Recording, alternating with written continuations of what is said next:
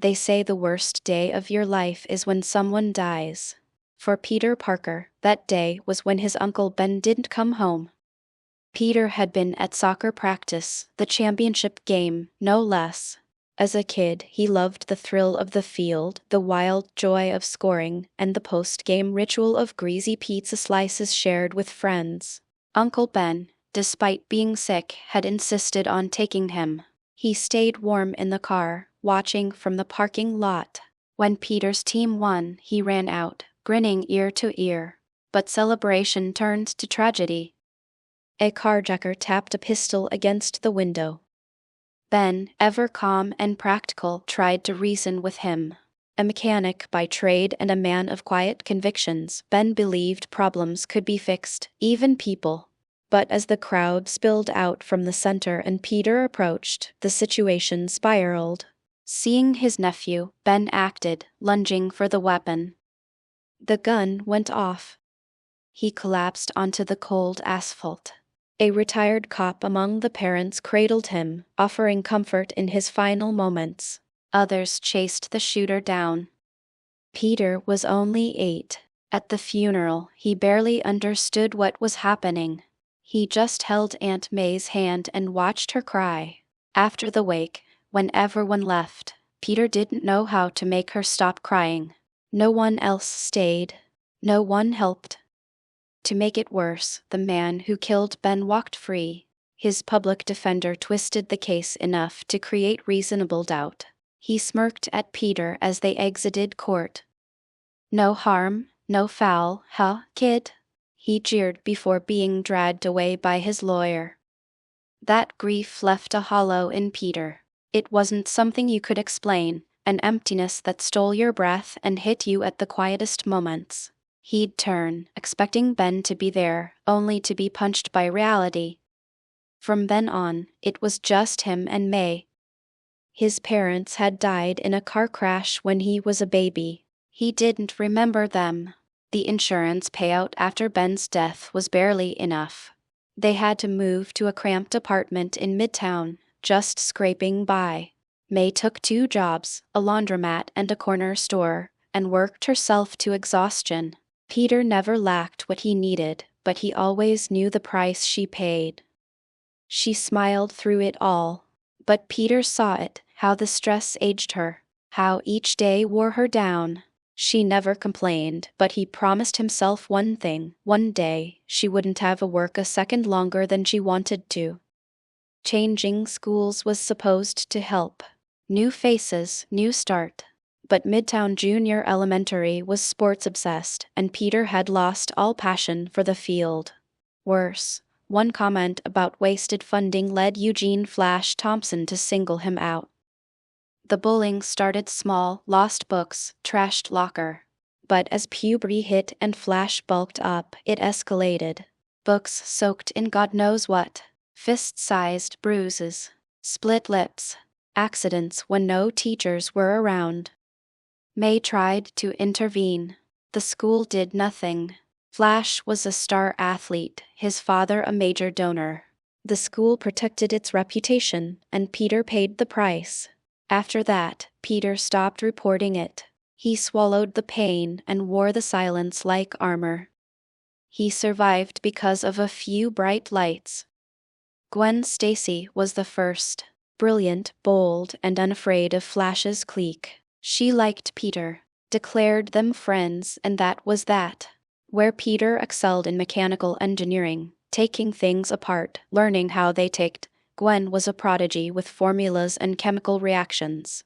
Science club, math team, they bonded over what they loved. Peter felt more for her. They shared shy glances, awkward hugs, and stolen smiles. But he feared ruining it, or worse, what Flash might do if he saw them together. Felicia Hardy was another unexpected ally.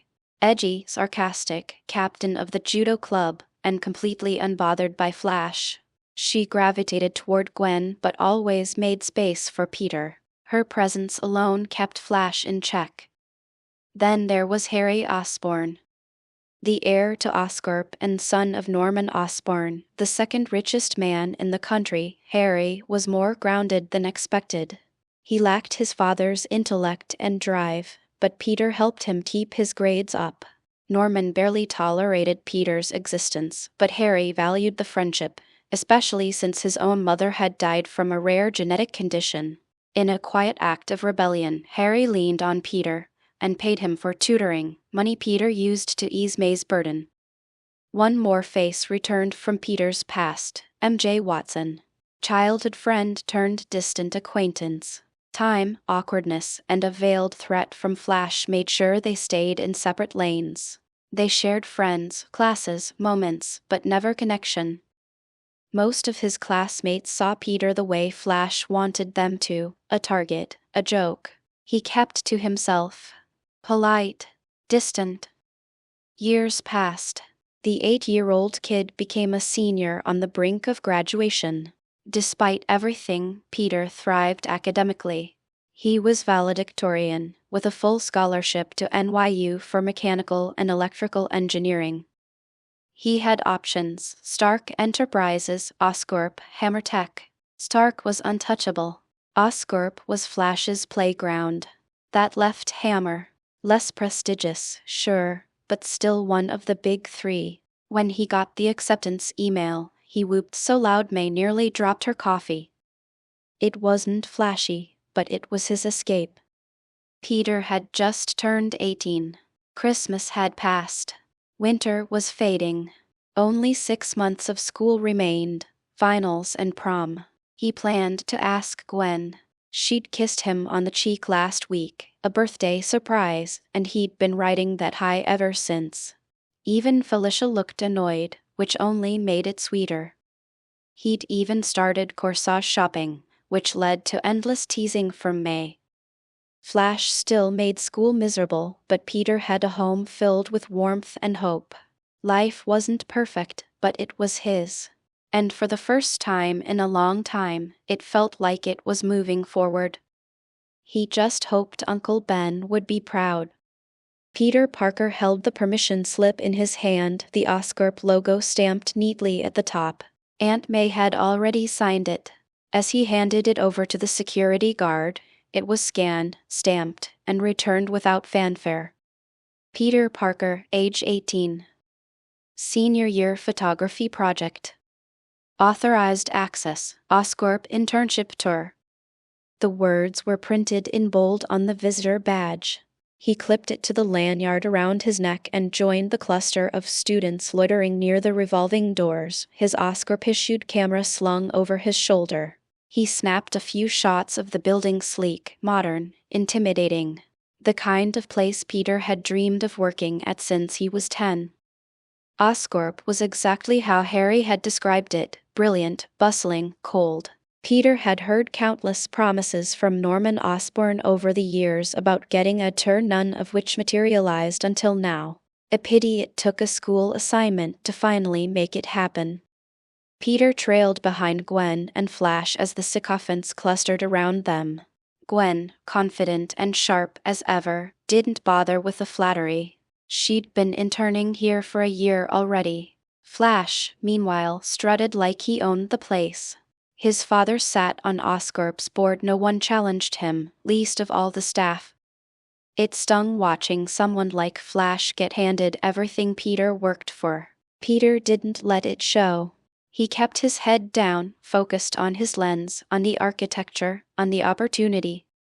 The first half of the tour concluded at Oscorp's subterranean cafeteria. Peter sat alone with a PB&J sandwich Aunt May had packed and a bottle of apple juice. He had just taken his first bite when it happened. Splash! The cold, syrupy rush of soda drenched him. Oops, Flash called with mock concern. His friends laughed. The plastic cup rolled across the table as Peter sat there, drenched and humiliated. Peter calmly wiped his lunchbox, muttering under his breath. Without a word, he got up and made his way to the nearest restroom. In the mirror, he glared at his reflection. 6 more months, he whispered. Then it's over. No more Flash. No more Midtown. College. Freedom. Maybe Hammer Tech wasn't as flashy as Stark Industries, but it was still a foot in the door. He leaned in to splash cold water on his face and didn't see the red and blue spider descending behind him. He froze as a sharp sting pierced the back of his neck. Pain, searing, blinding. He gasped, falling to his knees. His limbs trembled, vision doubling. His body felt like it was shutting down, nerves on fire and lungs struggling to draw air.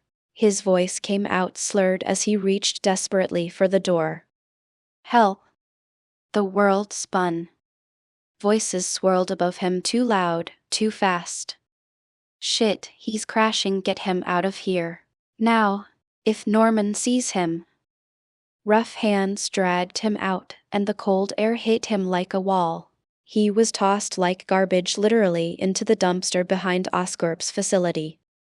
Half conscious, Peter clawed at the side of the bin. His body refused to obey. Everything ached. His stomach lurched, bile spilling over his shirt. Footsteps. Voices. Another tweaker. Tag him. A jab of cold liquid surged through his veins. The nausea dulled. The pain receded. But Peter's mind screamed that something was terribly wrong. Somewhere deep inside Oscorp, Peter was strapped to a medical table, barely conscious. His skin felt flayed, raw to the touch, every fiber of the hospital gown like glass against his flesh. Subject 15 Gamma, a voice intoned. Alien sample Sigma, commencing bonding trial. In 3, 2, 1. The reinforced container hissed open. Out slithered the alien fluid, black, unnatural. It moved like liquid thought. Cameras blinked to life. Scanners hummed. The symbiote slithered over Peter, slipping under his gown, over his skin, through his pores.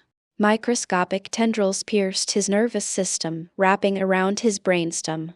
Peter's back arched violently as his body convulsed. This wasn't like the others. Dozens before him had died, vagrants, addicts, runaways, each one liquefied, their brains bursting from the neural overload. Trial 64. The odds were stacked against him. But Peter was different. A chemical reaction began. Oscorp's spider hadn't just bitten him, it had changed him. His DNA, now unstable, fused with the aliens. The symbiote panicked. It tried to poison the host. But the toxins mutated, absorbed, rewritten at the molecular level. They weren't merging. They were becoming one. On the monitors, Peter's vitals spiked, then steadied. The heart rate slowed. Neural patterns normalized. The symbiote was no longer draped over him, it was inside him. The technician leaned forward, stunned. That's not possible. Peter's body pulsed with new strength. Muscles tightened, sweat beading on his skin.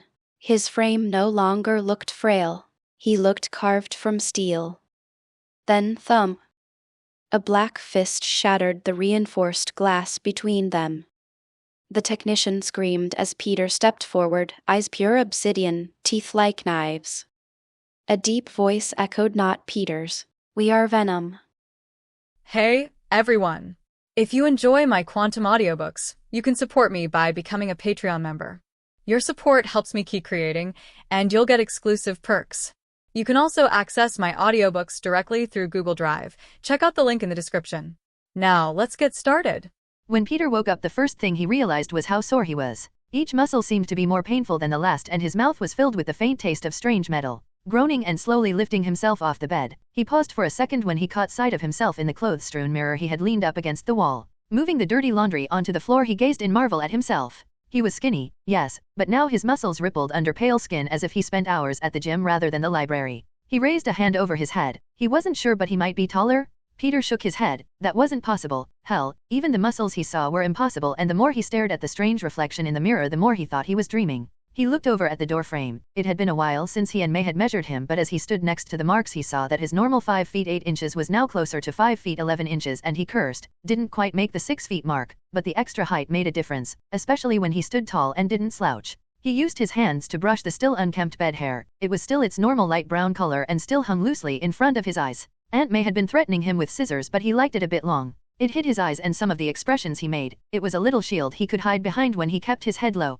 He knew he was the geeky sort of handsome, no matter what Aunt May said. As he stared at his reflection, it seemed that the once pale skinny boy was now a fit muscular man. He even felt as he moved from side to side, trying to stretch the pain from his arms and legs, that his underwear was tighter. As he peered into them, well, that's definitely new, he thought, staring at what was now less of a pickle and more of a cucumber tucked into his boxer shorts. Shaking his head and leaving it alone, for now at least, he went back to posing in the mirror. He tried a few times to flex like the Advert Gym members, posing to entice memberships, but his muscles screamed in stiffness at him. He would figure this out. He could figure this out, but first, he needed to get some food and maybe a banana into him. Muscle stiffness meant two things: either he had been working out, or more likely whatever happened to him yesterday had cramped all his muscles up. Slowly making his way downstairs, he noticed Aunt May sat at the breakfast table, a sullen scowl on her face. Easing himself into a chair, he slowly reached for some fruit and cereal. Well, his aunt spoke first. "Oh yeah, thanks for getting me, Aunt May. I dunno what happened. I guess I ate something, or I dunno." She leaned back in her chair. "Thanks? You're gonna say thanks? You storm home at 3 a.m., rant on about your uncle, break a chair and then pass out, and you're saying thanks?" She had stood up and was pacing behind her chair, waving her arms as she talked. What? No, Aunt May, no, I got sick at Oscorp. I think I threw up, and then I was home. You didn't come to collect me." Peter couldn't have looked more guilty. 3 a.m., he thought to himself. What the hell happened? "You got sick, huh?" "Yeah, Aunt May, I got sick. I puked and I think someone took my clothes." Peter sat bolt upright. "My wallet and camera, oh man, they took them." Peter slouched back down. When he had woken up, there was no sign of his clothes, bag, or camera. The camera had been Oscorp's, so he didn't care too much. It was the waiver he signed that if he lost it, he would have to pay for it that bothered him. He'd always wanted to be a photographer, but he found a passion for mechanics and electronics early enough. He'd never had the time. Normally it was just for fun, but Flash found out about it somehow and had volunteered him to photograph the Oscorp field trip, thinking it would be funny. Aunt May pointed a finger at him. You stay quiet and sit there." Reaching over, she pulled the phone off its recharging cradle. "Yes, Midtown High. I need to speak to the person in charge of the class trip to Oscorp yesterday, student Peter Parker. ID 1469902. This is his aunt." She paced back and forth. "Yeah. So Peter didn't come back last night, and I heard he got sick and, yeah, that's right, you left him at Oscorp. What the hell were you thinking? Leaving a student without supervision and without calling me?" Aunt May was silent on the phone. "Yeah, well, you bet your ass I will," before hanging up. Aunt May." Peter looked up from his cereal. He had seen her mad before. Anytime Peter came home with a torn book or ripped clothing, she would scowl and try her best not to yell. Peter didn't know her exact age, but he knew the wrinkles and calluses on her hands were from working too hard, that the lines and small gray hairs were from stress. She was, as Flash taunted him often enough, an attractive woman. Thin but not skinny, she had the bearing of a tiger and the attitude to match. Taller than Peter by a few inches and modestly built, Peter knew she had kept her social life on hold, not because of lingering loyalty to his uncle, but to Peter. She spent her time and energy to make sure Peter's life was as good as it could be, and Peter loved her all the more for it. "You aren't going to school this week, Peter. No phone calls either, and no social media. You stay quiet about this." "I'm serious." Peter kept his head down and just nodded. It was then the door buzzer sounded. Peter looked up and May just glared at him. Slinking down in his chair, Peter knew to keep quiet when Aunt May was mad. It might not have been him her anger was directed at, but fire didn't care who it burned, and he knew Aunt May was afire right now. Tilting his head slightly, he could hear the voices at the doorway as if he was sat right next to them. "Well, Mr. Osbourn, are these papers to make sure we don't sue your ass for leaving an 18-year-old who was exposed to God knows what at your facility to get home alone in a taxi?" Aunt May was fuming. Not only did the school just leave him there, but now Norman was using his son's friendship with Peter to try and wrangle his way out of any possible liability. "I can sue. Any lawyer will take this pro bono, and if anything shows up on a blood test, you know you'll lose." Peter panicked. Whatever was happening to him was probably something that happened at Oscorp, but it would be testing after testing and no freedom, especially if it was an experimental drug. While his curiosity at what was happening to him was high, the desire to stay out of a lab and any government research facility was greater. "Mrs. Parker, these are a formality." Norman was a smooth talker. Years of kissing ass and plying money out of gullible investors had made him king at getting his own way. With Peter's sudden illness, Harry was concerned. His friend Gwen collected his things, and while I'm sure the taxi incident was a mistake, we can settle this without dragging it through the courts. Can't we, Peter? Peter leapt from his chair. "Mr. Osbourn, can I see that?" Peter skirted around Aunt May and took the papers from Norman. It was standard stuff, but buried within the small print was several liability clauses, forbidding Peter or any offspring from suing Oscorp, Norman or any of his offspring basically, forever. Sir, this could be bad if it gets out, even if it's just a stomach bug. The liability to your insurance alone will cost you millions, $250K settlement. I'll sign this plus an NDA. Anyone asks, it never happened. Peter was shaking. He was trying to blackmail Norman Osbourn. Norman Osbourn was not someone you usually bargained with. He was used to getting not only his own way but anything he wanted. He never approved of Harry slumming it with public school kids, but his late wife had made him promise to try and ground his education a little and he had agreed. He snorted. 150 and you sign today. 250, to take care of taxes, and I'll sign today. Norman reached into his jacket, took out his checkbook, signed his name with a flourish and ripped out the freshly penned check. Sign. Peter took a pen from next to the phone hanging on the wall, signed his name next to each cross, 6 times in total, and taking the check from Norman, handed him the papers.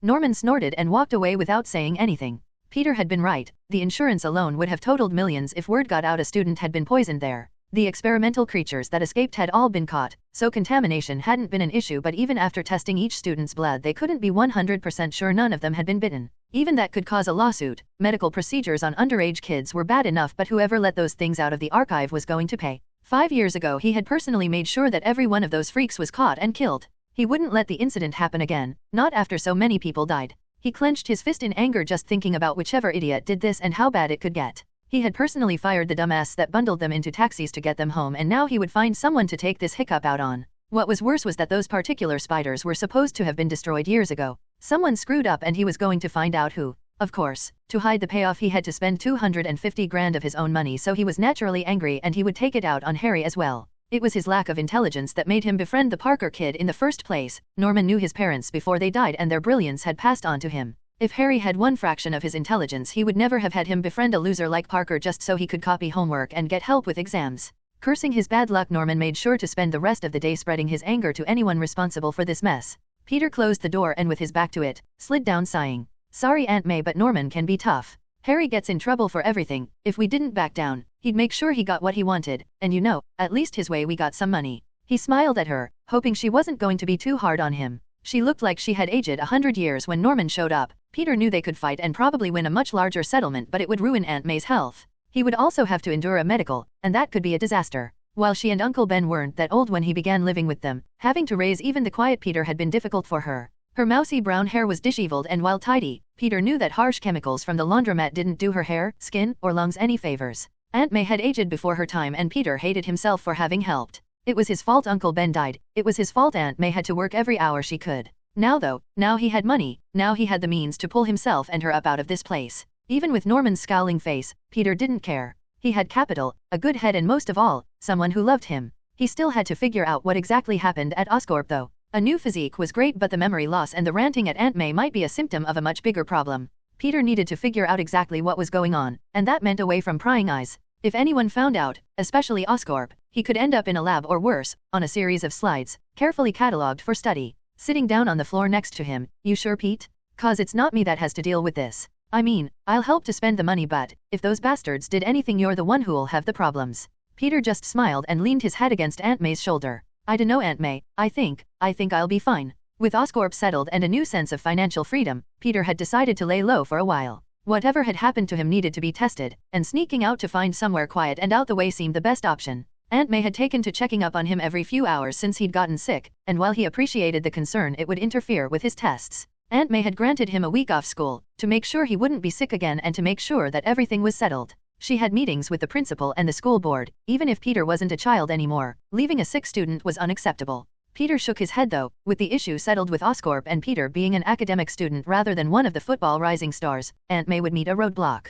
Whoever decided to leave him there would get a slap on the wrist, maybe a note in their record, but Peter doubted much more would happen. He was a little fish in a little pond being circled by sharks. Till then he had a week to figure out exactly what had happened. The figure in the mirror was still him, not as short, cute, but now he had muscles. A lean taut six-pack that he knew without months of hard work and a strict exercise and diet routine he would never have achieved. Whatever made him sick at Oscorp also changed him. Did something escape from a lab? Did he have super cancer? Peter began to hyperventilate. Super cancer. He knew Oscorp studied lots of different infectious diseases. Pete, get a hold of yourself, he thought. Cancer doesn't give you ABS, but then what did? Studying himself in the mirror, Peter pulled the same poses he'd seen other, more famous bodybuilders pulling, until he realized that posing in a mirror was not only pointless, but he looked a bit dumb. He hadn't become a big muscular guy, his body was lithe and wiry, built for speed, not strength. Shaking his head, maybe Gwen would like to see the new him, maybe she'd be more willing to go to the end-of-year prom with him if he flashed her a little Pete treat. Laughing at his own stupid joke, he decided to head out. Muscle tone was great but muscle strength was king.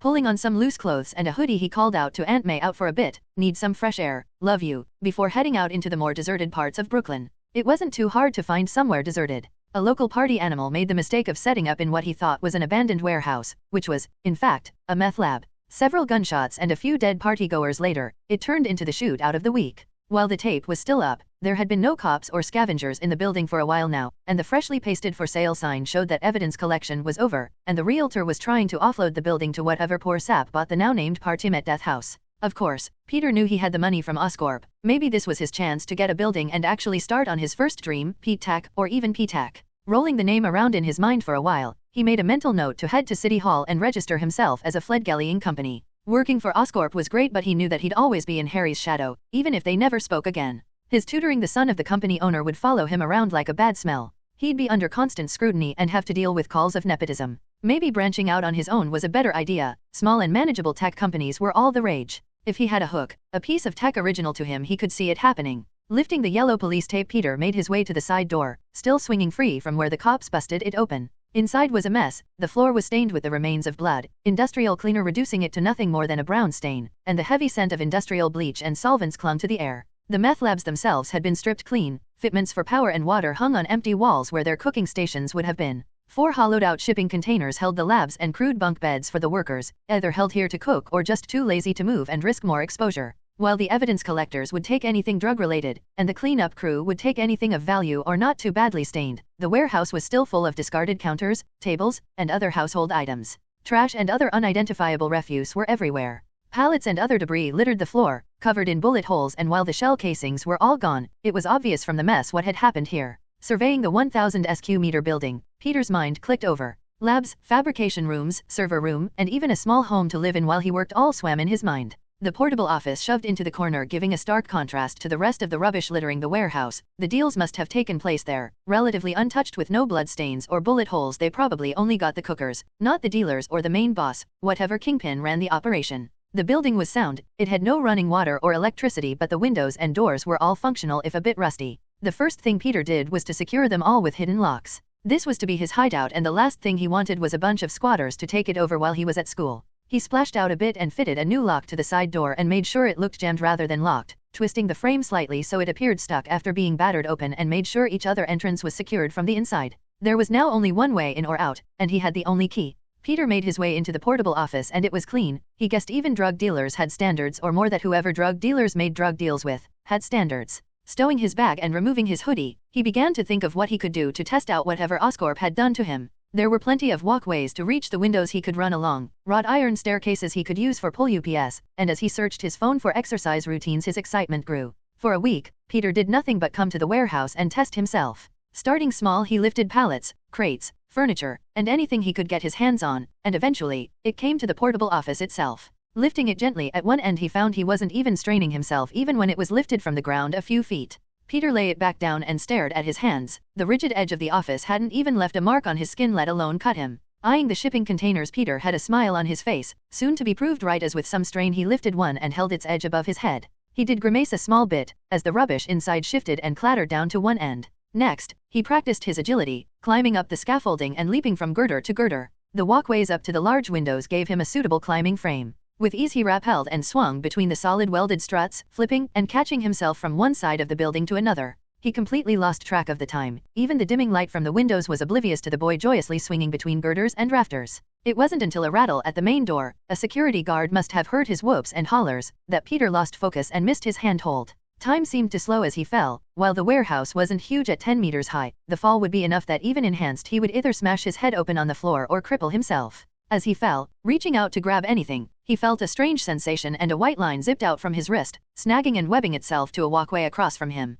Tugging on the lifeline, he was pulled by its elasticity onto the underneath of the steel grating, where he found he was stuck, hanging on, not by the line he had shot out, but by his fingertips, glued like a bug. A flashlight shone into the warehouse, but as Peter was currently several meters in the air, in a dark warehouse, glued to the underside of a walkway, the guard couldn't see anything. Peter had made sure that even clearing the place he left it messy enough his presence would go unnoticed. Sighing with relief as the guard left, Peter dropped himself down, held onto the walkway by his fingertips but feeling no strain on either his arms or his fingers. Lifting himself, as if doing pull ups, he found that unless he forcefully pulled his hand away from the steel he was stuck, each hand capable of supporting his weight. It took conscious effort to take his hand away, and testing one hand at a time soon found that he stuck when he wanted rather than all the time. Peter, unwilling to kill himself by repeating the fall, stood on the ground and stared up at the underside of the walkway. Lifting his arm he pointed his wrist and tensing his muscles, stared as nothing happened. He knew it wasn't a fluke, whatever he had done had sent a sticky line from his wrist and it might have happened in a panic but he was sure he should be able to repeat it. Examining his wrist and forearm he felt a dense knot in the muscle, and a long tube reaching to the crease of his wrist where the veins stuck out. Using his fingers he pulled at the skin and as he pressed and prodded, a line of thick fluid spurted out. As he looked closer he could see several small holes within the ridges of his skin, small enough to be unnoticeable, but when pressed in the right place acted as a font for the fluid. Like a spider, Peter thought to himself. The fluid was more a stringy mass, sticky and fibrous, gathering it up it pulled apart just like a web. Maybe it was a spider that bit me, Peter thought to himself as he stared at the mass. Scowling, he stared up at the walkway he had fallen from, and the line he shot out earlier was gone. Taking out his phone he checked the time and after a few minutes, the white webbing seemed to dissolve into some kind of light airy foam before dissolving completely. After muscle training, Peter devoted some time to test out his web abilities, tensile strength, web thickness, and duration, even if it was strong enough to make solid objects out of. Sadly, while he could make the web thicker or thinner, the most he could do was make a small ball, soft and capable of splatting like a gel or hard like a rubber squash ball, but he discovered that by increasing or decreasing the pressure in his arm he could make the web last longer like a rope which stayed for hours or into a foam-like spray that evaporated after a few seconds. He was disappointed that he couldn't make a bat or shield, but being able to make his own bullets was great. No need to get greedy, Peter thought to himself, having superpowers is badass enough. Fascinated by the newest discovery, Peter made it his mission to explore the limits of his new abilities. Right after I finish school, he lamented. It was then a smile crossed his face, and he chuckled to himself. Flash, he thought, let's see him try something now. And with the thought of getting revenge against Flash, and with a smile on his face, Peter took one look around the warehouse and a plan began to form in his mind. It had been a great week as far as Peter was concerned. He had done nothing but test the limits of his new powers, and found not only was he strong but tough as well. He had slipped and fallen from one of the walkways and was surprised to find himself unhurt. Taking a risk he then jumped and hit the concrete floor of the warehouse from ever-increasing heights until he threw himself off the roof. Sure, it hurt but no more than a bruise formed and it was gone the next day. He had even decided to purchase the warehouse and a steely-eyed realtor looked at him like he was joking. It took a call to his bank, from his phone, from her phone, and finally from her office phone for her to believe that he was actually being serious.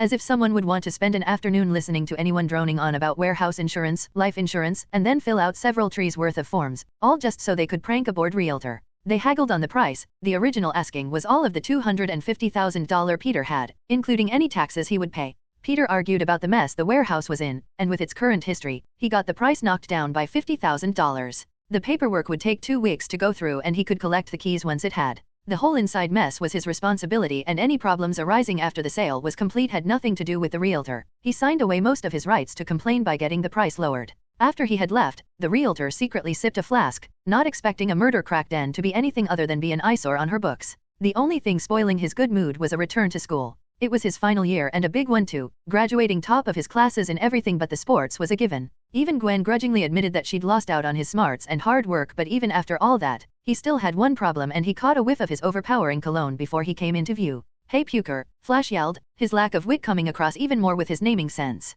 Oh, hey Flash. Flash scowled. What you call me? He growled at Parker. Flash, you know, what everyone's called you since year one. Peter smirked. The overpowering stench of Flash's supposedly expensive cologne hid a few different chemical smells to Peter's enhanced senses. Maybe nothing as heavy as steroids, but Flash was definitely doping on something. Yeah, you'd better remember that. Flash had already made sure none of the teachers was around and he strode towards Peter, ready to body check him into a locker when Parker moved suddenly. Flash felt his footing go and he rammed headfirst into the painted steel of the locker door. He was sure Parker hadn't done anything, but it felt like someone tripped him, so it didn't matter if he had or not. Parker would pay either way. Feeling for a bump on his head, he growled again and reached for Parker, only to find his wrist gripped in what felt like a vice. Parker pulled him close and Flash thought he had been slammed into the locker again as Parker body checked him. Falling backwards, Parker went skidding across the floor as everyone turned to see what looked like Flash hitting Peter hard enough to send him flying. That's enough, Mr. Thompson. Peter and Flash's homeroom teacher, Ms. Monroe, had seen the altercation, and while she was well aware of their history she couldn't interfere even though she wanted to. Flash's father made several large donations each year to the school and the football team, and she would be out the door if she gave Flash any trouble. Strangely enough, Flash looked confused at what transpired. He had hit Peter, so why did he look like the injured party? Even Ms. Monroe raised an eyebrow at the pair. She had been witness to their altercations before and Peter always came out the loser, so what was different now? As she cast an eye over him he blushed. If he had one teacher he crushed on, it was her. She was a tall African woman with a hint of an accent. Her dark chocolate skin and long white hair were always perfectly wrapped in a business suit, and she was stern but understanding, offering Peter advice when she could. She radiated authority, and even Flash knew not to argue too much with her, as if she was a force of nature rather than a simple guidance teacher. Gwen appeared and helped Peter to his feet. Geez Flash, give it a break yeah. Gwen was one of the only people Flash knew not to mess with. Even if his dad was a board member of Oscorp, even if they had more money than most of the school combined, it didn't pay to get on the wrong side of the law, but still, his wrist was aching from where Parker had grabbed him and the body check left his chest hurting. Peter smiled at Gwen. He could smell the sweet perfume coming from her, and as he tried his hardest to stop the blood from flowing downwards he still stared at her. Gwen was a little shorter than him, liked to wear her hair loose and in a bob cut, and as it flowed around her neck the deep blonde color, that Peter knew was natural, looked like spun hay even under the crappy school lighting. Peter had seen her in a summer dress and knew that while she was slender she ran and did ballet, toned legs, and was small in the bust department. Not that Peter was too obvious when he looked, but look he did. It was as the trio stood in the school corridor he heard it. Leave Peter alone Flash, go to homeroom. Looking around, the normal group of onlookers were there, Flash's cronies, who he never bothered to remember their names, and the school's golden couple. He had no idea what their names were either, as they attended an outreach class. There was some big program from a school in New York to see if kids with special needs could attend a normal school, at least part-time, and the pair, a cute but kinda dorky redhead and a weird kid with strange red-colored glasses, was staring at them, along with everyone else. Catching Ms. Monroe's attention, the redhead shook her head almost imperceptibly and Ms. Monroe sighed. That is enough, the class bell will ring soon, you should all make your way there. Now, she emphasized, and the crowd dispersed. PHFF, whatever, nice to hide behind a girl puker. Flash had had enough and stormed off into the classroom. You, don't mind I saved you huh? Gwen asked Peter. It was a secret she liked him and wished they were dating, but her presence shielded him from Flash. Why would it bother me that my friend is a badass? Gwen grinned and Peter caught the whiff of a new perfume she must have been trying out, as she smelled great. Come on, let's get to class before dash, and with that, the bell for the start of school rang. The last year of school was dragging on for Peter. His coursework had all been completed ahead of schedule. His exam prep was all done, and application forms were being sent off to all the major colleges and universities he could think of, and now he was a property owner. The warehouse deal was done and signed. He just needed to wait for his check to clear and the paperwork to be official. Once that was done he could begin to clean the place up, and had already been scouring the internet for designs based on scrap shipping containers and prefab aid offices. That was the future though. Right now he still wanted to get school finished and done with, get Flash out of his life, and start his own internship at Hammer. Gwen had done hers early, as her birthday meant she was 18 at the start of the year and had gotten a head start. So much to do, and it seemed like he was stretching himself, and more importantly his finances, thinner and thinner. Peter was brought out of his musings by another of his classmates batting his arm. Felicia Hardy, his co-captain on the math team, had sat next to him. Look, Pete, I know you might be happy about finishing the year, but some of us still have work to get done. We've got one more triathlon event and I need to know if you're going to be puking your guts up before it. You missed practice last week. Felicia wasn't the most socially gracious person he knew, and her bluntness grated against his own overpoliteness. As Felicia leaned over him he caught the same scent that Gwen had been wearing, the slight sweetness of it tickling his nose, and while he hadn't thought of Felicia that way before, as she leaned over him he had trouble concentrating. Felicia had bloomed early and, unlike a lot of the girls, had a bountiful harvest. As she lectured him they bobbed up and down, and Peter wished she would have a bit more perception on what effect she was having on him. Her long hair, cascading down her back, was tied up, and while blonde it was almost silver in color. Yeah Felicia, I'll be there, I promise. Wait, didn't you get sick at Oscorp too? Felicia pulled a face. Yeah, but I didn't need to spend a week in bed like a little bitch. Peter just shook his head. Yup, as tactful as ever. As she leaned over the table to lecture him he tried not to stare right down her top, as this close, he saw exactly what color, and how well-fitting her bra was, even if she seemed unaware. Look Pete, whatever happened at Oscorp wasn't serious enough for you to screw up my future. If you're still sick or climbing the walls or something, drop out of the club and let me get someone in who's more reliable. Peter shook his head. Felicia, I'm fine, so no wall climbing needed. Look, just get off my case already, okay? With more forcefulness than usual, Felicia leaned back surprised. No need to be a dick about it, Pete. Oh, wait, what's the perfume you're wearing? 'Cause it's nice. Felicia shook her head. Lame Pete, lame. Standing up to leave, Peter could only watch as she walked away. What did I say? He mused to himself. Flipping his phone back over, the plans he had for the warehouse was, for now, a secret. Not that he would have told someone like Felicia anyway, she was an acquaintance, not a friend. He bookmarked several sites, each one with instructions and floor plans of container homes, normally used in places suffering a disaster or with a large homeless population, but to Peter, these were gold waiting to be mined and would put money in the bank. Closing the browser down, he mused over the remains of his lunch. Felicia raised a good point though, with midterms coming up and the club seeing their final push for competition season. Would he have time to get the warehouse cleaned and fixed up without help? He didn't know anyone though. The only muscle he knew that could help to move and renovate would be Flash, and he would rather learn to sing and teach raccoons to do housework than ask him for anything. Even Harry was of no help. He'd hire contractors and Peter would be out hundreds of thousands of dollars just for them to look at the place. No, he needed to make time for this. He needed to get a grip on his life, once and for all. With his new powers though, the work should be manageable on his own. He would have to be careful not to attract too much attention to himself. A skinny kid lifting piles of lumber or sacks of concrete would look strange. He had amazing powers, but he needed to be careful not to draw attention to himself. Peter was broke. By the time he'd paid taxes, realtor fees, and a whole bunch of things he never even knew existed for buying a warehouse, he had less than $20,000 left of the money he'd gotten from Osbourn. While that might have sounded like a lot to anyone else, by the time he paid for materials and supplies to finish the warehouse and the workshops, he would be completely broke. As soon as he started to buy even the bare minimum of the tools he needed to clean the warehouse up, he realized that getting $50,000 knocked off the price had been a con, and that the inside would need that in maintenance just to make it clean, let alone livable. He needed a job. It didn't have to pay well, but it had to pay. Peter had meant to venture around the area his new home was in for a while now, but he'd never gotten round to it, or at least not properly.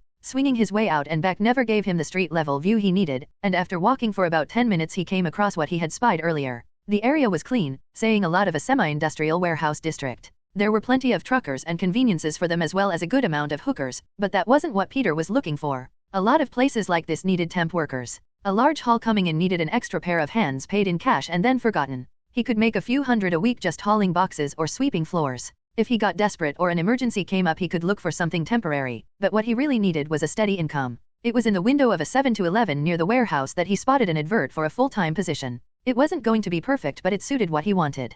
Good pay, flexible hours, and guessing that a junkyard in the middle of Brooklyn wouldn't be completely legit. A good way to score some maybe less than legal electronics or scrapped computer components. The junkyard was massive. Piles of scrap cars had been made into a maze of sorts, but from the ground, it was even more imposing. Clutching the advert in hand, he made his way through the entrance. Under the large yellow and black sign, Alexi's Auto and Mechanical Scrap written across it, the undersign of "We buy any used or broken items" had caught Peter's eye. He was now here not just to try and find a job, but to scout out any useful machinery for his starter company. As he made his way to the office, he saw a fat bearded man about to start prying open what looked like a server rack on the top of a huge steel workbench, raising his eyebrows in alarm. Peter shouted, Hey you, wait, stop, no," while running towards him. The thick heavy sound headphones the man was wearing must have either blocked out all the noise or he just ignored what to him was a kid, but Peter grabbed the crowbar out of his hands. Hey wait, and as the man reached back for a lump hammer, Peter raised his hands in defense. What in the fuck are you doing? The man drawled as he waved the hammer at Peter. He moved the headphones down and yelled, Hey boss, we got's a thief. Hey no, you're about to make a huge mistake, I can explain. Holding up the crowbar, Peter had backed away far enough that if the man swung, not only would he miss, but Peter would get a clean swipe at his neck. Of course, with the crowbar in hand, Peter was ready to make sure he never got the chance to even swing, and as he tensed he felt the other man coming out of the Porta office. A short but well-built and heavily balding man came out of the office, wiping his hands on an already dirty rag. Oh come on Benz, it's a kid. Hey, what you doing huh? Benz, get back to work, and you can fuck off. The man had little patience after being disturbed. Wait, sir, the server case. The employee was about to crack it with a crowbar. The bald guy shrugged. Well, it's an Oscorp Azure server shell. Those have anti-theft devices inside. If the case is cracked or damaged, they send out a signal and then destroy the drives so they can't be used again, Peter said. Even a scrapped one has a small backup power cell, in case, they get stolen. The man frowned. Is that so? Yeah, I did some work on a broken one before, plus the specs of the case were leaked online a few years ago, that's why Oscorp ditched them. The Mark II is bolted to Oscorp's server room, Peter began to explain, but the older man interrupted him. Yeah, kid, I don't care. Can you fix it? He waved the rag at the advert in Peter's hand and realizing he was giving Peter a chance to prove himself, he nodded. Peter crumpled the job application in his hand. Yeah, I can, but can you not hit me with the hammer as I do? Yeah, Benny here is only interested in the case. You musta just startled him is all. Benny nodded and put his headphones back on. So Parker, Peter Parker. Peter offered out his hand, but the man just looked at it, his own hands greasy. Alexei Sitsevic, owner. So Parker, get to it. You need anything for this? Looking at the workbench, he spotted the screwdriver he needed. No, as long as Mr. Benny doesn't mind me using his tools, I'm fine. Mr. Benny. Alexei laughed. Nah, it's just Benny, and sure, go ahead. Peter grabbed the flathead screwdriver and running his fingers along the bottom of the case found the screw latch he was looking for. Angling the screwdriver's head he inserted it into the tab and pushed upwards. There was a clunk and on the side of the case a panel had slid out. Looking for a box knife, Peter extended the blade and slid it between the panel and the server housing, gently pulling them apart until it sprang free on a thin wire. Do you have any? Oh, never mind. Peter grabbed a pair of snips with one hand and while holding the panel with the other, reached into the open case and after 3 snips put the panel back. At the front of the server case, he slid open the first panel and pulled out the server blade. All done, he said as he passed the hard drive to Benny, who slipped it into an anti-static bag. Once the case is empty you can unscrew the top and bottom of the sides and get the transmitters out. They've got no power right now but are still good to use. Peter wasn't dumb, he just committed a felony in front of someone who apparently didn't care too much about that side of things. Even owning a scrapped Oscorp server case was illegal. They fell under military spec hardware and you needed a massive amount of licenses and other paperwork to handle them. If a junkyard in Brooklyn had something like that, he was the reincarnation of Jesus. Alexei nodded. Benny, take care of it while me and Pete here have a little chat. My office is a bit more private for these kinda things. Alexei ushered Peter into a cramped and cluttered office space. It was more like a holding pen for possibly reparable items and paperwork than a meeting area. But after lifting an old engine block off a seat Alexei motioned for Peter to sit while he got into a large leather chair behind his desk. So, you want the job, cause it's yours. No set hours, no set pay. You get 10% of the selling price of whatever you fix once they sell, and you keep your mouth shut about what you're fixin'. If that is acceptable, then start when you can and I'll pay you when things move. From the look on his face, this was non-negotiable. No wonder no one wanted this job. It was fine if he could repair a big-ticket item but toasters and other junk would make him nickels and dimes. The advert was obviously a scam to get a few free hours of work from someone desperate enough, and while Peter was, even 10% wasn't enough. 20% if I take it in trade. I'm looking for a few things for my company. He hoped Alexei would see the value of his skills. Oh yeah, whatcha makin'? I dunno yet but I own the warehouse on 1st and Brook. Alexei snorted. The meth death place huh? Hope you didn't pay much for that. We did the cleanup on it and boy that place is a mess. Peter had to agree, mainly on the state it was in and definitely not on the man's definition of clean. Yeah, but it's fine, I'll just want small things. I saw you got some portable offices still flat packed, how about those for the server case? Alexei snorted. You know Pete those are about 5 grand new, and I got 5, that's a lot of missing work you're talking about. Mr. Alexei, boss sir, no, those drives are Oscorp military spec, valued at $50,000 each. The tracking I just disabled would have the feds and a whole bunch of cops here if they'd been set off, and there's what 10 drives in that case, so $500,000, even 20% of that is. Is that so? And Alexei paused and then waved his hand. Yeah okay, I get it, okay, take M. You're killin' me here, killin' me. You need M delivered.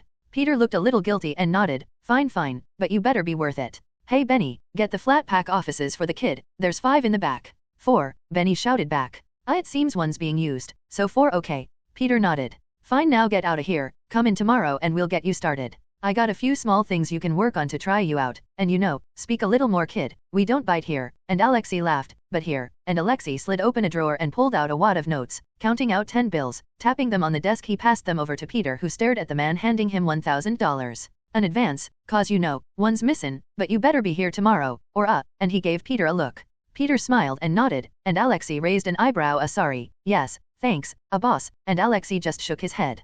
Peter was over the moon as they worked out the deal. He just scored 4 offices he could turn into not just a home for himself but workshops, and $1,000. It was a start and once he managed to get the warehouse cleaned up, he could get a few tenants in. It was his backup plan in case his business failed and would give him income while he got it off the ground. Checking out plans for his own home had given him the idea. He had 4 shipping containers with some minor bullet damage and an office. The extra offices would give him space to work in while he rented out the others. Students would be best, he thought to himself. They were less fussy and he could charge a decent amount for what would basically be a room with amenities. Less hassle to build but still earn him a decent amount each month. He just needed to get it to work and to make it appealing to rent. Alexei watched as Peter Parker, his latest employee, wandered through the piles of junk, stopping every now and again to check something that must have some value to him. Thinking back to what the kid had said, Alexei reached into a desk drawer and pulled out a large survival knife, hiding it under some paperwork. Hey Benny, come here a moment would ya? He needed answers. Peter was on a high as he went about his school day. First, he had got the warehouse smelling and looking a lot cleaner after sweeping for a few hours and bagging up most of the trash, and second, with the delivery of the 4 portable offices, he could get some flooring down and actually build a basic workshop inside the warehouse. Without paying attention, he'd been searching the web for storage container house designs and hadn't realized where he was walking. Slamming into the back of Flash, his phone went flying and of course, Flash angrily turned, ready to swat the person stupid enough to barge into him. Parker, he growled and without missing a beat swung a fist at him. Peter's eyes went wide as the fist Flash had thrown seemed to move in slow motion. It was clear where Flash was going to strike, and Peter felt that with no effort at all he could move out the way. Squatting down as if going for his phone, Flash missed his swing, pulled back for another and realized Parker had ducked, switched to an uppercut. Flash's punch sped towards Peter's exposed face, but to Peter, Flash might as well have been moving underwater. Smiling to himself, Peter made a plan. Peter rolled back on his heels and skidded away from Flash, avoiding the blow. Flash's temper rose and with a growl, he lined up a kick to Peter's midsection as he tried to stand. There was a sickening crunch as Peter seemed to slip, falling out the way, and as Flash's foot collided with the concrete wall support, he howled in agony and dropped, clutching his foot. The force of the kick had twisted it at an abnormal angle, the noise of his own bones breaking, and as Flash saw the damage and the pain began to radiate from it, he began to feel queasy and a line of vomit dribbled from his lips before he passed out. "What the hell is going on here?" yelled Mrs. Donaldson, as students quickly hid the phones they had been using to record the fight. Of course one of Flash's cronies, Peter couldn't even remember his name, piped up. Parker started it, and Peter found himself being hauled off to the principal's office. He sat there for hours. An ambulance came and Flash was taken to hospital. A uniformed police officer came, but after reviewing the cell phone videos shook his head and left. Peter had no idea if he was disappointed he wouldn't get to arrest a kid or if he was pissed at having his time wasted. Peter knew exactly how that felt as he sat waiting. Eventually, though, Flash's father, Jack Thompson, came into the office, yelling, and his face was beet red. Probably a sign of congestive heart failure, thought Peter before he began yelling at the boy. He looked old, and the well-pressed suit and tie did nothing to hide the man's obnoxious stench. Peter could smell the booze on his breath and the faint scent of lipstick on him. He never had a high opinion of Jack. Someone who let his son act as Flash did was just as bad, and right now, he was proving Peter's point. You little shit, I'm going to sue you. My son's ankle is broken and he'll miss the finals. You've ruined his career. Having heard enough, and having had enough from Flash, Peter stood straight. Go ahead, and I'll stand before a judge and tell them about the bullying, about the previous assault, all the complaints my aunt already put in, and about how I seemingly managed to injure Flash while on the floor. Me, 5'7" against Flash, a high school football player, and Peter took a step forwards. So yeah, sue me? Go right ahead and see how well you do. Peter's anger was palpable, and even Jack took a step back, his fury being doused by the boy in front of him. Of course, someone like Jack Thompson just moved target. If the boy wouldn't be intimidated, then the principal would. I want him expelled, for fighting. He's cost you the season. The final is next week and Flash will be out for at least 6 months. So do something. He yelled. Mr. Parker, while I can't expel you because I would have to expel Mr. Thompson as well, I do feel that such behavior is unbecoming of the school valedictorian. It might be better if Miss Stacy took your place, don't you think? The principal stammered. Peter blanched, though. Losing the top spot was going to hurt him in a lot of different ways. That's it. Expel the little shit, you feeble-minded moron, Jack shouted. Mr. Thompson, as I said, I would have to expel your son as well. However, removing Peter's name from the valedictorian list does deny him access to several scholarships. Several scholarships, I might add. That is the only way Peter would be able to attend college. The principal had whispered in Jack's ear, but Peter had heard what he said, cursing internally because he was right. The conditional scholarship offers he got were for top students only, and this not only screwed up his college plans but his university plans as well. Jack shrugged his arm away from the principal. Fine. Jack Thompson stared at Peter. Hey wait, you're that kid who puked in the lab, weren't you? He smirked and pulled out his phone and dialed a number. Yeah, it's me, Jack. I think you've got an internship for Peter Parker lined up. Yeah, shred it. Yeah, it's fine. Hammer won't care anyway, just some loser punk. He smirked at Peter, who subconsciously balled his hands. Ending the call, he smiled. Nice to see you again, Ernie. Golf on Sunday. The principal shook his hand. Of course, as if ending a child's career and ruining his life was just another normal Monday for him. Oh, Jack. How long did you say Flash would be in the hospital? About a week, and then he'll need to have surgery, so maybe 4 weeks. Not good. Peter, you're suspended for 4 weeks. If Flash has to miss school, then I don't see why you should be free to attend. I'll have Gladys send a message to your aunt. I'm sure she'll have words to say to you as well. The principal motioned to the door, dismissing Peter while Jack stayed behind, no doubt to see what else they could do to make Peter's life hell, and as he left he tried to avoid slamming the door closed. As he made his way through the corridors, Peter swore in his mind, fucking assholes. Not only did they just take his future, but with 4 weeks of missed classes, he'd miss mock tests and study time for his midterm exams, ones he needed to get any chance of a scholarship at all. With the $250K almost gone, he needed them. Grabbing his bag from his locker, Peter stormed out of the school, ignoring Gwen's shouts about helping him with what he would miss. He was too angry to talk to anyone, too angry to think of anyone but that fucking Jack Thompson. Peter had done his exam prep already, but the school provided more materials that only the teachers got their hands on. Peter knew full well that it wasn't really for students like him, it was for the stupid assholes like Flash, the ones too dumb to get a decent score without cheating. The problem, however, lay in that by missing them his attendance dropped, his test scores, graded on an average, dropped, and finally, his chance to get top marks in the final exams dropped. Missing out 4 weeks of school, right before exams was a nightmare, and with the suspension already a black mark on his record he was being punished even more for that asshole's temper tantrum. As Jack Thompson walked through the school halls he was feeling smug with himself. He'd maybe not gotten what he wanted but ruining that little shit's life was even better. Flash would lose out on several football scholarships and if his ankle didn't heal properly then his football career was over. As he made it through the parking lot he clicked the fob for his car and scowled as the normal beep beep came out distorted. He had been so angry at hearing about Flash he had left his car near the school's entrance, ignoring the no parking signs. There were no cameras, so why should he care? Jack stood open-mouthed staring at his car and in his shock, he dropped his briefcase. Someone had vandalized his car. No, someone had rammed one of the no parking signs right through the roof and into the driver's seat. The wheels were bent at an angle and all 4 tires had been slashed open, not just cut but great gouges were ripped out of the tire walls. Stunned, he just stood there, unsure of how to even report this. While Peter knew Jack couldn't and wouldn't say anything, the random act of violence he committed against the car did make him feel better. He'd made sure no one saw him and drove it right down through the car's chassis. Even removing it would wreck the car. The smugness lasted until he got home and an irate May was waiting for him. So, fighting? What did I tell you about that? It's not like you, Peter. She was mad, and she stood with her arms crossed as she glared at him. Aunt May, I didn't, honest. Flash's dad blew it out of proportion. May calmed down after he'd explained it all and even had a small grin when he explained how Flash had broken his ankle. That left her face when he explained that without the valedictorian spot and the 4-week suspension, he'd lose out on every scholarship that he'd applied for. She was downright mad after Peter had finished explaining and had reached for the phone when Peter stopped her, shaking his head. Aunt May, you can't do anything. Flash's dad is on the board at Oscorp. I lost, even with pictures and evidence to clear me, I still lost. A deflated Peter couldn't bring himself to tell her he'd spent almost all of the $250K he had. It would be better to wait until the warehouse actually looked like a startup company rather than a war zone.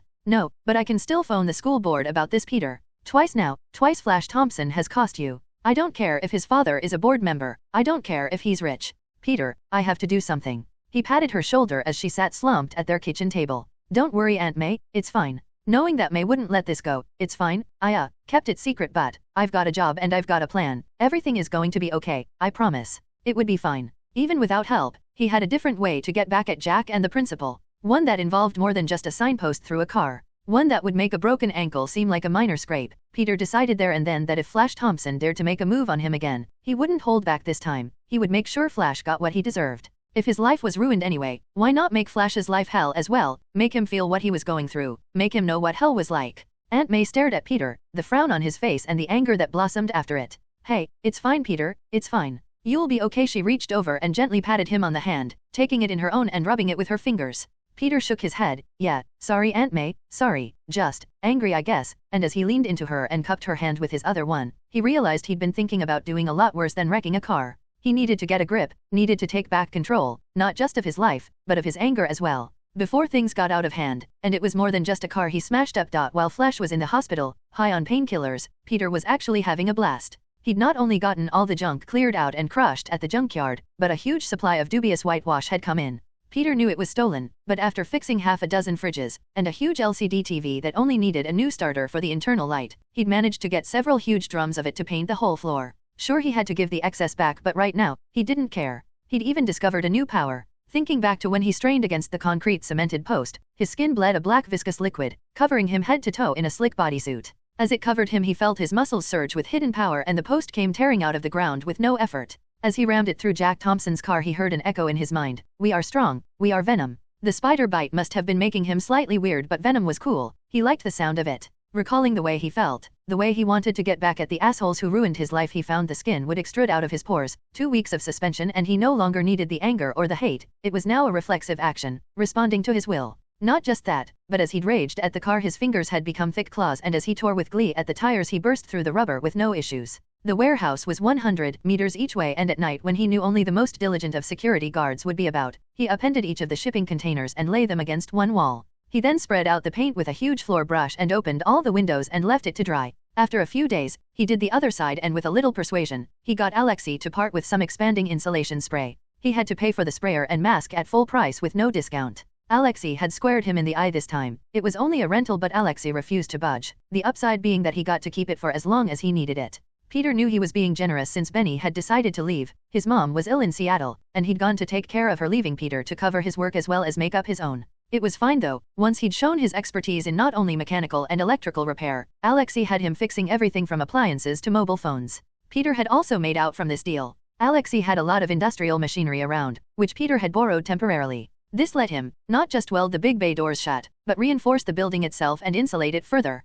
He got a welder and an arc cutter and had already drawn out plans to build houses out of the storage containers. His plans were slowly taking form. The nouveau chic of living in a warehouse was coming into fashion, and no one minded paying less for an apartment made out of a shipping container if it was warm, dry, had the amenities of a normal place, and most of all was cheaper. Peter could invite a couple of tenants into the warehouse, stay in the offices and make some decent money himself by doing nothing. He didn't need the scholarship as much anymore, well, as long as his ideas panned out. He soon had two 20 by 20 meter hollow boxes in the warehouse, each one took a corner and he planned to make a small garden between them. With plastic sheeting and a raised platform he would make sure that watering it took care of any mold issues and it wouldn't die in the winter. It would add a little hominess to the warehouse's drab white and grey interior. He would paint it eventually, but right now, white was clean and more importantly, free.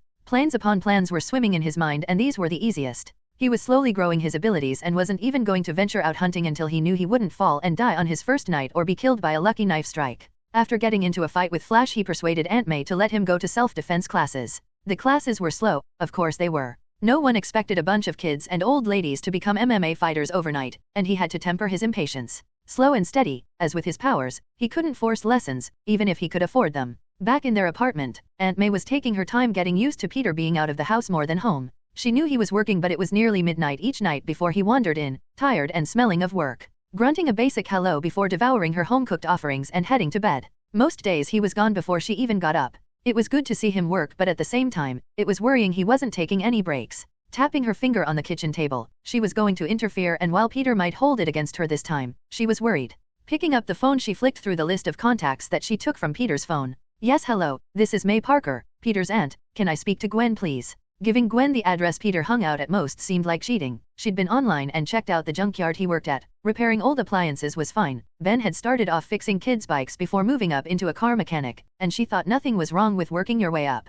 The warehouse he had been to most days though was worrying. The news report of a shootout and subsequent meth lab discovery wasn't a happy image, but if a junkyard cleanup crew was there, she knew he'd probably be hauling trash rather than cleaning bloodstains. It would be fine though. Gwen was a sensible young woman and she trusted her with Peter, even if Peter didn't know he needed it. After the phone call, Gwen stared at the address May had given her, and even if she didn't recognize it, she recognized the building. It had been in the news plenty, as even with Brooklyn, a shootout was huge news. She had immediately called a cab and headed into the industrial zone to find out if Pete was okay. When she got to the address though, she was shocked. Whoever had been here had done a great job. Most of the buildings had the usual grime and street dust blackening their walls, but this one was clean. None of the windows were boarded up, and they shone as the light reflected off their anti-glare tint, which was either freshly repaired or newly installed. After the horror stories of the news, she was glad if Pete was in there it wasn't as bad as everyone made out. The chain link fence surrounding the property had been repaired and the gate swung on a newly oiled hinge. The path leading to the main door had been weeded and blast cleaned. Small chips in the concrete had been filled and evenly sanded.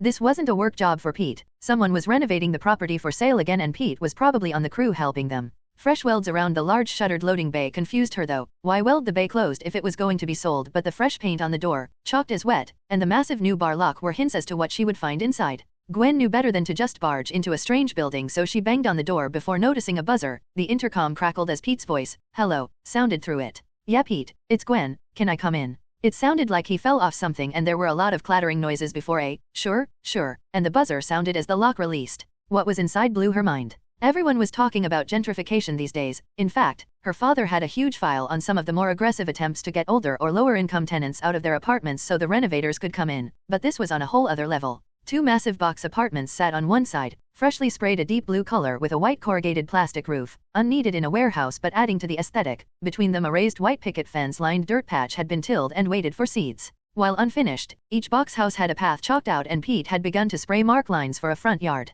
Piles of scrap steel plates were still lettered, so she guessed he hadn't finished. What the hell, Pete? I expected a crime scene, not a hipster farm. You explain right now, mister. Gwen was faking her anger, but she still wanted to know, and making Pete think she was mad was the fastest way to get proper answers. Oh hi Gwen, was all he said though. Don't you hi Gwen me, Pete, what's this, apartments? Are you helping build condos in old warehouses now? No, he replied and cursed under his breath. He'd bet anything Aunt May put a GPS tracker on his phone and had now roped in Gwen to keep tabs on him. He rubbed his forehead between his eyes. Here Gwen. Peter pulled out a folding chair he'd scavenged, and as Gwen sat down, he began to explain. Listening to Pete talk, her own anger slowly overtook her curiosity about what he was doing. Harry hadn't been back at school either, and even after several attempts to contact him, he hadn't answered either his phone or any texts. Once Peter had left school, Gwen had been unable to find out what was going on. As well as his suspension, he'd also gotten a text rejection from Hammer, citing inappropriate behavior as the reason for canceling his internship.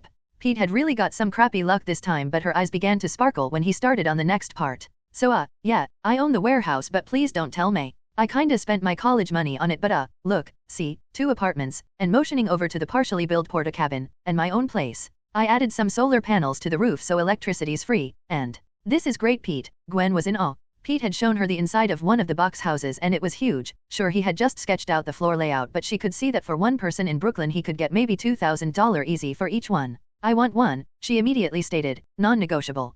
Gwen, I really need the money, you know, and it doesn't feel right charging you for. No. She pushed against his shoulder. Proper landlord, lease, and I want one. MJ and I were talking about getting our own place, but this is amazing, Pete. Pete grinned and scratched the back of his head. Well, yeah, but most of the plans came from the internet, and Mr. Saitsevic has been. Alexei Saitsevic. Gwen interrupted him. My dad has a file a couple of inches thick on him, Pete. He's a crook.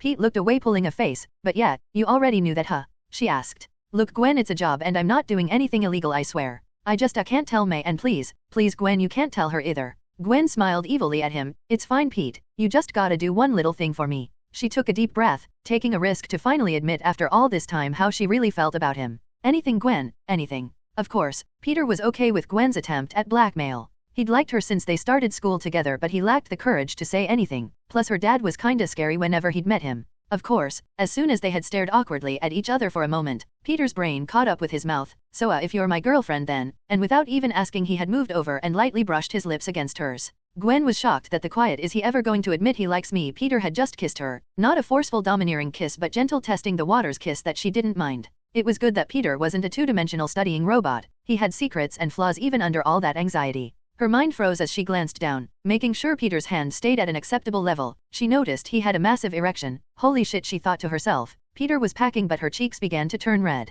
She'd never dated, and got the boys are scum lecture from her dad. This was as new to her as it was to Peter, but even she had a limit. Turning to hide her embarrassment, yeah, that's good Pete, good, she stammered, crying internally. She didn't want to put him off, but damn boy, get some self-control. It's been less than a minute since we started. Pete, clean, you kinda smell a bit. Peter sniffed himself and noticed that his clothes were covered in dust and grime, and that he did smell a bit. Peter scurried over a barrel of cold but clean water. Get a grip, Parker, he thought to himself. His heart had been hammering in his chest, and as he leant in for the kiss, the sweet scent of Gwen and her perfume shot right into his brain and down into his pants. He doused himself in the cold water, thankful for the small trickles, as they cooled not just his body but his lust. The barrel was all he had. While there was plumbing, most of the facilities were trashed and it had been on his to-do list. Gwen stared. There was no doubt she was blushing, but she just watched him as he ran the cloth over his chest and then toweled himself off. Pulling a clean t-shirt from a pile and spraying himself with the most inoffensive deodorant he could find, he smiled over as he realized she was watching him. Peter, being Peter, though, was oblivious to what was wrong and started going on about his plans for the apartments, like an excitable puppy. Once he got going, all his social anxiety disappeared, and Gwen admitted to herself that it was adorable. Blueprints, wiring diagrams, and decorating samples all came flying in a barrage of non-stop timetables and plans. Gwen was starting to feel a little overwhelmed with just how much planning Peter had done. Her only plan was to graduate with honors. Sadly, thanks to Flash's interference, she was taking Peter's place as valedictorian, and then spending the summer looking for a place to stay. With that solved, all she needed to do now was tell her dad and MJ. Peter and MJ's relationship was weird. They grew up living next door to each other, lost contact when Peter and his aunt moved, and when they got back in touch, Flash warned him off. Flash and MJ hooked up last year of junior high and had been dating ever since. She never liked him though. While MJ and she were best friends, she could see the worry etched on her face, and she knew while her home life was bad, that Flash didn't make things any easier for her. She tried to get MJ to open up, even inviting her out with her and Felicia, but she either never came or sullenly watched the pair having fun. Her dad was a different story. Once upon a time he had no opinion of Peter. He was just another smart kid, but as Gwen aged, his opinion changed. Even though Peter was quiet and respectful when they met, he always looked at him with suspicion, as if Gwen would suddenly announce she was pregnant one day and Peter would be at fault. It was the typical overprotective father bit Gwen had read about in so many novels, but it was tiring to live with. Even now, as news Peter had been suspended reached his ears, she had been lectured about proper behavior and how if he wasn't careful Peter would end up a delinquent and drag Gwen down with him. Gwen? Hey Gwen, if this is boring, we could. Peter checked his pockets, pulling out a few 5s and 1s. I dunno, get a burger or yeah, a burger, seeing he had maybe about $20 on him. Gwen smiled. Yeah, but clean clothes first, yeah. she said, copying the way he always seemed to pause when he spoke. That deodorant isn't a washing machine. His pants were still covered in grime, the bottom edges splattered with the whitewash he'd used on the floor. He raised an eyebrow at her. Oh my god, Pete. No, nope. Not a chance, you're bad. Shaking her head, she knew exactly what thought popped into Peter's head at that moment. It was strange. One moment he was the stupidly awkward, cute but nerdy guy she'd crushed on for years, and now, once his walls came down, he turned into this hungry wolf-like man, stealing kisses and having dirty thoughts. Holy shit, she thought to herself, so much for the quiet. I'm wearing the pants in this relationship I was expecting. He's bad, so goddamn hot, but so bad. Go change, you perv. I'll look at the samples you bought. I claim this one. She motioned to the one nearest to the main door. Oh, and just a thought, if you got wood and used the steel to make supports, you could put a deck on top of the box. You're not planning on stacking more on top, are you? But even then, the plastic roof looks kinda crappy. Oh, I could ask Felicia as well. She's kinda got her own place with her dad, but I know he travels a lot, and you guys are okay, right? Peter hadn't thought of it. He'd not even expected to get a tenant this early, but it wouldn't be that much extra to build a deck. It was just wood and nails, right? Felicia was another matter. Sure, she was civil enough during the math club, but while she hung out with Gwen, they never really connected. However, a tenant was a tenant, and if Gwen persuaded MJ and Felicia to live here, he would have 3, and it was more than just a start. That was better than most entry-level jobs paid. Peter disappeared into one of the end offices and came out looking a whole lot better. While the weather was chilly, it was warming up, and he'd put on jeans and pulled a shirt over the t-shirt he had put on. He grabbed his backpack, and after showing Gwen how to lock and unlock the security door, they headed out for food. Oh, I know the best place for burgers. It's just a food truck, but you'd be surprised how many things are here.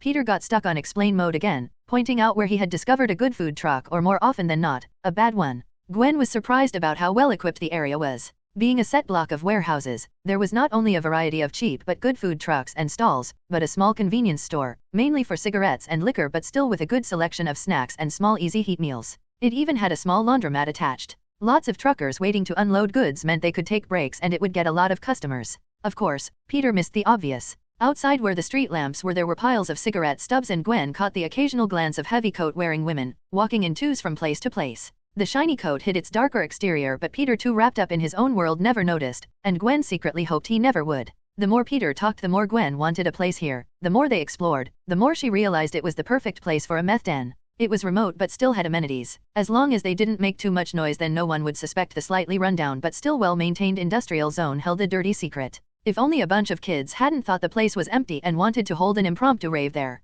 They got burgers that were a bit greasy for Gwen's taste, but the fries were amazing. Washed down by no brand but acceptable sodas, Gwen realized she was having fun. Even when school was raised, Peter didn't seem too upset at it, as if his plans didn't revolve around his passing grades anymore. You know, Pete, I know you got all this planned out, but make sure you still come back to school, okay? As they sat on a bench next to the burger truck, Gwen's worry was showing. Of course. All this is great, but if you don't have the mandatory bit of paper, no one takes you seriously, he explained. Even if it was a diploma or a degree, most places would belittle anyone without a formal education, so part of Peter's plan was still to attend college, maybe part-time as he could afford it. Nah, I'm good, Gwen. These 4 weeks gave me time to clear my head, see what's important, and well, I guess, who's important. I got a lot of stuff figured out, he said. I'm kinda jealous, though. I still would have loved to see the cybernetics lab at Hammer. She nodded. Pete, I think you'll be fine. I mean, you're 18 and got a place, a plan, and well, some of us got nothing. She wasn't looking down on herself. She had experienced firsthand what women in the STEM field were going through. Even on crutches, Flash was talking to the ones in suits, the department managers, and carefully avoiding the scientists.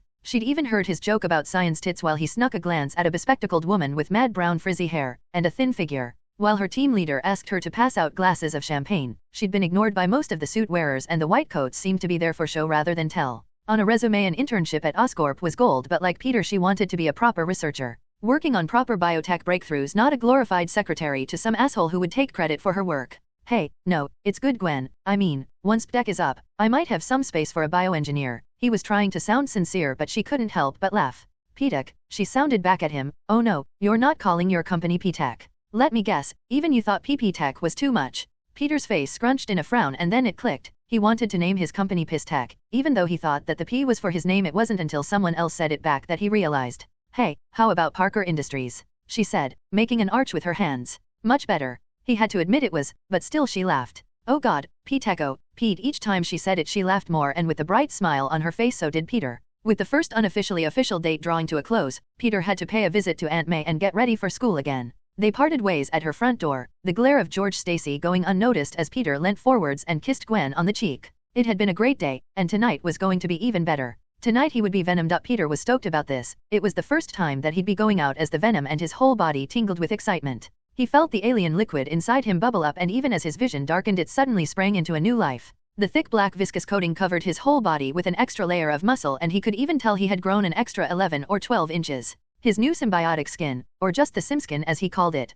felt warm around him. He knew it was coming from somewhere in his body, he had just no idea where, and it felt fleshy but tough. It coated him completely, and even though it was a full-body suit, Peter felt no different. He could still breathe and his senses felt sharper than when he was without it. Lights seemed brighter and he could hear the girls talking and making deals across the street from where he was standing. He flexed first, getting used to being the Venom again, and then whipping a line out hoisted himself up on the walkways that lined the upper floor of the warehouse. His first job of the evening, while it was boring, was to check the antenna array he had built from old satellite receivers and TV aerials on the roof, and this was the fastest way. Peter wanted to keep his activities as Venom a secret and was building a secure Faraday cage around the warehouse. So that everyone still had internet and cable, he had constructed a receiver array from broken electronics taken from the junkyard. Soldering and rewiring it, it just needed to be secured to the warehouse roof. His thicker frame made carrying the dish up this high easy, and after setting it in place, his hand tightening around the bolts, molding his simskin into the shape of a wrench. His eyes, although covered, could see as if the skin was more a part of his own body than a coating, and the light summer breeze felt good on what was now his skin.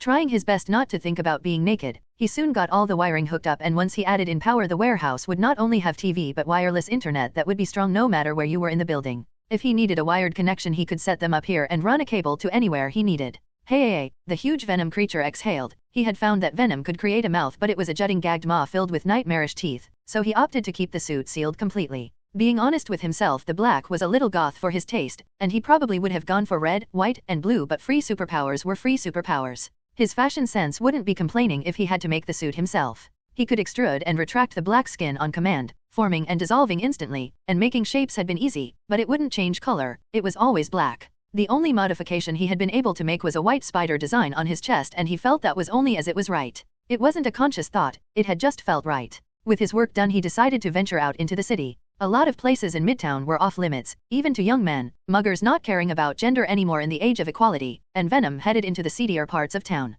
He was going to avoid Hell's Kitchen, for now. The place claimed the lives of a lot of people, and in reputation, Peter knew he could be seriously hurt or worse, even if he did have powers. It wasn't long before he could hear shouts of terror and whoops of joy. A mugging. Some drunk frat girl had taken a wrong turn into an alley and found herself at knife point. Venom shot a web onto a nearby water tower and leapt, swinging down the alley and launching himself into the mugger. His feet connected with the midriff of the mugger and he went flying. "You shouldn't be here, ma'am. Club Acapulco is that way," he pointed, and with a tear-streaked face she took off running. Now though, what do we have here? Someone forgot it was garbage day and left this in the alley." The mugger had shaken himself off and was pointing his knife at Venom now. "Hey, I don't want no beef, alright? The girl's gone. No harm, no foul, huh? No harm, no foul? No harm, no foul." Venom's anger rose and he slammed a fist past the upheld knife, into the ribs of the man. "No harm, no foul," he repeated over and over with each strike. The mugger could only cough up blood as the huge monster pounded his ribcage. Venom, however, was reliving the worst days of his life. A woman's scream, and the sound of bones breaking. His uncle's killer walked free. A new school where the first person to talk to him, an unknown Flash, grabs and twists his wrist, telling him to stay away from her. Each bully, every shock, each time he was told be quiet, don't complain, just take it, surfaced in his mind as his rage finally bubbled over. His fists moved on their own, but as the red rage cleared, Venom looked down at what he had done. Venom watched the mugger collapse in front of him. His breathing was as ragged as his own. His hands were shaking as he looked at the man's chest, barely moving. He hadn't meant to lose control. Punish yes, but not cripple. He searched the man's coat and found a wad of bills and a phone. The man had been smart enough to lose the wallets and purses of his victims and not to carry his own ID, but a phone was untraceable. Venom held the phone with two hands as he hit the emergency call button on the lock screen. 911, what is your emergency? Venom's voice cracked as he spoke. Yeah, I found a guy at 6th and Walker. He's hurt really bad. I got his phone and, help, please send help." Venom was still in shock as to what he had done. He dropped the phone, the tinny voice of the operator still questioning him, and zipping a line to the roof of another building, leapt and began to climb. He waited for what seemed an eternity until the ambulance arrived, followed by a police car. The mugger's chest was a mess of bruises and he even saw small fragments poking out of his skin. Venom felt sick. He hadn't meant to hurt him that bad. He hadn't meant to lose it that badly. He balled his fists and he realized he still had the wad of cash in one hand. It was about $600 in 10s and 20s. Whoever the man was had gotten a good haul and his victims were now worse off for having met him. Of course, the man wasn't Uncle Ben's killer, but he'd echoed him, making himself a target of Venom's rage. Peter let the black skin peel back to reveal the boy underneath. He'd lost control and it'd been happening a lot recently. His emotions spiked when he used his powers, his anger at Flash bubbling over into rage and Jack Thompson's car receiving a new piercing. Peter stared at the city. It was beautiful in the dark, the street lights twinkled under the rising heat, steam billowing into the cold spring night. As the black skin retracted and Peter was left sitting up there, he felt the anger drain from him. In the dark, sat on an overhang, Peter took breaths, trying to calm himself after the fight. As his hands finally stopped shaking, he was left wondering if his powers were affecting his mood. Was the rage a side effect? Did he care though? Was his rage a bad thing? He'd lost his temper once, at some scumbag who'd deprived his victims of $600 and traumatized them for life. Had he lost it at Gwen? No, or Aunt May? No, nobody he cared about, nobody he loved had felt his anger. In fact, he did love them. His chest ached when he thought about Gwen being hurt, not just his hate, his love too. Every nerve was alive with sensation and Peter loved it. He wasn't some loser punk kid, crying when bullied anymore. He was Venom, he was vengeance, he was going to make this city and everyone who wronged him pay. Venom needed to make sure he didn't kill. That would bring cops. No cops, they were useless anyway. The girl he was chasing had run away, no witnesses to say what he had been doing. It was corrupt, it was wrong, and Venom knew he was going to make it right again. Making a pouch in his simskin, Venom stowed the cash and searching for a higher vantage point, he threw out a web line and swung away into the darkness. There were more crimes to stop, more muggers who needed to be reminded that they weren't the top of the food chain, and most importantly, needed to be told that the streets were no longer safe for their kind. As he hunted, muggers and scumbags discovered that a new predator hunted the city. By the end of the night, Venom stopped 4 muggings and made off with over $2,000 in cash. The last mugger, blubbering and crying as Venom stood over him, kept repeating "What the fuck are you, man?" over and over, and having a small grin to himself. Beware! The venom was sprayed onto the sidewalk where he left the man webbed up, using the burner phone he was carrying to phone the police. Across town, in a cramped and messy junkyard, a man hesitated outside the office of his boss, wary to give him the news he knew was going to upset him. Taking a breath, he knocked and then entered. Max had been with Alexei since the beginning. He started hot wiring cars while Alexei drove, and now he was second in command. It was just his shitty job tonight to bring Alexei the bad news. "So, boss, we got trouble." Max stood in front of Alexei's desk. "It seems we got hit 2 times last night, and Marco got whacked by some big black guy. Johnny got pinched holding up a store, and Freddy got made selling drugs on 9th. 3 guys, 3 different assholes, but get this, boss. One was dressed up like a cat, one was all in tight red and blue spandex, and well, Marco just kept talking about some big black guy, but he's on lupa juice right now, so it might all be crap, you know." Alexei rubbed his face. "You sure? 3, those 3 especially all got hit? Shit." He threw the pen he'd been using onto his office desk. "So what's the deal with Marco? If the other 2 are in jail, why's he free?" He says the guy stopped him getting the target and then wailed on him. Man, his ribs are all messed up." Max looked over at his boss. "He ain't doing nothing for months. Our guys lifted him before the cops got him at the hospital, but he ain't looking so good." Alexei clenched his fists. "Fuck," he spat. "We are this close to getting the heist settled and Marco gets hurt, and the others get pinched." Reaching into a desk drawer, "Give Marco this." He pulled out a vial of pale blue liquid, and the other man frowned. "You sure, boss? That's your last one, and I mean, Marco, he ain't exactly the best crew guy we got." Yeah, tell him his daughter will be safe if he does this. Now tell me what happens though." The container Alexei had was now empty, the 3 vials having all been used by him and Max, although if Marco gained anything near what he and the others had, nothing would stop them next week. Not even some huge black guy. Peter was riding a high, and even Flash and his cronies giving him the ol' stink eye couldn't dent his invisible cloud of happiness. Just seeing Flash hobble around on crutches made his day. Coming back to school would normally have drowned his mood in acid, but today, the day after he went on a date with Gwen, he didn't care. Aunt May have given him an interrogation, and while it was obvious she had instigated the whole thing, he couldn't be mad at her for invading his privacy. He even used her guilt to get the tracking app off his phone. Sure, he could have done that himself without telling her, but he knew May meant well. Even if the morning news gave him a dumb name, Tarantula, which he thought was stupid. He didn't care though. He'd just make sure his next outing he left someone conscious enough to tell them his proper name, Venom. PHFF, he thought. What dumbass thought of Tarantula? He'd even sprayed his name on the ground. Stupid reporter. Catching the name on the byline, Eddie Brock, he made sure to remember him. As Peter read the Bugle, his exploits as Venom was starting to make the news already. The night before was now a memory. He knew he'd been too harsh on the man, but he would learn to hurt but not kill, leave a bruise, not a disability. As long as they behaved, he would be lenient, but those who attacked him would suffer. The rest of the school now saw Peter as some kind of pariah, more than usual. The clubs Flash was a member of, not just the football team but the boxing and wrestling clubs, were all now losing their first places in the district tournaments, and the clubs Peter was a member of were in the same boat. After some persuasion, he found out Gwen was experiencing how difficult it could be for a woman to get into the sciences. A new hire had given her a coffee order and shooed her away as she tried to explain she was there for sample collection. Upper management took one look at her, 5 feet 10 inches, curvaceous figure, big blue eyes, and to top it all blonde wavy hair, and had either hit on her, suggested she try out as a model, or just ignored her thinly veiled comments aimed at her chest or ass. Even if they knew who she was, they either played golf with her dad's boss or had connections and didn't care. But as the week wore on, so did his bad mood. It wasn't just Flash that was making life hard for him, it was everyone. Harry had stopped coming to school and Gwen had been the usual but a bit distant. Her internship had taken a sour note to it, but even with coaxing she refused to talk about it in greater detail. But it was fine. He was still there if she needed to talk and she knew it. Even if it wasn't all his fault, the blame was being laid right at his door. His locker was vandalized, his lunch stolen and his book bag taken and dumped in the trash can, each thing adding to make his mood worse and worse. As he sat, alone as usual, at the lunchroom table he was greeted by someone he didn't really want to talk to. "Hey Parker, we need to talk." Felicia Hardy, his co-chair on the mathematics club and third on the high school honor students table. Well, he probably needed to put her second now after the incident. Standing at the same height as him, her graceful features were a result of a supermodel mom and a fitness coach dad. It was rumored she was gay, but at high school, she would never come out publicly. People like Flash made sure of things like that. "Yeah, so, you're off the math team." Felicia was always blunt, which while it grated most people the wrong way just meant that Peter could get this conversation over, and get on with his lunch and back to daydreaming about Gwen. "Yeah, so, I don't care." Peter had had enough of this place and of the way high school was supposed to teach you how to be an adult, but really all it did was teach you how to be a dick to those you thought lesser of. "Look, Felicia, with everything going on, the math club is the last thing on my mind right now, so yeah, whatever. Replace me, get Jessica in, do whatever." She snorted, as if they could get someone in to replace him.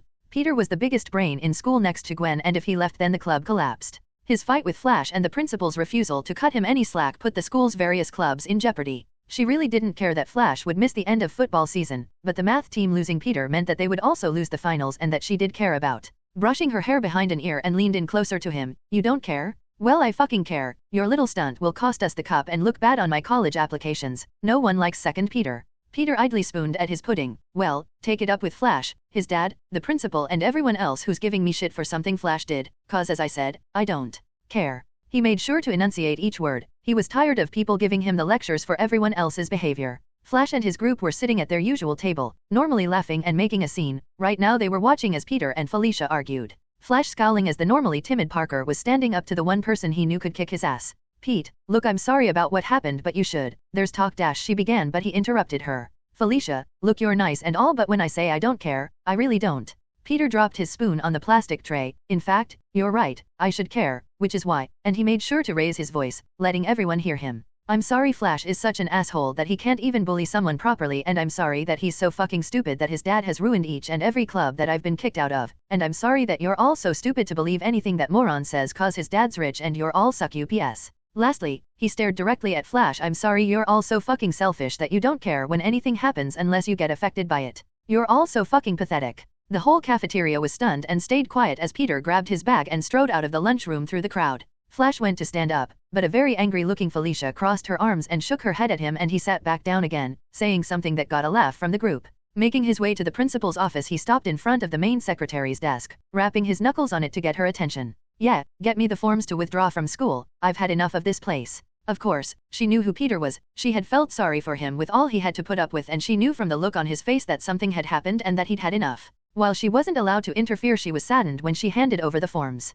"You'll need dash," she began to say. "No, I'm 18, I don't," and she watched as he signed the forms himself. She sighed as he signed each form one after the other. He was a good student and a good boy, brought low by politics and ass-kissers. Even with his amazing score on the placement tests, the black mark on his record would haunt him. She had already received the paperwork canceling most, if not all, of the scholarships he had been set to receive. Some days, today especially, she hated her job and the stupid system that made life for kids like Peter a nightmare. High school was hard enough. With cutbacks and overworked teachers, they could hardly control themselves, let alone a student whose father showered the school with money and used it as his son's own private stomping ground. "Well, Mr. Parker, as you are no longer a student here, please clean out your locker, hand back the key and then vacate the premises. Hand over your student ID and any hall pass you might have, and Peter, I'm sorry, I know a lot goes on here but dash." Peter interrupted her. "Sorry, Mrs. Henderson, but an apology isn't worth anything. It's been 4 years and no one did shit for me. My locker's empty, here's everything."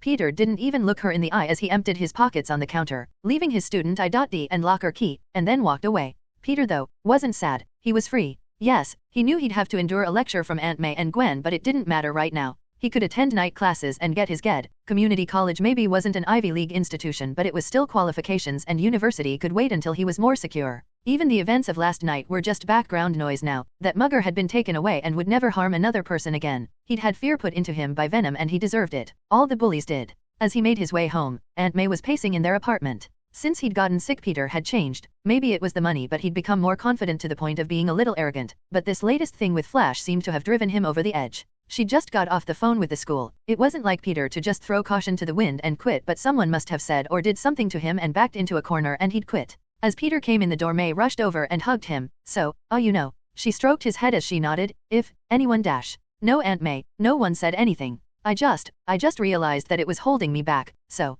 make coffee and I'll tell you everything, I swear. Just, no yelling till I'm done. It was a repeat of Gwen, a look of sadness, then anger, shock, and surprise all flashed across May's face, holding her tongue at every opportunity she wanted to either comfort or yell at Peter. He'd pulled out paper after paper as he told her of his plans, and one of her eyes twitched when she found out he'd spent most of the $250K Osbourn had given him. She stared at blueprint after blueprint, and while it was all good on paper, she hoped Peter hadn't bitten off more than he could chew. So, what do you think, Aunt May? He asked her, staring at her white-knuckled hands. Well, I guess, we're going to this warehouse of yours. I can't say I'm not disappointed, Peter. You could still have gone to school. You could have used. She stopped, and looking at the work he had put into all his ideas, all his projects, she changed her mind. No, you know what, Peter? Your Uncle Ben and I made mistakes. We did things the way we wanted, so no, you do what you do and don't let anyone ever tell you that you're wrong. Well, unless it's dumb, then Gwen can tell you? She smiled and Peter had to laugh. Right, let me get my coat and let's see this place of yours. While Peter had agreed to show Aunt May around the warehouse, he had to go to work first.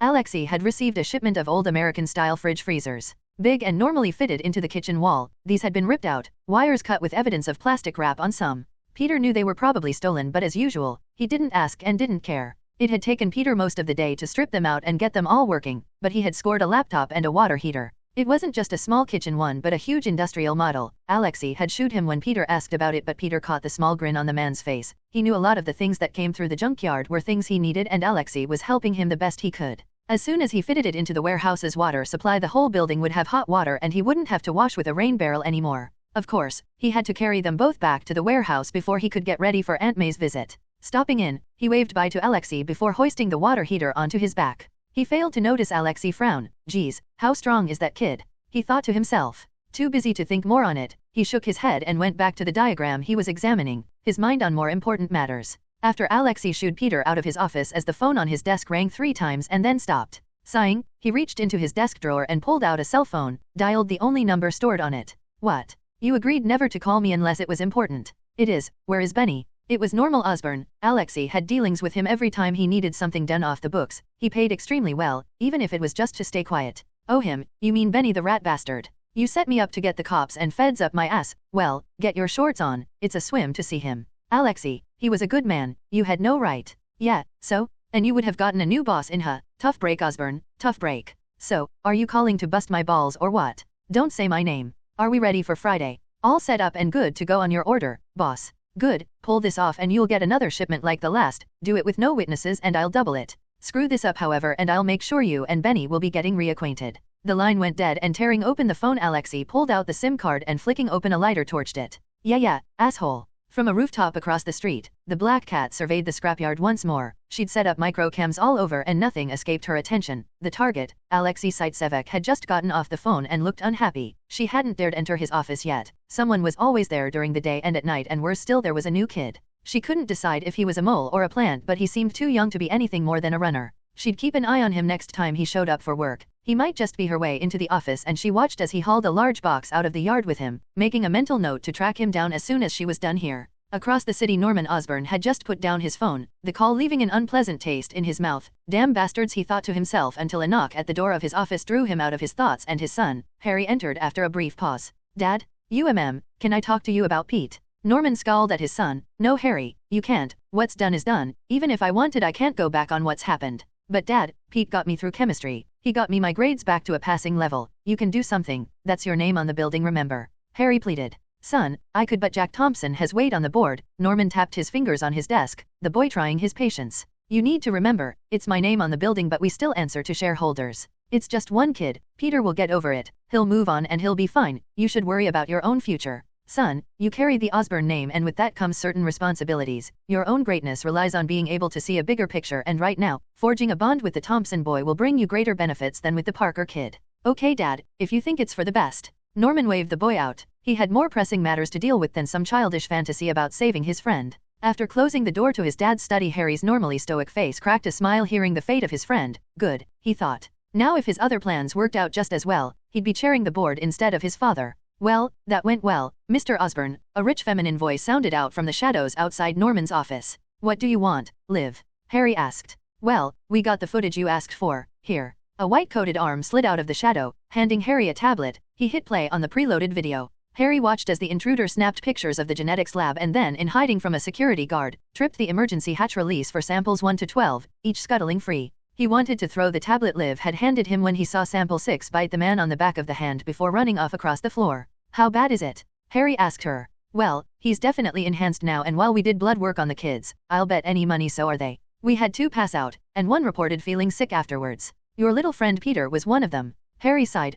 Parker, he needed to cut ties with him before this blew out of proportion. Thanks, and Liv, keep this quiet from. The woman raised a hand. Oh, don't worry Harry, Daddy dearest doesn't even know about your involvement. Back in the warehouse, Peter felt a strange tingle, and he wondered if someone was talking about him. Shaking his head, he picked up an egg. To try and train his dexterity and strength, Peter had taken to eating omelets from breakfast, juggling the eggs over a bowl, so when he crushed one or dropped one, it wasn't a waste. Peter had just gotten up to 8 eggs when his phone dinged, and it was a text from Harry. He hadn't talked to him since the incident, and it would be good to speak to a friend again. Using a single hand, he lifted his phone while keeping the 8 eggs in the air. Sorry Pete, now you're not at school, we should probably stop the tutoring. It's been great though, thanks. Harry. Peter crushed the egg in his hand, letting the others fall onto the counter. Fucking ingrate. He tutored him, helped him with math, sciences, and any fucking problem he had, and he gets on the bad side of a stockholder, and even Harry fucking bends over and kisses his ass. He threw the remains of the mess at the eggshell-filled trash can. He'd make them pay. He'd make them all pay. Checking the empty carton out, Peter decided he needed some more eggs. Fresh air would help clear his head. He needed to think, to decide his future once and for all. Screw the rest of them. Screw them all. His phone dinged, and while it was Gwen, he was in a bad mood. Sorry, Aunt May will be here soon. Talk to you later, he quickly typed. At home in their lavish brownstone house, staring at her phone, Gwen shrugged and thought, oh well, to herself. She was in front of a mirror, phone camera ready to click, but with Aunt May almost there, she thought better of it. Running her hands down her body, she stared at the silky black underwear she'd bought for Peter's 18th birthday but had chickened out. He was going to freak out when he got to unwrap her now that they were dating. Downstairs in his office, George Stacy stared at the report once more. Three costumed weirdos were terrorizing his city, and there was nothing he could do about it. The first report was about a local hood, Flint Marco, who'd been beaten so badly his ribs were sticking out his chest. Local EMTs reported he'd be dead within an hour, and if he hadn't disappeared, this would be a murder rather than just a mugging gone wrong. The report included a witness, who described a huge latex suit-wearing man, completely black with a white spider design on his chest, who'd made a lame joke after driving Marco into a wall. Then, some fetish nightmare with whip and razor claws strung up Dylan Murphy, a local drug dealer. All they got from the high as a kite dealer was big-ass titties, over and over.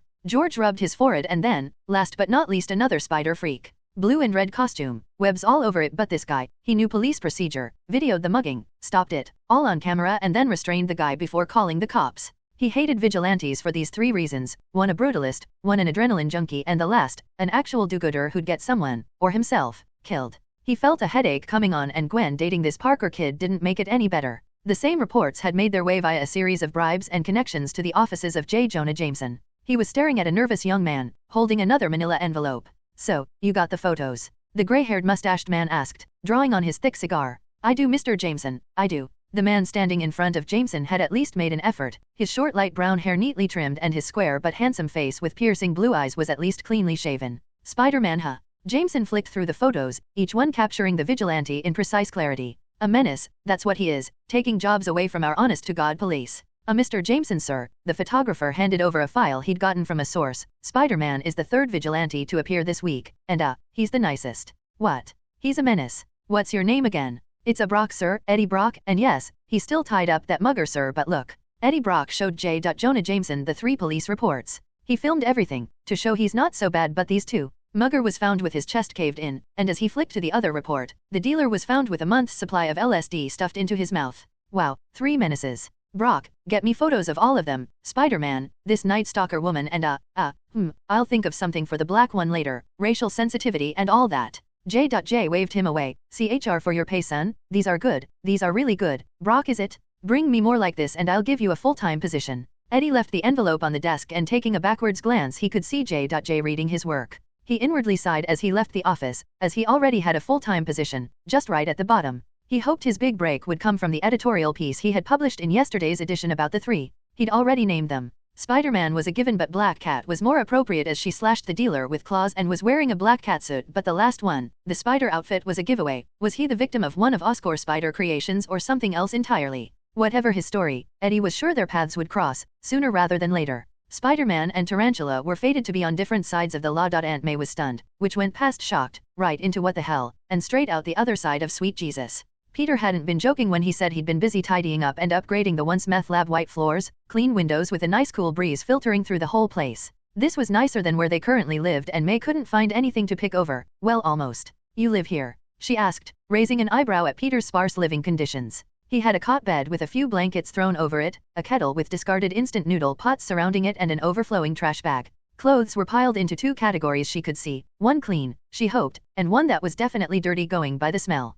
Peter just shrugged. Of course he didn't. This was just a pit stop for when he got tired, and Aunt May knew it. He was home most nights by 11, and while he might be gone at 7 in the morning, he wasn't ready to live here full-time just yet. Too much painting and welding needed to be done, and airing out the whole place took days just because of its size. He'd even had to waste several days simply because spraying foam insulation and painting filled the warehouse with so many toxic fumes he had started to get dizzy and choke when working. Aunt May came in and hugged him. Peter, never forget that I'm proud of you and that your Uncle Ben would be too. She felt the tears coming and held Peter tight until they passed. Her fears he was lost and directionless were unfounded. Right now, she couldn't be prouder. Peter left her to explore the warehouse, and she took the chance to do so while he went out to get some food for them. She wasn't a fan of burgers, but Peter told her there was a Mexican taco truck that should be open and he could get them both wraps. The outside of the homes was spotless, whitewashed floors, painted white cladding over the corrugated iron walls meant the warehouse was warm even if the spring had refused to shift into summer, and the windows had been coated in privacy film. While it muted the sunlight, each window must have been 5 feet by 5 feet, and the lower amount of sunlight was negligible.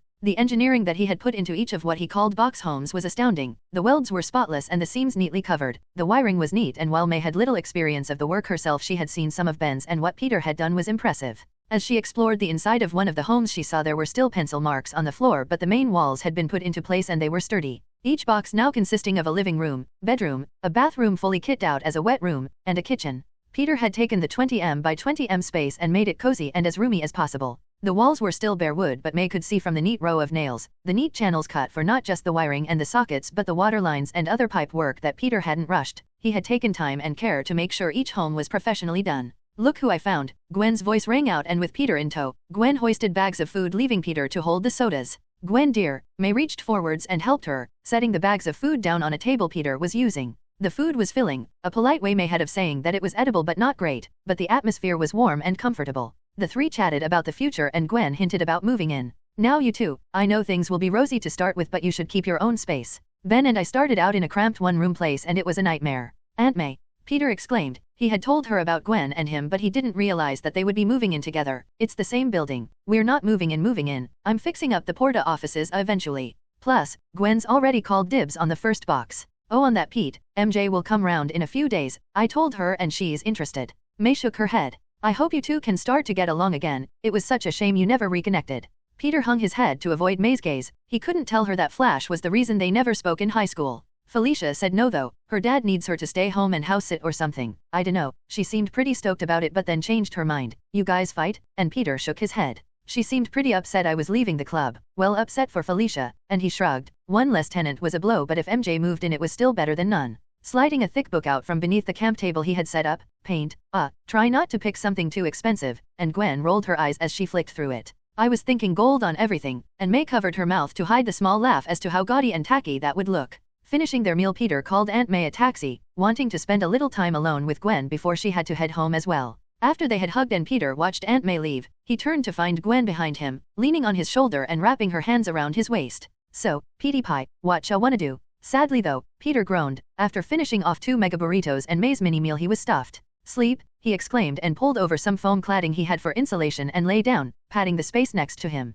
A bed fit for a princess. Gwen laughed as she lay next to him, feeling nicely stuffed but happy to just lie there. It had only been a week since. Hey Pete, are you sure about this? I mean, dropping out just gave Flash another smug face to pull, and well, it kinda sucks without you there. She pulled his arm over and cuddled up to it. Even Felicia seems a bit off. Well, off for Felicia, and Peter chuckled. Yeah Gwen. May asked me the same and I couldn't stand it anymore. Flash, the teachers, Felicia spoke to me. Gwen scowled. She did, huh? Yeah, she was pretty upset I'd been kicked off the math team, but the thing was, everyone blamed me. No one gave Flash any crap, even if it was his fault. It got to me when I don't want to ever be in that situation again, and now I've left, I won't be. Gwen sighed. She sometimes wished that she could do the same, but Peter had the warehouse and plans. He had a supportive aunt, whereas Gwen would be grounded till she was 40 if she dropped out or quit her internship. Her dad already was giving her grief over her relationship with Peter, and as sad as it was, this was just more ammunition for him. To be honest, everything that happened with Peter had made her question her own future. She was just passively riding along on what she thought she wanted. But did she? Did she really? Peter noticed the change in atmosphere and kissed Gwen gently on the nose. Hey, it's okay, things happen, plans change. I'll be okay. He was trying to reassure himself as well as her, but I was thinking about me, doofus. She snorted and began to laugh, the look on his crestfallen face adding more to her laughter. You seem to have gotten everything together, all this bad crap, and you landed on your feet. I dunno, it's just my life, my dad, and just thinking about moving out is a huge step, but you there and I'm worried you be a step ahead all the time, Pete. He hadn't, but it's fine, Gwen. Like how I started to read at 2 but you were still putting porridge in your hair. He teased her and she fake scowled at him. Her dad had told that story when they first met as an icebreaker and she'd never lived it down. Each time she won something, Peter would mention, at least you don't have porridge in your hair, but it was funny and he did make her feel better. Okay, so it's fine, I get it. At least I don't have porridge in my hair. They shared a smile and Gwen cuddled closer to Peter. This wasn't exactly what she had planned, but she had to admit that it was nice too. They had fallen asleep next to one another and it wasn't until there was a banging on the front door that they stirred. Peter shrugged as Gwen mouthed "Who is it?" at him. Hey, is anyone in there? Came a yell from the door. 1 second. Peter yelled back. Geez, talk about impatient. Open up, it's the police. The voice was accompanied by the door handle rattling, but Peter's deadbolt system would stop anything short of a tank from breaking it down. Gwen scowled and searched for her phone. There were a half-dozen missed messages and 3 missed calls. My dad. She frowned. I'll deal with this, and Peter shook his head. Not this time. I said no more, Gwen, even from your dad. No, more. Peter pressed the switch on the intercom, rather than buzzing the door open. Yes, officer, what can I do for you? Peter asked. We have a report of noise disturbance and complaints. Peter shook his head. Really? So you came to the quiet warehouse with no open door and upon hearing absolutely nothing, decided to try and gain entry. There was a pause. Can you open the door please, sir? I want to perform a visual check of the property. Okay, officer, this is how this is going to go. I'll allow you to leave peacefully, if, and I mean if, you stop lying to me. I know Captain Stacy put you up to this, and I know that right now, you're guilty of performing an illegal search. The property starts at the main gate, which you ignored and buzzed the door here. So, trespassing and no warrant search. So, tell me. Peter swiveled the camera around to see the officer's badge. Officer Vasquez. What's going to be? Open the door while I call my lawyer, or tell me the truth and Gwen'll give her dad hell in your place. The officer stared at the camera and sighed, holding up his hands in surrender. He clicked his radio on his shoulder. Officer Vasquez here. Yeah, no noise, no disturbance. Tell Stacy the kid's too smart and he won't fall for this again. Vasquez out. Peter hit the buzzer and opened the door. Thank you, officer. Vasquez peered inside and nodded. We won't bother you again, Mr. Parker. You two have a great night, okay? He nodded at Peter and left. Gwen though was livid and Peter could hear her yelling at her dad on the phone. After texting for a taxi, she grabbed her bag and stormed over to Peter. Get the home finished. I'm tired of his crap, Pete. Please, but sorry, I gotta go. I'll make it up to you. Checking over his shoulder, she made sure the officer was gone before flicking the buttons of her blouse apart, revealing the black lacy underwear beneath. Peter's breath caught in his throat as her very pink and very prominent nipples peeked out from underneath the fabric as she pulled it down and gave him a clear view of her chest. Finish fast enough and you can see if the panties match. Gwen kissed the stunned Peter before running down to the gate and disappearing off in a taxi. Black Cat growled as she tore the newspaper apart. A grainy but serviceable photo of her with the Black Cat menace was plastered on the front page. Her mugshot, along with Spider-Man and Tarantula, was on every copy of the Daily Bugle she could find. What was worse was that they had mainly gone for a pissed-off, frustrated housewife angle for her. God forbid she might have other reasons for hunting scumbags than feminist-fueled man-hate.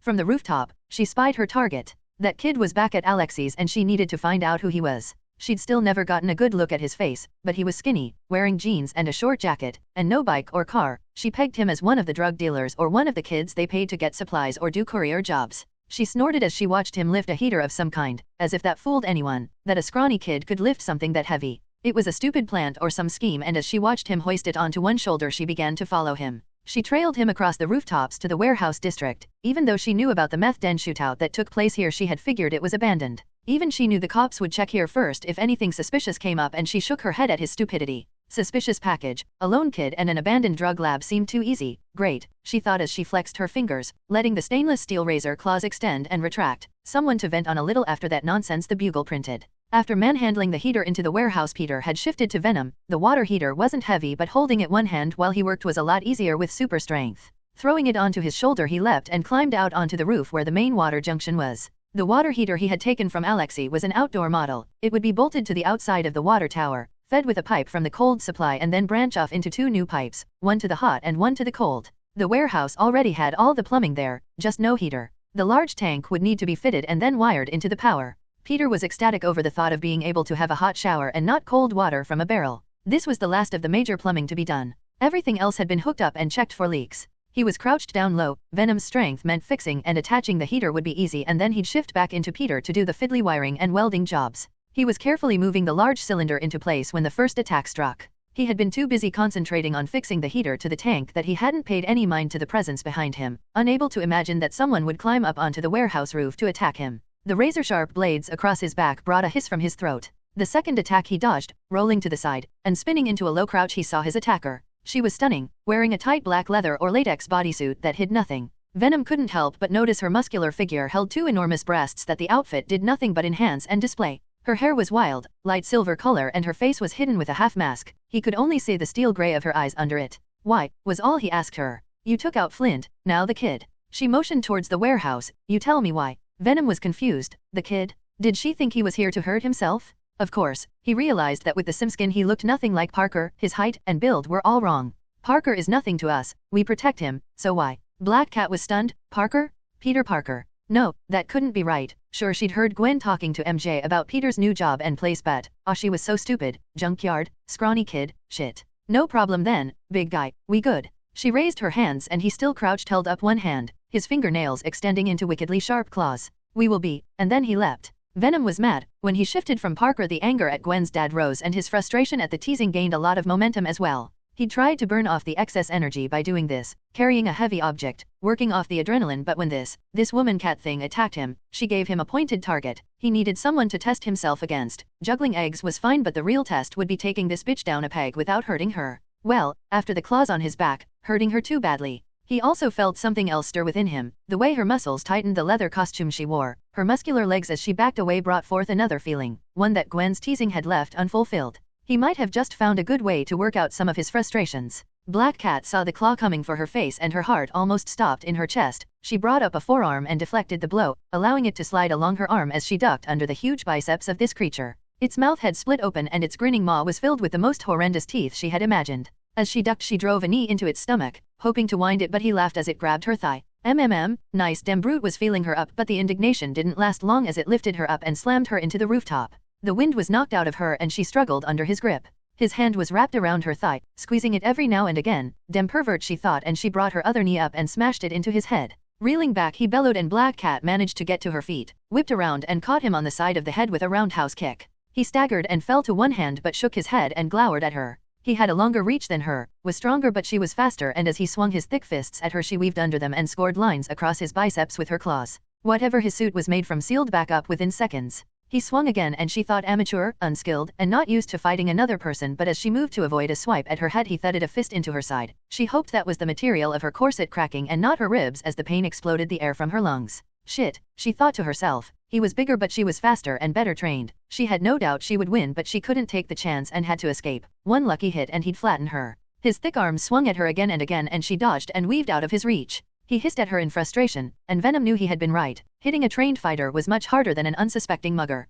As he bellowed at her she took the chance to back off. She kept a variety of small pellets in her belt, smoke bombs, flash pellets, trackers, painkillers, and a variety of small but sharp throwing knives. Taking out a knife she threw it straight for his head, and when he turned his head to avoid it she threw a smoke bomb at her feet and a flashbang at his face. She had already dived off the roof and thudded into the ground when the bomb went off. His screech was loud and sounded very angry. Uncaring, she took off into a sprint, needing to get as much distance between him and her as possible. "We will find you. Yes, we will. We are Venom," he bellowed at the night air. His eyes stung from the flashbang she'd thrown, and even now he had bright spots in his vision that refused to clear. Venom made a note to see if he could make the eye coverings photochromic and his ear coverings noise-canceling. Even if he had to wear goggles and earpieces underneath his simskin, it would stop that from happening again. Black Cat was hidden on a warehouse roof a mile or so away from where she had fought Venom. She tentatively touched her side and while not broken her ribs were bruised. Her back was killing her from his slam and she examined the black residue on her hand claws, watching as it crumbled into a fine dust. Damn, she thought, a self-repairing suit would have been handy.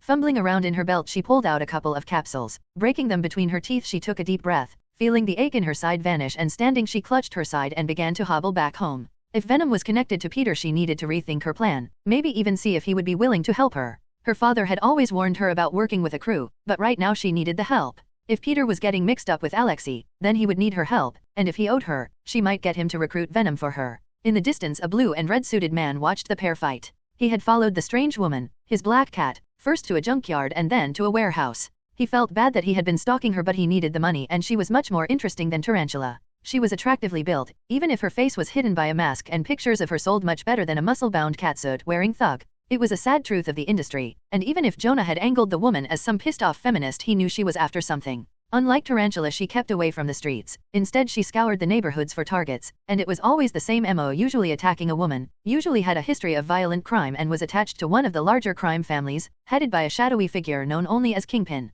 He stumbled upon her and her target and hoped just to get some decent pics. This, however, was gold. His camera memory was full, not just of pictures of his own dazzling saves but now a video of two super brutes slugging it out on a warehouse rooftop. Sure, he'd been too far away to hear what they were talking about but swinging fists and throwing kicks meant it was newspaper-worthy. More importantly, it was payday for Brock. He drooled as he imagined the steak he could buy with these pictures. Oh yeah, he would make Jameson pay through the nose for these.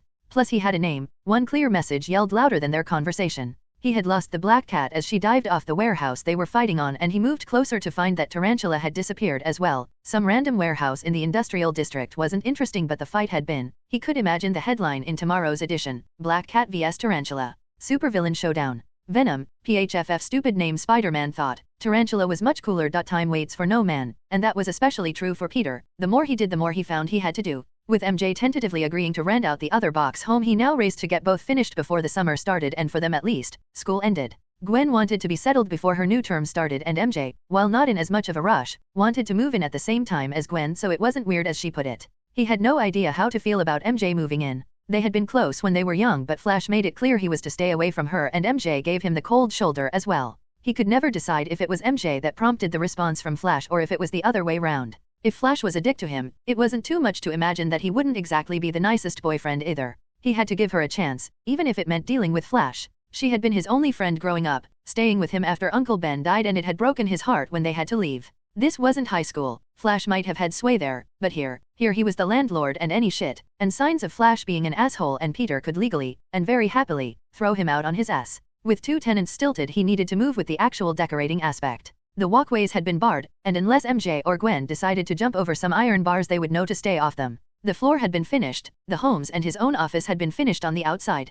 Painted a white color, it was cheap and clean and with the warehouse being indoors Peter figured if Gwen or MJ wanted to hang up something on the outside that was on them. Inside was the same. Using the same whitewash Peter had sprayed the whole place down. If Gwen or MJ wanted color, well then they could arrange that themselves. He had finished as far as he was concerned with both homes built and decorated. Carpeting had come thanks to a small word to Alexei and while it was simple woven carpet, in an off-gray blue color it was still a floor covering, and he had enough to not only floor both rented homes but his own. As well as the warehouse, his fight with the now-named Black Cat had put a dampener on his nightly excursions as Venom. He knew that against a stupid mugger or thief with no training he could squash them flat but against someone with training, and Black Cat showed she knew several martial arts, he was all muscle and brute strength and no finesse or tactics. He needed guidance but while he could attend self-defense classes or martial arts studios as Peter, going as Venom was more of a problem. Even so, he signed up for a self-defense class. It utilized a mix of everything and with his enhanced speed and strength he wanted something more fluid than a traditional martial art with the added bonus of it being one class.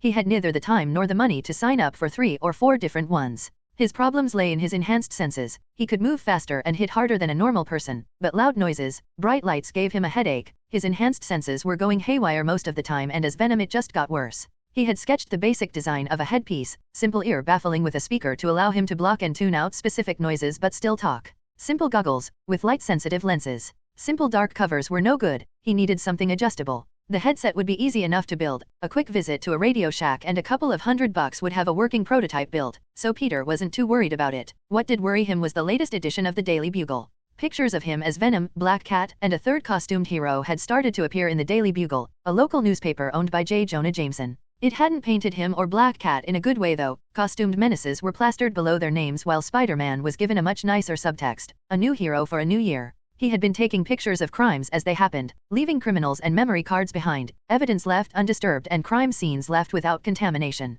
Peter cursed, whoever this Spider-Man was, he was making Venom look bad. Especially with a few screenshots of the fight he and Black Cat had on the roof of his building, and a URL to a video of the actual fight. Thankfully no one from the Daily Bugle had contacted him about it. Either Spider-Man didn't know it was his or didn't know where the fight took place. It was still worrying though. Not only had Black Cat snuck up on him but Spider-Man had been close enough to film. His security had been lax and with 2 tenants to take care of he needed to make sure it was better. Between fixing up the warehouse, fixing up the box homes, and filling out paperwork, which suddenly went from a few forms to a massive pile of permits and license applications, Peter was beginning to feel swamped. Alexei had been gracious enough to give him a week off, and while the lost money had hurt, especially when finding out the cost of some of the landlording licenses and home safety license permits, he had needed it. Peter was almost crying with each visit to the bank. The small amount of money he had saved, coupled with the small amount he had left from Norman, was almost gone, but each permit he got stamped and each inspection he passed brought him closer to starting the first part of his plan, tenants and money. Thankfully a legally binding lease could be bought for dollars off the internet, and once notarized there would be no further issue.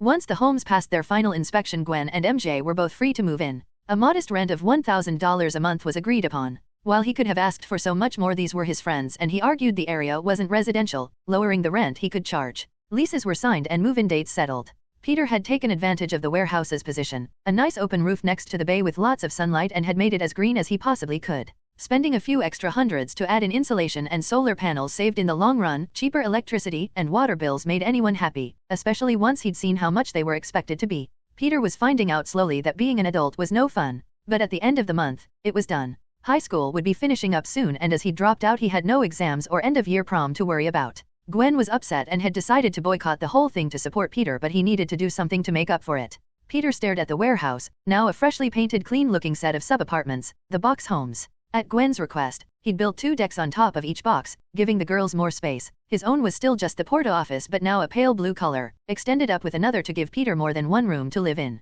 The side of the warehouse where he was going to live was now end-to-end with reinforced offices. Alexei coming good on his promise, and he now had an extra 5, all empty of course. The last of his money had been spent on bringing the place up to code, but it didn't matter. Broke but happy, Peter was ready to begin the next phase of his life. Hey, Pete. Gwen already had keys and had let herself in. I got a moving-in date set for the weekend after school breaks up. She threw her arms around him and leaned her chin on his shoulder. Oh yeah, and how's Captain Stacy taking it? Gwen rolled her eyes.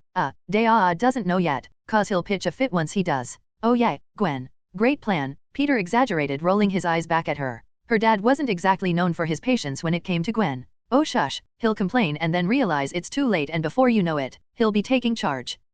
Was the only response she got back. Sue, I was thinking of you, me and MJ going out for our first official drink once school ends, celebrate the new place, exams finishing. Sorry, she quickly added when Peter winced a bit, but more moving in day. MJ's up for it. We're all ID'd and legal, so it's just you, Pete. Now Peter did roll his eyes at her. He was never the most sociable person in school, and now he hated crowds even more. His super senses gave him more information than he needed, and sure, it was easy enough to tune out voices and whispers, but body odor was an issue. Unless he wore nose plugs or smeared something on his top lip, he'd probably be smelling unwashed barfly for a month. But this was Gwen, and as much as he hated to admit it, she was right. Sure, but what about a diner instead? There's that new burger joint on 18th Street. They have a bar too, so we can get drinks. In an attempt to curb underage drinking, New York implemented a policy. For 2 weeks after high school graduation, as long as the group had a designated driver or an adult, anyone over 18 could drink legally, lower than the normal 21. The police department got tired of finding kids passed out drunk or causing mayhem, so with some success, they left the responsibility of hurting graduates celebrating the end of their school lives to their parents.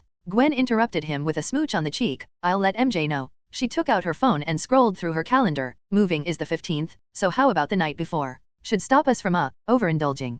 Peter knew what she meant. The last thing they wanted was to try and move when hungover. Sounds good. Peter reached over his workstation and made a mark on a calendar. PHFF, so retro Pete. Peter laughed. Please ask MJ to avoid Flash for that night though. I'm still kinda sore at him for things. Oh, see if Felicia is free. And Gwen shrugged. She's been kinda weird the past few times I saw her, but I can ask. He looked around the warehouse at the semi-finished work he had to do. It was a good distraction, and while he was still sore over what happened, it was also true that he was losing the edge on his anger at Flash. Things were getting better and better, and once school ended he had tenants and money coming in, then he could start phase 2 of his plan. getting a diploma and starting to get more serious with Parker Industries. While it wasn't necessary, people would take him a lot more seriously if he had a formal education, even if it was just a piece of paper at the end of the day. Peter was slowly learning, with the warehouse and the new business, that adult life revolved around having the right piece of paper and the money to pay for them. As time moved by, the idea of going out for a celebration began to appeal to Peter. The thought of spending time with some people without all the crap of school actually seemed like a good idea, so when he walked into the burger place and saw Flash, his mood plummeted.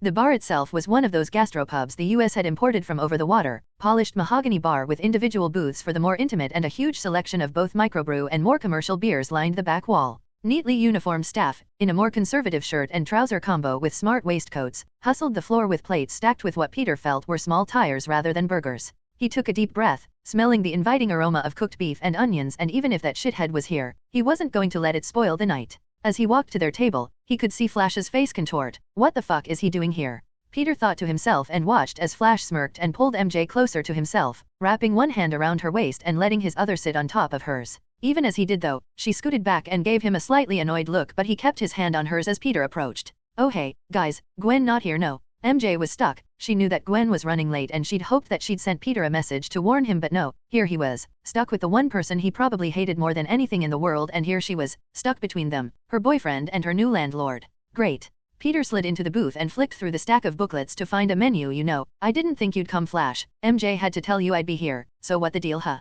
Peter didn't even bother to make eye contact, ignoring Flash for the menu. Well, MJ here is moving into a rundown hellhole, so I thought I'd come and put her slimebag landlord to right before he got any ideas. Flash sat up straight, posturing before Peter. You know, Flash, I know we got off on the wrong foot, but you should just let it go, you know, as the lady says. Flash growled, but Peter still sat there ignoring him. You know, I think I'll have the cheese stacker burger with chili fries, but first. Peter leaned forwards, grabbing Flash by the shoulders and pulling him over the table with ease. Listen here, shitface, this isn't high school, and if I took you outside and fucked you with a lamppost there would be nothing you could do about it. So sit there, shut the fuck up and don't spoil my dinner, okay? Peter whispered so MJ couldn't hear. He sat Flash back down and dusted off his shoulders, smoothing out his shirt, and then sat back down. But let's wait till Gwen gets here before we order. Flash was surprised. Parker had just lifted him out of his seat, not just pulling him across to his side of the table, but with an iron steel grip actually lifted him up. He knew Parker had been taking classes and working at a warehouse, but when did he get so strong? He shrank back down into the seat next to MJ. Parker was right. If anything happened, this wasn't high school. Sure, he could call the cops and his dad would get him a great lawyer, but with the history between them, even Parker could probably weasel his way out of it. No one was here to help him. It would be just him and whatever monster Parker had become. He had originally come to gloat, to lord it over Parker that he was dating his high school friend and that prom had gone great, even if it was a lie. Seeing Peter looking not just happy but now strong as well hit Flash like a rock. He knew that saying anything would just drive MJ away, and if Gwen was turning up then Peter would have more chances to get some revenge against him. His dad had warned him about meeting Peter and told him not to. It was just Parker, Flash thought. What could he do really? And now the cold hard reality was very clear to him. There was a lot Parker could do, and it seemed there was nothing Flash could do to stop him. MJ stared at the pair of them. Peter's whisper wasn't so much of a whisper to her, but the threat was clear. This wasn't high school, and it seemed that Peter had finally grown up. She just hoped that it was all a bluff. She'd had enough of abusive assholes growing up, and the last thing she needed was a landlord who started making demands of her. Feeling a little more anxious, she buried herself in the menu, hoping Gwen would hurry up and arrive. Well, while we wait for Gwen, I'm getting a drink. You two want anything? Peter asked the pair. Flash scowled and pointed to the open beer he had in front of him, and MJ just shook her head. She had a Coke, and as Peter remembered, he felt a little guilty. Her father was an alcoholic, so she didn't drink. He shrugged and made his way towards the bar area. The woman tending the bar pointed to a sign behind her, and Peter laughed. 18 and over only. Yeah. He knew he looked young, so he found his ID and handed it over. You do samplers? It's my first time with microbrews, so I've no idea what I'll like, he asked, trying to sound as underkey as possible. Aunt May had no beer in the house, so he'd never had anything alcoholic to drink before. Sure, we've got. And as she listed what seemed to Peter like 100 different brew types, he realized that dorky or not, he would just take the plunge. Okay, those all sound, great, so how about something to go with a burger? Cause those were words, but anything more was beyond me. The woman's eye twinkled as he made fun of himself. Sure, he looked young, but at least he had a sense of humor. Unlike some beer snobs who either ordered the most obscure thing they had or the standard I don't care as long as it's alcoholic type who bought commercial stuff. She poured Peter a pale light ale, and as he took a sip he shook his head, pulling a face. No, is all beer like that? He asked, and she nodded. Then no, sorry, anything sweeter, that's just too bitter for me. Try a cider then, crisp and sweet, depending on what one you try. Pick a few and I can pour you some to try, and Peter smiled as she explained. Always nice to get an expert's opinion, and she gave him what might have been an actual smile. Peter's experience with women was Gwen and then none, so if she was being nice or flirting, he had no clue. Looking through a list of ciders, he felt a hand on his shoulder and soft lips on his cheek. Hey Pete, hitting on the bar staff huh? Can't leave you alone for 2 minutes, can I? Gwen winked at the server before standing next to Peter, looking over the large menu of beers. A small hint of disappointment flashed over the server's face, but she could appreciate his girlfriend. She was stunning. Damn couples, she thought as Peter selected a homebrewed candy apple cider. It was being trialed for Halloween and so far had been popular. She was about to take the undrawn beer away when Gwen shook her head. Athyson's pale. The cute and knowledgeable server nodded. Did you order this and then not like it, Pete? He nodded, so Gwen shrugged and took it. Saves wasting it. Peter handed over his card and dropped a $5 into the tip jar. Thanks. He lifted his own drink and then they made their way to the table where MJ and Flash were having a heated discussion. Peter already knew what the argument was about. He could hear it of course, but it wasn't the argument that surprised him, it was the topic. Flash wasn't happy about MJ living so close to Peter, that he was afraid of their history. Peter shook his head. So what if they grew up together? It was 10 years ago. Being a jealous asshole about it wouldn't win him any favors with MJ, and telling her she couldn't would get him shown the door rather than her backing down. MJ had enough assholes with her father. Flash acting like this was just stupid.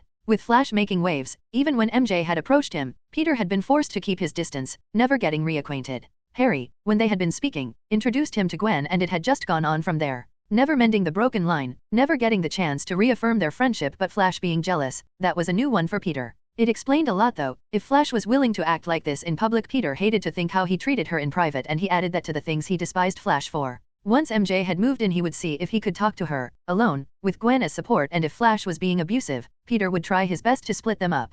Knowing he'd only add fuel to an already lit fire, he handed his drink to Gwen. I'll be in the toilet. Text me when those two calm down. Oh, order me the double cheese stacker burger with chili dusted fries on the side. He spoke over his shoulder as he walked towards the toilets. Gwen had been sitting with the pair for 5 minutes now while that asshole she used to call her boyfriend disappeared into the toilets. MJ looked like she was ready to cry and Flash looked like he was ready to hit someone, and Gwen thought to herself, am going to kill him. She had taken out her phone and was tapping a message to Peter to get his ass back here when the doors to the diner swung open and a weird cosplay boiler suit guy came in. Behind him a huge muscle freak with a grey bodysuit on motioned for her to drop her phone, and he clenched his fists menacingly when she glared at him. It wasn't how he expected the night to go. Come out for a drink, we'll get together, have a few laughs, he thought to himself, mimicking the famous movie he'd liked as a kid, but sitting on the toilet was boring. It wasn't till he heard the screams that he realized he'd missed the noise of the bar disappearing. Opening the door of the toilet a crack, he couldn't see past the wall, but he could hear just fine. Ms. Nakatani, if you would be so kind as to hand over your card and the passcode, we can leave you and these fine people to their meals.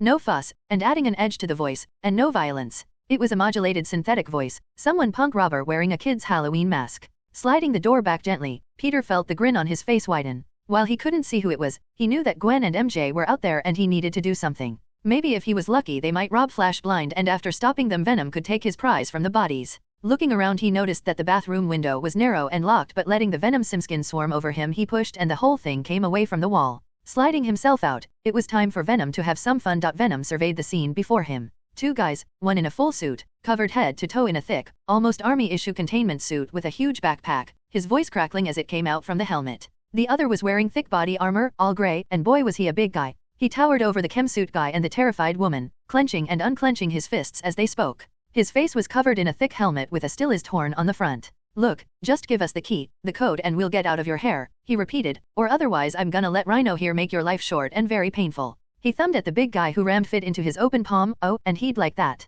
Venom could imagine the grin on the lug's face, big, dumb, and violent, just the type he wanted to beat up to get rid of some stress. Looking around the diner he saw an empty booth, and whipping a line out he angled himself. Leaping into the air he glided down, gaining momentum as he swung and through the diner window, showering the occupants with shattered safety glass but ramming both feet into the midsection of the Rhino. With an oof, Rhino folded and went flying into the empty booth as Venom hoped, the table crumpling and splintering under his considerable weight. One down. The chemsuit guy stood stunned. Damn. You know, Marco, said a big black man. What he failed to mention was a big spider sign on your chest. You're Venom, aren't you? A whine started and two massive steel arms extended from his backpack, the four-fingered clawed pincers at each end clacking menacingly. Razor edges glinting in the diner's light. You're a distraction, nothing more. He backhanded the woman in front of him and she crumpled like a house of cards. Ock here, we got resistance at the diner, switch to plan B. No, stay there and finish your job. Ock, as he named himself talking to a headset radio. The two mechanical arms darted forwards and Venom ducked to one side, zipping webs over them, trying to gum up the pincers.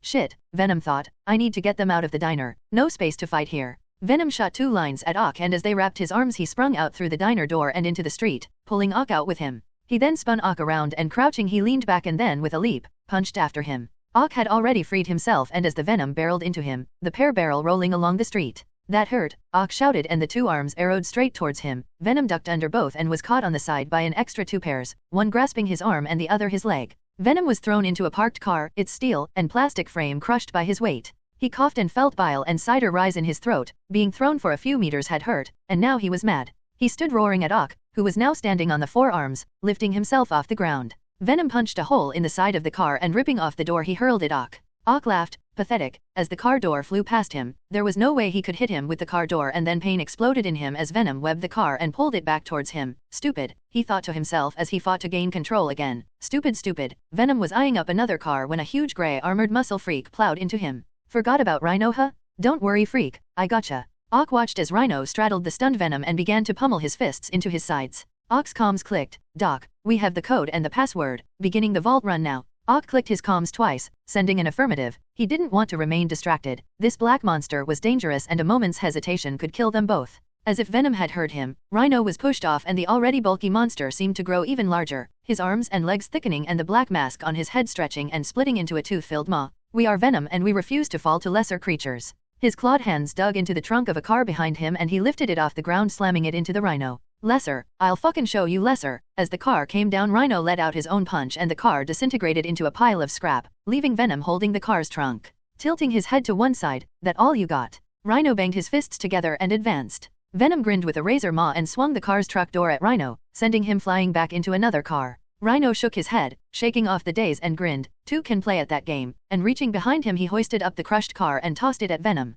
Venom was strong though, and he grabbed the car by its undercarriage and simply swung it back at Rhino in a perverse game of catch. Rhino, seeing the tactics failed, tossed the car to the side and instead lined up a charge, driving his heavy bulk into Venom, who began to rain blows down on his back. Ock wasn't stupid. Watching these 2 fight it out was a show unto itself, but he could feel as each hit thrummed through the air. His reinforced suit could take a few hits, but this was something else. Even as Rhino ducked and weaved under Venom's punches and struck back with an uppercut, Venom shrugged off each blow and returned his own. Fist versus fist. There was no finesse, no tactics here. Just brute against brute, and the victor would be the one that hit the hardest. Right now, as dents were left in Rhino's body armor, it seemed that Venom would emerge triumphant. He tapped the side of his helmet. Once the vault is open, convene on my location. Too long and the cops would show, even longer and the army would show once they knew supers were involved, and sure they could take them, but a clean getaway was preferable. ETA 1 minute, vault penetrated, securing the package, came the reply. He needed to stall Venom. Checking the scanners he heard no chatter about the diner, so that was still under control. 5 minutes, and in his mind a plan formulated.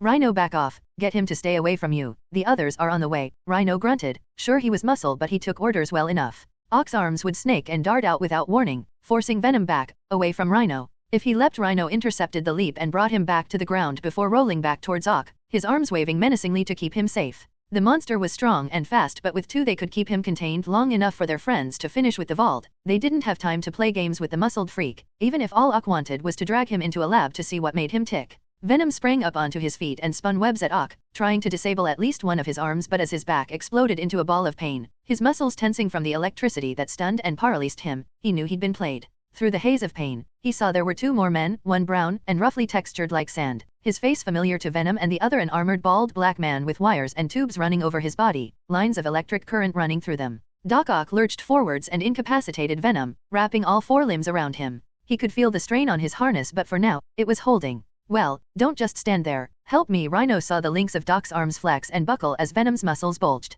Venom strained against the limbs, but they had coiled around him, holding him tightly. He'd been too wrapped up with Rhino to notice the others moving behind him. The man, dressed up in tight body armor, had sparks flitting between his fingers. A human taser had shocked him, causing all of his muscles to spasm and lock up. Venom had never considered electrocution would bypass the simskin armor, so now he had another issue to solve. Electro, light him up. Doc, aim for the Prius on the right, Rhino called out, pointing off to a parked car. Doc Ock lifted Venom to the complaint of his harness and launched him at the car. He flattened it as he hit, and once he gained his bearings he was prepared to launch himself towards Ock until he felt the lightning arc its way towards him. Pain flowed through his body and Venom screamed as it lit his nerves with sparkling agony. The electricity arced to nearby cars, setting off their alarms, and the piercing sounds set Venom's nerves alive with mind-splitting pain. Steam rose off his body as the gaunt-leaped villain let the arcing electricity die. Huh? Take that, you freaky fuck, he called, and before Venom could recover, he was punted by Rhino towards Ock. Taking him by the foot, he slammed Venom over and over into the pavement, cracking the thick concrete with each slam, and Venom felt himself back out.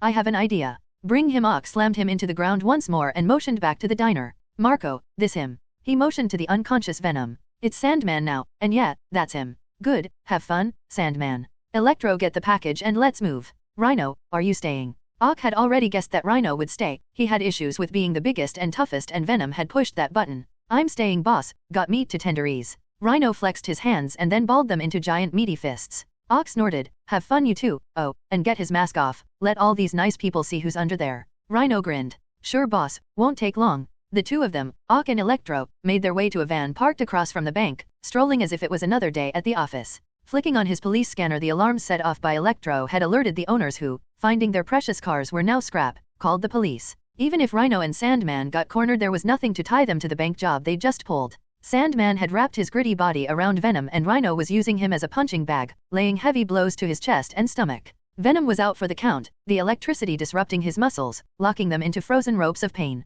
He wasn't even registering each of the blows being rained onto him, his mind retreating into itself. But even through all that, it was an intense agony that brought him back into consciousness. He coughed and blood filled his mouth. Through half-shut eyes he saw Rhino standing over him, thick gray fingers digging into the simskin on his chest. As his thick fingers dug into the simskin, a large chunk, the white spider emblem on his chest, ripped free, and a grinning Rhino threw it into the diner. Screams followed as the patrons backed away from the torn and oozing pile of goop. The pain drew him back to the land of the living, and he saw Gwen and the others standing at the broken window in shock, watching him being pummeled by these two monsters. Sandman laughed as Rhino landed punch after punch into Venom's bare chest. Yeah, fuck that asshole up, Rhino. He hollered in joy, watching Venom suffer as he had. Venom laughed. Asshole? There are only two assholes here. He thickened the skin on his chest, drawing on all the dead material around his body, thickening it into something that Rhino's fists couldn't break. A plate thickened on his forehead, and he slammed his head back first, stunning the Sandman and the forwards. As Sandman's grip loosened ever so slightly, Venom's head slammed into Rhino's. The horn on his helmet crumbed with the impact, and Venom laughed. "Ah, seems you lost your horn. The ladies will be disappointed." He started to exude web fluid, thick tendrils from his back snaking over Sandman. Not a line, but sticky thick gel, like tar, and Sandman found himself the one being held. "Yes, we are Venom and you are nothing." Freeing his hand, a thick gauntlet of hardened skin coated it, and he slammed it into Rhino's jaw. Sandman was trying to free his body, but the thick tar was holding him fast. Venom began to cover them both in more of the tar, and Sandman began to panic, moving his core body away from Venom.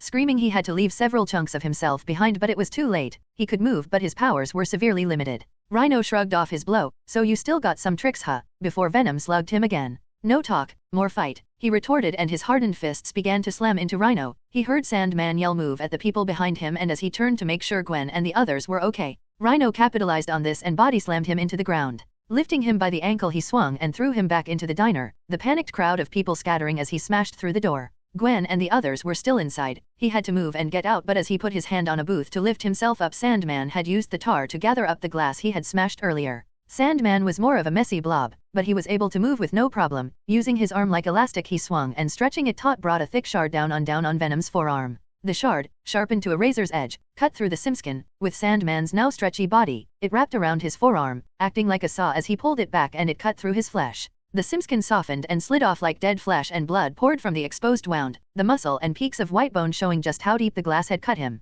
As it detached itself, the pain flared through Venom's arm, and he could do nothing but cry out in agony, the black tar rushing to cover not just the huge gash in his arm but the now bare limb. "We will kill you for that," Venom screeched, and prepared to launch more web at Sandman. Sandman grinned and Venom froze as he saw Rhino lining up a charge. It would take him through one of the support pillars of the diner, and as he smashed through it, Venom leapt, sticking to the ceiling. "You fucking idiots," Sandman yelled as the other supports buckled and then crumbled, unable to support the ceiling with Venom's extra weight. For a few seconds, the whole restaurant froze, and then the screaming started as chunks of the ceiling began to rain down. Patrons scattered, not caring about the two fighting in their midst. Lights fell and sparks flew as bulbs shattered. Rhino gave Venom the finger before punching his way through the glass-windowed wall, and Sandman more oozed than ran after him. Venom had no choice. If he chased them, then the people would suffer. "Run, run," he yelled, and the stiff statues, frozen by violence, began to panic, rushing towards both the smashed doorway and the broken front wall. He began to spray the stickiest web fluid he could make on the supporting pillar and the ceiling surrounding it, but Rhino had done too much damage. Even if he got underneath it, the ceiling was going to come down.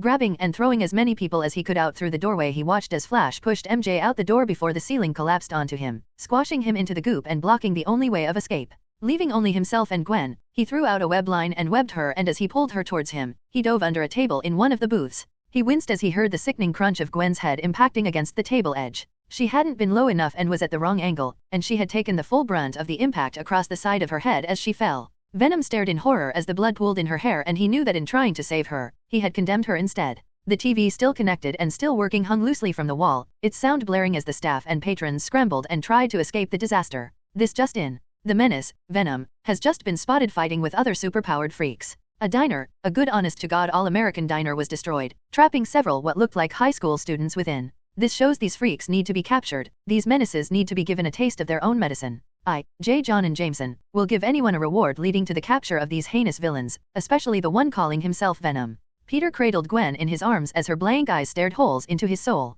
He knew that the scalp injury, coupled with her other symptoms, shallow breathing, and one fully dilated pupil, meant the worst. She had suffered some kind of brain injury, and without immediate help, she would most likely die. He closed his eyes, seeking how to within his vast knowledge, but this time it didn't come from his mind. He felt an instinct. His senses tingled when he focused on himself. It was a long shot. Whatever had been done to him rebuilt his body, stronger and faster. Maybe he could use that to heal Gwen. The only problem he had was how? It wasn't like being trapped under half a ton of rubble. He could give her a blood transfusion, and anything else was much creepier. It had to be the one thing he had. So holding her tightly, he brought his lips to hers and with no resistance kissed her deeply. His first kiss was taken with someone barely alive, but if he saved her he could explain, and make it up to her later. He felt something rising in his throat, not an acid taste of rising vomit but a sticky sweetness, and whatever it was made its way from him into Gwen's mouth. Pulling back, he saw her throat bulge as whatever it was moved down her neck. Gwen spasmed as the lump he gave her, diffused itself into her body. The lump seemed to split, and two lumps now branched down. He could see that it hadn't gone down her gullet but had entered her lungs, forcing them to take deep breaths.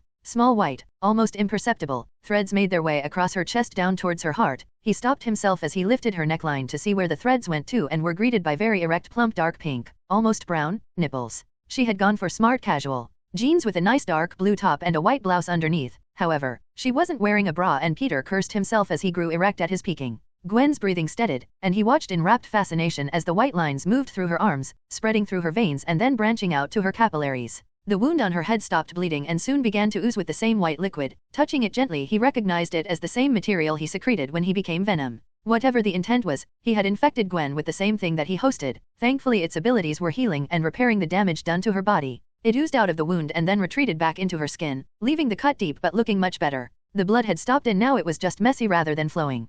Peter had to bite his lip. Tears welled up in his eyes as he knew that even if she was changed, that she was alive, and he hugged her close to him. Her breathing stabilized and the smaller cuts on her body began to heal at a visible rate. The large gash on her forehead had stopped bleeding but still looked bad. Her pulse was steady, and her eyes, even through closed lids, now reacted to the small amount of light Peter had from his phone. He held her tightly and he could hear the calls of the rescue services. Hello? Search and rescue. How many under there? A voice yelled through a small opening, and Peter spotted an inspection cam. 2, and she's injured. Head wound? He yelled back and moved the camera with his hand to show the gash. Help is coming. Hold tight. If you can move her, lie her down and support her neck. We'll get the hole opened further and send in water and something for you to clean the injury with. The EMT shouted. While the hole was only a few inches, they sent in pouches of water, a few packets of sweet energy gel, and a roll of sterile wipes and plasters with instructions as to what to do. Peter made a show of cleaning the wound, even though he knew it was already healing, and sat eating the apple-flavored paste as he waited for them to get to him. As the floodlights illuminating the collapsed building began to filter through into their small alcove, Peter felt relieved to know they had been saved. He was sure he could have just lifted the rubble off the tabletop, but not without the consequences of revealing himself to anyone out there. Soon enough, firemen stabilized a tunnel, and an EMT had crawled into their cramped shelter, checked them both over for broken bones, and given them the all-clear to at least move. Once outside, Peter was helped to an ambulance while Gwen was stretchered on the spot. Her father came over. George had been here since the start. Knowing the diner Gwen had gone to and hearing the report of fighting, he had scrambled everyone to get there as fast as possible. They had caught sight of a van leaving, but with 3 giant freaks fighting in the diner where his daughter was, he had paid little attention to it. The units had watched helplessly as the fight destroyed the building, and the pair of gray and sandy criminals made short work of the squad cars in their escape. Instead, they focused on the building, helping survivors, and clearing what rubble they could. What the hell did you do, Parker? George yelled as if the scene before him could be blamed on Peter. Peter ignored him and was taken over to an ambulance. An EMT shone a light in his eyes and asked if he was okay, if he had any pain or dizziness. Peter answered the questions mechanically. His arms and legs were gently pressed and checked for broken bones, but Peter could barely feel the man's touch, let alone any pain. Physically he was fine, but inside he raged. He had been surrounded and beaten, his hand almost severed, his dignity trampled by bullies once more. 4 vs 1 was never going to be a fair fight, and he vowed it would never happen again.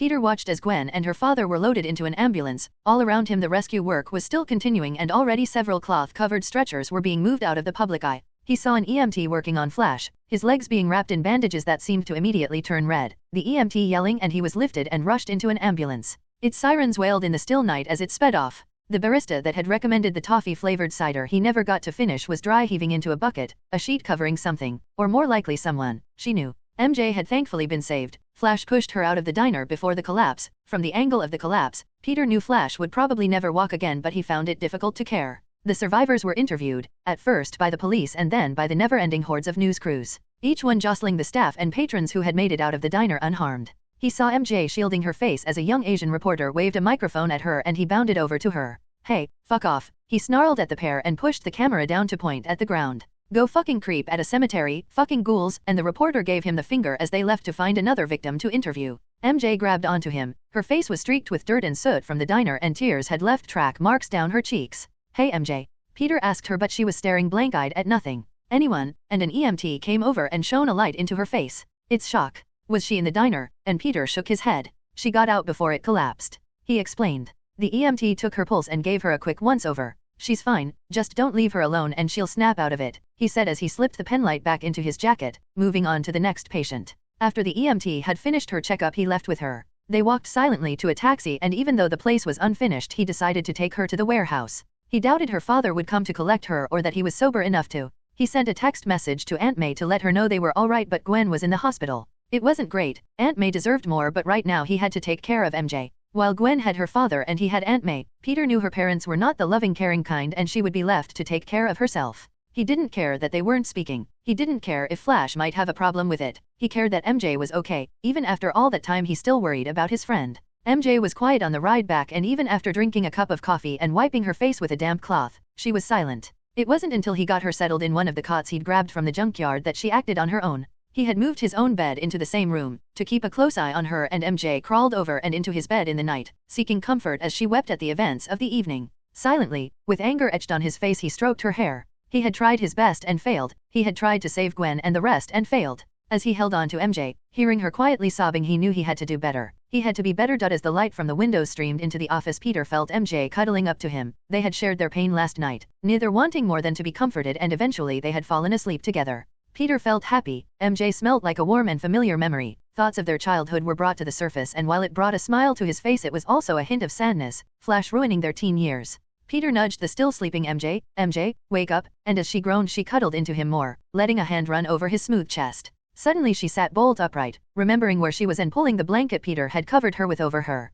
Sorry," she said, wiping the drool from her mouth and making sure she hadn't, or that he hadn't done anything inappropriate in the night. A hint of guilt flashed through her mind, not that I would have stopped him, and she hid her face to hide a blush. MJ had been glad Peter was there to take care of her and found solace in his presence. He was the rock she had been desperate for, and even with last night she wished she could stay here longer. "It's fine," Peter replied, "but we should get to the hospital. I need to see how Gwen is doing."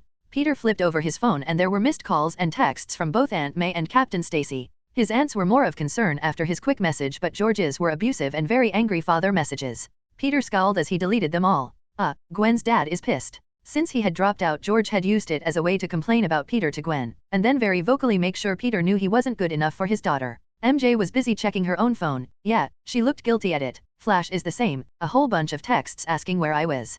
Peter shrugged. "Just tell him that you spent the night here, sleeping with me." MJ looked horrified. "Oh yeah, that's a great idea," as she batted his shoulder. "Wait," she thought to herself, "when did he get buff?" And prodding his arm and bicep she frowned at him. "Yeah, unless you're going further, don't ask." Peter stood and stretched, with MJ staring at him as his muscular stomach came into view. He ran some water into the sink. His own shower hadn't been hooked up yet, and stripping off his t-shirt sponged himself down. Vague memories of teasing Gwen like this surface and he had to smile, facing away from MJ of course. She was in a foul enough mood as it was, and while he knew it wasn't directed at him, he wasn't about to make things awkward between them. Peter had missed this. MJ was now like her old self, smiling and fun to be around. When she was with Flash you could see that something was wrong. There was no smile, other than a fake plastic one she fooled everyone with.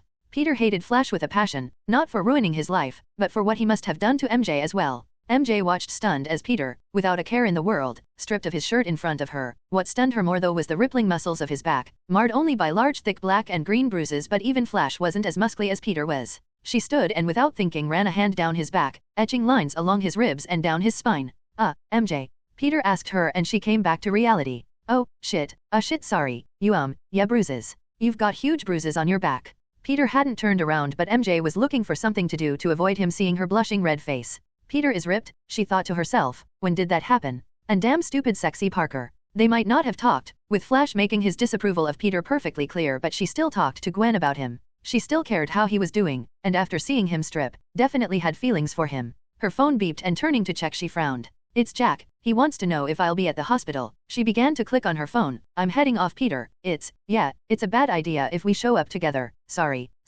and she grabbed her jacket and bag and bolted for the door. Peter stood and watched her flee like a mouse before a cat, and smirking to himself he pulled on a t-shirt and shirt. He might have felt bad about things if Flash wasn't a colossal dick, but he fully intended to split them up. Flash wouldn't be made to feel welcome here and he was sure he could rope Gwen into poisoning MJ's ear towards him as well. The asshole deserved it. His one saving grace, the one thing saving him from being broken by Venom was that he'd pushed MJ out of the building and saved her. He might have some decency in him, and that small act was his own salvation. He still didn't deserve MJ though. Peter didn't agree with waiting but as MJ had already run off he made sure the warehouse was locked up and called his own taxi, sending Aunt May a message to say he'd be visiting Gwen at the hospital. Gwen was given a clean bill of health by her doctor and was just sleeping, not in a coma. It didn't stop George Stacy from giving Peter an earful though. Why had she been there? Why was she hurt? If he was in the bathroom, why didn't he call 911 once the gang had shown up? Peter had no answers for him, but the man's incessant bitching was driving Peter insane. He wanted nothing more than to bring out Venom and drive the man into the wall then roar in anger at what had happened. It was Aunt May's arrival that fended George off, May giving him a mouthful back. How dare he yell at someone just after an accident? How dare he attack a kid for not standing up to 4 grown men? George and the rest of the hospital staff stared in shock as the small kind-looking woman raged a torrent of abuse back at the uniformed police captain. Peter was lost in his own thoughts. 4 supervillains, showed up and his stupidity got Gwen hurt. His actions almost got her killed. Peter felt a rush of emotion flow through him, dousing his rage and he burst into tears. A passing nurse shone a pen in his eyes that he barely registered and just said shock, before handing May a bottle of something and walking off. There were half a dozen small pills in the bottle with a note. If he can't sleep, take one with warm milk, 20 milligrams diazepam. No name was attached to the bottle but May knew the drug. She had taken them after Ben was killed. Someone working in the hospital knew what the kids had been through, and seeing Peter with no insurance had acted on kindness. A menace, I tell you. This Venom character, rushing into a hostage situation, causing massive property damage and for what? One brave barista cut down in the prime of their life as super menaces smash their way into a bank. I, J. Jonah Jameson, plead to all my loyal viewers, if you see the Venom, if you hear about the Venom then call in. TheDailyBugle.com will pay for any story, anything leading to the arrest of that black costumed freak. At the word freak Peter snapped back to reality. He knew he'd been lax, he knew he'd been thoughtless, he knew if he wanted to make sure it never happened again that he needed to be more diligent in the future. Seeing Aunt May next to him, he squeezed her hand. Can I stay with you tonight, May? I know Gwen. May stopped him. It's okay, Peter, take the time you need. Peter took a deep breath, thanks Aunt May, and leaned in to hug her. Those bastards would pay. He would find who they were and they would pay, not just for his arm but for Gwen as well. Is MJ okay? May looked at his hand in hers, a frown on her face. Yeah Aunt May, MJ is fine but Flash was trapped under the rubble too, I think. MJ said he was here, but I don't know where. Peter couldn't exactly tell his aunt he didn't really care about what happened to Flash, so right now it was best to fake it. While Gwen had been kept in overnight, she was being released. The head wound was nothing serious, it had been stitched and after an MRI no signs of hemorrhage or subdermal bleeding were detected and it was probably just shocking that had kept her asleep. George glared at him as they all walked to the taxi rank together, Aunt May keeping the peace between the pair. She knew Peter had saved her and her father needed to be reminded of that. Gwen was feeling up to sending MJ a text and while not immediate, she got one back. Flash, Gwen said, he lost his legs, they had to amputate them, too long under the rubble. Gwen was repeating the message in a daze while Aunt May covered her mouth in shock. Peter moved in to hug Gwen but her father stepped in front of him wrapping his arms around her. Maybe it's time for family, Peter, you should spend time with your aunt and leave Gwen to me, George Stacy stated bluntly. Gwen's my girlfriend, sir, and MJ is my friend. Maybe she needs a different kind of family right now, Peter retorted, finally tired of Captain Stacy giving him crap. Listen here you little shit, if you'd been at prom like you should have and not been some delinquent Gwen would never have been at that diner, this is your fault. He'd pushed Gwen behind him and was waving his hands at Peter as he ranted. Sir, I saved Gwen, I pulled her under a table as debris fell. Peter took off his jacket and lifted his shirt, showing the huge bruises over his back. This is from shielding her from the rubble, so I'm fucking sorry I can't reflect rocks very well and I'm sorry that it's somehow my fault that a crime happened but don't you yell at me for saving your fucking daughter, you ungrateful prick. Peter's anger bubbled and threatened to boil over, when Aunt May put a hand on his shoulder, the coldness of it doused his inner fire. Peter stopped, patting her hand, his head hanging down. Sorry Aunt May, I'm sorry. It was Gwen though. She pushed past her father, pulled down Peter's shirt and took his jacket. Take me home Pete, she said. Dad, I'll text you later. Go home and get the movers started. I'm not waiting another day. But Gwen honey, you're just out the hospital and George stammered. No, Dad. Moving. Today. No arguments. Gwen was serious. Peter, get a cab for your aunt and one for us. She saw him hesitate and glance over at her dad. Now, she said forcefully and he flinched but took his aunt's arm and got her into a taxi. The ride back to the warehouse was quiet. Gwen's knuckles were white as she clasped her hands together and Peter was unsure as to what was going on exactly. He couldn't be sure but he got the feeling that she was mad at him for something. When the movers came, Gwen was outside arguing with her father over something that Peter couldn't quite make out. He was learning to tune out voices and noises by listening to his heartbeat and so far it was good enough to stop louder noises from deafening or hurting his ears. Of course, if he relaxed he would hear what was being said but respected Gwen's privacy. He waved and undid the huge bolt holding the double half bay doors closed. He'd made the decision to weld the top half closed but kept the bottom free, welding new hinges, exactly for a situation like this.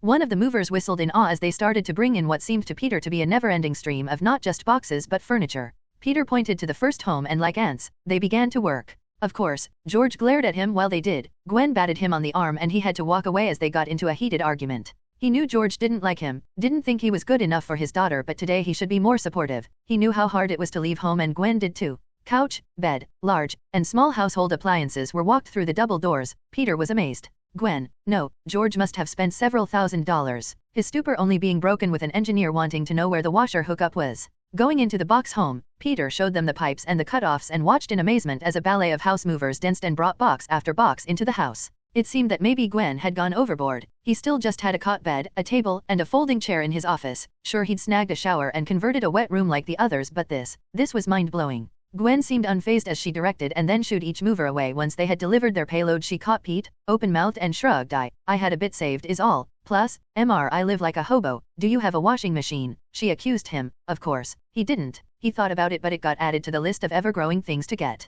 George Stacy watched silently as his pride and joy and right now the biggest pain in his ass, next to the Parker kid, emptied his wallet and house of anything not nailed down. He had argued she was too young, which didn't work as Parker was a few months younger, had been working and owned the building. He argued that living together with a boy was unseemly. She pointed out that he had his own place, hers had a lock, and with MJ moving in too she wasn't living alone with Peter. In the end, he gave up and begrudgingly gave his blessing to Gwen but was still giving Peter the stink eye. He had to admit though that finding out the warehouse belonged to Peter was a shock. Maybe the kid did have some potential after all, and he shook his head. Still not good enough for my Gwenny. As they were both moving on the same day, Peter left to go to the apartment, carrying armfuls of black bags and a few small items to a rental van. Most of his stuff had been moved already and even as he surveyed the empty room he felt a little twinge of sadness. This place had been his shelter for the years after he lost his uncle, the shell he built to console himself and now, was he ready to break out of it? Aunt May had surprised him and they had driven to a second-hand store, filled with old furniture from house clearances and pawned items. Peter had leapt at a huge catering table and the staff had been honestly glad to get rid of it. Its massive size was more suited for a hotel function room rather than a home. He was given a bed, tables, chairs, and a few worn but serviceable chairs, all mismatched but all well looked after and soon, with more than he could have ever asked for they made their way back to the warehouse. Knowing MJ was in the same situation as him, he snagged a few extras, taking another bed and some scruffy but still usable chairs so she had furniture as well. Once his van was emptied he got out of the way, giving Aunt May a peck on the cheek and waved as she drove off to return the rental van. He made a circuit of the building, making sure nothing was out of place, more to keep himself out of the way than anything else and peeking inside the truck saw that they were about half done. He sent a text to Gwen promising to head to the lunch trucks, load up on burgers and sodas for the movers as a small thank you, and did she want anything? Making his way to one of the nicer trucks he bumped into a familiar figure. Felicia. She was standing on a street corner, which Peter knew was a usual hangout spot of the pimps and prostitutes, her figure not just standing out but conspicuous. Felicia, that's not such a great place to hang out, you know. He called over to her. Nah, she wasn't working there was she? He knew her dad had been gone for a while, a rumor circulating that he'd ran off but even she didn't need to hook to get by did she? She seemed to freeze as she spotted him Parker. She called out and nah, just waiting for someone, but yeah, it's weird, to see you here. Peter nodded at the truck. I live here, works close by and Gwen's moving in today as well. It was just small talk. Felicia was an acquaintance, not a friend but he wouldn't ignore her, she was just rude to him, never one of the bullies. Gwen? You're living together with Gwen? Felicia asked, surprised. She knew Gwen had offered to share a place with her and MJ but not with Peter. Was he living at the warehouse? She would have to phone Gwen later and find out. It proved Venom's words though, Peter was staying there, and now she could try and get his help, but not today. Yeah, it's a nice place, you should stop by sometime. She snorted, sure Parker, but I think my friend's not coming, see you around, and as he watched she seemed to be checking out her surroundings before leaving. That was weird, he thought to himself, before loading up on various burgers and condiments, enough for the dozen guys moving plus him and Gwen. Grudgingly he bought a couple of spares for George, but he figured he'd make some asshole comment and then leave before eating. He returned to a swarm of movers in the warehouse, coming and going from Gwen's new home. She nudged up to him as he set out the case of sodas and burgers on the huge wooden table he'd decided to sit in the middle of the warehouse, a nice breakfast table for everyone. So Dad's going to stick around after the guys leave, but yes, we've got a washer dryer installed and my kitchen has a fridge freezer, so we can have some proper food for once. Gwen had snuggled up to Peter, letting their sides touch, ignoring her dad's glare. He was too busy directing moves to come over and she enjoyed the contact. We have food, Peter said defensively. Gwen raised an eyebrow at him. Real food, Pete, not out a can or from a food truck, real food. She spelt it out and then grinned and snorted at her joke. Movers took breaks and Gwen shifted into emptying boxes once they had been moved into rooms, leaving her father to eyeball Peter. I'm not happy, son, he said as Peter grabbed another burger. The movers were all but done, leaving several cans and empty cartons on the table. I'm not happy my daughter is moving in with, he breathed out through his nose, a delinquent. Jack Thompson reported someone vandalized his car. You wouldn't know anything about that, would you? Peter shrugged. If I did, I don't have to say anything, do I? Peter took a huge bite out of the cheeseburger. He loved the ones from a food truck just outside the 7-Eleven as they used actual cheese. Plus, he's a giant douchebag, so good for whoever did that, he said, chewing the burger while he spoke. George felt his blood pressure rise. Look, son, you might think that dropping out and acting like a tough guy will get you ahead in life, but let me tell you, he waved a finger at Peter. No, George, let me tell you, you're a piece of work. Gwen lives here, not you, and as for me, you know nothing about me. This warehouse is mine, not leased, not rented, mine, I own it. Gwen pays me to live here, and Jack Thompson, oh boo fucking who, a rich asshole gets what coming to him after his son gets me suspended, and now you come here, CKing the cops on me, trying to make me feel like I'm not good enough? At least I don't harass teenage boys while the city gets overrun by crooks and murders. At least I don't spend my Sunday feeling the balls of some senator so I can get a new tank for my department. So George, unless Gwen asks you to stay, unless Gwen invites you over, how about you get the fuck off my property? Peter waved the half-eaten burger towards the door, his gesture obvious, before stuffing it fully into his mouth. George Stacy was not a man used to being talked to like that. He demanded respect and he damn well got it. Listen, you little shit. Peter stuck his hand up in front of his face. Officer, I believe I asked you to remove yourself from my property. As a law enforcement official you should know that trespassing is a felony. I've asked once. Peter stood right in his face, his eyes staring straight into George's. Don't make me ask again. George could see the resolve in Peter's eyes. He wasn't bluffing, and while he'd be invited over so it wasn't trespassing, he wasn't going to push the issue. Peter wasn't the same boy he'd met before, wasn't the same as he'd heard Gwen talk about on the phone with her friends. No, this boy was different, mature, confident, dangerous. Snorting, George stepped back. Gwen honey, it's been made clear I'm not wanted here. Come home when you want, and if you need anything, just call. He grabbed his jacket from one of the folding chairs and made his way out of the building, hearing the heavy clang as Peter slammed and then very prominently bolted the double half doors closed. George shook his head. Intimidation wouldn't work. Using the department would get him fired. He just needed an angle to prove to his daughter how much of a scumbag Peter was, just one, and she would see things his way again. Peter sighed. He hadn't wanted to start anything with George. He was Gwen's dad after all, and if things were going to progress with Gwen, they needed to get along at least. He didn't want to be the source of conflict between her and her dad, Gwen. She hadn't come out of the home yet, and rapping on the door frame he saw that there were half-open boxes on the living room coffee table. In the few short hours, everything had moved and now boxes littered the carpeted and furnished box house, but as Peter moved to help Gwen she raised a finger at him, glaring. He paused in the doorway, unsure of where Gwen's anger was coming from. Standing before Peter, she began to undress, stripping off the slacks she had on, and soon she stood before him with nothing on, and Peter gulped. He had thought she was joking about the underwear thing. Don't even fucking think about it, you shit. You've got some explaining to do. As he stood watching, black liquid flowed over her body, covering her in latex-like material. Her transformation changed and her arms and shoulders were now white with a pink trim. The bald featureless mask, a colored copy of his Venom simskin, covered her. Her eyes were edged pink and a hood covered her head. Her mouth split apart into a huge maw. We are angry with you, Peter. Gwen screeched in rage and lunged for Peter. What have you done to us? She yelled. What is this stuff attached to me? Peter flung himself backwards out of the home door and Gwen leapt out after him. He'd just finished fixing the place up and wasn't about to let a pissed-off Gwen trash it. Gwen spat sticky web fluid at Peter. The control of her powers lacking and the ability to create a high-tensile web line to swing from was non-existent. Hey, didn't know you were a squirter, Gwenom. Peter quipped as once more the thick fluid just splattered over the warehouse floor. It was funny to him, to watch her try and figure out her powers. Totally inappropriate but still funny. He leapt straight up onto one of the roof rafters and stuck to it. Gwen screeched in anger at him. Even with her now enhanced strength, she was unable to leap high enough to grab hold of him. Her mind was fogged by the sudden rush of hormones, blanking her into a pure unadulterated rage. He was mocking her and he would pay for his insolence. Huffing the cold air, Gwen prowled beneath the girder Peter was stuck to, never taking her eyes off him. While this was fun, Peter knew that Gwen had to learn to take control. The urges he fought with daily were bad, but Gwen had been injured and almost dead when he changed her, and she might not have enough control. The worst part was the thought that he might have to find a more permanent solution if she stayed in a rage, one he didn't want to think about. In his musings, Peter took his eyes from Gwen and she capitalized on his error. Launching herself at the wall of her home, she springboarded from it and got high enough to swipe at his chest, raking blackened claws across his armored chest.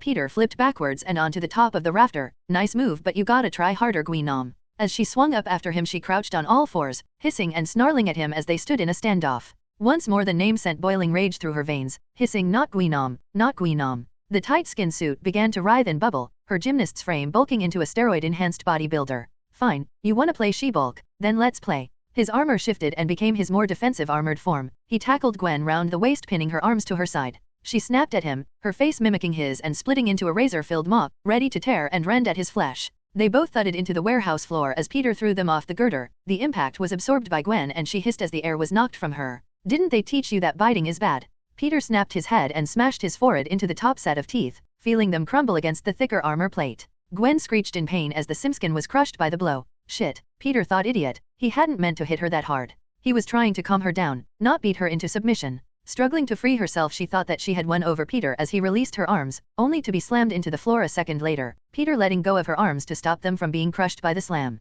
She brought a fist round to smash into his ribs, but he leaned back, making her miss, and then with a double wrist shot, webbed her hand to the floor. "Play nice, Gwenom, or daddy will spank." Soon her other hand was webbed, and even with bucking her hips to dislodge him, she knew it was over. He had bested her. Even if she had felt stronger, he was stronger still. He had been smarter to keep out her way. He had been smarter to make her mad with his stupid quips and acid tongue. Something clicked inside her and she continued to fake struggle. Peter gripped her with his hips. "Woohoo, ride cowboy." While this was fun, he really didn't want to hurt her. His amusement at the situation was his undoing. Gwen hadn't learned to make web ropes yet, but she knew that she could alter the chemical formula of her fluid, and with Peter acting like a jackass, he failed to notice the acid eating away at the bindings holding her down. Once they felt weak enough, Gwen roared and flipped her and Peter over. With his legs around her waist, she slammed him down onto the concrete floor. Winded by the sudden reversal, Peter found himself held to the floor by Gwen. She scurried away and then ran back at him, flipped over and kicked him in the head, sending him spinning across the floor. Leaping and pouncing on him once more, she drove her full weight into his, driving the air from his chest and copying him, sprayed webs over his hands. It quickly dried into a solid mass in seconds.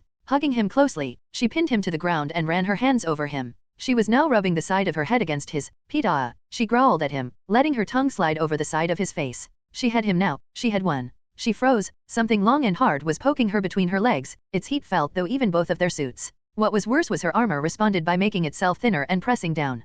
Peter had an erection. Her tasting his skin and foreplay to get revenge had an unexpected side effect. The pervert liked it. Her tongue on his face brought out his raging teenage hormones, and he had grown erect at their closeness. "Take him," a voice echoed in her head. Looking down, she could see his manhood, standing proudly between her legs, its thick smell enticing her to taste it, to take it deep within her until she was one with him. No, she thought to herself, I won. This was cheating. This isn't fair, but she pushed herself down onto him more anyway. So what if she won? She should claim her prize as the victor. She would taste him later, after she had sated herself. Make him yours, and in a rush of hormones, she agreed, feeling herself become slick as she rubbed herself over his erection. As she began to rub her crotch against his erection, Peter felt the connection between them, her frustration at his teasing, her anger at his stupid jokes, her desire as he hardened between her legs, and while Gwen was lost in a haze of lust, he knew this would break her from the anger. It wasn't the first time he had planned, or the first time he had ever imagined, but right now Gwen, or whatever she had become, needed something to distract her from the rage. Something other than violence, and as she stroked him with herself, he knew she wanted this too.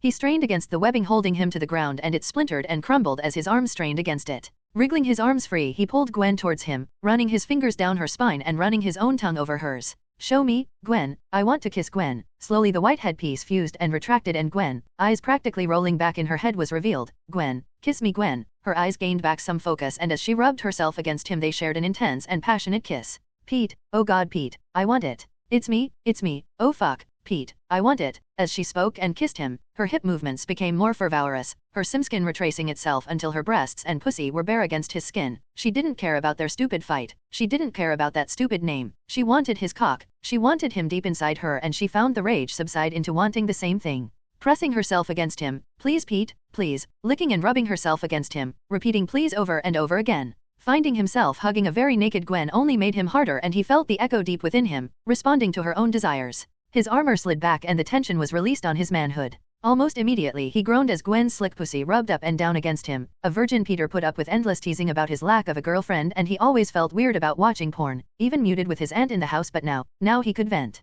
The lust bubbled up within him. He grabbed Gwen's waist and lifted her so he could put them into a seating position. Finding her nipples with his tongue, he sucked and teased as he held her. Feeling her wetness with the head of his cock and looking up into her eyes, she nodded. Lowering her, she slid almost effortlessly into her. She was already at the edge, and feeling him slip inside her made her gasp and moan. Peter was gentle. This was her first time as well as his, and while she was already wet and ready, he had no intention of hurting her. Instead, she whimpered and bucked, forcefully pushing herself down onto him, aching for him to fill her to the hilt, wanting every inch of his dick to be buried into her, to feel its burning heat fill and envelope her. She wanted it now and deep, uncaring at the small tinge of pain as her virginity was taken, uncaring as it soon spilled into a torrent of tingles and sparks that lit each nerve in a symphony of pleasure. Pushing him down, she grabbed his hands and pushed them onto her breasts. No, I won. Short sentences were all she could manage as she slid his length in and out of her, savoring each stroke as they enhanced the nerves inside her buzzed and lit into a fire of orgasms. She nuzzled and gently nipped at his neck, licked his earlobes, and purred with contentment as she drove him ever faster into her aching loins. It had never felt this good, even her own hand never felt this good. Pete, I want it. Pete, fill me, oh fucking fill me. Peter himself was too stunned to do anything. His concentration was kept on stopping himself from exploding into her at a moment's notice. Sex was good, sex with Gwen was great, and each time she lowered her hips and the tip of his manhood touched the velvet smooth end of her pussy, he wanted to come. Faster and faster. Oh shit Gwen, no. Oh shit no. She sealed his mouth with hers, and feeling his cock getting hotter ached for him to come inside her. She wanted it. No, she needed it. She didn't care they weren't safe. She didn't care at all. It burned as an ache inside her. She wanted him to fill her with his power. With a final drop, Gwen rubbed him deep into her, arching her back as she felt the cum spurting out of him like a hose. Later she would marvel at how much he came. A tablespoon, my ass. This was a torrent, sucked up by a hungry monster scared to waste even a drop. Peter himself was taut as the orgasm started in his cock and worked its way into his brain, sending fireworks of pleasure through each nerve in his body. His cock twitched as each wave sent another spurt of his seed deep within her. Naked and exhausted, Gwen and Peter held each other, too tired and too sensitive to move, each gently kissing the neck and lips of the other, each glowing in the vastness of their act, each glowing with the bliss of finally becoming one. After their first night together, they sat at the huge table and ate breakfast, finally a meal with milk and fruit, Peter grumbling that granola and energy drinks were fine, but Gwen shushed him. So, I've been thinking. Gwen was busily extruding and retracting the simskin on her hands. It won't be perfect, but I should be able to get us a microscope to see what this stuff actually is. Peter bit his lip and winced. Won't a microscope powerful enough be expensive? He asked, knowing the answer already. Sure. Gwen flipped her phone over to him and he saw that the most expensive model was $3,000, but it could be wired to a laptop for recording and had a 10,000x magnification, more than enough to see human cells, or well, hopefully, human cells. Pete, we have to know what these things are. We know they're affecting our moods, muscles, and probably a whole bunch of other systems. We're both experienced heightened moods, elevated sex drives, higher aggression, lower inhibitions, and who knows how else. I mean, if I cut myself right now, I'll scab and heal in minutes. I want to know what it is. She looked at the table, holding her empty mug. If it's dangerous. Peter sighed. I know. I don't want to find out we've got super cancer or something. Gwen laughed. Super cancer? What the hell? Peter stuck his tongue out at her. You know, when I got my powers, it was a thought. He shrugged. Super cancer? Oh my god, Pete, you're such a dork. She shook with laughter. Leave the biology to me, okay? We don't have super cancer, I promise. He mumbled. Super cancer could be real, to himself as she took their cups to wash. Finding it surprising that neither of them needed to shower, they did anyway, to enjoy the first time together. Their first tryst removed any tension between them, and neither Peter nor Gwen felt any embarrassment as they gently and carefully washed each other, small kisses and intimate touches interrupting their washing. After they had toweled off and dressed, they headed to the breakfast table. Peter had taken the huge table he got and centered it in front of the two homes, to act as a focal point for gatherings and meetings. Unwrapping a toaster pastry, Gwen stared at Peter. Don't call me Gwenom, I don't like it, she said, chewing the dry pastry. Peter's tastes involved the unfrosted type, and even she thought that was weird. Even though they had eaten an hour before, Gwen was hungry again, and as she ate the pastry she wondered if it was the weird slime causing it. Sugar, sugar, yum yum. Gwen turned her head. Was that it? She vaguely remembered a voice yesterday as well, as she subdued Peter. Was it able to talk to her in its sing-song childish voice? I kinda got a hint yesterday when you know, tried to rip my head off and eat it. Gwen smirked. She remembered. The rage, the animal need to eat and feast on him only being subdued by the more passionate lust for him. But what do we call you then? Gwenom wouldn't work anyway, it kinda tells everyone who you are. Peter laid into a granola bar. It had raisins and Gwen turned her nose up at it when offered. She had taken his last unfrosted blueberry pastry, but after yesterday he would forgive her, at least for now. Gwen leaned back. Nothing sprung to mind. How did you choose a name for your alter ego? No phone service. She was sure she could find some random name generator and pick something there. While he crunched on his bar, Pete suddenly sat bolt upright. Wait, I got it. He shuffled around till he pulled an old MP3 player out of his bag. Offering her an earbud, he swiped down the list and hit play. Your mouth, so hot. Your web, I'm caught. Your skin, so wet. Black lace, on sweat. I hear you calling and it's needles and pins, I wanna hurt you just to hear you screaming my name. Don't want to touch you but you're under my skin, deep in. I wanna kiss you but your lips are venomous poison. You're poison, running through my veins. You're poison. I don't want to break these chains. Poison. Gwen raised an eyebrow, pulling the device over so she could see who was singing. Alice Cooper, huh? Trying to tell me something, Pete? She held his wrist, feeling his pulse slowly speed up as he panicked a little bit. Yes, we like, Gwen heard in her head. Poison? Yes, us, eat more sugar, yummy.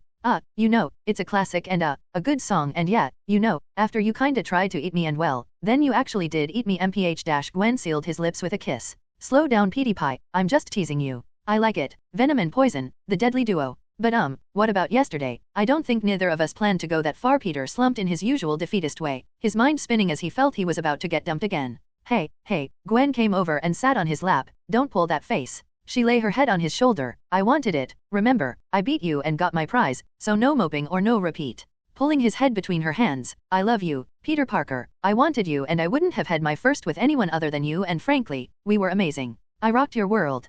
Pete leaned his forehead against hers. He knew the accident had amplified his emotions and in transferring a part of himself to her, her lust was probably amplified too, but hearing her words, feeling her sincerity, Peter knew she wasn't lying to him. I love you too, Gwen. See, that was easy. No mopey Pete and one happy Gwen. No fighting, only kisses and cooties. Gwen made kisses noises at him and they both laughed. But okay, so what's up with the weird skin thing and the web spray, and since when are you fucking Venom? My dad's been going nuts over him. Pete, you almost killed someone, and then, oh god Pete, that was you. You were fighting and, Gwen paused. You were fighting those men, Pete. You got hurt? You almost killed us all, you asshole. Gwen batted him on the shoulder and was yelling now. Peter just let her vent. There was no stopping her once she got going and Flash. No fuck Flash, you're Venom and I'm shit, I'm an alien thing. So what next? I got powers, I'm going to start beating people up.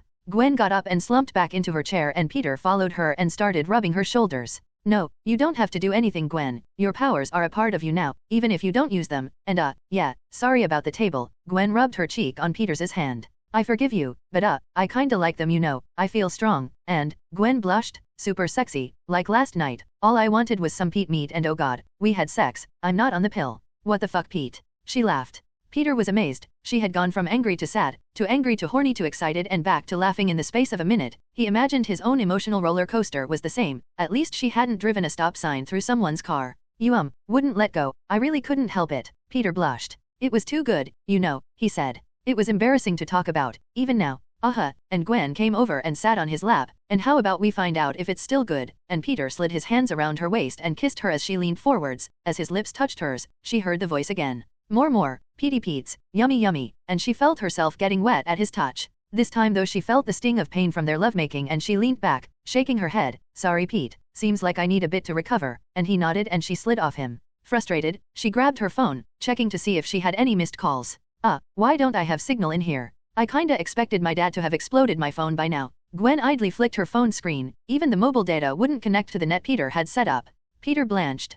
There's a Faraday cage around the building to stop any experiments I do from registering. Peter sighed, realizing how much trouble that would cause her even if it was to shield the warehouse from cameras or other electronic devices. You won't get a signal here unless you tie your phone into the protected network I set up. Sorry Gwen. I only finished it yesterday and I forgot. Reaching over and taking her phone, he pressed his own to it and after a series of beeps it installed a secure program of his own devising. There, and yeah, sorry, the phone immediately began to vibrate and the tings of each message received soon ran into each other. Gwen hoped her dad wasn't too mad, or that at least he hadn't called out a few of his cop buddies to find her. Sorry Pete, I gotta go. Dad's filled my inbox with voicemails and too many messages to count. Reaching over she kissed him on the cheek. Talk to you later, okay, before grabbing her bag and running to the main warehouse door. Oh shit, I live here now. She ran back, grabbed her new keys and blew Peter a kiss. Be back later. Oh, I'll order the microscope, pick it up and meet you back here later.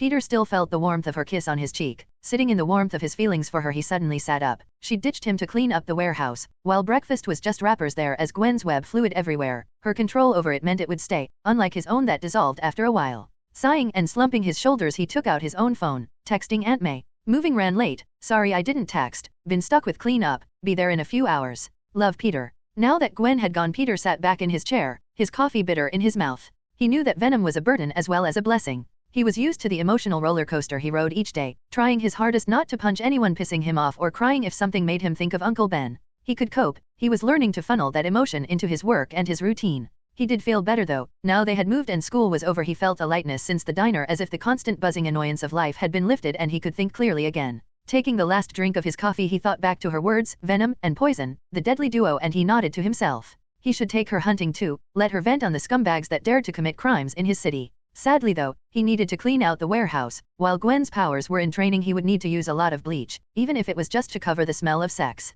He also wanted to head back to check on Aunt May. He had a few small things he wanted, so he could do both at the same time. Both Peter and Gwen headed home for one last visit. The small items, forgotten, too private, or too delicate, needed picked up, and Peter wanted to see Aunt May while Gwen had words to say to her father. Aunt May, I'm back. Peter looked around the apartment one last time before heading into the small kitchen where Aunt May had started to fill the kettle for coffee. He put his head on her shoulder and she gently patted his hand as she filled the cups. All done? She asked him, and he nodded. Gwen's heading home and I thought I'd make one last sweep of here before heading back. I think I've got everything, maybe some clothes in the dryer. Did you get Gwen settled in okay? And Peter nodded as he started to add sugar to his coffee. Yeah, but we had a ton of recycling to get organized, all the boxes and what's wrong, Aunt May? He asked as she gave him a stern look.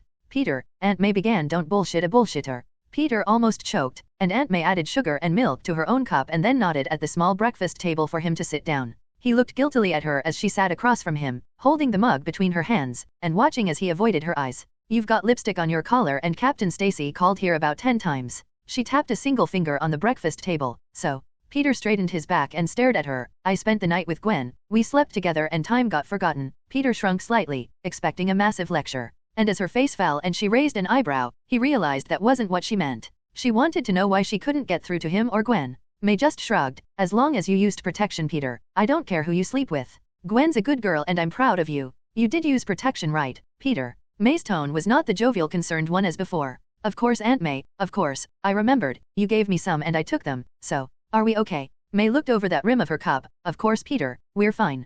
Peter stared at his aunt. But, I can't do this, Peter, since Oscorp. I can't sit here night after night hoping, her voice cracked, hoping the same thing hasn't happened to you cause you're not answering your phone, so, I'm going to let go. Peter, you've got a business and a girlfriend. An old woman like me can't sit around and pine forever, you know. Peter frowned. Aunt May, you're not that old. Peter patted her arm before hugging it. I know, which is another reason I'm glad you moved out. Peter, I loved your Uncle Ben. I gave him everything I could, but I'm not old. She sighed, seeing you and Gwen. I'm lonely, Peter, and I need to get laid. Peter absent-mindedly said. Peter Parker. Aunt May yelled, cuffing him around the head. I need to get out of the house. Ow, sorry May, sorry. He faked being hurt and moved to sit back down. She stood, dumping the last dregs of her coffee into the sink. I'm joining a few classes, and no, don't worry, it's not the ones you go to. Until then, young man, get your mind out the gutter. Ruffling his hair, May picked up her house keys. Anyway, I have to run. Some of us can't skip work like you. Love you, Peter. Oh, do the dishes before you leave, they're yours anyway.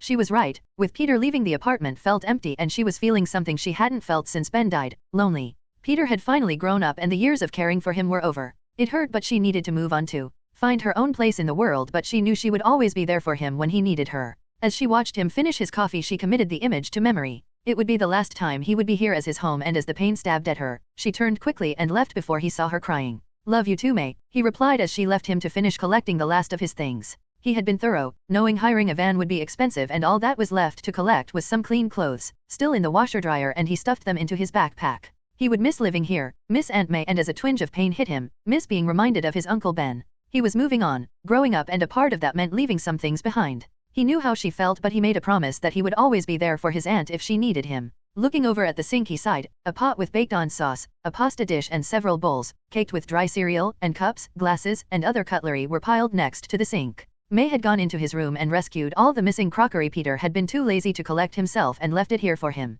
Sighing, he shook his head and rolled up his sleeves, filling the sink with warm water and getting to work. While May and Peter had shared a moment and had shared a bit too much, Gwen was not having the same kind of conversation with her father. George Stacy was not in a good mood. He'd phoned everyone he could think of during the night and found nothing to let him know where Gwen was or why she wasn't answering her phone. That boy's guardian May Parker had even suggested that he let them be young, and he had just silently hung up the phone. He snorted, as if he would let a young punk like Peter Parker take his Gwenny away from him. Hearing her key in the door, he sat up straight and smoothed down his tie. Taking a personal day off hadn't sat well with him, but he needed to be here to make sure Gwen was okay, and of course to make sure she knew what she had done wrong. As she entered the hallway, she rolled her eyes as she saw her father. She knew what was coming. Every time since she was 13 that she'd missed an appointment or a check-in with her dad, she got a lecture. Every damn time. This time though, this time was different. She felt the confidence surge through her, but she had to calm down a bit. This was a fight, yes, but not a physical one. She hated her control freak of a father, but not that much. Gwendolyn Stacy, do you have any idea how worried I was? You didn't check in last night and none of your friends could get a hold of you either. George wasted no time in laying on thick. Gwen had to know she was wrong, and as much as it pained him to be strict, he had to make sure she was disciplined properly. Dad, I'm tired and I don't want to hear it. I'm 19, not 9. Gwen walked past him to try and climb the stairs to get to her room, but he grabbed her by the arm. She was only here to grab the last few things and then leave. A fight was coming, but she wasn't in the mood. Oh no, you don't, young lady. You'll explain yourself right now. It's almost 10 a.m. and I've been worried sick. Gwen shrugged, pulling her arm free in a move that surprised George. When did Gwen get so strong? He thought to himself. Dad, I'm tired. We can talk later, okay? Gwendolyn Ann Stacy, you will stop right there and you will tell me what has gotten into you? Not answering your phone, scrapes and marks on your clothes as if you've been fighting. If anyone did, if that Parker did anything. Geesh, stop, Dad. I'm fine, nothing happened. I was at the warehouse with Pete and my phone didn't have a good signal, but it's fine. It's fixed. Just give it a rest, okay? I live at the warehouse now, not here. You can't expect me to check in every night anymore. Gwen was almost to the stairs when he shouted. Living with the Parker kid, you know I don't like him, and those marks on your clothes are not you out having fun. Those are scuff marks. What did he do, Gwen? Did he hurt you? Did he touch you? Gwen had had enough. Her father's overbearing attitude never sat right with her, and after his accusations, she snapped. Yay, he did, Dad. Is that what you want to hear? That I spent the night with Pete and we fucked? That he tore my panties off and ravaged me? Cause he didn't, Dad. I ravaged him. I was horny and I wanted it, so I took him. The scuffs, the marks are from me throwing him around. There, are you happy? I took Pete out last night, got him under me and fucked him. He's my boyfriend, Dad. We're allowed to do things like that. Gwen pushed past her father and slammed the door to her room, only to emerge a few minutes later stuffing some things into a bag. Her plans to grab the few unmentionables she would never let anyone touch, her underwear and a few sex toys that she had snuck out to buy, were just grabbed and thrown into her bag. She was too angry to care if her dad saw any of it. I can't do this anymore, Dad. I'm not a little kid for you to dress up and display like a doll. I'm 19, so I'm leaving. Don't call, don't text. I'll let you know when you can come to visit. I love you, Dad, I really do, but this bullshit interrogation, treating me like a prisoner, as a suspect at the precinct. I can't do this. She hoisted the bag over her shoulder and slammed the door on her way out. George Stacy was stunned into silence. In all the years Gwen had never talked back or acted this way, and as she walked out the front door he clenched his fists. It was the Parker kid, and he would make Gwen know just how much of a rotten bastard he was. He didn't care if she'd already signed a lease and was only here temporarily. He'd make him pay for doing that to his little girl. Then she'd see that he was right and that punk kid was wrong. Gwen stood outside the house, her hands balled into fists, shaking with the rage poison was feeding her. She took deep breaths. Peter had shown her some exercises that he said helped him, but right now, they weren't helping. Kill him, we bow to no one. Gwen shook her head, her eyes scrunched shut. No, we don't kill. We hate him. Gwen needed a distraction, something to take the edge off. If only Pete was here, if only. She remembered and ran. 4 blocks away outside the quiet bakery, Gwen tore into another bag of chocolate chip cookies. Sugar, sugar, yum yum. Poison hummed in her head, and Gwen finally felt her relax. She shook her head as cookie number 12 vanished into the now seemingly endless hole in her stomach. This wasn't right. This wasn't a good thing. She needed to find out what poison was, how it was affecting her. As she paid for her snacks she realized she still had her dad's credit card. For emergencies, of course. Well, she thought, this is an emergency, isn't it? Gwen had surprised Peter. She actually had gone out and spent about $3,000 on a microscope. It then took the rest of the day to set up, making sure each calibration was correct as well as its hookup to Peter's laptop. Whatever they found, Gwen wanted to document. He guessed from her foul mood her dad had actually paid for it. He just didn't know it yet, and it looked expensive, but it showed. It came with small sample bottles as well as a selection of swabs and other medical instruments for taking samples. Gwen had swiped a box of latex gloves and small cannulas, the needles used for drawing blood, to get a selection of tissue samples from each of them. As they waited for the machine to calibrate and make its adjustments, they decided to start with physical tests first. Understanding their limits would help with understanding what had been done to their bodies. The first set of tests were easy, as Peter brought in water barrels filled with varying weights of water. 1 liter of water weighed 1 kilogram, so even without a proper weight set they would measure just how strong they were. As he gripped the edges of the full barrel he lifted it with ease, and even Gwen surprised herself as she did the same. Full, Peter knew it could hold 3,500 liters, meaning they could both lift over 3,500 kilos with no strain, and repeating the experiment, with a bit of balance, he could lift one in each hand. As Gwen tried the same, Peter laughed and grabbed her around the waist, lifting her and the barrel up. "Are you calling me fat?" And he laughed as he put her down, hurriedly shaking his head. "If I could find an ounce of fat on you I'd be surprised," and she had to agree. Whatever poison had done, she had realized that she was toned. Even her stomach was now flat, and if she tensed a six-pack sprang forth. She had lost fat but gained muscle, and sadly she even thought her breasts were maybe a size smaller. Next was spatial awareness. With his eyes closed, Gwen moved across the warehouse and Peter tracked her with his finger, even facing the wrong way, and as she threw a ball at him, he felt the distortion in the air and caught it before it hit him. "Kinda cheating though, I can hear you move," and as Gwen tried the same she found that yes, as Peter moved, even if he was as quiet as possible, she could feel where he was in the warehouse. As the machine began its final series of tests, Gwen made out several signs, and standing across from him, Peter stood at the doors and she walked to the office where he lived. She held them up. As he listened he could hear her. "Repeat what is on card 2, and you'll win a prize." Gwen held up 2 cards and without focusing or squinting he read, "Gwen is great and Peter laughed, "I suck. So, what do I win?" And Gwen just smiled and grinned at him. "You'll find out later." With the machine beeping that its calibrations were complete, the pair headed into the office next to Peter's home. "Don't be shy and don't be a baby," she scolded Peter, requesting not just a blood and cheek sample but semen as well, and an untainted one at that. "It's not like I'm not doing the same, Pete," and she motioned to the sample stick she was going to rub into herself, and begrudgingly he obliged, making her strip a little for him, and she felt a rush of heat through her as he stroked himself in front of her. She had seen him naked before, but this was more intimate and personal. Not that he could complain, he was paying close attention as Gwen sat in her chair and spread her legs, letting him see exactly what was between her legs, and that as she expected a repeat, she had shaved herself clean for him. Samples all collected, they booted up the microscope and started with the cheeks swap. They would do Peter's samples first, given he was the host of whatever the black goo was and Gwen had been infected, as there were no abnormalities, no pain, or weakening. It was a symbiotic relationship, not a parasitic one. Peter's cells, once magnified, showed a few interesting features and Gwen stared at the display. This model used a small LCD screen rather than 2 eyepieces. "Shit, Pete, oh shit, this is, wow." She leant back in her chair. "Your cells have a double nucleus and what looks like a lot of extra mitochondria. Plus I can actually see the layer of black around the cell walls. This is amazing, Pete. I mean, I know you've got stamina, but this, I wish I could take organ and muscle biopsies. I bet they're just as infected." She stared at the screen again, pointing at it with a pen. "See?" The black cell wall suddenly flowed into the cell, devouring the inside, dyeing it black. Then the outer wall burst and the sample shriveled. "I bet the black is trying to survive outside your body, no host to live on, so it cannibalizes the cell and then dies. This is amazing, Pete, but if that's this sample, the rest are probably the same." Pete shrugged and she eyed his crotch. "So I need another sample." Pete rolled his eyes. "You can work for this one though," he said as he unzipped again. Gwen winked at him and stretched over, the heat filling her palm as she began to gently stroke him. Once she had collected her sample, Gwen examined the sperm cells under the microscope. They were all dyed a deep black color, seemingly more vigorous and mobile than their normal counterparts. "Well, that's different." Peter laughed.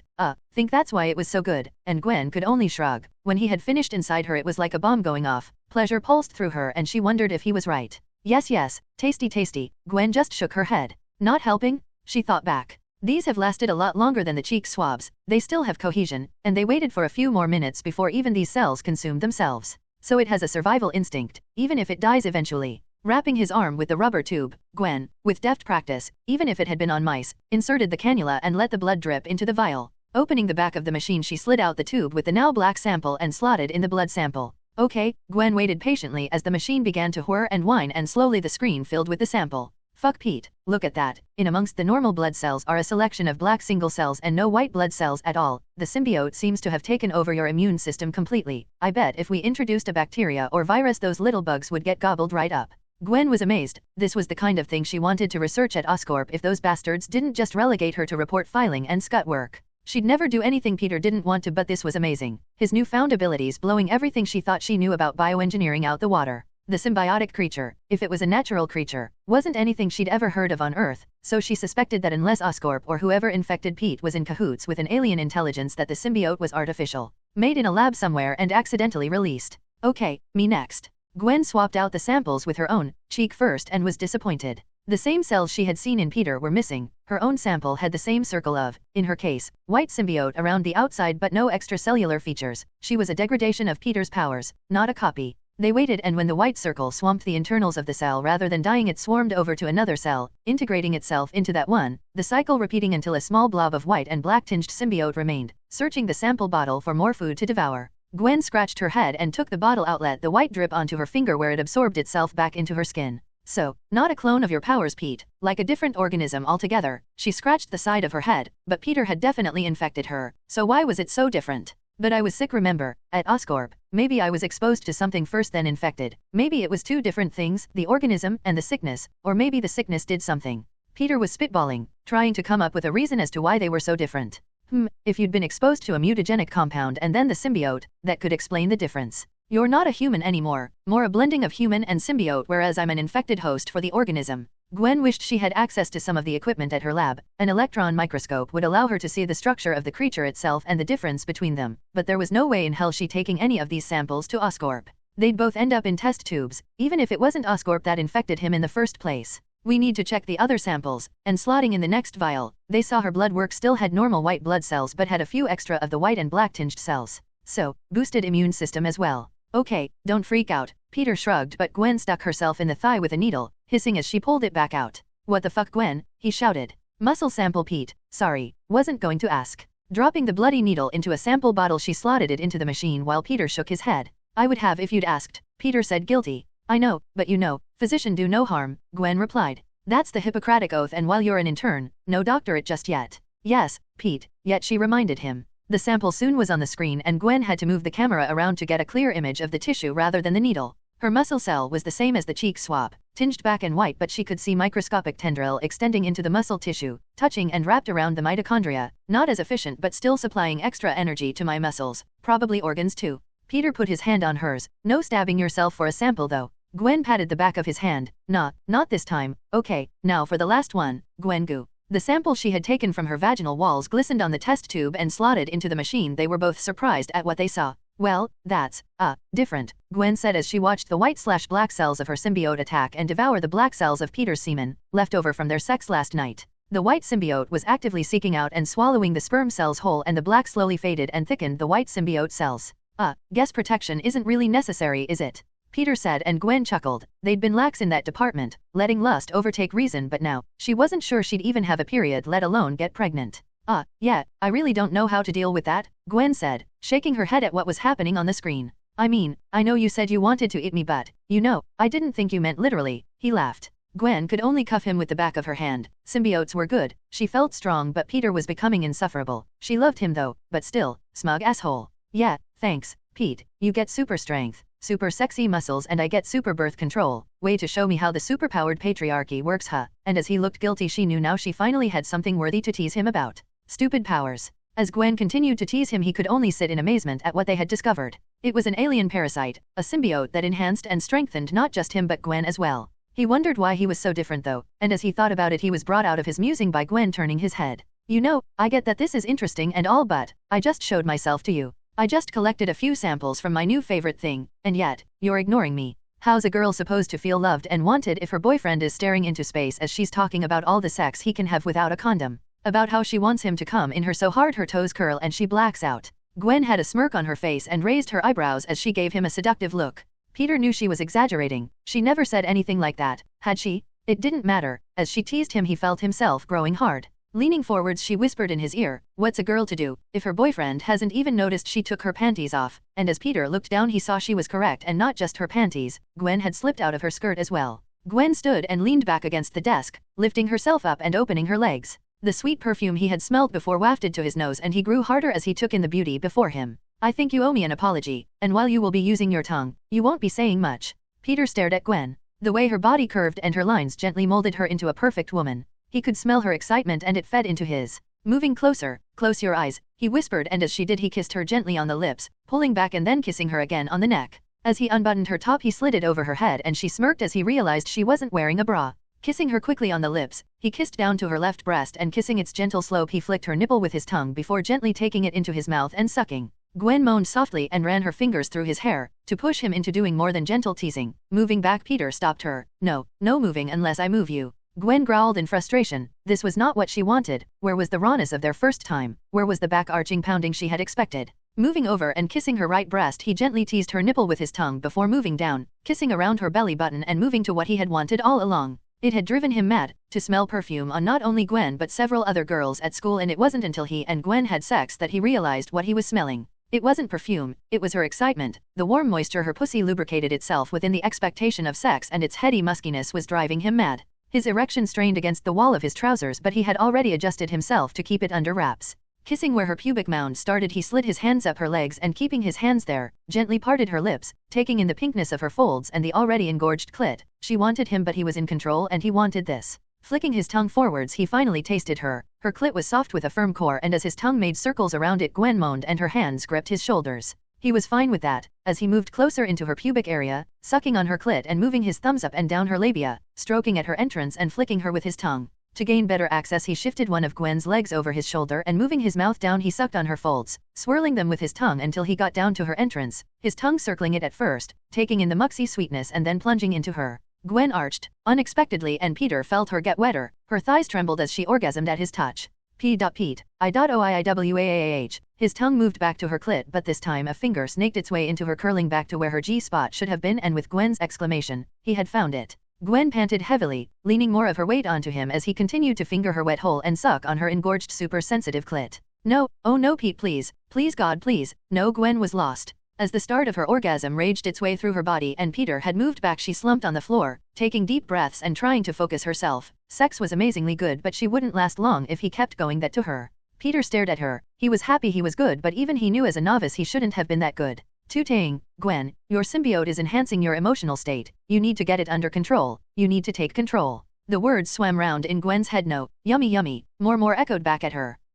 She panted, it wasn't, I just can't. Too much, Pete, too much. The orgasm was intense and she felt a twinge between her legs. It was raw, almost unpleasant sensitivity, and she knew if they continued it would start to hurt. Sorry, I can't, really, but, as her eyes drifted down to his still very erect manhood, she did have something she wanted to try. This was what she wanted. If he could taste her, then she had wanted to taste him, and licking her lips he did.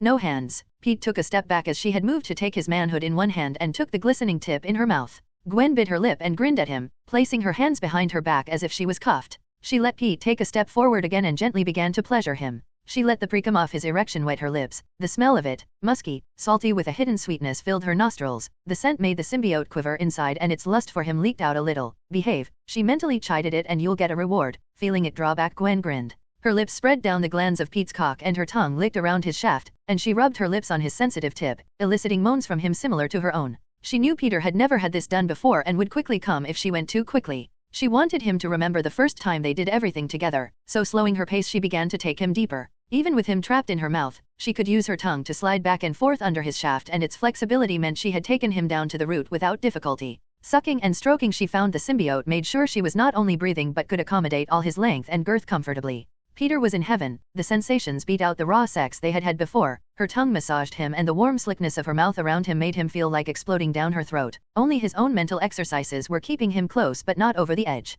Gwen, Peter touched her head and her eyes swiveled up, her head bobbing back and forth but her vision fixed on him. I want to come, in your mouth. Gwen nodded, pulling back. This was the first time for her as well, and she wanted to taste it, to feel it fill her mouth with its salty thickness. Peter began to thrust gently against her, her tongue now an anchor for him to fuck, her mouth a sealed cavern for him to vent the final limit of his lust. He gripped her head and she grabbed his ass as he thrust forwards one last time. She took him entirely into her mouth, his tip touching the back of her throat. Now, he groaned as his cum spurted into Gwen's mouth. She didn't have to gulp it down. It slid down her throat like a creamy, slightly salty caramel milkshake, thick and tingly as it went. The symbiote itself purred, and if it was possible she thought it had had its own orgasm. Her body felt alive with sparkling electricity as she swallowed him down. She knew it was different from her own orgasm, but she didn't care. Peter just came more and more, and she alternated between letting him fill her mouth and letting it flow down the back of her throat. Poison hummed within her and she felt magnificent as she watched Peter squirm and moan as he finished coming. Whatever the symbiotes had done, at this moment all the worries, all the mistrust, they had vanished as she cleaned him of the sticky white seed.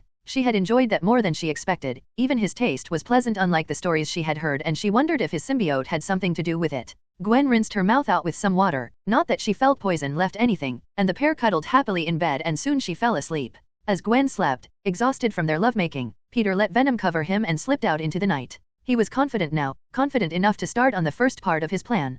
Principal Walters had been at Midtown High for 20 years now and he'd seen it all, good students and bad students, and then there was Flash Thompson and Peter Parker. If he'd been quick enough he could have stopped the rivalry between them, gotten a brilliant honor student and blown away all the competition, getting cups and medals for intellectual events, and with Flash, swept the sports events clean. The trophy case could have been filled with memories, not just for the kids but for the whole school. Now, at the end of the year, it was bare. He didn't even want to put in the placement awards they'd won, a final tribute to the disaster he'd brought down by listening to that idiot Jack Tomspawn. Sure, he paid the board a huge grant each year, matched only by Norman Osborn's, but he felt it gave Flash the right to run rampant and the board agreed. The bullying and allegations of drug use were swept away. He had to grin and shake hands with that smug asshole as he hid his son's almost criminal activities. He looked at the empty case once more and sighed. Even if he complained, took the evidence to the police, Jack Thompson would have had him fired, and he always felt he was doing more good than bad here. The quiet halls of the school, now empty, were eerie at night, and as he did his last rounds of the term he knew that this might be his last year. As the locker banged, Walters jumped. Someone was in the school. Someone was trying to steal the limited supplies they had. It might not be much, but it was for the kids, damn it.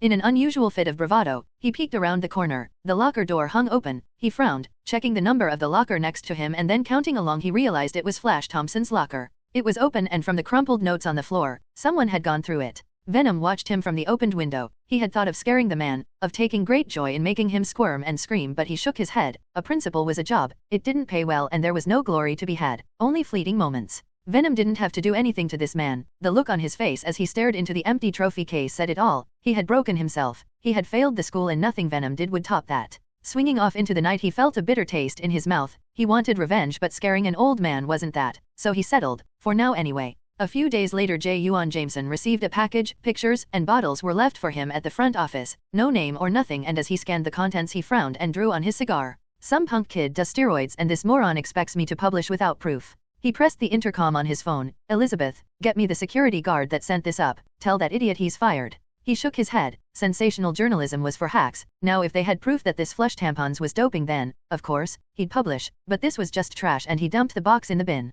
Remind me never to hire a person whose handwriting is that terrible. Flush tampons, as if he was going to waste his day figuring out who the hell that was supposed to be. Gwen huffed as she counted. It wasn't fair, but Peter was relentless. Not only did she have college to plan for, an internship at Oscorp to manage, but now Peter was making her work out for 2 hours every night. It had only been a week since she moved, but to her, it felt like longer. She was enjoying the intimacy she was feeling with Peter. He stopped living in his office home and had been sleeping in the same bed as her. Then in the morning, he would make her breakfast so she could shower and get ready for work, plus the sex had been mind-blowing. The only issue so far they had was Gwen's symbiote friend. As Gwen came, so did it, and it flooded her with more pleasure than she could cope with. Her teasing Peter of toe-curling orgasms and blacking out was turning out to be true, and while Peter seemed to be a boundless font of stamina, she was not, at least not in the bedroom. 100, she said, as she lifted herself up one last time, doing pull UPS from a support beam in the warehouse roof. Peter was swinging across from her, as he had been doing this for almost 6 months. His routine was 400, and he still managed to outpace her. The routine they started together was a basic fitness course. 100 push UPS, 100 sit UPS, 100 squats, and a 10-kilometer run. Peter said he read it somewhere, but as Gwen browsed the internet to find it, he had a small smirk on his face. Gwen, you need to control your powers and your symbiote, you're its master, not the other way round. He had scolded her. For several nights in a row he had woken to find Gwen's simskin tendrils extended into his crotch trying to milk him, and after another restless night he had had enough. Which was why she was doing physical training. Her webbing could be made into any chemical she knew, but its tensile strength was abysmal, barely strong enough to hold her weight, and so stretchy it was more like rubber than a rope. She had managed to make an acid web and could spray it fine enough that she had cracked and peeled the paint on her home, much to Peter's annoyance. Other webs were banned. Even if she could make them, they had no way of testing them without damaging the warehouse. There was also an issue when they tried to fight. Each blow she felt her symbiote shy away, make her move to avoid the blow rather than take it, even if she knew it wouldn't hurt. This was fine. If she was trained and could avoid blows normally, but as she was a dancer and not a fighter, she jerked and fell more often than not. Not only that, but her symbiote armored skin was no better than normal skin, Gwen screeching in pain if it was cut or burned, unlike Peter's normal simskin, not even his thickened plate. Of course, you asshole, Gwen had complained, they tested the limits of the simskin. If my symbiote is still alive, then, of course, it'll hurt if you cut me. She had still watched in fascination as the small cut healed almost instantly. She still needed to make him feel guilty, of course. Guilt brought kisses, and kisses often led to other things. This time though, Peter was having none of it. He had put several projects on hold and hadn't been hunting all week, all because right now, anyone who found him and Gwen's secret could take Gwen with no issues at all. She had the same powers as him, so why didn't she have the same control over them as he did? In fact, she should be stronger than him. If his symbiote was dead, it should have no energy of its own, only relying on his. It was one of the many questions they still had about their powers and the creatures that inhabited their bodies. Poison would still speak to Gwen, whereas Venom never said anything to Peter, or if it had, it was lost within his own thoughts. All he could do was make her train and train more. Each ability he had was inbuilt, so her symbiote with practice should be just as capable. Of course, the swearing and shouts of pain, as she either fell, dropped something on herself, or just missed whatever she was trying to achieve, were kinda funny if a bit painful to listen to. He'd had his share of mishaps with his powers, so it made him feel a little better to know that even someone as smart and capable as Gwen could fail sometimes. Hey Gwen, if you can do the obstacle course by the end of the week, I'll match our last bet, and you can do whatever you want, Peter yelled at her, followed by a thump as she fell off the walkway above. She swore again, but he knew that should have lit the same competitive fire in her that she lit in him. All he had to do was sit back and wait for the results. So far she had shown that while more sensitive, she was a lot stronger, faster, and more agile. The enhancements to her biology were very apparent as they trained together. Poison's issues were of control, and even Gwen had to admit that in a fight she would be at a huge disadvantage. Gwen was ecstatic, and her symbiote was almost vibrating under her skin. She could feel its lust for him as almost palpable compared to her own. Really, she shouted back as she picked herself up off the concrete. While Peter had been marking out paths and walkways, they were still concrete, and without her symbiote to cushion her fall, she would have injured herself. Dodging and weaving, trying to leap from walkway to walkway was fine, but each fall hurt, and Poison just complained. Only the running was fun, as Gwen didn't mind the peaceful quiet it brought. The laps where she and Peter just ran around the walkways at the top of the building, watching the city through the tinted windows. Of course, showering together afterwards was its own reward. Peter looked up from the electronic device he was tinkering with. Sure, but if you fail, then I call you Gwenom for a month and your symbiote gets its own unique punishment. Gwen's fists unconsciously balled. She hated that name. Poison, not Gwenom. It spoke directly into her mind again. The rare occurrences were mainly to insult those around her or to make demands of her. She had found that once Poison started to complain about something, a cookie or other sugary treat would calm her down. Gwen shook her head as she never once thought that she would have to bribe a symbiotic organism with sugar just so she could study in peace. Peter had his problems to deal with. He knew that while Electro had probably used enough power to take down an elephant, the combination of the sound, the light and the electricity had highlighted an important flaw. While it was dead, it was still a living part of him rather than a separate entity. Anything he was vulnerable to, it was as well. He had enhanced senses, so much so he could feel the air move as Gwen trained. Even if he closed his eyes, her heartbeat, her scent, and the sweat as it beaded between her perfect breasts were all apparent to him. He needed a filter, something to protect him from overstimulus, at least until he learned and adapted to his powers fully. First was a headset. He'd finished the design and it sat comfortably around his neck. He could double tap the front and it sprang up, unfolding and covering his bottom jaw with a slick silver metal, 2 sound muffling earbuds, and 2 Polaris tinted lenses. He needed to pull them up onto his face, but once he extended his simskin it fit perfectly, molding around its features. His mask had adapted to the under armor, and he wondered if his symbiote was as dead as they thought. His mask now had 2 white eyes that stared wide and narrowed to points, white crescents where the Polaris lenses sat underneath. The white membrane thickened and thinned as he adjusted the lens, matching the polarization of the headset. He had looked for one online but found nothing that suited his budget or his requirements unless he went for a full tactical helmet. It took him a bit of getting used to. His hearing was muted and his voice crackled every now and again, more to do with a misplaced solder or misaligned circuit than a faulty speaker, but as a working prototype, it was perfect. Next, he worked on a grounding system. In studying Kevlar and ceramic plating used in military and police body armor, he practiced making a second skin layer under the first. After several failed attempts, he just admitted defeat. A second skin over the first, then over his own, was too bulky and rubbed uncomfortably, so he opted for the costumed menace's idea. One thin cloth bodysuit, pitch black and easily hidden under his clothes, formed the underneath of his armor now. He carefully wove thin wire into the suit, stitching it tightly to the underside. Once he had the headset and the undersuit on and armored up, he couldn't feel any different to normal, the thin cloth and wire cushioned by the simskin. Okay, hit me, he said, as Gwen hid behind a thick sheet of steel with headphones and welder's goggles on. She pressed a button and smelled the thick ozone filling the warehouse. The taser discharge was bright and loud after Peter rewired and upped the amperage on it. After counting to 5, she shut the weapon down again. Pete, she called out. Shit, I can't hear you. Pete, I'm taking these off, okay? She was yelling but didn't know it. She hit the switch again to power the taser off completely, and after taking off the heavy and uncomfortable headgear, poked her head around the plate. Peter was smoking, and not in a good way. Steam and burned skin flaked off his body, but where the electricity had touched him was charred but intact. The lenses tinted dark black. His voice clicked, strange through the tinny speaker. I'm fine, that worked. I didn't feel it. Gwen sighed with relief. She knew they needed to train, but shooting her boyfriend with a modified taser wasn't part of that plan. After the experiments and training were over, Peter sat at the huge table with his sketchbook in front of him. He made up several designs for body armor that Poison could wear either over or under her simskin.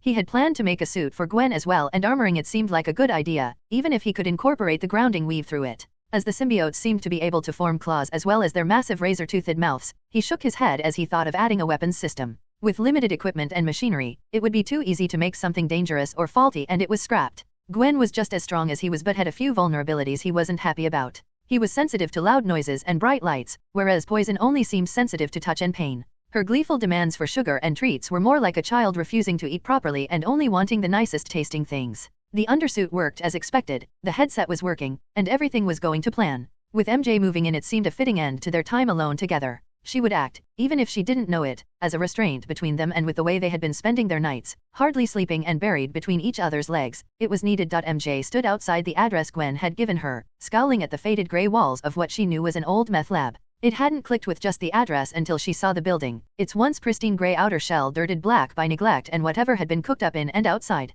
Sure, someone had taken a bit of time to wash and scrub the walls, but it was definitely a work in progress. She silently cursed Gwen in her mind. If she was murdered here, she'd haunt Gwen for all eternity. She even knew she had been here before. This was where she spent the night with Peter, and as she had rushed from the building, before she broke down and admitted everything to Peter, she hadn't even realized where she was. He had brought her here in a state of shock, taking her somewhere safe after the incident at the diner. Now she had a chance to get a good look at it. She had walked around the neighborhood, not just wanting to see the apartment Gwen had talked about but the area as well. A great apartment in Hell's Kitchen was still a bad idea, and as she had walked around, it was noisy, busy but fairly clean. Her instinct to run wasn't sounding too loudly though. There was little to no rubbish on the street, no signs of cardboard beds and temporary shelters. One of the reasons the lab went hidden for so long was the relatively clean and business vibe the area gave off. Even the coffee she just finished, bought from a nearby convenience store, wasn't bad. While she had noticed a few piles of cigarettes at the convenience store, there was no oil can fire keeping homeless Joe warm. MJ mentally kicked herself for that. She had enough of stereotypes in her own life to start judging others by them. The pathway up to the main door had at least been weeded and cleaned, its paving stones in sharp contrast to the dandelion-covered concrete of the surrounding area. The Brooklyn Dockyard industrial area wasn't exactly a thriving area for regentrification, but the idea had been circulating for a while. Not always a good thing, as a few of the more outdated buildings had been burned down or just boarded up, but at $1,000 a month plus utilities, MJ couldn't be picky. It was this or the creepy comb-over landlord that was definitely staring at her ass and was definitely thinking of how MJ could cover the rent if she was short. Mary Jane MJ Watson, an average student with a well above average appearance, daughter to an absentee mother and an alcoholic father. Tired of dealing with him and the abuse he threw at her, about her mom, about her looks, about her grades, and about how she should pay more rent as she was working. Any excuse to drink and yell. Her budget was small, her grades meant all she could get was a waitress job, but her looks meant that while she got a lot of phone numbers, she also got a lot of tips. It would tide her over till the modeling contract or acting job she longed for became a reality, but even then she got shit for that too. Women are supposed to empower themselves, but she got tired of hearing that. So what if she was attractive? So what if she liked the idea of being a model? Or a spokeswoman? Nope. Today, if you're too smart or too attractive, you gotta be dumber or uglier. Can't have anyone feeling inadequate. Of course, her father made sure she knew it. How to make your flesh and blood feel like crap for being attractive 101 seemed to be his favorite lecture, or quit being a fucking whore as he liked to call it. Scrunching the paper cup in her hand, it wasn't the time to start feeling depressed, MJ, she mentally chided herself. Time to grab destiny by the tits and swing like a goddamn princess. Taking a deep breath, she pushed on the safety bar of the main door and strode tall into what she hoped wasn't a murder-rape cult meeting. Holy shit, MJ exclaimed. The outside was bland and boring, but inside, she was stunned. Gwen hadn't lied. Along one wall were two sets of what looked like storage containers, painted a clean white color. She'd seen the build your own home videos on YouTube, but seeing them in person was unreal. Even between them, she could see a small patch of grass, a few plants and, while she felt it was ironic, a small white plastic picket fence. The concrete flooring was spotless and a brick effect had been etched into it, making paths and a division between each area of the warehouse.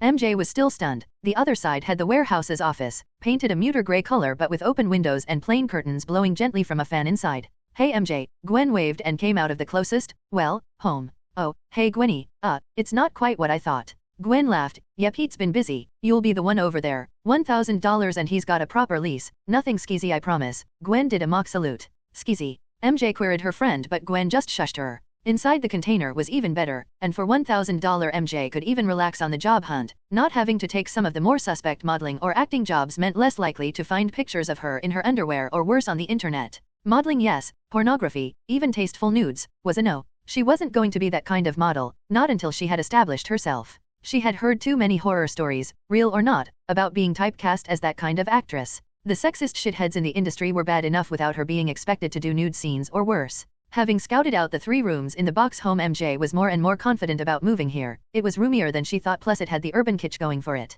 With the home being sat in a remodeled warehouse, she thought running water might be a deal breaker, but the bathroom was fully fitted. In fact, the whole place was better than where she currently lived. Taking the leap, Gwen, get Peter, I'll sign today. Gwen squealed with joy and hugged her friend. Staying with Peter and MJ was going to be so much fun. She was slightly annoyed that Peter suggested toning down their nightly activities. He'd become more and more daring and they'd hardly spend a night apart, but even if Poison grumbled, she had to admit he was right. She'd been sleeping less and less and Poison was complaining more and more, trying to use Peter while they slept. Opening the front door, Gwen just yelled across the warehouse floor, "Hey Pete, MJ wants to sign today." Neither of them had noticed that Peter was outside one of the portable offices and he had stripped to the waist, painting something. Both MJ and Gwen caught their breaths. Damn, thought MJ as she saw him without his top on again. Peter was ripped. Even Flash on training schedule wasn't as lean and cut as Peter was. The supposed science geek had more muscle tone and definition than the professional athlete during a season. Her gaze lingered on him and as he turned he grinned and flexed for them. MJ blushed and turned, realizing that she'd been staring.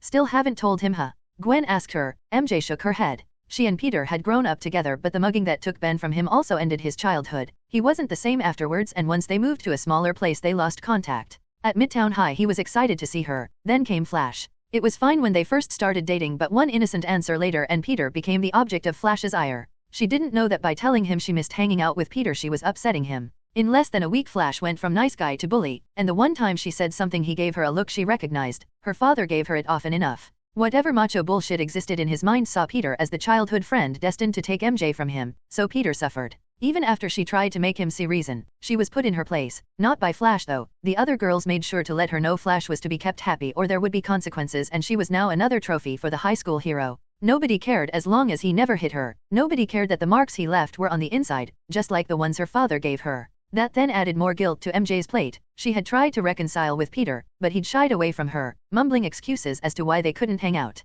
MJ knew though, that it was really because of Flash, all because of her boyfriend, soon-to-be ex-boyfriend. At the hospital, he'd become more than just angry at the accident, more than just upset. She could see the rage, not anger but suppressed violent rage bubbling beneath the surface. No, it's been difficult dealing with Flash and my dad getting on my case to give him more money. As if supporting myself wasn't hard enough, MJ wrapped her arms around herself. Flash. Gwen had been a bad friend in that regard. She knew he was in hospital but not why. With everything that had happened no one talked about that night, about why she'd woken up from a coma. She knew about the fight and that she'd been hurt, but as far as she was concerned, as long as Pete and MJ were fine then she had put it out of her mind. Yeah, MJ sighed. He lost both his feet.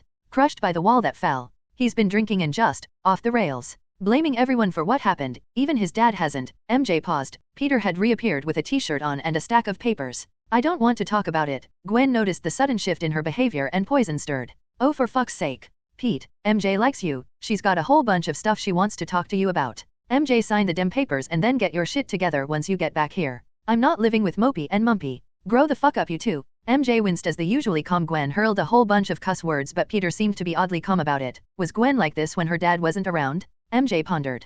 Pete sighed. Yeah, I know, but Flash made it clear that I wasn't to go near you. Remember the 2-day absence I had at the start of term? MJ nodded. Oh yeah, you fell. Peter shook his head. Flash broke my wrist. Shit, MJ thought to herself. Now he really hates me. So give me a heads up if Flash will come round. I won't interfere. I'm not gonna say he can't, but I don't want to see him, Peter warned her. MJ shook her head. I don't know if he'll want to be here, ever. Peter, I don't even know if I want him here. I mean, this is too much for me, shit. MJ took a breath. When the hell did this all happen? I mean, she motioned around her. This is amazing. With Gwen's sudden bombshell and with the state of the warehouse, she saw it, the light. The first real chance she had to actually be free, from not just her father but from Flash as well. Peter, no, stay, no, yeah, stay. MJ's mind was a mess right now. Gwen's little reveal added to just how amazing this place was had sent her brain spinning. Her chance to be free was right here. MJ took a breath. Peter, stay. I'll sign as I trust Gwen and I know you won't do anything. You're not skeevy as Gwen put it. Even Peter raised an eyebrow at that.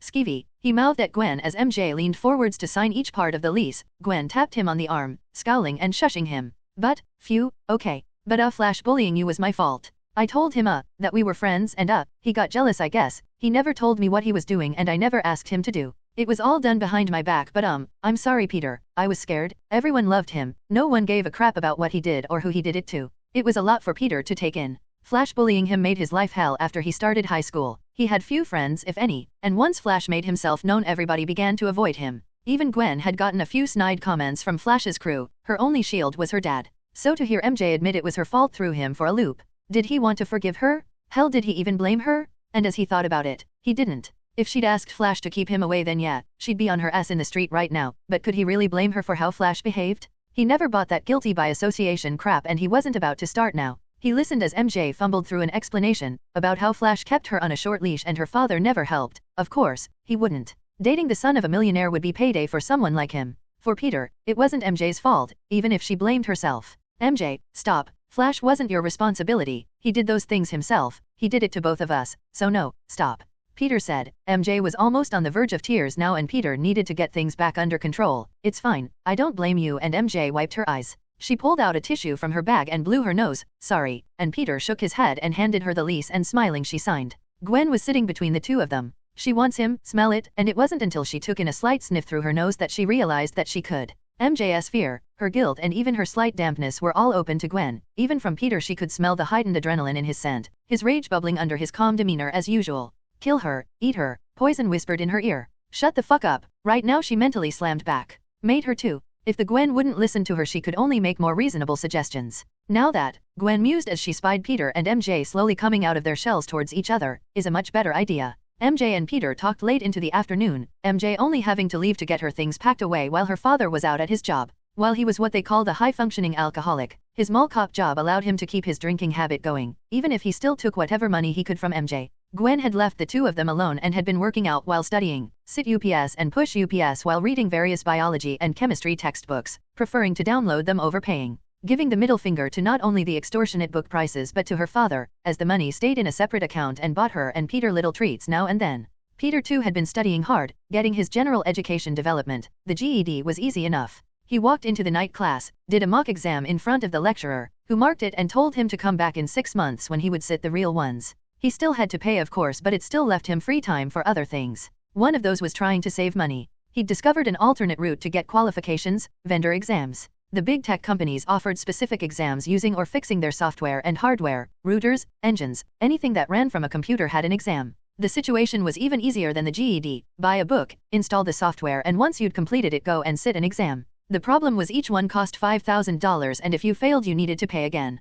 Peter was nowhere near having that kind of money, and since the accident, even Alexei had been skimping on the wages. The rent money he was receiving from Gwen and MJ was going to help, but he needed to make sure he had spare in case anything happened, as well as paying his own bills. He was strapped for cash, not helplessly poor, but if he didn't get a good paying job soon he wouldn't be able to afford his exams. He had been sketching various designs onto draft paper, thinking of some way to get into the tech industry. The problem was not just funds but the designs themselves. Anything used for public use would be rigorously tested, and anything medical needed to be certified after years of trials. He was looking at maybe 5 to 10 years of just R&D on anything he built. Even licensing it out to another firm wouldn't save him from that. He had no idea how long he had been drawing and stressing over Parker Inc. when Gwen appeared behind him and kissed him on the cheek. "You look tired, Pete," she said, and he shrugged. He had to admit to himself that he felt tired. Nothing was working out how he planned. A lack of money was holding him back, and with MJ's sudden apology and revelation about Flash, he had been making no progress on any designs, his head full of thoughts on punishing Flash. He shook his head. "I'm fine, Gwen, just a lot today, you know." Screw it. MJ had apologized and Flash could go fuck himself. Time to stop living in the past and time to just start moving on. Living together with MJ would mend the bridges he thought were long gone but that he wished weren't. Come on, it's MJ's first night. We're having a small party. Peter inwardly groaned. He'd forgotten to plan something and felt like an ass. While he and Gwen had celebrated in their own way, it was still stupid and inconsiderate for him to ignore her, just because he was mad at Flash. He hadn't seen an article in the Bugle and he guessed Jack must have paid off the editors, getting the story binned. MJ was sat at the huge table and Gwen had got pizza. They had discovered a family place that made their pizzas from scratch, and while they were expensive they were amazing. Thick pepperoni slices decorated 3 large pizzas, and as Gwen stuffed a whole slice into her mouth MJ looked at her. "What?" Gwen said with a full mouth. "We're doing Keep Fit. It's fine," Pete said as he grabbed a slice of his own. "To you, MJ," and he raised the slice in a mock toast. She grinned and raised her own. Damn, the pizza was good, they both thought. Oh, I made mock Jarratas," Gwen said, bringing over a huge jug of pale green juice. Yeah, work tomorrow so I can't drink, sorry, but they're good, honest." Gwen's love of chemistry extended to drinks as well, and Pete knew her cocktails. Even the virgin ones would be amazing. Pouring each of them drinks, Gwen acted as host and handed them out. "So," she said, "dating yet?" MJ almost spat out her drink and began to cough. "What?" She glared at Gwen. "I'm sorta still dating Flash." "She lies. Smell it. Wants to mate." Yes. Look, let's get his out the way, Gwen said. You've always liked him, so just admit it and we'll all move on. Look, I'll start. Pete and I are dating. We've had sex, like a lot, and I kinda like you, MJ, you know, that way. So why not make it a threesome? Even Peter didn't know what to say. He knew Felicia might be gay, but Gwen, are you bi, Pete? And yes, since, you know, it's been on my mind and living together, well, I don't want it to get weird, she admitted. MJ was quiet, looking at her drink. Get weird? You mean, admitting we're having sex, that you like MJ and that she should date me so we can have a threesome weird? Peter asked. Oh, stop being a drama queen, Pete. We're all adults now, so what? Would you rather sit and mope about hurt feelings and unrequited love, or just admit it and get over it? Pete clenched his jaw, staring at Gwen. Now's not the time for that, is it? Gwen, maybe you need a timeout. It's warm in the homes, huh? MJ began to strip her top off. Peter turned as her sluggish movements lifted the thin camisole she had under her jumper up to bare her breasts at him. No, I've got the aircon hooked up. It shouldn't be that warm, Gwen. Nah, it's hot, MJ declared, trying to put her glass down on the table and missing. Peter sprang forwards and caught the glass. Woo, way to go, Tiger, MJ clapped and cheered. MJ, are you drunk? Peter raised an eyebrow at Gwen. Now taking a drink from her own glass, she tilted her head and shrugged. Lifting the glass, Peter sniffed the concoction, but it was just lemon and lime juice. There was a strange smell though, something familiar but at the same time alien to him. MJ swayed back and forth. You know, Pete, you know, I was hurt. Hurt? She slurred. I mean, we were best buds, the two amigos, and then poof, you forget me. Yano, you left me with that asshole and dumb bitch me just let you. MJ reached for her glass but swaying she missed, knocking over the pitcher instead. Seeing the fruit juice everywhere, she giggled. Oops. Peter sprang up. Gwen, get MJ some water and I'll clean this up. He grabbed some paper towels from the kitchen. He'd scored an industrial roll from a bulk warehouse and had plenty. Angrily ripping paper from the roll, he made sure to get enough for all the spills before heading back. Before that he cornered Gwen, grabbing her arm, pulling her into the apartment. Really? You think I can't smell that? You think I wouldn't know there was something else in there? There was a perceptible growl to Peter's voice as he fought the rage. Gwen struggled in his grip. Pete, you're hurting me. Peter let her go. She was right and he was starting to lose control. Sorry, but did you think I'd be okay with you drugging MJ? What were you thinking? Gwen rubbed her arm. Pete, I didn't. I would never. That's MJ. Sure, I admitted I like her, but drugs. Gwen took the glass from Peter and sniffed it. She could smell the lemon and lime plus the few other ingredients she mixed together, and he was right. There was a slightly strange smell underneath it all, and as she shrugged at Peter, they could hear MJ thrashing around and the sound of smashing glass. MJ was on the floor, having some kind of seizure. Pete, it was just lemon and lime juice. I swear, I made it earlier with poison and I even tested it. It was safe. Peter was swearing under his breath, trying to get a pillow, anything under her head to stop it from banging on the floor. Gwen stood in the doorway. No, Pete, I wouldn't. It was just juice. I wouldn't. She was interrupted as MJ shot up, pointed both hands at Gwen and webbed her to the doorframe. We are Muse, she screeched as a pure white fluid flowed over her body. Unlike poison and venom, she didn't have a spider icon. Instead, blobs of black seemed to slide and slither over her skin, like a perverse copy of a Rorschach test. Her hair had been dyed a deeper flame red and they could see the taut muscles as she flexed and examined herself in front of them. Peter was stunned. They didn't have another symbiote, but standing towering over him was definitely another symbiote. MJ's thin frame giving it an almost alien androgynous look. Peter and Gwen stood stunned, as MJ paced back and forth. Pete, she chittered over and over again. What little secrets have you been hiding from us? Peter. It's okay, we forgive you Pete, but Gwen, naughty. Yes, we hear it. We hear Muse, she tells us the naughty little thoughts from mommy. Wanting in our tiny witties. Yes, wanting in our secret place indeed. Muse prowled back and forth behind the table. Her simskin morphed into the same colors as poison. But no, not we want. We like the man meat. Not the girl slots. No rubbing and licking for the Gwenny. Not our naughty little Gwenny. Gwen was frozen in horror. She knew Peter could turn people. She was the evidence of that, but MJ now as well? Peter broke from his stupor. MJ, it's okay. We can fix this. He put his hands out, trying to be as non-threatening as possible. When poison first awoke, it was wild, uncontrollable, and they fought. While he had help from Gwen, he didn't want to hurt MJ in the process. Fix? Petey, fix nothing. She wants us. We want us. We love us.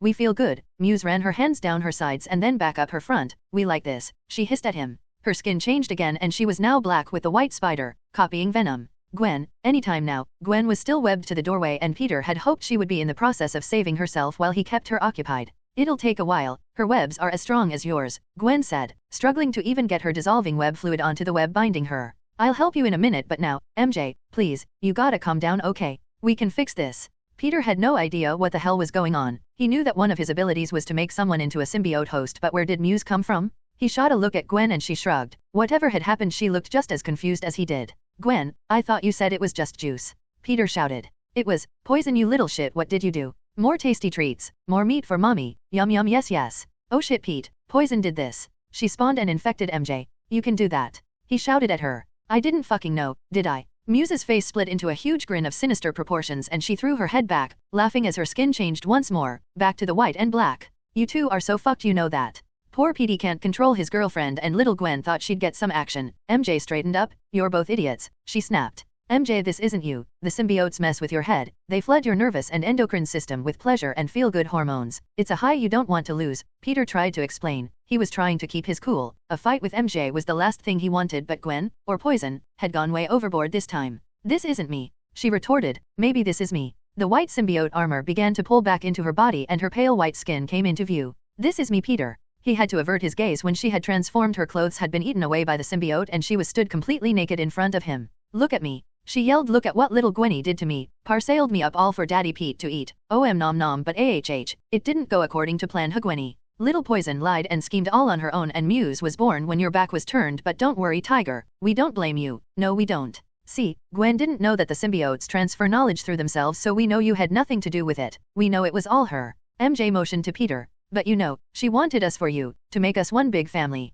Her as mommy and me as a little toy for you both to play with, and Gwenny, that makes us angry. Angry you took him, angry everyone decided what little Mary gets, never getting to choose what she wants. Gwen struggled against the webbing, but even though her acid was dissolving it, it was taking too long. She struggled in vain. MJ, I'm sorry. Okay, poison was affecting me, it was her. MJ just shook her head, and if we believe that, we'd believe that Tiger here wasn't hard and aching for our nubile young flesh. MJ leapt over the table and spun Peter round, her arms snaking down his body and over the bulge in his pants. Peter packed a potent pecker, she sang at Gwen, rubbing her hands over it. He knew Flash was mad cause he thought Peter was interested in MJ, but maybe it was because she was actually interested in him. Her hands continued to rub against the bulge. MJ stared at Gwen, waiting for her to make her choice. Make your choice, yes or no, one question, one answer. Gwen frowned and looked down. Yes, she whispered, knowing full well this was what she wanted, even if this wasn't how she wanted it. MJ's hand glided down to his zipper where she slowly unzipped his pants, letting his erection spring free. She gasped at finally seeing what he was hiding there.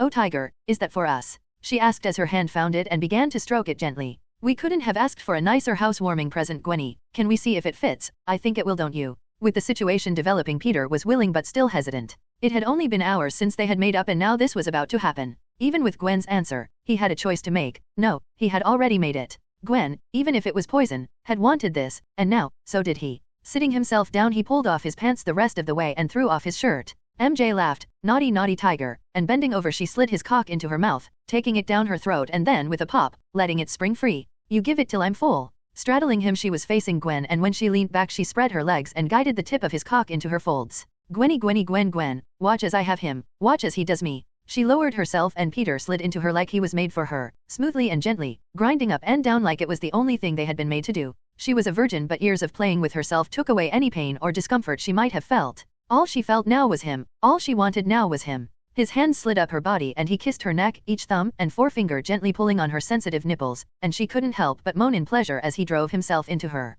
She cupped her own hands around his, grasping and squeezing at her small but sensitive breasts, turning her head to try and kiss him. Moving one of his hands down, she moved his fingers over her clit, and once he started to rub and play with it, she went to play with her own nipples, feeling the orgasm build slowly. Peter was a burning rod deep in her, rubbing each tender spot, caressing her velvet soft insides with tingling expertise. Eyeing over to Gwen, she was staring in rapt awe at the show. She could only bite her lip as Peter's cock slid in and out of the pink velvet lips of her best friend, the wetness of her inner pink walls driving her insane. She wanted free to drive her tongue between them. She wanted free to join in the fun. She wanted it so badly she had even stopped trying to free herself, the scene before her hypnotizing her into inaction. Watch Gwen, watch as I fuck your boyfriend, watch as I take him from you. Muse taunted Gwen. We loved him, you knew we loved him, and yet you stole him. We take what is ours, we take what is yours. Feeling the tsunami of orgasm build, MJ pulled back, hovering over Peter. Pound me, Tiger, pound me hard, and with no complaint. Peter lifted her up, she leaned back and her weight was held complete by his two hands and he began to piston in and out of her. This was what she wanted now. Slow gentle build up, a gentle river flowing into a raging torrent, and orgasm after orgasm thundered through her.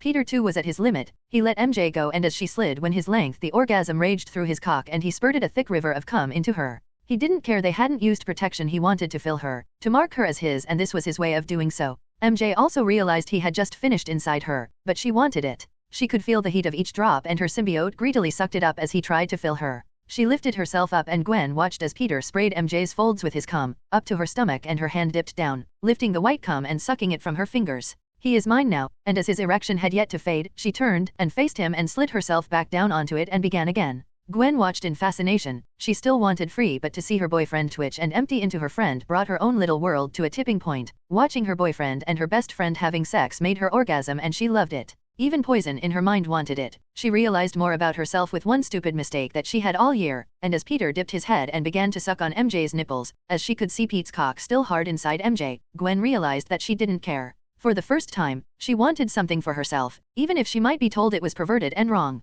She wanted to be over there, licking and sucking on them both as he slid into her. Gwen now knew she really had bisexual tendencies, not just a crush, and watching the pair, she fantasied about not just Peter but MJ, wanting to taste where they were joined, wanting to taste the both of them together. Most of all she wanted to be freed. Peter and MJ had dressed and cleaned themselves, and once the show was over Gwen snapped out of her daze and dissolved the rest of the webbing herself. The trio sat at the breakfast table in the courtyard and Peter handed both of them a coffee. There was an uncomfortable silence surrounding them. While they had all wanted it, it still left a strange atmosphere in the air. So, what's the deal with the three of us? Peter had to broach the subject. He and Gwen were dating and while MJ had admitted she liked him that was meant to be it. Poison spawning and Muse being created was an accident. The sex was definitely not supposed to have happened. What do you want us to be, Pete? It was the worst question Gwen could have asked him. She had made her mind clear, and with Muse's outburst, she was a willing accomplice in this as well. He was tired of being beaten and being the victim. He had been wronged, but it was now time to take back what was rightfully his, not Peter Puker, not Pussy Parker.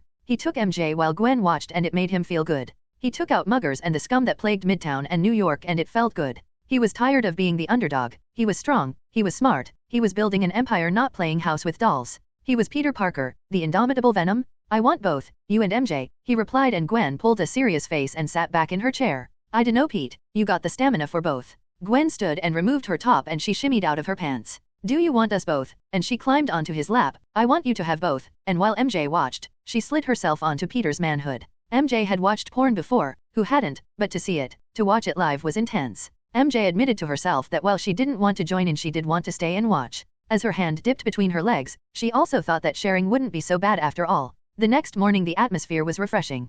Peter had left the pair sleeping and had slipped out to make breakfast. The afterglow was still wrapped around him, a warm comforting smell of sex, of Gwen, and now MJ, and Peter felt happy. Once he started to make bacon Gwen dragged a very frazzled looking MJ out into the courtyard and Peter served them bacon and toast with the usual coffee while they woke up. Only bacon and toast? The maid service here is terrible. Gwen winked at MJ, must be slacking off or something and she hid a smile behind her coffee cup. She was teasing him as several times last night he had proved that he had more than enough stamina, tiring out both her and MJ. Gwen was amazed he had still woken up before them and managed to make breakfast. He shrugged. I didn't fall asleep last night, that was you, he quipped back and she knew she couldn't retort to that, so she cheated instead, leaning over, letting her nightdress slip down and showing her pale skin and chest underneath she leant in for a kiss. He laughed and pulled her into his lap, kissing the side of her neck. But are we okay? I mean, with last night. I'm fine with that, I like MJ so I'm good but MJ, break up with Flash. He can't know about us. I don't even like the idea of him coming here but you know, that's on you. Gwen paused, but let's make it clear, this isn't high school anymore. If he causes shit he can expect an ass kicking.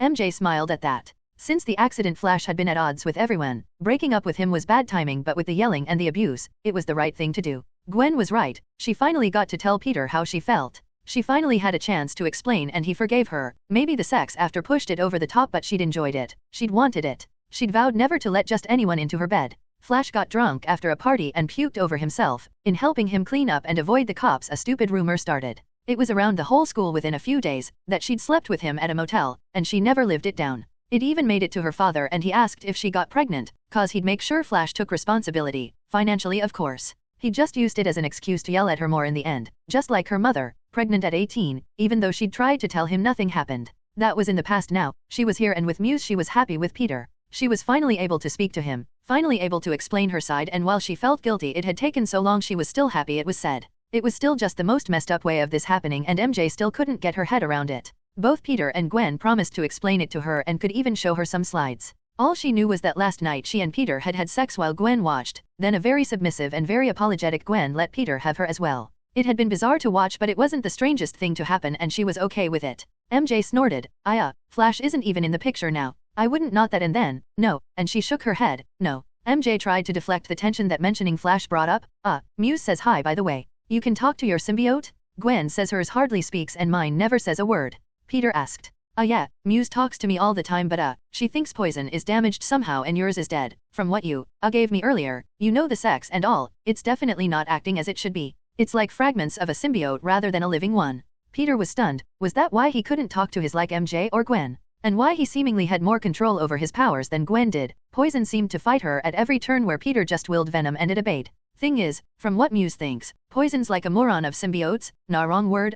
And definitely not that one. No one says retard unless it's an insult. It is. Okay, developmentally challenged is better. Yeah, Poison is damaged. Probably cause Gwen was dying and you didn't have complete control of your powers the time. That's why she can't control her and her powers are screwy. We are not retarded. A fully suited Poison flew through the doorframe at MJ, who laughed and grabbing her arms wrapped herself around Poison, pulling on her own simskin. Muse flipped back and pushed Poison up to the ceiling with her feet and as Poison sailed up and hit the bottom of the rafters, Muse webbed her there. The sight of the Poison stuck to a rafter made Peter chuckle amongst other things. Hey, no roughhousing in the warehouse, go outside if you two whippersnappers are gonna play. Both Muse and Poison stopped and looked at Peter. Whippersnappers? And seriously, no one says roughhousing, Pete, Gwen quipped. Come on, it was a joke. Both girls devolved into a fit of giggles at the defeated Peter. It became obvious that they weren't seriously fighting. Muse and Poison were both testing their limits against each other. Poison dissolved the webbing and landed perfectly on the floor. Superhero landing, she said, and they all shared a laugh. It was obvious that Peter had the most control over his powers and as it seemed his symbiote was fully integrated into his body, a better variety of powers. However, that came with a drawback. His power set was limited to what he could do with a non-Newtonian semi-organic alien symbiote liquid living within his cells. There was no evolving, no learning, no upgrade. They decided that his powers were fixed, finite. If he couldn't do it now, he probably wouldn't be able to do it in the future either. Gwen could control and create new combinations of liquids, poisons and other drugs just by absorbing the relevant formula and base chemicals into her body. Poison allowed her to manufacture and store them with no harm to herself as she learned to make storage points and biochemical factories within Gwen's cells themselves. Peter had no method to replicate this. He could feel the webbing chamber in his arm, but as to how to change its formula, he either couldn't or wasn't able to figure out how to. MJ, it seemed, had the best of both worlds. Her symbiote was smarter than Gwen's, knew to do what both Poison and Venom could, but as she lacked the relevant power. What she could do, however, was change into various sets of clothing, altering MJ's skin and even makeup. Muse had apparently taken MJ's love of stage and theater, naming herself after the Greek goddesses of inspiration. She had taken a long look at herself as well, Gwen taking her to one side and explaining a few of the more feminine-sided things. Gwen had been right. MJ was never one to exercise, but now the taut lines of her new physique were obvious as she posed and flexed in the mirror. She tried on an old bra, but unlike Gwen, found she was still the same 36C she always was, and peering closely saw that her skin was now blemish-free. Even some of her old acne marks were faded. Her hair had taken on a lustrous sheen and now curled at the ends as if freshly washed and cut. Thankfully she was still the same height, and all of her clothes still fit her. She was now just better. Did you do this? Yes, we make the Mary Jane perfect, to attract the Peter. I don't think that'll ever be an issue, Muse. MJ laughed in her head, and as she looked at herself, I don't think that'll ever be an issue. She was a stronger, faster version of Poison with the adaptability of Venom. They all agreed though, while MJ was adapting to her new power set, she would be not just joining Gwen and Peter in their morning training routine but taking time off from work. The last thing any of them needed was a raging symbiote smashing plates on belligerent customers. But I'm fine, MJ whined as they banned her from work. No emotional outbursts, Muse and I are fine. MJ was pouting. Since she'd bonded with Muse, she'd never felt better. No, Muse can keep you happy, but it's not healthy. You need to learn to cope, Peter explained, but she still pouted. We will keep you safe, Mary Jane. We love you. Muse protects me. Peter, she wouldn't do anything like that. Peter rolled his eyes. Oh hey, want to screw? Like, bend you over the table right now. MJ was out of her pants and was pulling off her top before she stopped. Asshole. So okay, I get it. Muse is affecting my mood. About that then, MJ's eyes sparkled. Do I get a rebate on my rent for the, dirty landlord who promised no funny stuff? Peter sighed. MJ, with this, and he motioned to himself, you should be paying more, and grinned. MJ and Gwen just stared at him before bursting out laughing. Flash felt angry, nothing but angry since he woke up in the hospital. It didn't matter that his life was on the line, no one understood that football was his life. So when his father made the call to have both of his feet amputated after the Venom incident, he had effectively ended more than just his career, he had ended his future too. Flash didn't care about the latest prosthetics or that he would be able to walk or play ball again with them. He felt like a freak, less than a man, and his dreams of professional football was nothing but that now, a dream. One he had woken up from to find a new nightmare had taken its place. He'd tried to connect with her again, but even that was impossible. Every time he looked at her he saw the diner. Every time he tried to touch her, she flinched. Look Flash, you've been bottling up so much stuff and all I'm saying is that you need to see the therapist as well as the physio, MJ stated. Since Muse was there she'd become braver when facing people like Flash, even if he yelled or screamed she knew Muse would protect her. Not just mentally. Peter had been showing her some simple moves, taught by his martial arts class, and she knew with super strength she could defend herself against someone like Flash with no effort. She had even considered joining him. She would never have to feel afraid again, not with Peter and not with Muse protecting her. He didn't care and stared sullenly at the end of the hospital bed where his feet used to be, where his hopes and dreams had been cut off from him, all because of that damn Venom, all because of that damn Parker. He'd even taken MJ away and now she was leaving him for Parker. He'd had enough in junior high, listening to her go on and on about damn Parker until he asked her out. It only took 3 attempts to wear her down, but even then he never felt like she was his girlfriend. They never did anything serious, nothing like the other guys bragged about. They held hands and she kissed him once after a big win, but that was it. Flash, are you even listening to me? I can't do this Flash, you say nothing, you do nothing. It's too much. He watched emotionlessly as tears dripped from MJ's face. What the fuck was she crying for? He'd saved her when the ceiling came down. He knew that it would have crushed her if he hadn't pushed her out the way. If he hadn't saved her he would have been fine. He felt the rage bubble up once more. Your fault, it's your fault. He screamed at her and she flinched backwards, scrambling to move away from him. She could see that this was more than anger. His fists gripped the blanket around his waist, his knuckles white from the pressure, his face red as he yelled. No, Flash, you saved me. You can't. I can. If I hadn't saved you, I wouldn't be here. Leave, go, just, fucking go. He yelled at her. In a flood of tears, MJ grabbed her bag and ran from the room. The nurses in the hallway heard their altercation, and while Flash was angry there was no need for him to lash out at her, especially as it wasn't the first time. MJ ran through the hospital, tears streaming down her face until she reached the main entrance. Searching for a cab she dashed inside. The cabbie looked at the tear-sodden young woman, mascara and makeup stains all over her face. Hey, you alright miss? MJ took a few deep breaths and nodded at the cabbie. Normally with pickups from outside the hospital, he knew better than to ask.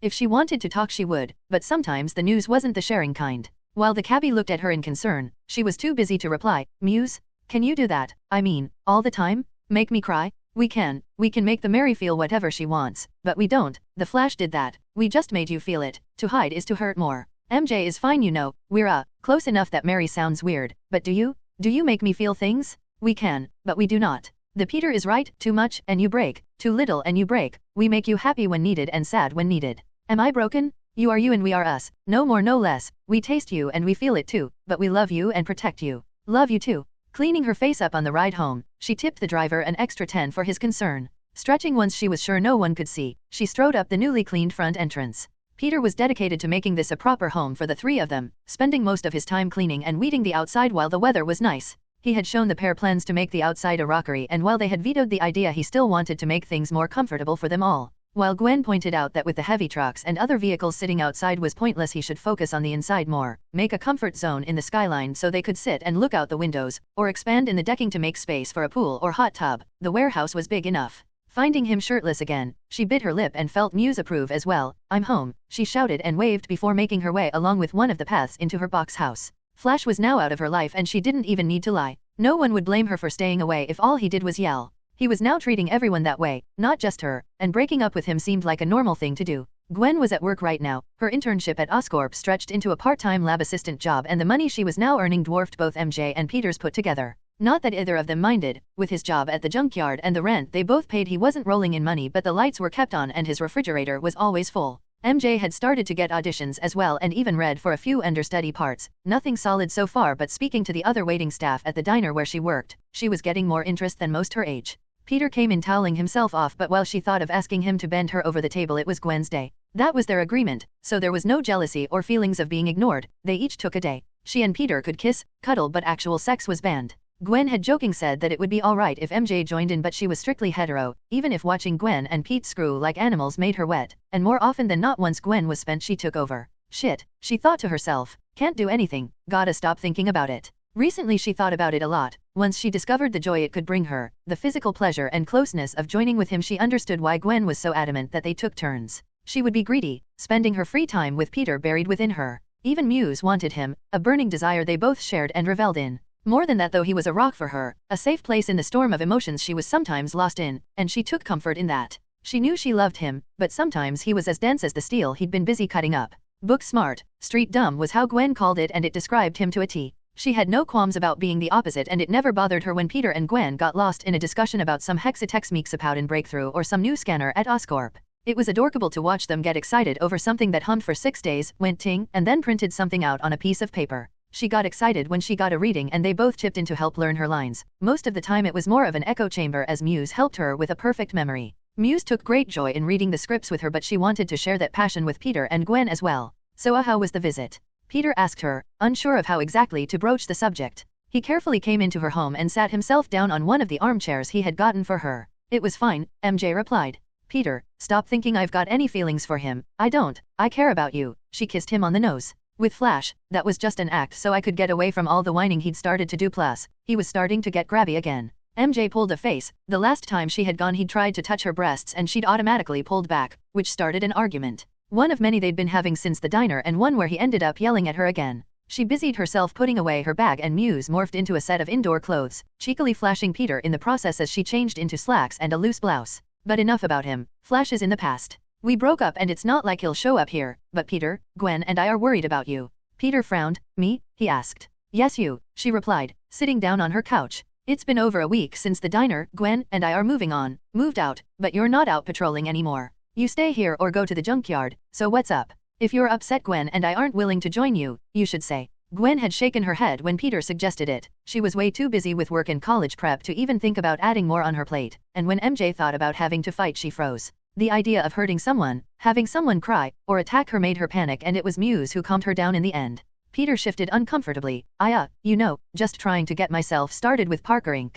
MJ put a finger on his lips. Peter, if it's guilt about causing the accident then stop. It was 4 bad guys, they wanted something and that poor woman would have been hurt or worse. It was that gray idiot that caused the building to come down, not you. Peter smirked. Yeah but, I dunno, I think about going out and I just don't have the time, not enough to keep up with the exams I want to sit anyway. Tiger, you need to get motivated, even if you're not out hunting bad guys, get ready for when you are. So to motivate you, Gwen and I came up with a little plan. MJ reached behind the couch and pulled out a glass jar with folded paper in it. Each time you pass a milestone, like a class or a project you're working on, you get one of these. Peter frowned. I get a bit of paper. No you dumbass, take one and look at it. Peter reached into the jar and took the first piece that came to hand, unfolded, and read it. His face turned into a bright smile as he did. Are they all sex things? He asked a grinning MJ. It was his first night out again as Venom and the warm summer air felt good against his skin. Before he set off, his first job was to finish installing a new roof hatch. He had added an extra security layer to the simple one already installed in the roof, and it was now wired shut with a physical lock holding an electronic one.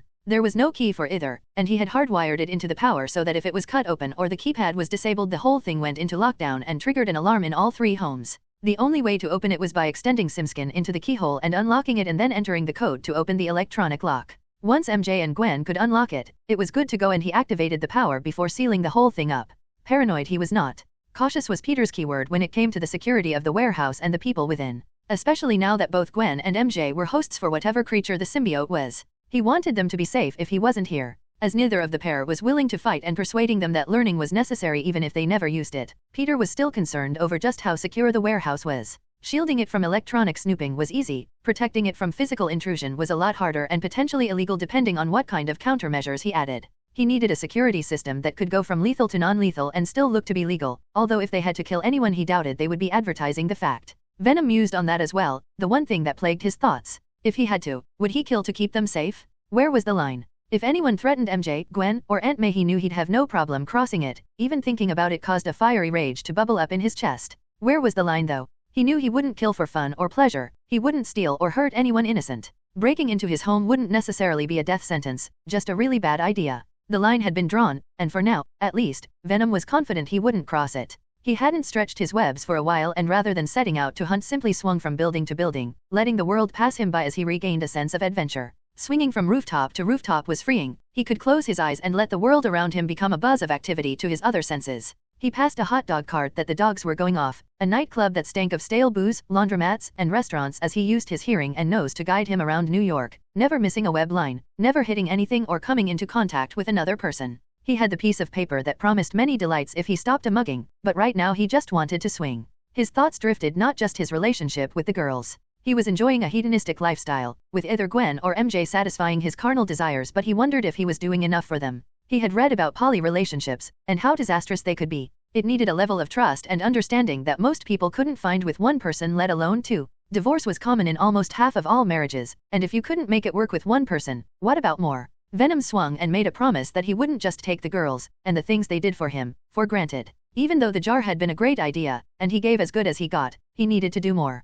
Gwen loved the sciences and MJ the arts, and planning trips and dates once the warehouse was more settled was now a priority. Either together, or if they preferred separately. Finding a purpose, Venom began to swing over the more populated areas, attracting some attention, but he wanted to see what things were on offer. If anywhere was doing a show or exhibition Gwen or MJ might like, and as he swung over a flower stand and the sharp floral scent hit him, not flowers though, definitely not flowers. That was one disappointment the girls would have to live with, as his superior sense of smell went crazy at the overbearing perfume coming from them. It was about an hour later his mood was spoiled. As Venom sat on a gargoyle, eating a hot dog, he felt the other approach him, the subtle shift in air pressure and the man's cheap cologne. Peter refused to wear any for that very reason. Why hunt if you're gonna smell like flowers or a cheap date on prom night and let anyone know you're there? The question was he here for a friendly visit or something else? Tarantula, or well, Venom, asked the surprisingly well-spoken but garishly dressed Spider-Man. It's Venom and you damn well know it, Spider-Man, Venom replied. He didn't even bother to get up as the red and blue-suited idiot crawled towards him.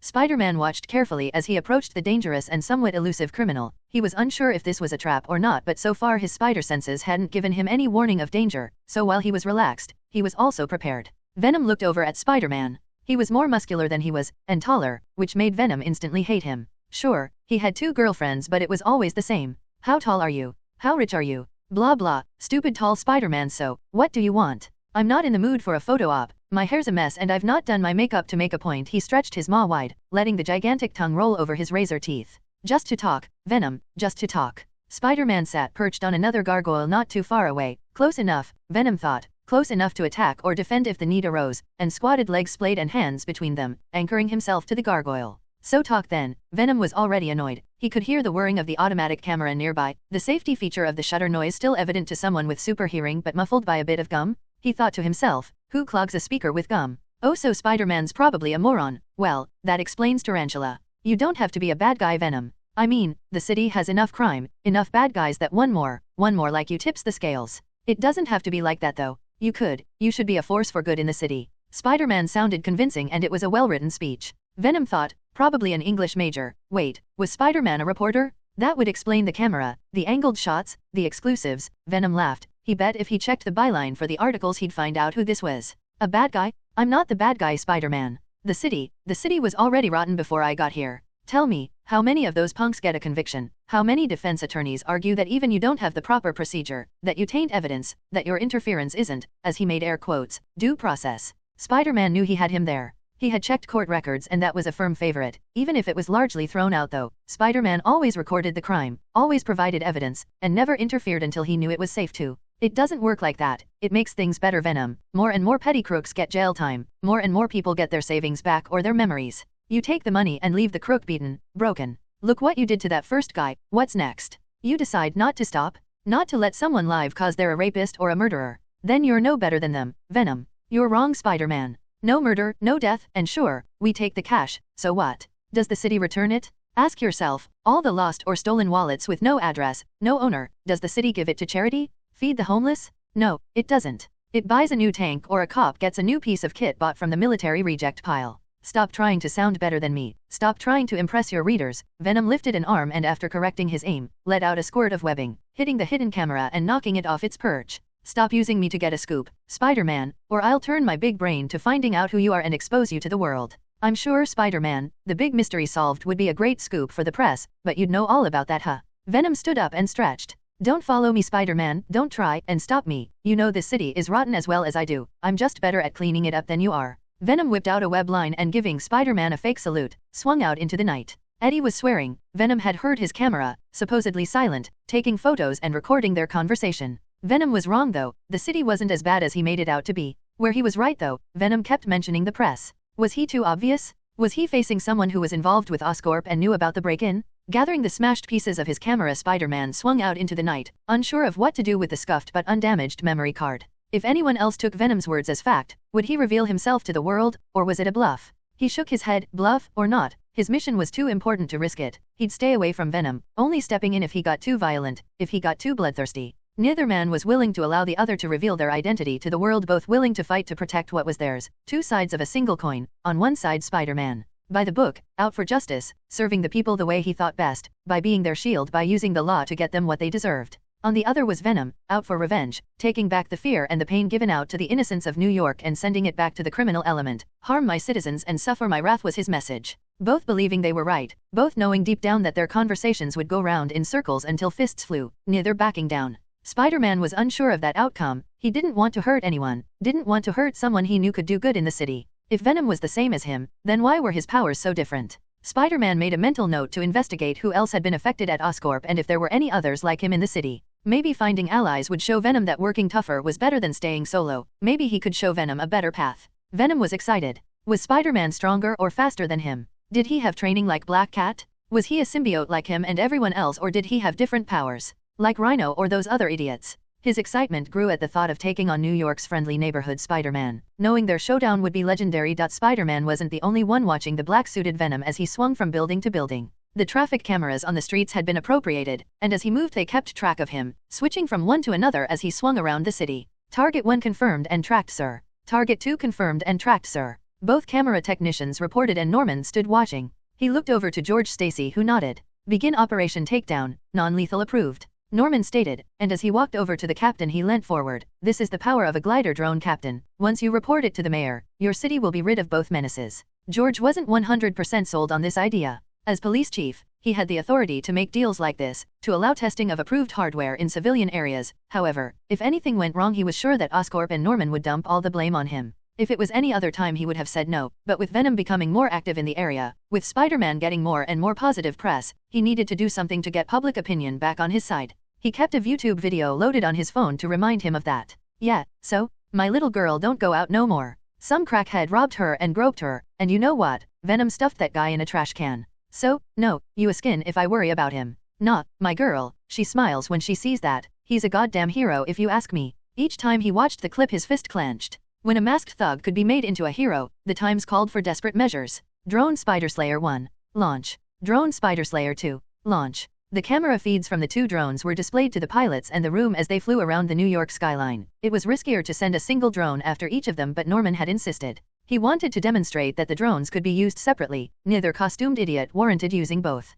Sir, we have a lock and are ready to commence engagement. For once Norman looked over at George and he nodded. Commence operation. Venom was unhappy about Spider-Man's interference, but after reading about his exploits in the Bugle he knew it as the only time before he ran afoul of the boom. Venom was sent tumbling as a concussive charge detonated half a meter away from his head. While his headset took most of the force, it now screeched in his ear before the high-pitched whine died and everything went quiet. Instinctively, Venom sent out a new line, trying to snag onto a closer building to get a better look at whatever just attacked him. As the line hit the building it snapped and he knew something small and fast had cut it. Another line and again, cut. Letting himself fall, he shot out a blanket of webs, filling the night sky with thin wispy webs, and as the small drone whizzed into them it became entangled but didn't seem to slow. It didn't matter. The web wasn't to catch the drone, but now it flew like a kite, the webs trailing behind it. Venom whipped out another line, and as the drone circled and came back, he let go and whipped out a second to pull himself onto the building before it could circle back and cut the second one. Crafty, Venom thought to himself, at least there was only one. Sleek and incredibly aerodynamic, it made hardly any noise or vibration in the air as it shot past him.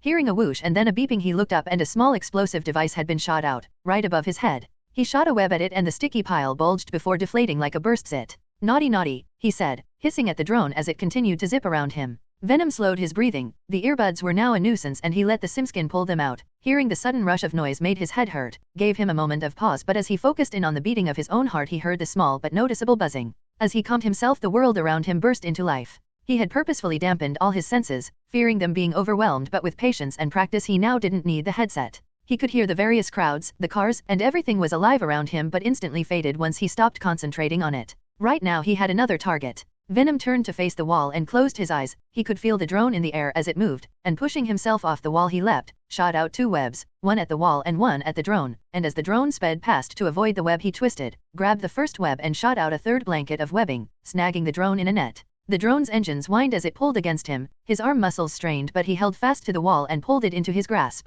The drone pilot stared at his screen.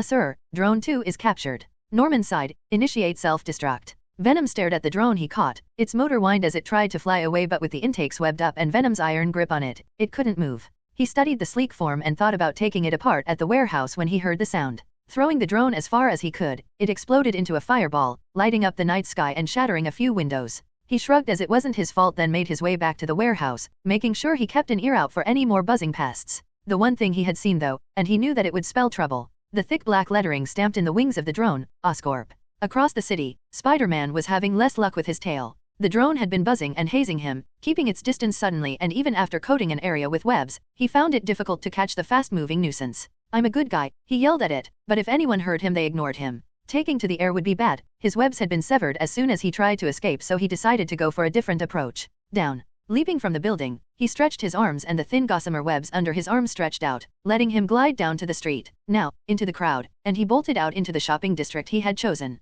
"Sir, Target 1 has moved into a no-fire zone. Orders. Warnings, give the drone space." Whoop whoop, the drone let out a piercing alarm. "The NYPD is conducting an exercise in this area. Please vacate the area." The siren sounded again and the crowd split apart. More people ran from the noise of the drone than the appearance of Spider-Man, but soon a huge crowd had formed around him. People taking selfies or asking for his autograph. He was safe in the crowd, he thought, but the drone circled overhead, its siren blaring again with the same message. "Please disperse. Non-violent methods will be deployed to capture the criminal known as Spider-Man." "Oh suck it," thought Spider-Man as a young Asian girl hugged close to him and snapped a picture. Overhead through the drone opened a hatch. "Please clear the area. This is the first of 3 warnings. Countermeasures will be deployed." Whoop whoop went the siren. "Please clear the area. This is the second of 3 warnings. Countermeasures will be deployed." Whoop whoop.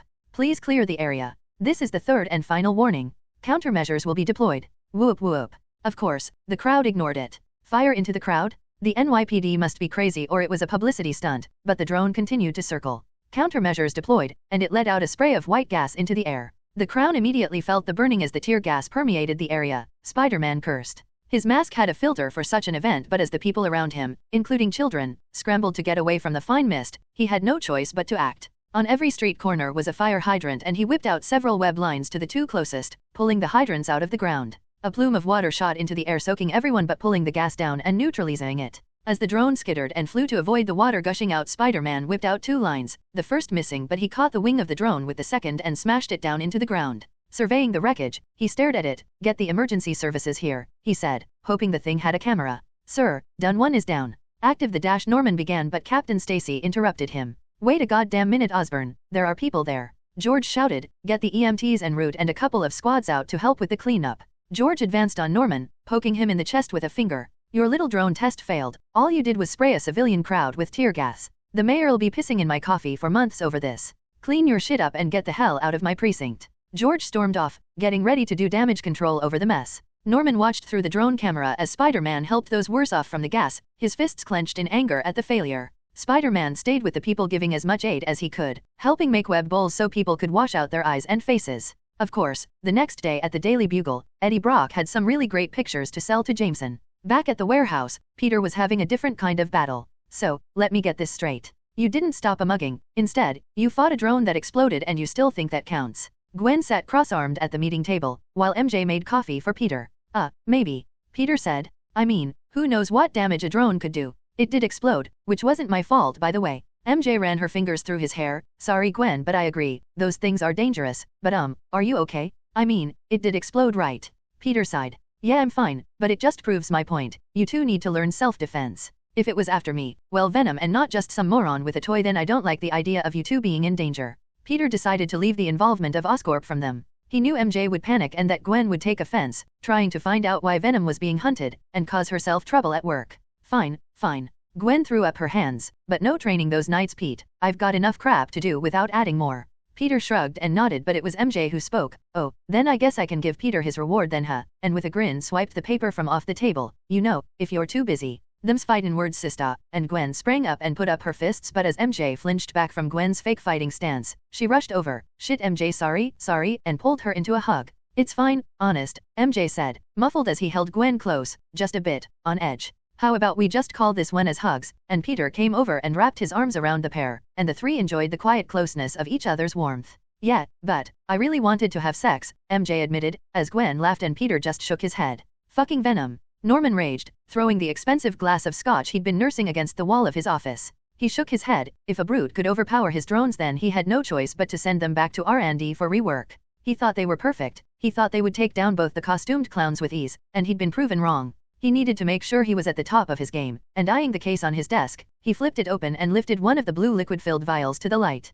He'd looked through the archive, a collection of unsold tech, abandoned projects, and things like this, things kept hidden. It was one of the experimental formulas. A mix of different hyper-intelligent species, and it boosted brain capacity and cognitive reasoning. He slotted it into an injection gun and pressed it against his neck. As the air in the gun hissed and the liquid worked its way into his brain, he saw the problem. If either of them were enhanced, then their senses could be heightened. The drones needed extra bafflers to filter and dampen any noise. Pulling up his chair, he sat at his computer, called up his CAD program and began to work furiously on the new Slayer Mark II. While his father worked in his office, Harry had taken a car ride out to Manhattan. He stared in disgust at the food stall across from him, and as Alexei stuffed a sauerkraut-covered hot dog into his mouth, he even regretted coming here. "Do you have it?" he asked as he watched the man eat, and Alexei nodded, waving the half-hot dog at the suitcase by his feet. "And you?" He at least had the decency to swallow before he spoke. Harry took out the smaller case and slid it over the Alexei. "Pleasure." He stuffed the rest of the hot dog in his mouth, grabbed the smaller case and left. Harry waited until he was back in the car before he opened the case. His mistrust in Alexei was unfounded. The man knew if he failed he would be floating in the river by morning. Inside was a small and unimpressive microchip, but only to those with no technical knowledge. Harry had hired Alexei and his crew to steal an Oscorp microprocessor. He could have simply requisitioned one from his father, but then he would be leaving a trail for anyone to follow. This way his work could continue unimpeded. As he drove along the streets of New York, he curled his lip. Small petty-minded people doing small petty-minded things. With this chip, with the work at the lab, he would change the world. He would recreate it in his own image and rule as a god. The thought brought a smile to his face. In the front seat, his driver, the scientist he liked to order around, stared at him in the rearview mirror, and as he caught her eye, he smirked at her. "Oh, don't worry, Liv, I'm sure there's a place for you too." And then he laughed. The pain in her eyes was all too familiar to someone like him. Driving past Midtown General, in an office covered in books and decorated with doctorates, a young but highly ambitious therapist had just gotten up off her knees, graciously swallowing what her latest client had just put in her mouth. He was young, full of rage, but very cute, not to mention, very rich. She didn't mind giving him some extra service, as long as his father was paying the bills. As he zipped up his pants, he smiled at her, the first genuine smile she had seen from him in a while. "Same time next week, Doc?" he asked as she straightened out her skirt and blouse. "I'm sure I can fit you in Flash, maybe continue where we left off," and gave him the same smile she just saw back. Oh yes, this could be her ticket out of this place, rather than dealing with crazies and drug addicts all day. As he walked on his new prosthetics, holding himself up with crutches while he got used to them, he felt relief for the first time. Not just the normal kind, but a new sense of purpose filled him. Sure, getting sucked off in a doctor's office was great, but it made him realize that MJ and Parker could really go fuck themselves. So what if she was banging him? So what if he saved her and the ungrateful bitch dumped him a week after he had surgery? He knew what he needed to do. He now knew what he wanted, and while it was more of that blonde doctor, it was also a greater purpose with a touch of irony. He would take revenge against Parker and against Venom. He would hunt him down and take back his life from him. As MJ walked to work from the audition, she walked past Midtown General and felt a small pang of guilt over Flash, quickly squashed by memories of their time together. No, he deserved it. Blaming you for being hurt, being good doesn't mean getting a reward. You need to live for yourself. Ha, that's good coming from you. We had to pry ourselves away from Peter this morning so we didn't miss this audition. Hehe, but the Peter tastes so good and makes us feel so wonderful. MJ nodded to herself. Yes, he does. We liked the lights, the at her. Theater Muse Theater. Yes, that. We like the dress up and the makeup and the lights, very bright, but everyone looks at us. Do that. MJ sighed, as if it was that easy. She thought, you don't get to pick if they let you on the stage. She'd bundled the dress and makeup into a bag, and after the audition had quickly cleaned up and changed. Auditioning in a waitress uniform wouldn't have given a good impression, and while Muse could change into any clothes she wanted, turning up without a makeup bag or spare clothes would have looked weird. So she carried them with her. They all agreed that using their powers outside the warehouse, even for small things, could give them all away. We may be able to help the MJ if she wants. Help how? Hehe, buy the cinnamon rolls and share the Peter and we'll let you see. Yes, we will. MJ shook her head. The symbiotes were amazing. She'd never felt better, but sometimes she felt it was like babysitting a child. A child who remembers her phone, said Muse, and checking her pockets. MJ swore. She'd left it in the warehouse, and as she promised to text Peter how the audition went, she was mad at herself. Across town, Peter was waiting by his phone when it dinged, and as he checked it, he frowned. It wasn't MJ but Alexei, asking if he could come into work today. Since the diner incident, Alexei had brushed Peter off more and more, and Peter wondered if something had happened, that maybe one of the employees were related to a diner employee and they'd shut down for a while. He tapped on the screen and grabbed his jacket, and shook his head. He sent a text to MJ and heard her phone go off in her house. He chuckled and shook his head. Gwen was at work anyway, so he locked up and headed out. The junkyard was quiet. Normally there would be 2 or 3 guys walking about, maybe even a few customers, but today it was empty. Peter found Alexei sitting in his office and he waved him in. Hey, sorry, we had a new boss and yeah, things got kinda quiet here, huh? Alexei laughed and lit a cigarette. Peter hated the smell, but it was his boss, so, Pete, I know you do good work, huh? What about an actual job? Not just a cut, but pay. Peter was stunned. He assumed he got a cut cause most of the stuff was stolen, but actual pay was great. He'd been feeling a little behind on things, but steady wages meant he could get back on track. Sure, Mr. Saitsevek, sure, that'd be great. Alexei took a draw in his cigarette. You know though, it'll be off the books. He gave Peter a stare, the serious one he used when dealing with more troublesome clients. Mr. Saitsevek, right now, I don't care. I kinda figure that maybe things weren't always legit, but, I'm fine with that. Peter looked him right in the eye. Chop shops operated all over New York. Working in one was no different than working anywhere else, except you didn't call the police if a crackhead tried to rob you. Fine, $300 a week, 50 more if you work Saturday, and we don't work Sunday here. He looked over at the cross and dipped his head. Peter knew Alexei was Russian and a devout Catholic at that, so no Sundays was no problem. Great, Mr. Saitsevek, great. Alexei stubbed out the cigarette and held out his hand. Great kid, great, but Alexei is fine, or boss. Peter smiled. Sure thing, boss, sure thing. Great, come in tomorrow at 9, we'll get you started on inventory first. Peter stood and let himself out of Alexei's office, feeling better about having some extra income. As Peter left the junkyard, Alexei's right-hand man stepped out of the Rex and walked into the office. You sure about the kid? He asked. He's not dumb, Max. If he's working here, then he might be willing to work elsewhere. Sure, but what about the rest? Max nodded at the container by the side of Alexei's desk. No, not him, not yet anyway. How about you? Got anyone we can trust? Maybe. How about Toombs, Gargan, or Davis? Those three? Toombs is older than my gram, and Gargan is a whack job, but Davis, I heard good things about him. Maybe. Let me think about it. Okay. Sure, boss, sure. You mind if I make sure the kid is gonna work out though? You don't find him, I dunno, off? Nah, he's just a kid, Max. Yeah, but he ain't right.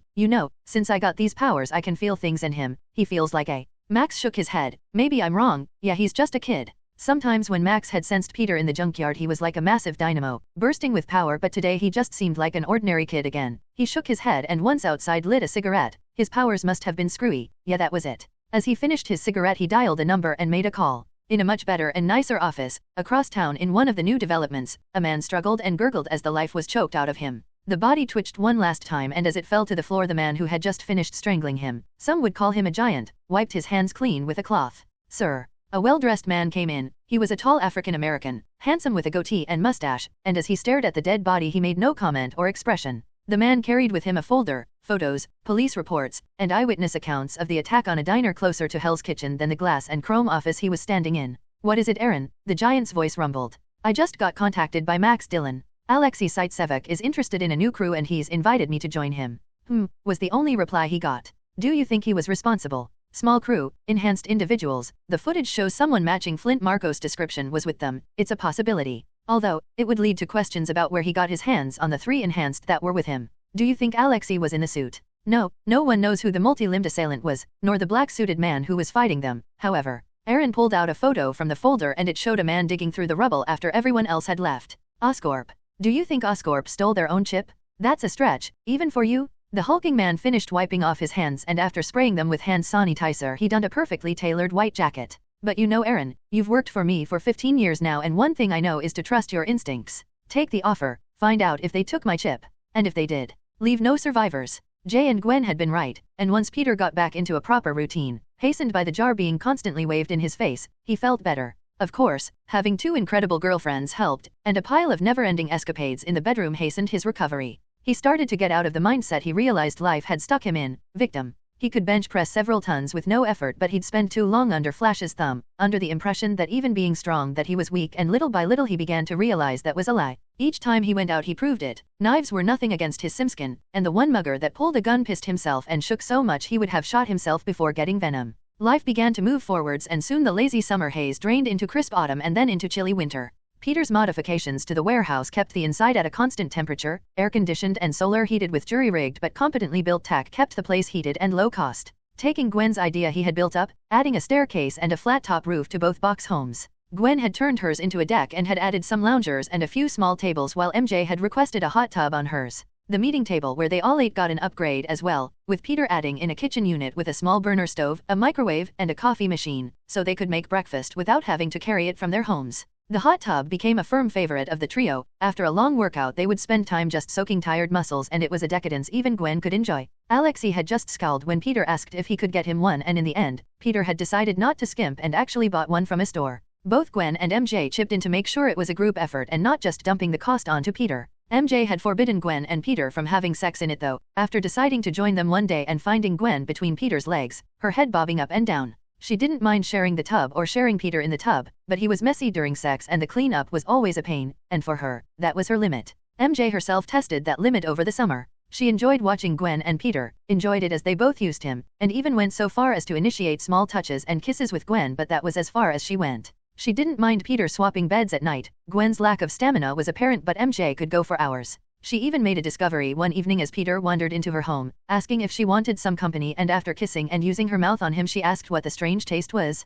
She quietly admitted to herself that she enjoyed the taste of Gwen on Peter. Her sweat had a tang to it that Peter's lacked, and it became a favorite of hers to lick him clean before they began, even going so far as to request that Peter spend time with Gwen before visiting her. She performed several different acts for Peter to keep it a secret, even crossing a line that both she and Gwen had vetoed before, and as Peter slid into her behind, she realized that she loved that too. Every inch of her enjoyed the attention Peter gave her, Muse purring and tingling with her as they succumbed to the pleasure he brought them. There were now things that she wanted to keep a secret from Gwen, and while it made her feel guilty, Gwen's pushiness was sometimes too much. She loved her. She was her best friend in the whole world, but she wanted it to stay that way. To stay her friend and not become anything more. She had a line and she refused to cross it. While their personal life was strong, she had been working as well. She still worked at the diner during the day, and when the three of them hung out at night she handed out scripts and they let her use them as sounding boards, even if they devolved into laughter most times, as Gwen and Peter were robotically stiff when trying to act. Modeling work was tough to find without encountering slime balls, and a few times MJ requested Peter's presence at interviews. The producer turned pale as he saw him there.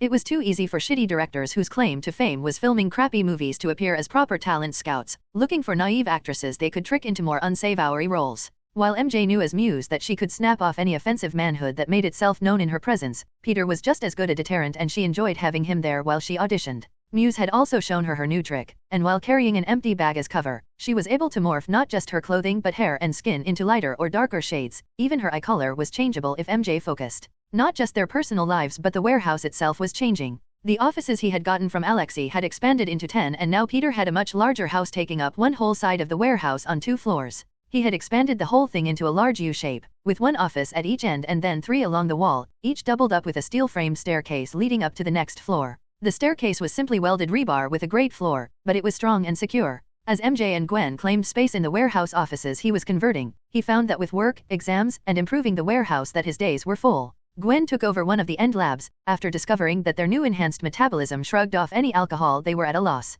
Even the stronger stuff barely dented the symbiotes, and so Gwen built herself a brewery in one lab. Rows of fermenting grapes and other fruit juices lined the walls, and she had Peter build her a small still, grinning as she anticipated making her own moonshine. Her work with Oscorp had taken a deeper turn as well. She had left her internship and been given a proper position. A colleague of her boss, Dr. Olivia as she'd introduced herself, had her working on samples of genetic material. Sure, it was just feeding them into a mass analyzer and then collating the results, but Gwen felt that she was actually doing something worthwhile, away from the managers and slime balls. It was part-time, counted towards credit on her college course, and it paid well. Peter had finally been told what had happened during her internship. A scumbag had tried to grope her, making an implication that she'd be fired if she said anything. While Peter's face darkened, Gwen hurriedly added that she'd been saved. Her new boss Olivia had come to her rescue, and the man had been fired not too long after. He still made a mental note to find him. People like that needed to be taught a lesson in Peter's mind. Once the summer faded, Gwen started her college course. She hadn't taken the leap to invite any of her classmates over yet, but Peter told her they were welcome.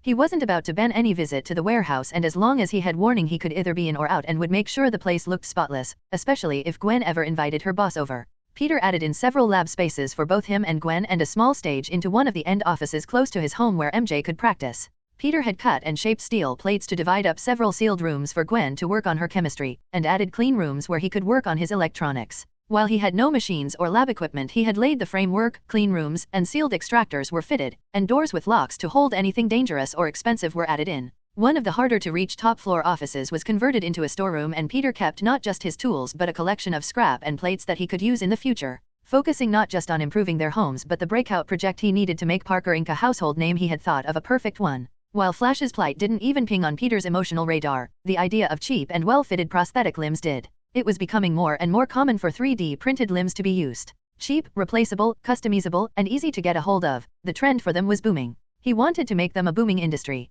Making a cheap prosthetic was easy, plastic was readily available to anyone, and as 3D printing became easier and easier, more people just printed off the limb they needed once the old one broke. Where Peter was experimenting was a conductive biomaterial, one that registered a sense of touch and gave a person a wholly artificial but wholly replaceable limb. He could feel through his simskin, see through the mask he wore, even breathe through it, so if he could crack a way to make it without using his own body, he would have the perfect material. With Gwen's help, they began to test the limits of his webbing and simskin. They first needed to stabilize his cells. They were no use as they burst within seconds of leaving his body, and Gwen created a gel-like web that coated them in a film, stopping the cell from eating itself. Finally, after a few months, they were able to make the breakthrough that everyone lacked. A biocompatible material that would react to the nerve impulses of anyone without needing a special interface or an implant. A material that could be applied directly to the body and worked as a second skin. He had sketched out an inorganic but wholly functional limb without the need for invasive and painful surgery. From there he had managed to create a webbing fluid that once he exposed it to air, hardened, and became moldable like plastic.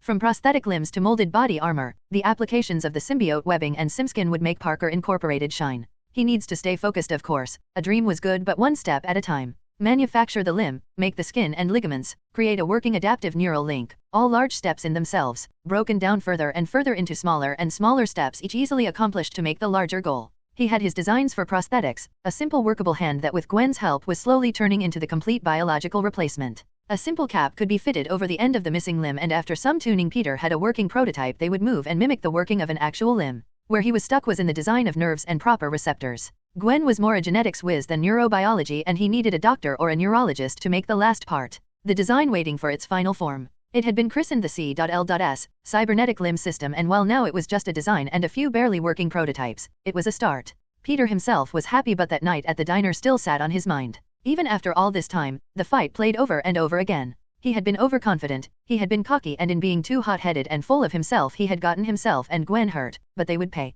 Peter knew would get his revenge. It would take time and patience. In doing so he began to formulate revenge against those who had wronged him. He had researched Oscorp and found archive footage. Norman standing proudly in front of the Goblin Mark I. It was a simple harness designed for industrial work, and he recognized Doc Ock, who wouldn't, with 4 huge mechanical arms. The huge man had been fitted into the harness and shown off its multi-limbs. The control chip in the back of the neck allowed the worker to remote pilot the limbs as if they were his own. It was marketed as a tool to help workers with heavy construction, but eventually, the cost drove it to be scrapped. The Goblin Mark II was being touted as combat armor, giving the soldier an extra pair of AI-enhanced arms during combat, and Peter wanted not just the design but the interface as well. The Mark II was eventually scrapped as well, the archive only noting it was the difficulty of maintaining the limb system that eventually led to its demise. The Mark III had been named Goblin and was marked as being classified until it was released. Peter could only find grainy shots of test flights and nothing concrete. The Mark II and III were of no concern to Peter. Being combat armor, the military probably had them on an army base somewhere, but the Mark I was civilian in design, and he wondered if Oscorp had it on site. Peter figured that if it was powerful enough for Doc Ock to slam him through a wall, he could rework them into a simple hand or leg. He might just have to pay a visit to Oscorp's storage warehouses to see if there was another he could steal. Of course, ripping it from Doc Ock's beaten body would be much more satisfying. The scrap of paper he had pulled out of the jar had "Stop one mugging at night. Receive kisses on your most favorite part from MJ," and he stared at it, reading it over and over. There was no need for the jar anymore. He spent most nights in bed with both women, and while the paper had done its job, it was now just a start to what was always an enjoyable evening. He had spent the day with Aunt May. With MJ settled and everything calming down, he made time and went to visit her. They had just shopped, taken lunch at a small restaurant, argued over who paid, and then hugged before heading back to their lives. He felt Aunt May seemed happier than before, that his being away had actually given her more purpose and drive than if she was still taking care of him. It had been bittersweet to see, but he was glad she was happy. Venom took a breath, tasting the odor of the night, a mix of car fumes and desperation. Venom had decided to branch out. With more experience and more training, he felt better about tackling a more dangerous foe. Hell's Kitchen was notorious for violent crime, and he'd avoided it for that very reason. With no skill, he would have been seriously hurt, or worse, long ago. Here in Hell's Kitchen muggings happened all the time, and with any luck, he'd get to one before that spider doofus did. All he read about in the Bugle was Spider-Man this and friendly neighborhood Spider-Man that. It made his skin crawl to think that once more he was pushed to the sidelines. He saved people, he stopped muggings, so why was he labeled a menace? He scrunched the paper into a ball. Stopping a mugging was easy. He'd make sure he put the fear of the night into the mugger, fear of the venom. He tapped his ear, allowing it to connect to the police scanner frequency, and then he waited. No one called the cops in Hell's Kitchen. They were either unsympathetic or crooked, but the headset provided him with a warning if anyone was looking for him. It didn't take long before he heard the familiar screams of a fight. Another stupid sap wondered where they shouldn't have, in too much of a hurry to get home. Whatever, Venom thought to himself. He stretched out an arm and connected a web line to a water tower. Swinging free, he headed towards the sound, leaving web lines behind him to melt in the sunlight. Making an entrance, he spun and landed on his feet in front of a disheveled woman, her attacker advancing with knuckle dusters dripping with blood. You know, those are illegal in the state of New York. Venom stretched up to his full height and leered down at the mugger. So I don't need a duster. The mugger swung at him and Venom caught his hand, squeezing the metal with his claws, but you can have the sandwich, before ramming his fist into the mugger's face. Get it? Knuckle duster, knuckle sandwich, everyone's a critic. Turning to see if the victim was okay, they were gone and there stood Black Cat, sarcastically slow clapping at his joke. Yeah, make a joke while you break someone's hand. Real classy. Venom. She stopped a few feet away from him. Venom headbutted the guy and dropped him. Rematch. He made his fingers into claws, hearing the popping noise as he flexed them. Oh no, no big guy, job, no fighting. She raised her hands in surrender. Job, for us? We work solo. He crossed his arms, this already becoming tiresome. The mugger stirred at his feet and he laid a heel into his jaw, bashing his head against the concrete, and once more the nameless mugger lay still. Not here, somewhere more private, and she headed to the fire escape of a nearby building while Venom searched the mugger. He had another 100 on him and webbing him to a lamppost on the street he sprayed "Beware the Venom" in thick white letters over a shop wall. Satisfied he had completed his task, and happy about his money problems being alleviated, he whipped out a line and pulled himself up to the rooftops. Job? He asked the waiting Black Cat. She looked nervous and he could smell her panic. Something was bad. He scrunched up his face though. I know that smell, he thought. No, not for you. I need Peter Parker. I can pay. And she took out a manila envelope. And there's something you might want to do as well. Only after Parker finishes the first job though, then we can talk. She crouched down, not taking her eyes off Venom for a second. He was still a rogue element to her plan, disappearing for some time only to return back as brutal as ever. With her hands raised, she backed away and without a care, he threw a web line onto the envelope and pulled it towards him. You want Parker to plant bugs in Alexei's site Sevica's junkyard? Why? Venom ripped open the envelope and was reading the contents, which was sparse. Black Cat had included several bugs and a basic sketch of the office, where she wanted them and when she wanted it on by, and for us. I can't tell you, just, 5 grand, okay, get him to plant the 4 bugs and I'll pay 5 grand. Venom raised an eyebrow. 5 grand was no small change, even for him, and he knew he could get in and out of Alexei's office before he knew it. We will do this for you, give us the payment and the Parker will plant your devices. He motioned with a hand. No, half now, half later. Black Cat threw a second envelope at him, which he caught. Do it by the end of the week and I'll leave it at Parker's warehouse, in his mailbox. I'll leave more files for you and if you agree then we can talk more, okay? Don't come after me. She turned and began to run from rooftop to rooftop, making the jump between each one look easy. She will cause us trouble. Venom shook his head, but the money was good. He even considered telling Alexei about the deal and letting him take care of her. Doing so would mean exposing the link between Venom and Peter, and with a crook like Alexei, the risk was too great to take. Musing over what to spend the money on, Venom shot out a line and watched as Black Cat ran across the rooftops. She does have a nice ass, he thought, and then shook his head. Gwen and MJ would kill him. Nah, he thought as he considered following her. It's bad enough the creepy stalker man is following me without him spotting her as well. He ran to the edge of the building and swung off, shot out another web and swung out back to the junkyard. Black Cat was running across the roofs. She knew Venom wasn't following her, but that didn't mean that no one else was. Crouching behind an air conditioning vent, she didn't even hear the shot as it pierced into her gut and out through her back and into the vent, rattling inside before clanking its way down into the building. Sucking in a sharp breath of air, she crumpled onto the rough tar roof as the strength in her legs left her, and she could only stare into the skyline, searching for the shooter. She heard a mic click. We got her, boss, confirming now, and as she lay still the shooter flipped her onto her back. Kicking his legs out she slipped around him, and as her gut wound spiked pain, she drove her clawed hands into his sides, avoiding the Kevlar vest he was wearing. Trying her best to ignore it, she yelled and drove her claws in deeper. Feeling his ribs snap, he cried out in pain, matching her own, but as she twisted her claws he fell silent after gurgling blood.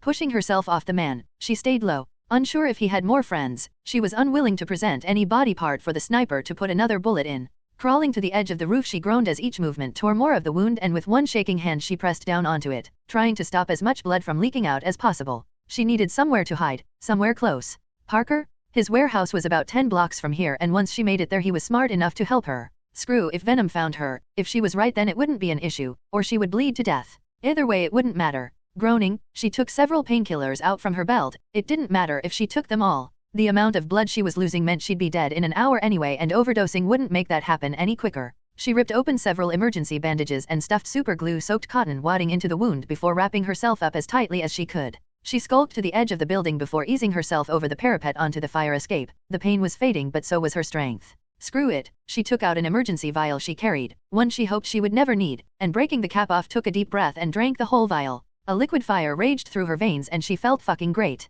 Bleeding to death could wait, she needed to get to Parker and now. Ignoring the warm sensation dripping down her thighs, she ran as fast as she could manage towards her only hope. The military-grade amphetamines coursed through her veins, making her feel superhuman, as long as they lasted, as long as she could get the help she would deal with the side effects later. On the roof, a second similarly dressed man, covered with tactical gear, his face covered by a balaclava and night vision goggles, examined his fallen comrade. Finding a slashed open side and after lifting the balaclava and seeing his open eyes, dead and staring at him, he shook his head and felt for a pulse. After failing to find it, he swore. He clicked the side of his earpiece. Yes, sir. One is down, no sign of the target, blood trail ends at the wall. Orders, sir. He crouched by the body, listening to his orders. The man had been his mentor, taking him from the academy into the agency. He was calm right now though, but that bitch would pay for killing him. Affirmative, one for clean up, track and trace in progress. He flipped the fallen man onto his back and pulled out a vial from his vest. Carefully uncapping it, he poured it over the man's face. It bubbled and hissed as a powerful caustic agent ate away at not just his skin but the bone and teeth underneath. Collection 27th Avenue. Rooftop. Finding the other agent's radio, he pressed a switch on its side and a red light flashed twice and then lit up. With the tracker active, he could leave the body and resume his mission. Capping the vial, he left it on the body and lay his sniper rifle down next to him, before setting out after the blood trail. He knew the cleanup crew would take care of any evidence they had been there. The drizzle of rain would make it harder to track her, but she was losing enough blood that she wouldn't get far. As long as he could keep her in the industrial district and away from any major civilian centers, his job would be a lot easier, and he could be as messy as he wanted. Black Cat was fading fast as the amphetamine she took started to wear off, as were the painkillers, and the pain was more than she could bear. She had managed to run a block before the strength in her legs went and she could only shuffle at a snail's pace. She knew she was leaving a trail behind her. There had been blood smears on a wall she'd rested against, but she couldn't stop. She couldn't let anyone find her and finish the job. She'd pulled off her mask, trying to avoid smearing blood over her face. Hopefully, it'd buy her some time. The catsuit was a giveaway, but with her normal hair color and normal makeup she might. No, she couldn't. It was too much.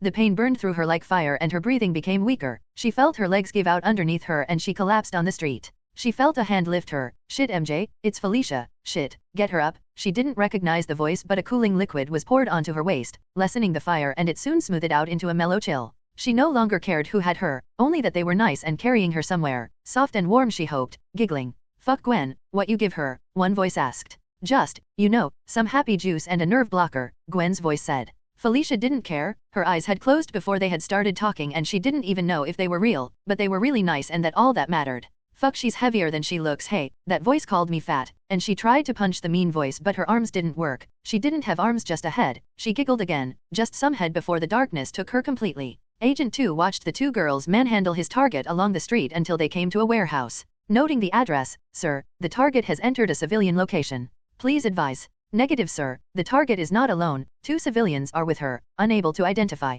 Orders. The agent sighed as he listened. Affirmative. Operational casualties are expected. Live fire is a go. He unholstered his sidearm and checked the clip. It was full and filled with lethal rounds normally disallowed on a mission in the city. His orders were to neutralize the target, and sadly, the 2 girls would be acceptable casualties, victims of the target Black, or as the press named her, Black Cat. Reholstering his weapon, he opted for a knife, but waiting until he found a way into the building, he left himself unarmed for now. No need to arouse suspicion. He stalked around the building till he found a good place to leap the chain link fence surrounding it. Crouching low, he had to walk around to the front before he found a suitable entrance, the side doors and entrance welded shut and painted over. He noted the camera above the door and took out a small device, pointing it up at it. The light on the bottom fading as it shorted out. Listening at the door, he could hear the 2 women inside arguing over something, the thick door muffling their voices. In their rush, they had left it unlocked, and when he gently pushed the door bar, it swung open. The door was well maintained and without a squeak. He gently pushed it further and crept inside. One woman was holding her hands over the prone figure of his target while the other was tearing sheets apart. Gwen, this won't save her. We need to call an ambulance, the redhead was shouting. She'll die in less than 5 minutes if I don't do something. Someone shot her, MJ, like with a big fucking gun shot her. Now shut up, hold that and let me work.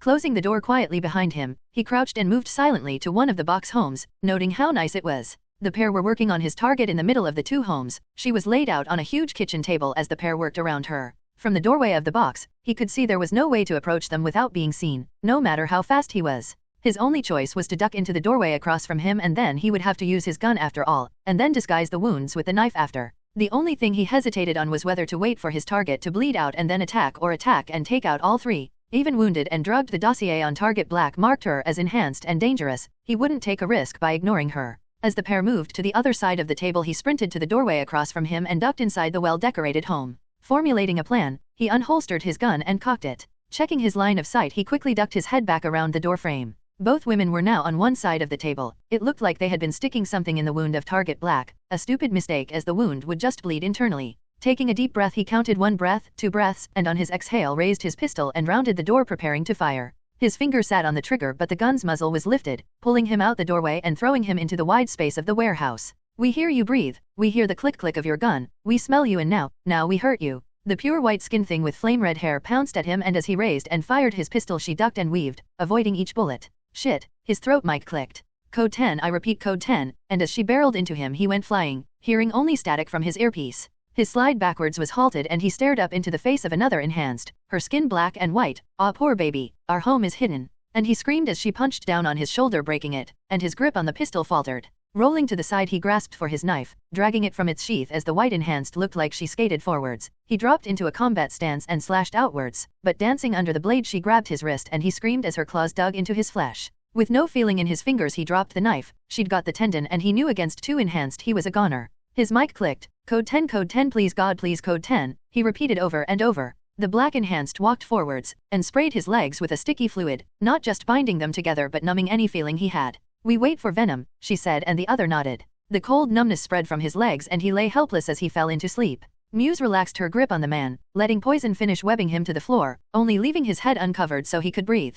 "Shit, Gwen, what the fuck was that? First Felicia and now a secret agent guy. MJ, I've got as much of an idea of what's going on as you do. I mean, it can't be." "What?" MJ asked, being out of the loop sucked, but Gwen knew something. "It's Oscorp." Both women jumped. Peter had come back and had come in through the skylight. He had a backpack full of folders, which he was about to dump on the table when he spotted the bodies. "What the fuck is she doing here?" He pointed at the sleeping form of Felicia. With the blood, he hoped she was just sleeping. Felicia's black cat. Fuck, is she dead? Now he recognized the smell. It was her. "Wait, what's going on? Why's she all fucked up? Why are you carrying around a folder of stuff? And why the fuck is Navy SEAL guy here trying to kill us?" MJ was borderline hysterical. This had not been a fun evening so far. Peter sighed. After the night he just had, this was going to take a while to explain. He put down the backpack and pulled MJ into his embrace. "SHH, it's fine. Is Felicia dead?" Gwen shook her head. "No, she'll live." Peter pulled MJ away and looked at her. "Good, then go make coffee and I'll sort this crap out and explain." "Man, I liked that table, shit." Peter looked over Felicia. She'd been stitched up with Gwen's webbing. It would stop the bleeding, but by then it was too late. His coffee table was ruined, stained with thickening dark blood. He sighed. "Fuck this night. Gwen, take the mugs to your deck, I'll be up in a minute." He figured the table was salvageable though. It was only blood after all, and with what all 3 of them had done on it, blood would not be the last thing split on it he would need to clean up. He checked her pulse and it was weak but steady, the makeshift bandaging holding her. Gwen had done some impressive work with the help of poison, and he figured Felicia would sleep for a while, plenty of time to deal with this crap show. First though, he walked over to the prone agent. "I fucking hate this." He put both hands on his neck and with a squeeze and a twist, his head rotated in a way that was unhealthy to anyone alive, not that this man was now. As the body slumped, Peter began to rifle through his pockets, finding only the pistol, ammo, and a knife. Several vials of liquid were slotted into his tactical vest, but he had no way of knowing what they were and so he ignored them. Seeing the radio, he looked around for its battery pack and unhooked it. He knew the cage around the warehouse had blocked any outgoing signals, but it was better to be safe than sorry.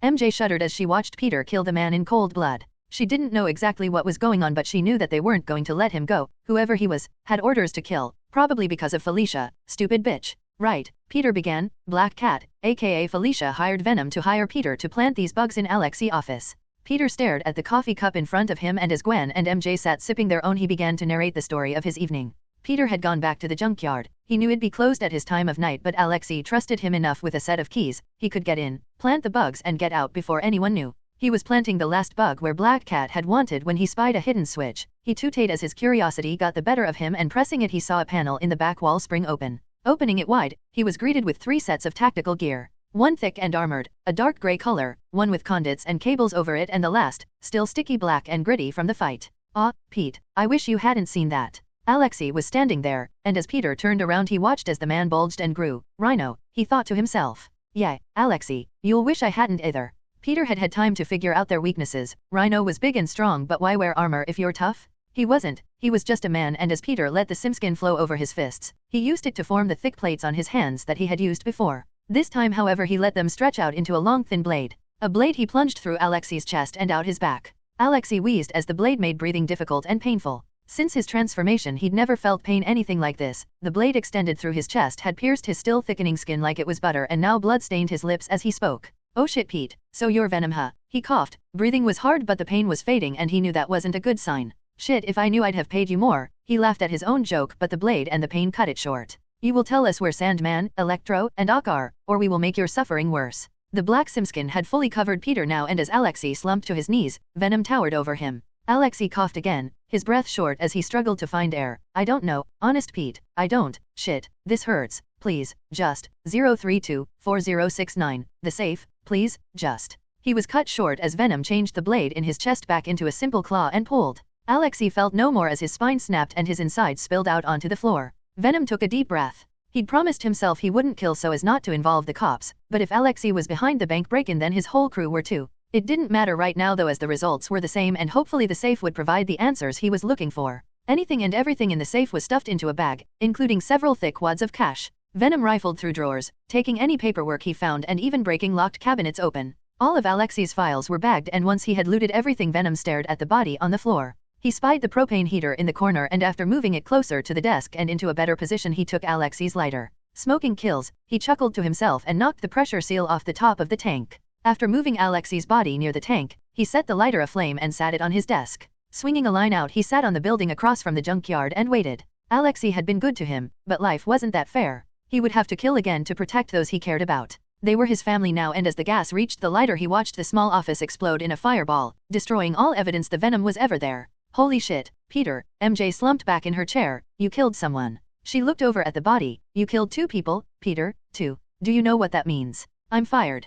Peter replied and Gwen snorted. MJ just shook her head, this isn't the time for jokes, shit Peter, we could all go to jail for this. Felicia had been moved onto another more comfortable bed and Gwen had poured bleach over the table and dumped the invader on it. MJ, it's fine, Gwen, poison can create a caustic bleach right? Cover the agent guy in it, I'll web him up then throw him into the bay. Gwen nodded and started to work. That's not what I meant Peter. This is a crime scene, we need to call someone. MJ curled herself up, holding her legs. And what MJ? Tell them that I'm Venom and you two are infected as well? Tell them that Alexei Saitsevich was Rhino and he sent a kill squad after us? That Felicia is Black Cat? Yes it sucks, but these people tried to kill me, tried to kill us. Felicia is dying and probably won't make it, and you're worried about the cops? Sorry, I love you I really do but you're being stupid right now. This, Peter motioned around him at the warehouse, this keeps us safe, and right now I doubt the cops are looking for either a secret agent guy or Felicia. Sure, they'll want to talk to me but I've got 2 alibis, you and Gwen, and if you keep your shit together, then we'll be fine. Wait, you love me. MJ was blushing and she leaned forwards excitedly. Of everything going on, that's what you take. Peter was exasperated, he would do anything to keep them safe and murder was a small price for that. Oh well, excuse me for finally getting the words from the one person I wanted to hear them from, sorry it took you killing 2 shitheads to say it. MJ had stood up and was shouting at Peter. Look, emotions are high enough, we all need to calm down and it'll be fine. Gwen had finished the task and had climbed back up to her deck, but really, if you two are gonna fight or fuck, please do it on your own house, I'm not cleaning up after you. MJ stared wide-eyed at Gwen, and Peter just laughed. The tension in the air was gone, MJ rubbed her arm, love you too, stupid shithead, she whispered. Peter smiled at MJ, love you too Gwen, but she just rolled her eyes. The simskin flowed over Peter. We will be back, and leaping down to the table, lifted the cocoon under one arm. He leapt up and out of the skylight exit in the roof. Is it going to be like this more often? MJ asked Gwen, who shrugged. As she sat staring at her cold coffee she really didn't know. We both knew Pete was Venom, we both knew that he went out at night. Can we complain now? I mean, we knew Rhino and those assholes attacked him, that he wanted to get back at them. MJ sighed, I know, but murder. I didn't think about that, I didn't think it would go that far. It's Peter you know, stupid dorky lovable Peter, not some monster, not a killer. Muse twisted and MJ's outfit changed into something more casual, she had been dressed for going out but now back in the warehouse she wanted to be comfy. But I don't want to fight, Gwen. I've had enough of people like Flash, she rubbed her arm, like my father, but this whole thing. Why is Felicia in a costume? Why are people trying to kill us? I don't know, Gwen replied, but Pete is right, that guy had a gun, MJ. He was going to kill us to get to Felicia and then kill her, even if Peter didn't kill him what? We couldn't let him go, he knew where we lived, he saw our faces. There'd be cops or who knows what else swarming this place. You think Felicia knows who he works for? I don't know MJ, but we can ask her when she wakes up. If she wakes up, answered Peter. He had only taken a few minutes to dive into the dock and secure the body to the riverbed. Using more webs, he'd wedged it down with added rocks, and even after Gwen's caustic web fluid had done its work, nothing would float to the surface. He had also discovered a new power. As he dived down and his lungs burned, he let out a breath and found he could breathe.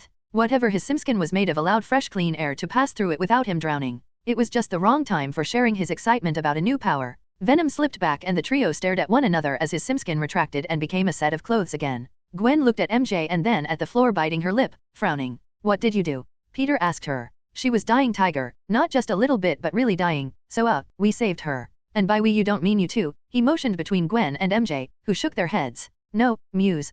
Muse spawned, as Poison did. She told me how to do it, so don't give me that look. 2 deaths are more than enough. I'm not a killer, and neither should you be." MJ poked a finger at him. Her anger was evident and Peter knew better than to push it. Peter rubbed his forehead. Gwen had been on purpose, even if it was the first time, MJ an accident, but if it meant saving Felicia then it was fine. She was a friend, maybe not on the same level as Gwen or MJ, but even then, MJ was only just coming back into their lives. Felicia had saved him from Flash on several occasions and even stayed in the maths club, even though Peter knew she was struggling. "Fine. Shit," he swore and his shoulders slumped, "but if she acts like you two we could be in real trouble." "Oh, don't worry, Venom, you're not." A black and gray-skinned symbiote covered Felicia limped up the stairs and joined them on the deck. Her simskin was black, with dark gray stripes, like tiger markings over her body, and a long flowing ponytail which glinted like fine silver thread hung from the top of her smooth black mask. As her yellow crescent eyes narrowed she spoke. "We are Huntress and you have some explaining to do." Peter, her threatening demeanor was spoiled however as the trio stared at the small cat ears that adorned the top of her mask, and as Gwen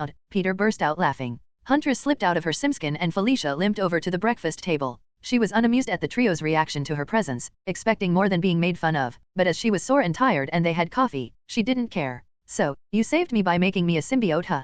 She picked up Gwen's cup and sipped it and made a face. "Ugh, doesn't anyone take sugar here?" Snatching back her cup, Gwen put a clean one down on the table and poured out a cup, nudging the sugar down at her. "You know what they are?" Peter asked and Felicia nodded. "You got Site Sevica's files and I have my own. Oscorp did illegal genetic research about 5 years ago, did some digging, and John Jameson, the only survivor of the shuttle crash, was quarantined." Stirring several heaped spoons of sugar into her cup, Felicia smiled after she sipped it. "My father worked in the hospital. Whatever was wrong with John kept him under isolation, nobody in or out. Oscorp even started a lab to study it, and that's where my files end. My guess was it was the symbiotes. So, now we have Venom, Poison, and Widow. A trio of monsters chomping their way through New York." Felicia sat her cup down on the table. "Sound about right." "Well, I do most the chomping, but yeah, Gwen and MJ don't really do that sort of thing. But are you okay? I mean, it can be pretty rough. You should meditate or I can show you some exercises," Peter replied. Nah, I'll pass. I can feel her but she's not fighting me so I'll deal." Felicia waved a hand. "You, however, are remarkably calm, so what gives? Why are you different?" "They share a genetic memory, don't they? So you tell me," Peter answered, "but at a guess, whatever Oscorp did to me before the symbiote got me. How could you, without one, fight toe-to-toe with Venom and come out on top? Illegal. Genetic research. Geez, Pete, you not listening? Norman had a hard-on for a super soldier serum that was lost during World War II. You should know what though, son of the infamous Parkers." Peter drew a blank stare. Uncle Ben was a mechanic and I think Aunt May was just a housewife." "No, dumbass, your parents." Felicia drew herself forwards. "You really don't know, huh?" Peter rolled his eyes. "Look, Felicia, I'm tired, just spill it okay and quit the shit. They saved your life, fucking act like it." Felicia sighed. "No joy in the hunt, huh? No wonder." Peter banged his hand on the table. "Hey, okay, shit. Richard Parker, Kurt Connors, and Norman Osbourn all worked together on serum, the Oscorp formula, but Kurt disappeared after someone attacked him. Your parents died in that car crash and suddenly Norman drops it and starts working on his exo-armor suit. It still got used though. Alexei, Flint, and Maxwell, all enhanced, all working for Norman. The heist where you all got squashed, they took something from the vault, but I couldn't get into the police reports to find out what. If you can find out what they stole, it ties them to Norman. Find out what he's up to and it'll answer your questions about the symbiotes. Didn't you just do that? Take the files, leave the cash. I've got enough to deal with without adding Norman Osbourn to the pile." Peter pointed at the rucksack full of papers. "It's yours. Don't care, don't want to care." If Felicia already knew that they were symbiotes, then she knew more than she was letting on. Right now Peter couldn't trust her. He knew her father was traveling, but if he worked on a secret project for Osbourn he doubted he'd be back anytime soon. Felicia was hiding something and he wanted her as far away from Gwen and MJ as possible. "What do you mean you don't care? He had your parents killed, he's been killing Dash." Peter stopped her by raising a hand. "I'll stop you right there. Again, I don't care. Norman's a scumbag. I've always known he's a scumbag, and if you're right, all this is proof he's a scumbag. But I can't fight Norman fucking Osbourn. I don't have the resources, the manpower, and even if he killed my parents, which he probably did. Me against Oscorp? against however many enhanced they have. I got my ass kicked last time, Alexei is dead and I'll find Marco, Dylan, and Ock, and then they'll be dead. Felicia, I can't do the big picture right now. I don't have a big picture. He motioned, this is just the beginning and yet, in 5-10 years I can go after Osbourn but right now, he'll chew me up and there won't even be bones to spit out. Felicia stared at him, with her arms crossed. He was right and it annoyed her he was right. Oscorp was a big fish in a bigger pond, even killing Osbourn would make huge waves and the resulting vacuum would get a lot of people killed. The second richest man in America can't suddenly drop dead without the resulting power plays doing a lot of damage. So, let's join up, Oscorp being endgame but for now, Marco, Dillian, and whoever was under that boiler suit are our targets, take them out and we hurt Osbourn a little, follow the trail and take out small bites, take out little chunks, one we can manage and he won't notice. Death by 1,000 cuts huh? MJ stated and as the three looked at her, what? I read, assholes. Peter and Gwen laughed, and Gwen unattached herself from Peter to hug MJ. Fine you win, give me the files, just, Felicia sighed, if they'd known where she was she'd been tailed, and the chances of her home being safe were now next to zero, just set me up in one of these fancy boxes okay, look, I'll take the end on over there, and as she pointed to MJ's house, MJ shook her head and pointed to herself. Fine. Felicia groaned, which ones are empty, and Peter pointed to the offices on the other side of the building. Oh, come on, those, but as Peter scowled at her she raised her hands in surrender. Those are fine. She slumped and poured herself another coffee. Peter stood up, finishing his coffee, training first and then work. Felicia, even with Huntress you've just been shot, so no joining in. I need to head to work, well, what's left of it, Gwen groaned, she hated the training. Plus you just killed your boss, do you even have a job? Gwen asked, to which Peter sighed. They both stood and stretched, moving over to where Peter was sitting. Can I at least watch? And Peter shrugged as she stared hungrily at Gwen. Guess the rumors were true, he thought, guess I'm not the one Huntress will go after. Felicia stood and stretched gently, holding her hand over her stomach as it complained. Come on my pretties, let's get sweaty. Gwen rolled her eyes but MJ was almost glowing. Thank God, MJ though, I can get her to stop pestering me now she's got another target. Gwen wanted more of a relationship than MJ was willing to commit to, so with Felicia here and her apparent lesbian tendencies Gwen should be happy, she just hoped Peter wasn't the jealous type. MJ knew it was mean to think of Gwen like that, but her pushiness was sometimes too much for her to bear. Might as well, got 3 hours before I needed to get up for work, Gwen said pointing at her watch and MJ groaned at seeing the time. Her shift at the diner started at 7 so she was in the same boat.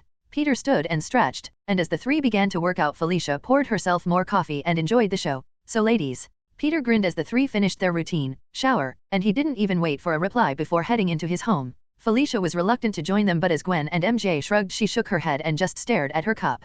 Can I crash in someone's bed for a bit? She asked and MJ pointed over at her place. Just for now though, Peter, get a proper place set up for her. While Peter, MJ, and Gwen showered, Felicia could hear them talking but right now she didn't care. She was alive and as she curled up in MJ's bed, all she could think about was how grateful she was to them all, and how to pay them back. Felicia stretched and felt Huntress stir within her. She had welcomed the symbiote with open arms, it gave her power, it gave her what she needed to take down that rat bastard Norman Osbourn. When Peter had killed Rhino the files he took led Felicia right to Oscorp.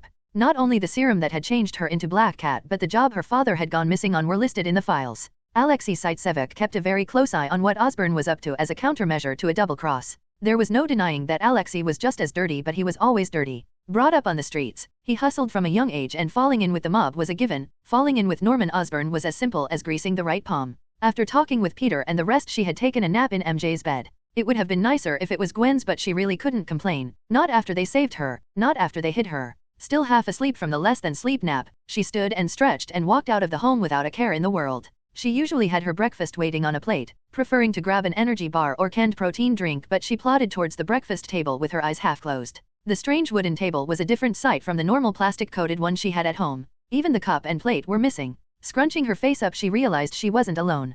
Felicia, I'm not gonna complain but could you maybe put some clothes on? Peter asked her. Felicia looked down and her tight white panties didn't hide very much and as that was all she was wearing naturally, Peter got an eyeful. Without shame, she stood and stared at him and in return, he stared right back. Gwen and MJ were both beautiful and since they became hosts they had toned down and put on muscle but Felicia was that way naturally. Her arms and legs were muscular from working out and fighting, even her taut stomach had very little fat on it and he could see the lines of her abs as she stood in the morning sun. As his eyes drifted up they stopped at her chest. He had no idea how breast size was measured but Felicia had gone right past cup and right into bowl. Her breasts were large but perky with light pink and slightly hard nipples that sat over largish circles of her areola and as his eyes slid further up, her hair, still messy from sleeping, hung down over her slender neck. Its platinum blonde color catching and reflecting the sunlight. Meh was all she uttered as she took the cup from Peter's hands and began to drink his coffee. To stop him from taking it from her, she sat herself down on his lap and grinned as she felt his erection digging into her ass. Rocking back and forth slightly, she felt it slip between her legs and settle into a more comfortable position. Her panties had moved and she could feel the burning heat of his manhood spreading her lips. She sighed happily as she finished his drink.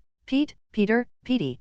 Nah, Pete is best. There's a lot going on in here. Huntress tells me all sorts of good things. All sorts of dirty things too, but mainly good things. So, let's cut the shit. You saved me, you got me the files I wanted, you got me an upgrade, and most of all I'm digging the digging you're doing. So how about you lose the slacks, we lose the panties and we continue this until you're sure I'm grateful for everything, huh? Peter didn't even wait to respond. Lifting her, he slid down his slacks and moving her panties to one side slid her down his length. Felicia gasped. She had expected rough, but that was intense. Huntress was making her wet already and she could feel that the symbiote hungered for him, taking after the others. It knew the power he had and it wanted to taste it, but Felicia had only second-hand knowledge to go on. His cock pulsed and radiated a flaming heat inside her. She'd never dated any men and had settled as a lesbian, but this, her pussy tightened up around Peter's manhood and she began to push herself up and down on it, using the table as leverage. She had closed her eyes and yelped in surprise as someone else's hands pinched her nipples. Opening them, she found Gwen drinking a coffee and touching her all over her chest. Oh, don't mind me, you took my breakfast so you gotta pay, kitty cat. Felicia didn't care. While Gwen was a bit rougher than she wanted, the thick hot cock was pulsing and pushing her buttons more than she could have imagined. As he was pistoned her up and down, his cock grew, filling her completely. No space inside was left untouched and Gwen, holding the coffee cup with one hand, was between her legs, rubbing and teasing her clit with the other. Gwen looked at Peter and he nodded, grinning as she put down her cup and motioned for Felicia to lean back. With her now out the way, Gwen sat on the table and lifted her skirt, spread her legs and grinned at Felicia. Oh God, Gwen, Felicia moaned and leaned forwards again, the salty slickness filling her mouth as she licked and teased her wet folds with her tongue. Gwen ran her hand over Felicia's head and she moaned as she explored, and her eyes caught Peter's. He was watching as Felicia went down on Gwen, but he nodded and continued to thrust in and out of her. Felicia had no idea why they wanted this, and as she was filled by Peter, she moaned as she sucked on Gwen's clit and slid a finger into her, flicking her clit and running her tongue up and down her lips. Gwen was the same. As Felicia explored, her orgasm came, and unlike with Peter, it faded into subtle warmth, only to flare again when a finger slipped inside and began to massage her. Poison, normally yelling by now, stayed quiet, purring and sharing the new sensations. Peter felt her tense up and he started to move faster, bringing himself to climax as she had already done so. He knew the symbiotes loved his taste, and even without protection they would never allow their hosts to get pregnant. Peter loved that, though he could shoot his cum into any of the girls and never have to worry about it, and with that he did. His cock twitched and pulsed and Felicia felt him shoot more and more cum into her, driving her orgasm from a wave into a tsunami. She had never had sex with a man before and never had anyone come inside her. As the heat of his seed filled her, he gasped and rode the intense wave of her orgasm. Gwen watched in rapt awe as Peter fucked Felicia in front of her. Unlike MJ, this time she was a more than willing participant, and as Peter came inside her she felt Felicia moan and kiss her between the legs. As Felicia lay panting between the two, she lifted a hand and swept the hair from her face. Oh shit, Pete, that was, oh hell, Huntress was right. Felicia lifted herself off of Peter's lap and felt the sudden rush of emptiness as he slid out of her, the feeling both satisfying and a bit lonely. She and Huntress had both enjoyed themselves, but now it was time to get to work. She leaned over and kissed Gwen on the lips, and Gwen returned her kiss, uncaring. Felicia's face was slick with her own juices. Felicia had cupped both of Gwen's breasts with her hands and was rubbing her thumbs over the now very erect nipples under Gwen's shirt. Later taters, gotta run. She whipped a line out and swung herself up into the walkways, her simskin covering her completely, and she hit the emergency roof hatch running, and swung out into the daylight. Gwen cursed and looked at herself. Her nipples were now very erect and poked through her white top. Biting her lip, she checked her time. If she was quick she would make it to Oscorp in plenty of time. Okay Pete, stay there. She lifted her skirt, pulled off her soaked underwear and lowered herself down onto him. Pete, you've got 10 minutes, hard and fast, rough as you like. He did, thrusting straight into Gwen. Neither of them cared he'd just finished inside Felicia. Gwen's tendencies meant the MJ would wake up with more than a friendly hug, but Felicia had outright stated she would be interested in a relationship with Gwen, and that had driven a spike right into Gwen's sex drive. Peter had been more than accepting of Felicia's advances, and as he thrust deep into her, her orgasm flared, this time poison yelling in her mind. Imagining the raven-haired beauty with them both, her climax had begun even before Peter had sunk himself into her. Thrusting harder and harder, sensitive enough from his last orgasm that he didn't last long, and feeling the hot cum flooding inside her, neither did she. She collapsed against him. Shit, that was amazing. Now, I gotta run too. She slid off him, leaned forwards and kissed the end of his soaked cock, licking all their cum from it, savoring its sweet and salty taste before heading into her home, grabbing fresh underwear and running out the warehouse door. A bleary-eyed MJ then walked from her house. Pete, did you just have sex with Felicia? And Peter leaned back and cursed under his breath. Shit, yeah, MJ, she oh fuck, Peter looked down and MJ was sucking on him, taking every inch into her mouth before swirling her tongue around the top, licking both Felicia and Gwen from him. I don't mind, Peter, and her head bobbed back down. Once he was hard, MJ stood and slid herself down onto him. Not as rough, hinting that she had been watching the trio, and as she was already wet he slid easily into her. He just grinned at her and she shook her head, don't get too cocky, but began to grind on him. She slid up and down on him, taking him in as far as she could take and ground her hips against him for a few minutes before leaning back, squeaking as her orgasm came. She had been watching and playing with herself and left it teetering on the edge, wanting Peter to drive her over that cliff. As she leant in and panted against his shoulder, she gently kissed and then bit his earlobe. Not finished yet, tiger, and unmounting him she knelt and gently licked up his length. Licking him clean, she took the tip of his cock in her mouth, gently swirling her tongue around it, and then began to move her head up and down his length. Peter lay a hand on her shoulder and gently stroked the side of her face as she moved faster and faster, and he tapped a finger on her cheek. As she didn't stop, he knew it was okay and he came, letting it fill her mouth, and MJ sucked it down, licking the bottom of his glands with her tongue before swallowing. She licked up and on each side of his cock before kissing the tip. Thanks for breakfast, but let's not start having sex at the breakfast table, okay? And with a happy swing in her step, made her way to work. Peter, exhausted but satisfied, leaned back in his chair. Felicia had taken the files away with her and spent the rest of the morning reading them, promising an update once she had put them in order. Gwen and MJ had both left for work, and now that Peter had killed his boss he had nothing to do. Felicia exited the hatch in the roof and started to run from roof to roof. She didn't care it was daytime, and she didn't care if anyone was watching. What the fuck was that? She asked Huntress. We like the Peter. Felicia was mortified. She'd not only had sex with him right there in front of his girlfriend, but she'd enjoyed it, flirted with her, and let Gwen do what she wanted as well. We like the Peter a lot. You are fucking dead meat, Huntress. I don't like boys. You had no right. You feel him. Felicia shook her head. Yes, it felt great. She'd used toys before and knew what it was like, but that was amazing, especially when She shook her head. When he released himself inside us, it was so good, we want more. Felicia shook her head. No, not ever. Why? We don't have sex with boys. But you like it. We felt it too. You quivered and quaked and we tasted all of you. No, Felicia shook her head as she sped around the rooftops. No. We want him again. Prove to us you don't and we submit to you. Lose and give us to him. You want me to fight Peter for what? The right to fuck me? We are not bonded to a coward. We are the first to be born whole. We are his equal, and we refuse to listen to your pathetic mewling. We taste you, we feel you, and you lie to us and yourself. Felicia's head swam and she had to steady herself against a fire escape ladder as Huntress began to cause memories to surface. She was standing in the schoolyard when she first saw her, her blonde goddess. It was right then Felicia knew she was gay. No one even came close to what she felt when she looked at her. After some quiet queries, Gwen, her name was Gwen. She saw him, sat holding a soaked school bag to his chest, and she could see the tears pooling in his eyes. Flash again. Whatever Peter had done to set him off made him target number one for every bully and asshole in the school. She knew he was like her. Everyone knew his parents and uncle had died, and like her he was alone. No friends. Maybe he was her way to speak to Gwen. Maybe if she was nice enough. Stupid Parker. She made everyone back off, kept them at arm's distance, so when her dad pulled her out of school the pain was nothing. She learned that lesson too many times. But him. Fuck him. She was rude, but she never went as far as to bully him, but he always sat there with a stupid grin and tried to make her feel better. Who did that? She just joined the math team. The math team? She knew shit all about advanced math, but even after Gwen left, Peter was still there. If there was one person in the school that would accept her, it would be him. Slowly she started to look forward to being there, to seeing him. As she sat hugging a pillow in her still empty home, she tried not to cry. It was the second year her father hadn't come home, and it was the second birthday she'd spent alone. She wished Gwen was here to hold her. She wished Peter was here to make some stupid joke to try and cheer her up. She hated this. She wanted friends and a life, and as she held tightly onto the pillow, it couldn't hide the sounds of her sobbing. Felicia reeled as the memories flooded back into her.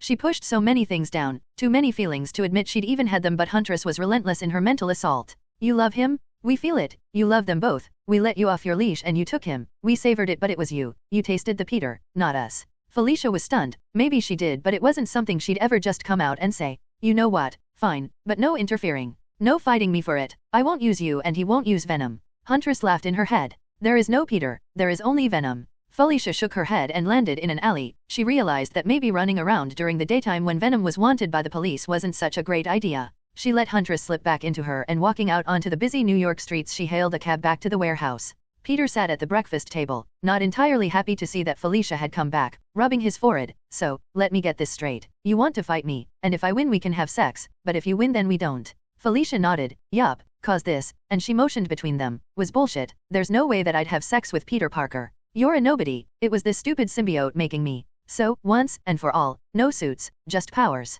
You win, I'll shut up and put up. I win and you shut up and yeah. Oh, gimme the cash from Alexi's office. I know you scored some cash, so yeah. She had touched on the one button nobody touched. She called him a nothing, so fuck her. He would beat her and take her, bend her body to his will, show her who was a fucking nobody. He also got the feeling she was trying to persuade herself more than him though. But I have powers other than my suit, you know. The Simskin armor isn't my ability.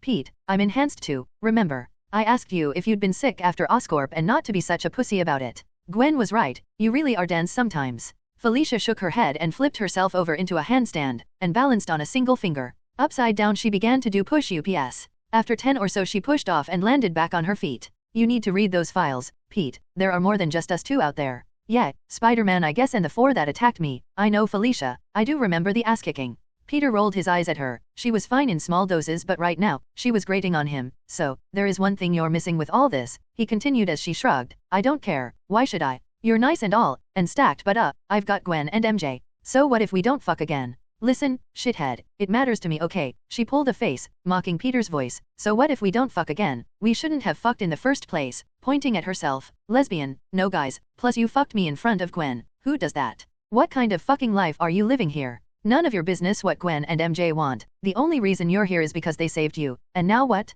I owe you? How childish is that? So no, the last time we fought you ran. So give it up, leave, I don't care but tell no one. Anyone knocks on that door looking for Venom, or Gwen, or MJ gets hurt. You'll be the first person I come for, you understand? Fine, then that. We fight, you win, I join your little harem or whatever shit this is. I win and I get the cash and walk away, no one talks, no one says shit. I've got my own secrets, Parker. You're not the only one with enemies you know. Fine then, no suits, no webs, and no bombs. Peter remembered the pain as that flash bomb went off in his face. He'd seen spots for hours afterwards, once he could see that was. Peter stood and after looking at it moved the table out the way, putting it in front of his home. Break my table though and I'll be really mad, and he stripped off his t-shirt. Felicia just shook her head and modified her clothes into shorts and a sports bra. Peter was annoyed that even Huntress could morph into different clothing when he had tried and failed, even if the taut lines of her stomach muscles elicited a response from something other than his anger. He had finally lost patience with her and this wasn't for some stupid sex or the cash, he just wanted to wipe that smug look off her face and get her the hell out of his life.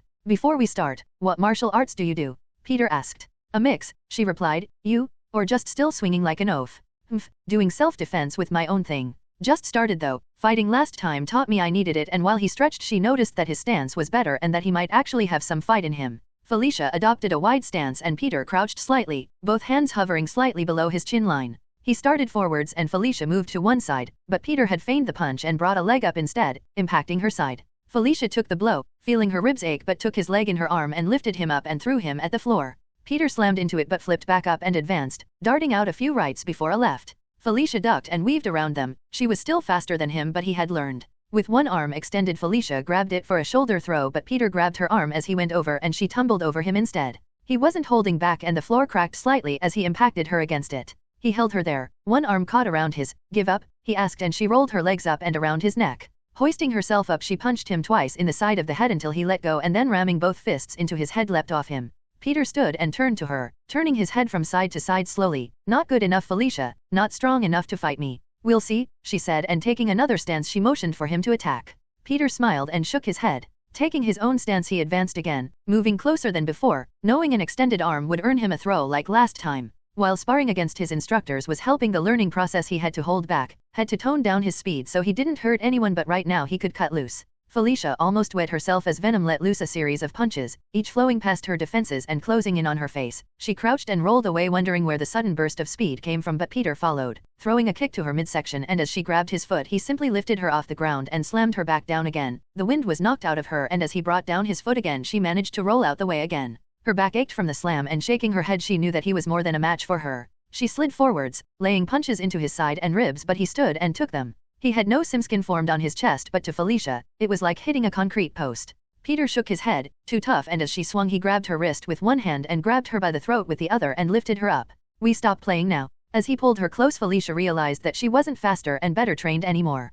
Peter was learning, adapting and if they continued to fight, she would lose. Gwen and MJ had met up outside the warehouse and could hear the pair inside. MJ just shook her head and let herself in. The thick smell hit her immediately. What the hell? If you two are going to fuck, do it in your own home please, MJ yelled at them. Peter let go of Felicia's neck, not fucking though, and she cursed at him as her butt smacked on the concrete floor. Really, it smells like a horse crack in here, she shouted, and leaving the door open Peter could smell the fresh air coming in. MJ, head to my home, third drawer on the right as you go on, get a mask and some cotton wipes for me please. Gwen had stayed outside and MJ shrugged but went anyway. Gwen looked around, making sure the streets were empty, and webbed the surgical mask to her face before coming in. Pete, lift up your arm, and even through the mask she could smell the sweet musky scent he was giving off. Rubbing a wipe over him she disappeared outside again. She came back a few moments later, the mask ripped from her face. Pete, we might have a problem. MJ was right, you're giving off a pheromone, and a really potent one at that. The warehouse stinks of sex, not sweat, but sex. Outside she had sampled the sweat from Peter, using poison to analyze and synthesis more. She recognized it almost immediately. But sex. Peter couldn't resist. This is serious, Pete, really serious, and he frowned. He knew exactly what a pheromone meant, that maybe the relationships he had with each woman wasn't by choice, that he'd been influencing them. Gwen had made up several tins of a cream, each one holding different concentrations of the pheromone Peter gave off. While she and the rest had fun making a lot of pee jokes, everyone knew that something like this was going to change things, maybe not for the better. It's simple. Pete produces a pheromone that spikes our sex drives the symbiotes crazy and makes sex with him amazingly good. Gwen stated. She had taken several different strengths of the cream and given them to not just MJ but Felicia, and even Peter took one. After heading into their own homes they all emerged a while later, red-faced and grinning. So what do we do about it though? I mean, I didn't mean it. I didn't even know I could. Isn't that one of your powers? Peter sat looking guilty. The cream hadn't really done anything for him. He still enjoyed listening to the moans and cries of the three in the other homes. Even Felicia had grabbed a tin from Gwen, stating that it must be the stupid pheromone that made her this morning. Peter let her use his home. While he was the easiest of the three to try out the cream, Felicia wanted some privacy.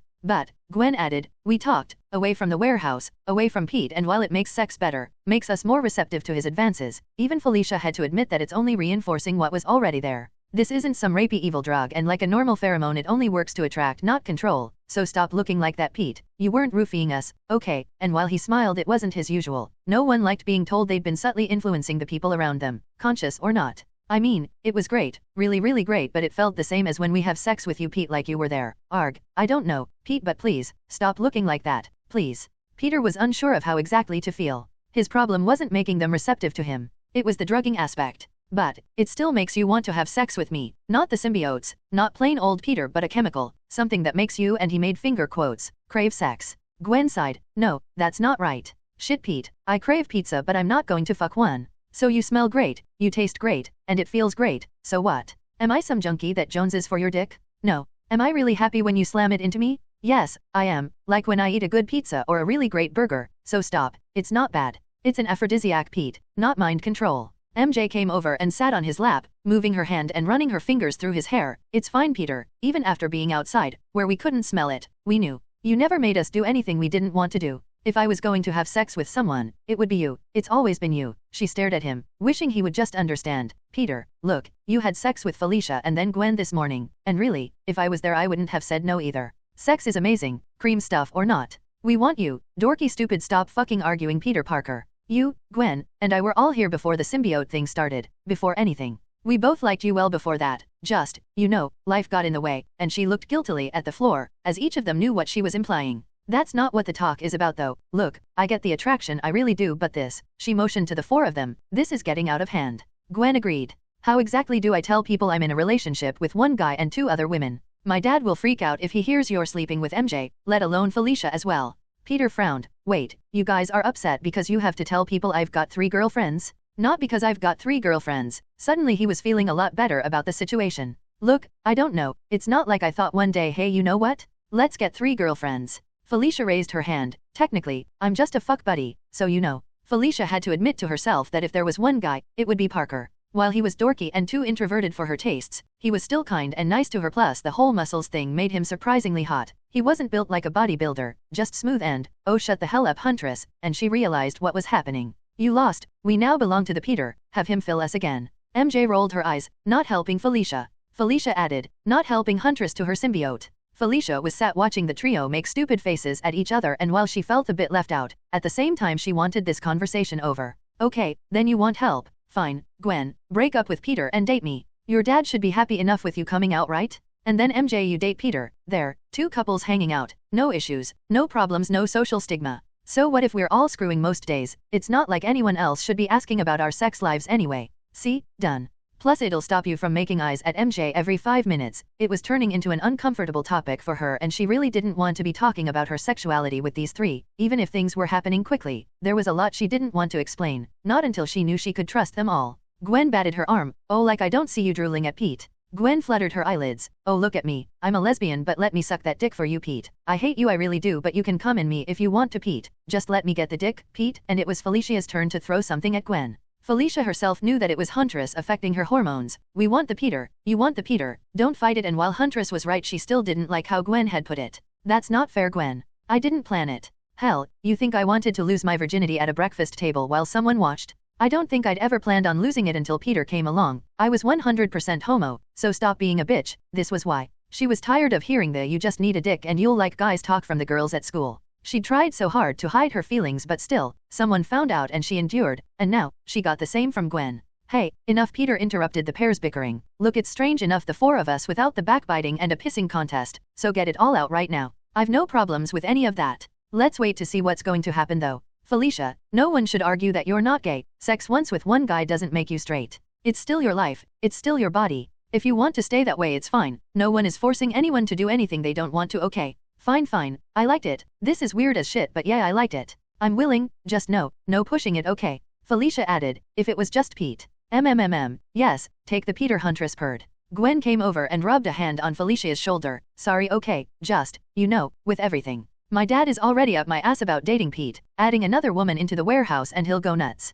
Peter shook his head though. Oh no, look, 2 guys tried to kill you yesterday. I'm not letting anyone know you're here. Not till we know it's safe, not until we know no one else is going to come looking for you. Once that's settled, then we can discuss this again. Shit, Felicia swore as the severity of the situation came crashing down on her. I can stay, right? I mean, I know we only hung out at school, but I can't go home. And Peter nodded. Plenty space, and he motioned to the offices on the other side of the warehouse. MJ? Peter asked. She sipped on her coffee. Oh, I'm with you, Tiger. As for these two, don't care. It's not up to me what they want. I really only care if I'm happy and that you're happy. Sorry, Gwen. And she shrugged. Gwen looked disappointed, but as she frowned, it's not like we can do anything about it, huh? But yeah, happy too. Fell, huh? Straight to the cutesy name, and Peter snorted. I like Fell, MJ said. But even as Felicia shook her head, yeah, me too, and sure, it works for me. Of course, Peter was fine with it. Right now he realized he was sleeping with the 3 most attractive women in the school. He never once imagined that he'd ever date one of them, let alone them all. So, are you guys fine? I mean, I'm the only guy here and, I don't really like the idea of you seeing another man, Peter asked warily. Women are okay though, Felicia asked, and Peter thought about it, but after Gwen was there this morning, and that sometimes MJ watched when he and Gwen were together, he nodded. Felicia shrugged, just wanted to be sure, still not sure about this. Felicia knew she enjoyed this morning and wanted more, but as she looked at Gwen she knew she wanted that even more. She needed time to figure things out and hoped the trio would be understanding enough to give her that. Yeah, Gwen, I feel the same way, MJ added. I don't mind if you 3 do things, but, yeah, I'd like Peter alone, and Gwen sighed. Oh, behave, Gwen. I don't see you that way, maybe once in a while, like before, but nothing more. Gwen nodded. Yeah, that's fine with me. No guys, just MJ, Fal, and Pete. She shrugged. It's good, and they all nodded, slightly awkwardly but happier for it. Everyone agreed and then split apart. Gwen and MJ had work and Felicia was still recovering from her ordeal. While she'd been high on the bonding and feeling the adrenaline rush, it was great, but after sitting and talking with the group she was tired, and Gwen let her use her home until Peter could fix her something more permanent. Peter had been left alone. He did some sketches of an easy-to-print modular artificial limb based on a nanofiber model he had been working on with Gwen. Its long-chain molecules were based on the symbiote's webbing. Today had been strange. It started off with a talk he'd honestly thought would be full of recrimination about manipulating them into sex, but in the end, there were now 4 people in the warehouse who shared a bed together. He started to sketch a big huge bed and shook his head, with what Aunt May had said. Make sure everyone has their own space, and as he thought about, he realized that if someone was after Felicia, then he should probably convert one of the labs into an apartment for her. Shit, he thought, the only rooms with water hookup were next to his or Gwen's brewery. The rest were either for his electronic work or Gwen's clean rooms. He would talk to her later, and for now, it looked like either MJ or Gwen would be sharing. He would need to buy stuff to convert one as well. The junkyard was now no longer an option. Looking at his phone and checking his bank balance, he thought better of it. While they had cash from the safe at Alexie's, it wouldn't be wise to flash a lot of money around all at once, especially if the cops did decide to investigate him. No, if she wanted a home she could pay for it herself and get a lease just like the other 2. She was nicer once you got to know him, and sure, he liked having another girlfriend, but that was pleasure and a lease was business. To top it off, he had a more important job to complete. Since the accident, he hadn't heard anything from Max or whoever Alexei worked for, and while he was hesitant to go there, he wanted it over and done with. He'd rather have an awkward conversation in the street than drag the mess here, especially now Felicia had seemingly moved in as well. He wondered if there would be any more additions to the ever-growing circle of women he seemed to be attracting, and as he thought, he really didn't care if there was. It was nice to have a family, nice to have company at night, and he loved the sex. He admitted to himself that he really loved the sex. When Peter had gone to the junkyard, it was covered in police tape. A CSI had shooed him away after taking a very short statement. His mentioning Gwen Stacy had rung an alarm bell, and after getting a uniformed officer to radio the station, Peter had been eyed up and then let go, Officer Vasquez keeping to his word. He had signed a statement saying he was nowhere near the junkyard when it exploded, and as his work hours ended at 5, there was no reason for anyone to doubt him. He was a nobody in the scheme of things here. Even if Alexei was connected to the mob or other crime gang, Peter hadn't been there long enough to get involved in anything more than fixing stolen goods. Nobody cared or even suspected that a high school dropout was there. It was extra paperwork, and Peter was a footnote in their investigations. So much so that when George Stacy received the report on Alexei's death, he missed that Peter was even working there, let alone gave a statement. Across town, at Oscorp HQ, Norman had just received the news. Alexei had been in an accident. Right now it was being called such. A propane heater leaked and exploded, killing Alexei and destroying his office. Norman wondered, though, with the recent spate of attacks on his men and the arrival of Venom at the bank heist, if he was being targeted rather than just unlucky. He pushed a button on his intercom. "Liv, get in here." He sat deep in thought. If Alexei had been compromised, then there might be a paper trail to him. No matter how thin it might be, he still needed answers. A knock at the door brought him back from his musings. "Come," and his assistant, Liv, came in. In her usual white lab coat, her hair was still a frizzy mess and she looked half asleep as Norman stared at her. "Find Marco and Dylan, and see if Alexei was murdered or just unlucky," he said, and Liv blinked a few times. "Dead?" she asked, and Norman scowled at her. "No, I'm asking you to investigate a living person. Of course, he's dead," he yelled, and she shrank back. "Yes, sir, and if he was?" "Do nothing, just investigate. Leave them to me," he shooed her away. Things were coming to a head at Oscorp, and his big reveal was coming up. He couldn't have anything screw this up, not some two-bit hood and not some stupid assistant who asked stupid questions. He poured himself a scotch and sat staring at it. "It's too important, too important." He drank the whole glass, barely tasting it as he eyed the silver case by his desk. He might need another injection, just to make sure. It was just too important. Liv was furious as she discovered Alexis's death through Norman. While it was just a job, if Alexei had been compromised, then she might have been as well, and that would be bad news. She screamed as she flung the monitor off her desk. Now, Liv," a voice from the doorway said. "That's Oscorp property you're destroying." Upon hearing the voice, her fears were founded. This was the last person she wanted to see. If Harry was cleaning up, she'd be on his list sooner or later. Harry Osbourn stood, smug-faced as ever. "I heard you've been tasked with finding out if poor Rhino was just poor or stupid." He nudged the smashed monitor with his foot. "Norman wants a full report, but I want you to talk to me first." "Oh, don't pull that face. I had nothing to do with this. Rhino was a good lump of muscle and dumb enough to follow orders." Harry leaned in and stared Liv straight in the eyes. "If I wanted him or you dead, I wouldn't be so obvious." She grimaced. "And why should I talk to him at all? Surely you could let him know your plan by now." The conversation was uncomfortable for her. She knew Harry preferred to hold things close to his chest, especially when it came to his father. "Now, Liv, you don't want to set me off, do you? No back talk." Harry waved a finger at her. "Norman is obsessed with his armor and glider plan, but we both know genetics is the future. If I say anything, he'll shut me down, shut us down. So no, keep quiet, do your job. Oh, and clean this up. I don't like a mess." He turned and waved a hand, dismissing her as he walked out of her office. She wanted to scream again, wanted to rage at the stupid father and son, but each time her heart pumped at the thought of just eviscerating the smug bastard. She felt it again, and she behaved, she listened, and she obeyed, carefully picking up the mess she had just made, avoiding cutting herself on the broken plastic and glass. Brushing down her lab coat, Liv pulled out the tablet Harry had given her. It had bypassed all the normal Oscorp security protocols and had access to pretty much all the government agencies that were tied to Oscorp servers. Flicking through the list, she headed to the NYPD app and began to peruse the site Civic case files. The collected evidence suggested that the pressure seal on the propane tank had blown and lit off of Alexei's cigarette. His body was thrown from a seating position behind his desk and impaled with large pieces of the desk. The details were all filed, and the officer in charge of the case ruled it accidental, no follow-up needed. Liv stared at the crime scene photos, and it wasn't until she clicked on zoomed in on one that she realized. There was an open safe, labeled as contents destroyed, in a fire. If the safe wasn't fire rated, then, of course, the contents would burn up. But what the CSI hadn't noted, there was no ash. The inside of the safe was clean, no ash, no half-burned pieces of paper, cash, or otherwise.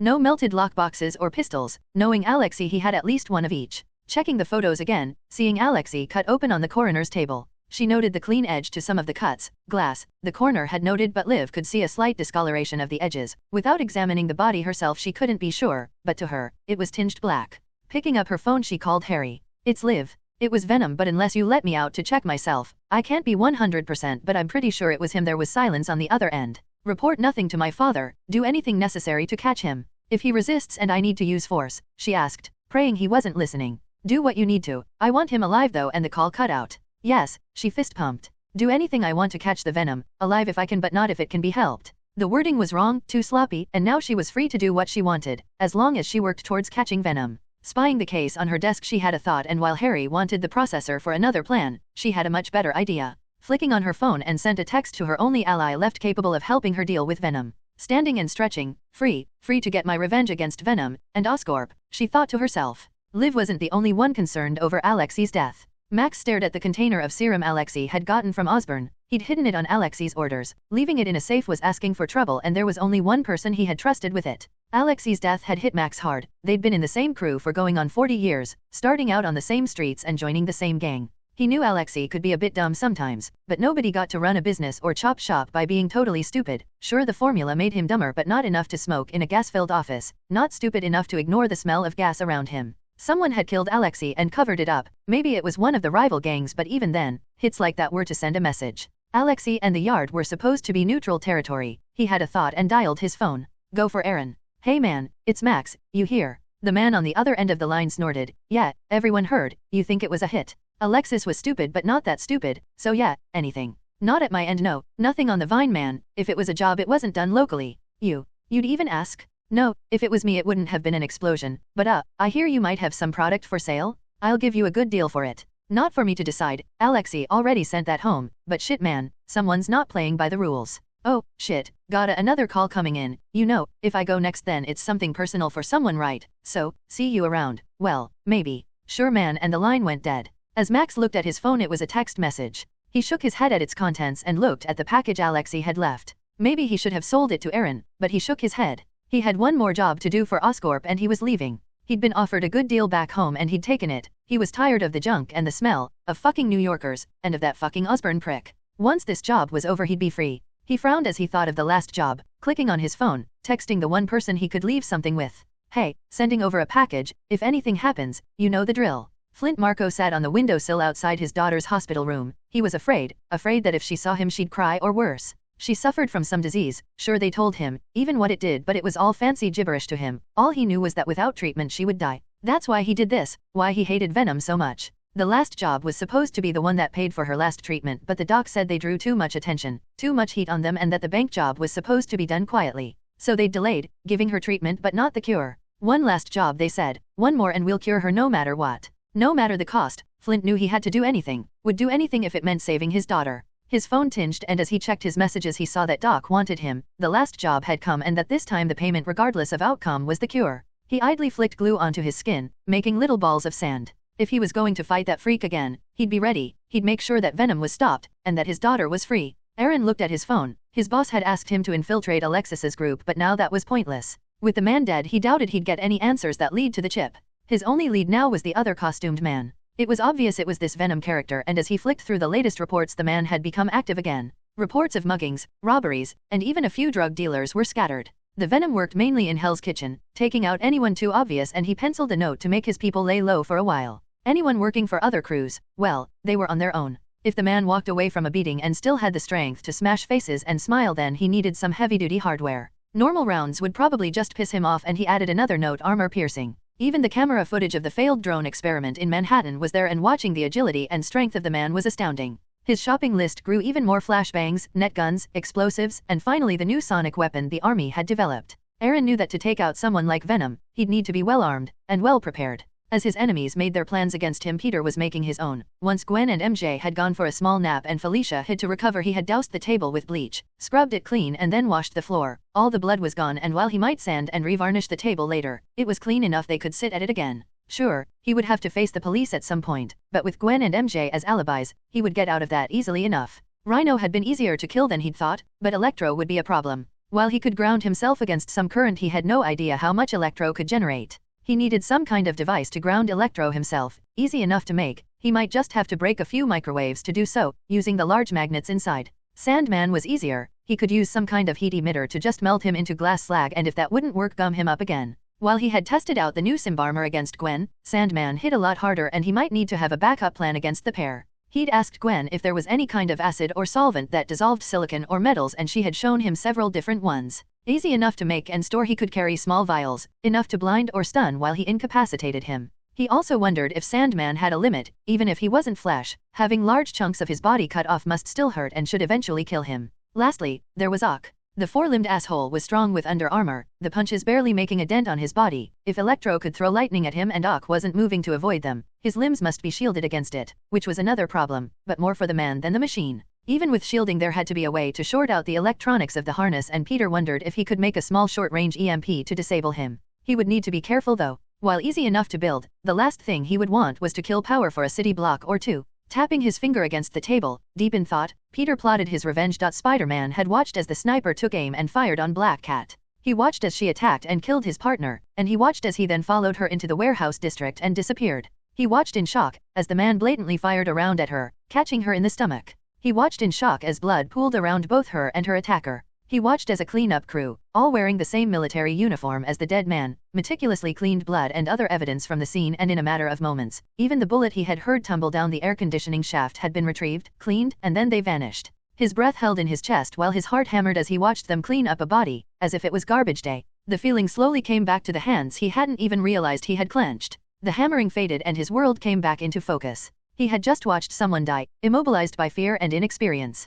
His Black Cat had been a real victim, almost dying before limping off, and as he sat, "That could be me," was all he could think. He was left with a conundrum. Should he look for the second man? He knew the area was the same he watched Venom fight Black Cat before and he might catch a glimpse of his adversary, or should he follow the group back to their headquarters? It was a puzzle. Black Cat would get more press, a shadowy organization that could make a body disappear and conducted black ops within city limits would get him exposed or worse, killed. Black Cat, definitely, he thought to himself. Chasing super killer spies was not good story material and was way above his skill set. He sent out a web line and swung into the district, hoping to grab a glimpse of the pair that took her, or the agent that followed, but as the rain washed away the blood and the scent he lost them. Even as he sat on a ledge and just listened and scanned the gray sky he couldn't find any sign of them. Sighing, he swung out and patrolled the city once more. Eddie stretched in the morning, tired from being out as Spider-Man and having to work early in the day. JJ's work ethic was definitely the early worm gets the story, and as crime didn't wait for clocking in time, neither should his reporters. Thankfully, with the pictures and video that Eddie had been producing, he was now a staff reporter. Decent enough wages meant he could move from his crappy studio apartment. He might even find a girlfriend, but after leaving San Francisco when a relationship didn't just end but explode, he was hesitant to start. Although JJ's secretary, Betty, he thought her name was, did smile at him a few times, and not just the normal get the hell out my office smile but an actual smile. Maybe once he settled into a better routine he could ask her out for a drink. He had just finished his editorial piece on the latest Venom incident. A mugger had been found, once again, brutally and unconscious. Sure, he had just assaulted a woman, beating her, and he discovered she was his girlfriend, but Venom had broken the guy's jaw, given him a concussion and then robbed him. Eddie missed out the part where after Black Cat and Venom left together, missed out the part where his stomach wanted to empty itself as he watched a man die. He shook his head and his fingers trembled as they hovered over the keyboard. "Writer's block," a sweet voice asked, and as Eddie smiled he looked and there she was, Betty. She had nice wavy black hair that flowed down her neck like a waterfall, and while he tried not to stare her figure filled out the dress and blouse she always wore very nicely. Even in black flats, her calves were shapely, and as she walked away Eddie admired the view on more than one occasion. Today though she was concerned. Yeah, domestic, even if Venom broke the guy's jaw. He deserved it at least a bit, but can't write that. Betty, you should. Guys like that get away with murder? She's lucky, and Eddie nodded. But never seen you so shook though. What's got you upset? And she sat down on his desk. Oh, just, some cases bring back bad memories. This one, my dad, yeah, and he shook his head. Nah, sorry, can't, and she placed a hand on his shoulder. Hey, it's okay, a lot of people have stories like that. A lot of people don't talk about it. It's fine, and she gave him that smile again and he patted her hand. Thanks though, but better get back to work before JJ sees us. Might get docked for an unofficial break, and she laughed. On my way to him now. Proofreading and editing. It's a dirty job but someone's gotta do it, and Eddie snorted. He hated proofreading and editing and was always glad he could send it off for someone else to do it. Judging from the pile of printouts Betty was carrying, so did a lot of others. Not just, and he motioned to the pile. JJ hates digital, still a hard copy guy, and she smirked. Well, back to the grind, and as she walked away Eddie wasn't sure, but he could swear she was wiggling her ass a bit more than normal.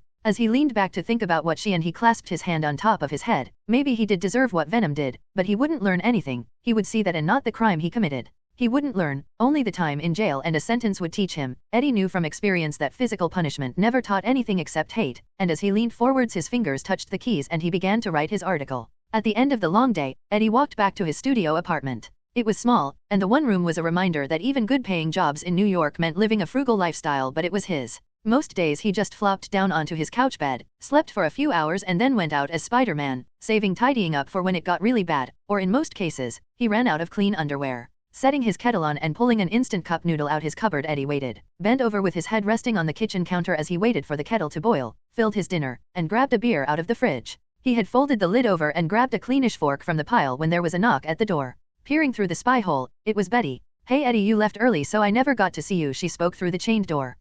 Give me a moment," and he closed it on her. She could hear the scrambled thumping as he was tidying up, and she shook her head and smiled as eventually, a flustered and red Eddie opened the door. Come in." Betty had to stifle a laugh. Eddie had thrown dirty plates and crockery in the sink and hidden them under a now wet dishcloth. Clothes were bundled and thrown in a hamper and she caught a glimpse of a bright red onesie, badly hidden under some socks. Yeah, it's laundry day," and Eddie grabbed the hamper and slid it into the kitchen where she couldn't see it. His place was a studio, so the kitchen was a double counter, one against the wall with a small stove on it and another, only a few feet away leaning into the living room. A couch had been pushed against it and as there seemed to be no bed, she guessed it pulled out. "So, sit," and Eddie pulled a pillow out from the couch and made space for her.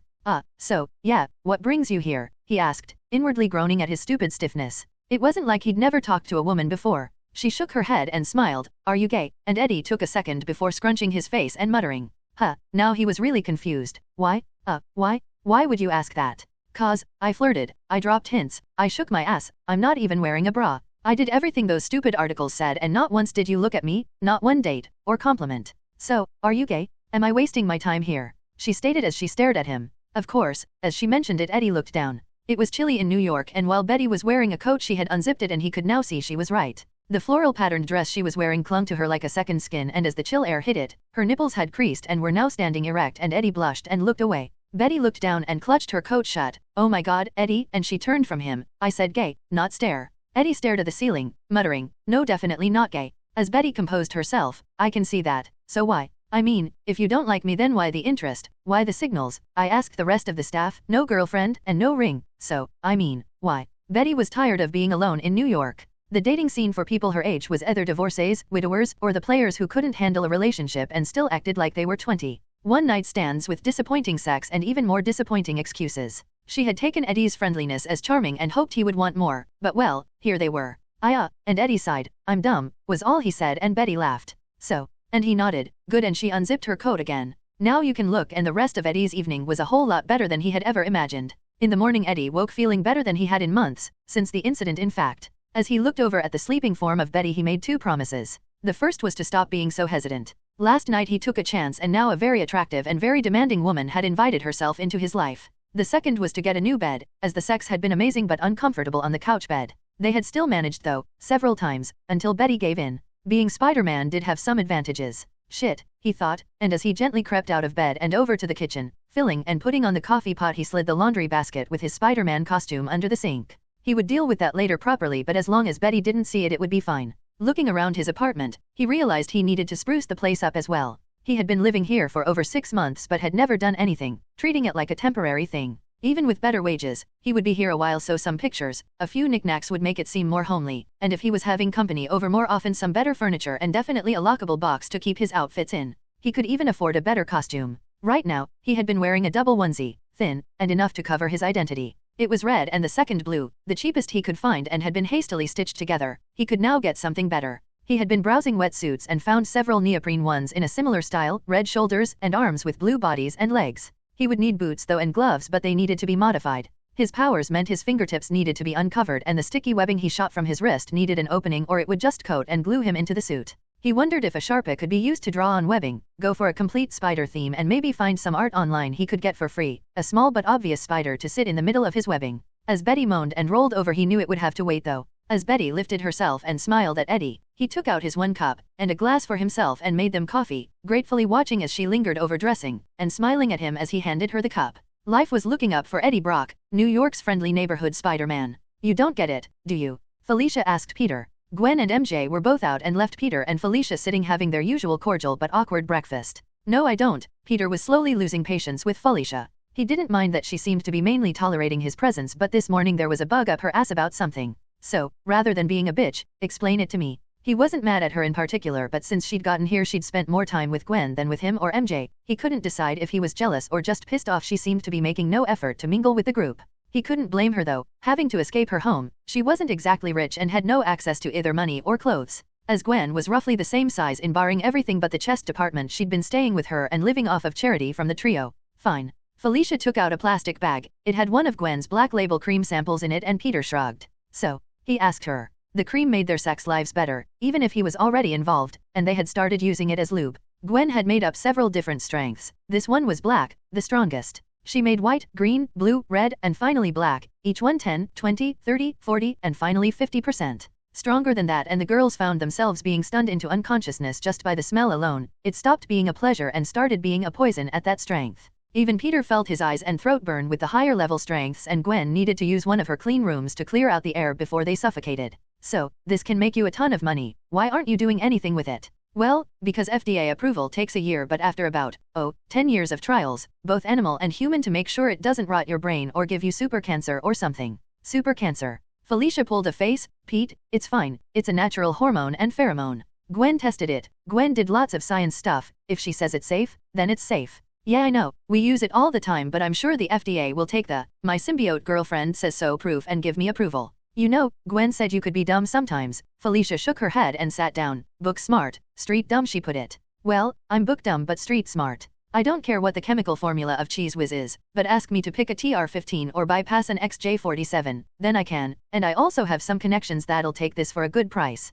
Peter raised an eyebrow. Really? And would you like to explain that? Felicia sighed and shrugged. My dad, he isn't a coach, he's a famous thief, and he trained me to be his replacement when he retired. So yeah, crooks, bank jobs, crime sprees, I'm your gal, and yeah, hookers and whorehouses. She said it casually as she made herself a coffee, adding in several large spoons of sugar. Huntress craved the energy, and since she'd been bonded, she had started to need to eat several large meals each day. Peter raised an eyebrow. And you were going to tell us when? Never. You think I want to be creeping along rooftops at night? I want a normal life, a wife, kids, maybe, and a house, not bank jobs and crime lords, but since Dad went missing I've got no choice. Peter shrugged. It's your life, Felicia, so back to the cream. A lot of places, maybe off-the-book places, will take this, anything to make the girl's life a bit easier. Peter clenched his fist. Easier, huh? Oh, for fuck's sake, give me credit. No, I don't do work for the real scumbags. Crack dens and rape joints are off my books. You have a list of crack dens. Peter's eyes lit up. Why stop muggers when he could break up the big places, and they usually had a lot of cash too.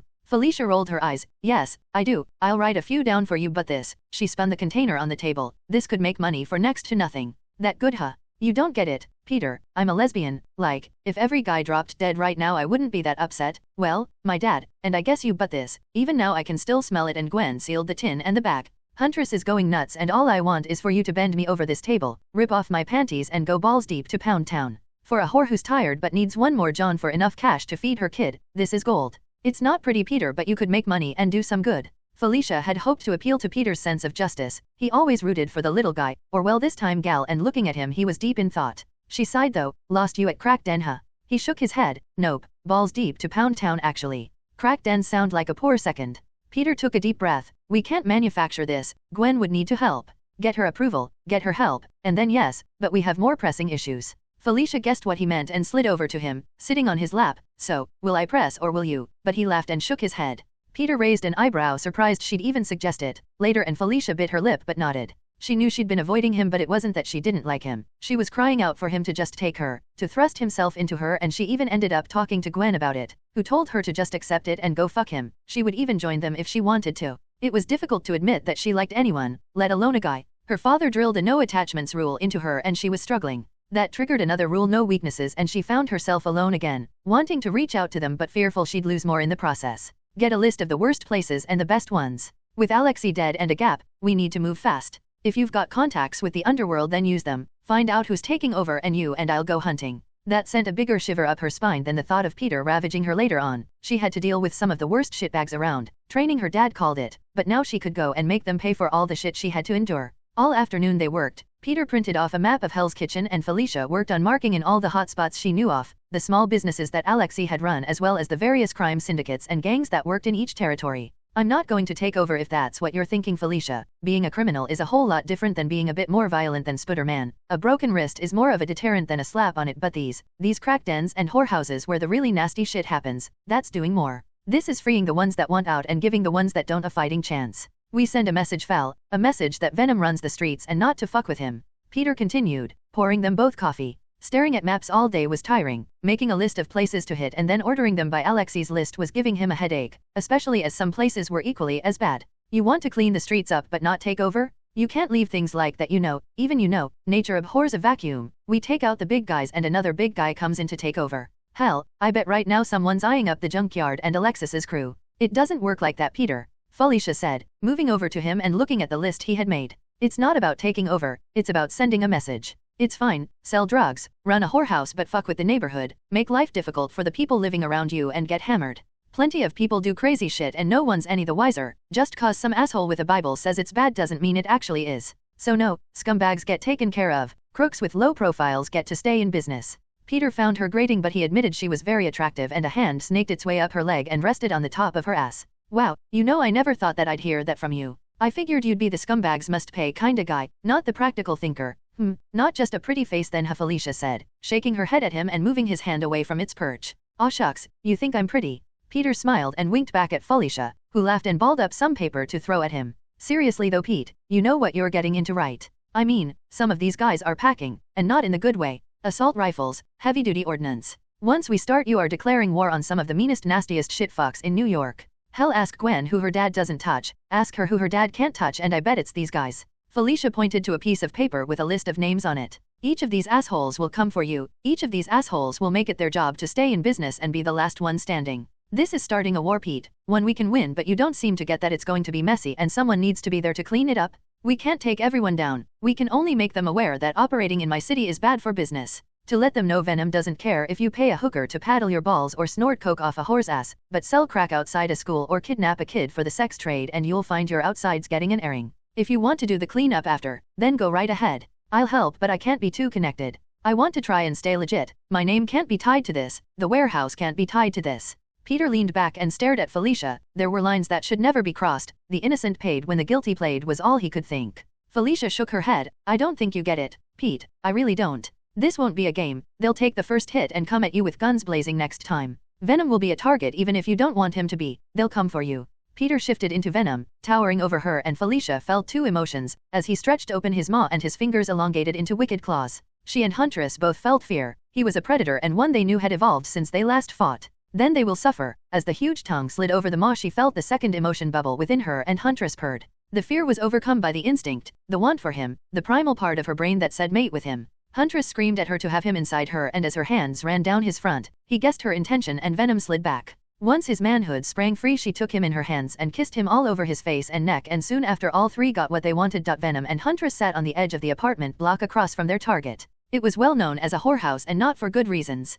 It was one of those places that dealt with a certain type of clientele. The kind of clients that were not just publicly powerful but were held in the spotlight, meaning indiscretions were difficult to avoid and a girlfriend showing up with a black eye could be a career-ending move. In the back streets of Manhattan, in a small and unobtrusive-looking building was the brothel. It was lavish, richly decorated, and stocked with anything and everything an up-and-coming or established celebrity could want, illegal or otherwise. While the rooms were soundproofed, there was plenty of evidence from Alex's notes to let them know what was going on. The ground floor was the reception, get a drink and pick a girl, then head to the first floor for sex, drugs, and rock and roll. The second floor was the more perverse rooms, want a spanking or a little blood. Then this was your stop. The third floor was the drug rooms, take a girl, do your drug of choice, and if it was a party drug then fuck or just chill out. It was the fourth floor that rained fire in Peter's blood. The rooms here were waterproofed and more than soundproofed, easy to wash down, easy to remove any signs of what went on. These were for the clients who liked to spill blood, who just lost a Super Bowl or record deal and needed to vent, who needed someone who'd disappear afterwards, no questions asked. Girls and the client went in, the client came out. This was the worst of the worst, and tonight, Huntress and Venom planned on burning it to the ground. The plan was to go in through the top floor. With it being the worst, it would also be the most heavily guarded, and the men there the most heavily armed. While the plan was to get anyone inside out, they had no care if the people who ran the place escaped. This was a clean sweep operation, not a capture or kill. Venom had made a headset for Huntress. One thing they needed was to be able to communicate if something unexpected showed up. The last thing they needed was to be separated and contained. Venom tapped the side of his new setup, now including a mic tied to the other one Huntress was wearing, and spoke. "This is V, can you hear me?" "Of course, dumbass, I'm right next to you, but yeah, I heard you, H out." Venom nodded, and they separated. They figured that each floor had multiple guards, but going in together would only draw them to one spot. With Venom's size, it would make fighting in a narrow corridor difficult, so Venom would go in one window and Huntress another, only meeting up to head downstairs. Venom's heart raced in his chest. This was the first time he'd taken out such a big target, and as Huntress counted down to 1 they burst through the blacked-out windows. Inside, a well-muscled man was thrusting himself into the ass of a woman who was tied to a bed. He had a larger black dildo in her pussy, and with each stroke, he was spanking her with a horse paddle. "Get the fuck out," Venom said, and the man took one look at him and ran for the door. Venom expected him to bolt, but instead, he pressed a red button and an alarm sounded through the building. Venom shrugged and slashed the bindings holding the woman down. She pedaled back in the bed and grabbed a sheet to cover herself, but Venom didn't care. He had much nicer looking women at home. Some hooker, even if she was a bit kinky, wasn't going to faze him. One room down, he grabbed the man by the face and threw him at one of the walls. He thudded satisfactorily and Venom ripped the door off its hinges. Not stupid enough to just leap out, he stuck his head around briefly and a spray of bullets chewed up the door frame where his head had been. "Fuck," Venom thought to himself, and grabbing the door snapped it in half. While it was sideways he heaved the door around the corner, and as the guards or whoever fired ducked he swung out, jumped to hang from the roof and then dived towards the men. There were 2 guards, both with small automatic rifles. Easy, he thought, and even as they raised their guns at him he landed between them and slammed both their heads together. Not risking anything he took the guns and ripped the magazines from the bottom and added a bend to the barrels, throwing them down the corridor, and then started going room to room. Huntress had a worse and easier time of it. As the alarm sounded she was busy punching a senator she recognized. His wrinkly ass was being pegged while he fellated a much younger man, but as Huntress batted his partners away he slashed at her with a knife. Feeling angry at having to see wrinkly old man junk, had taken it, broke the blade and then driven her fist into his face, several times. After venting a bit she poked her head out the door. "No guards," and she clicked her mic. "You got guards? There's none on this side." "Yeah, taken care of. Sweep the rooms," and while most of the rooms were empty, a few had men that got a broken nose for their efforts. The floor had a square design, 4 rooms with a cross-shaped corridor between them, and once they were done Huntress and Venom met up at the stairs where guards were waiting for them. Bullets sprayed up and Venom shook his head. "You think I'm bulletproof?" he asked, and Huntress could only shrug. Taking a risk, Venom stuck an arm out, and as the bullets hit his enhanced armor they bounced off, leaving minor marks. "Yup, bulletproof," and with that, he leapt down the stairs at them. Huntress took a more practical approach and leapt onto the walls and crawled up onto the ceiling, avoiding Venom who was in the way while he smashed heads together and webbed up guns. Huntress had passed by and entered the rooms, where she found strung-out girls smoking what smelled like heroin, with naked men lounging at their feet.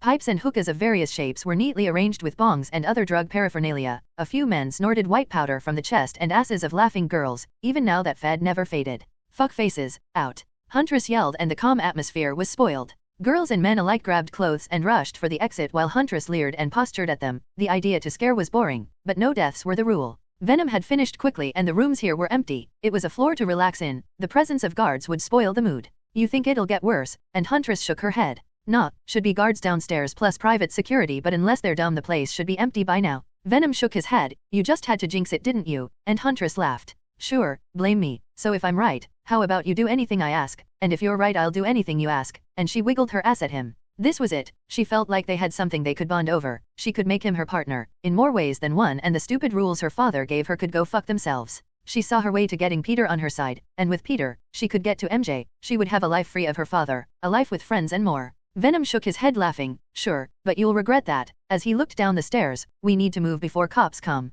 He won the bet. The guards downstairs, having lost contact with the teams upstairs and hearing the alarm, were waiting, but having discovered his strong armor Venom just waded into them. She could hear the gunfire and then screams as whatever he did disabled their guns and then the guards themselves. He had taken her warning as a joke at first, but automatic gunfire soon changed his mind. This wasn't a game, and while they weren't dead, they weren't getting up anytime soon either. Huntress, however, had stayed on the 2nd floor. Several girls were crying and scared shitless at the pair, and while Venom rampaged, Huntress comforted and undid any bindings they had. She shook her head as the track marks on the girls indicated what kind of treatment they were receiving, and even though she felt a pang of guilt she still had work to do. She had found a pile of cash and threw down wads of bills. Sure, Venom might be mad she gave away what looked like a few $1,000s, but it was, in her mind, for a good cause. The girls grabbed clothes and the cash and bolted to the fire escapes. Her job now was to round up anything incriminating from the whorehouse. Drugs, money, but also phones and wallets, not just a simple robbery. No, they wanted evidence, names and phone numbers, texts, and anything that tied these scumbags to other more heinous deviants. If they could get proof, then they all could be exposed. Her mic clicked. "It's clear, no one left." Huntress looked around. The drugs were evidence, but so what? It's not like they were all in individual baggies with names and addresses written on them, so she emptied them out and sprayed the pile with webbing. Nothing good ever came from places like these mixing with drugs like that. Room after room she collected everything into a huge tote bag, and as she made her way down to the main room she found Venom standing with a clawed hand over a scared and very piss-soaked man, on his knees begging for forgiveness. Safe code, now, Venom said, and the man shook his head. They'll kill me, I can't.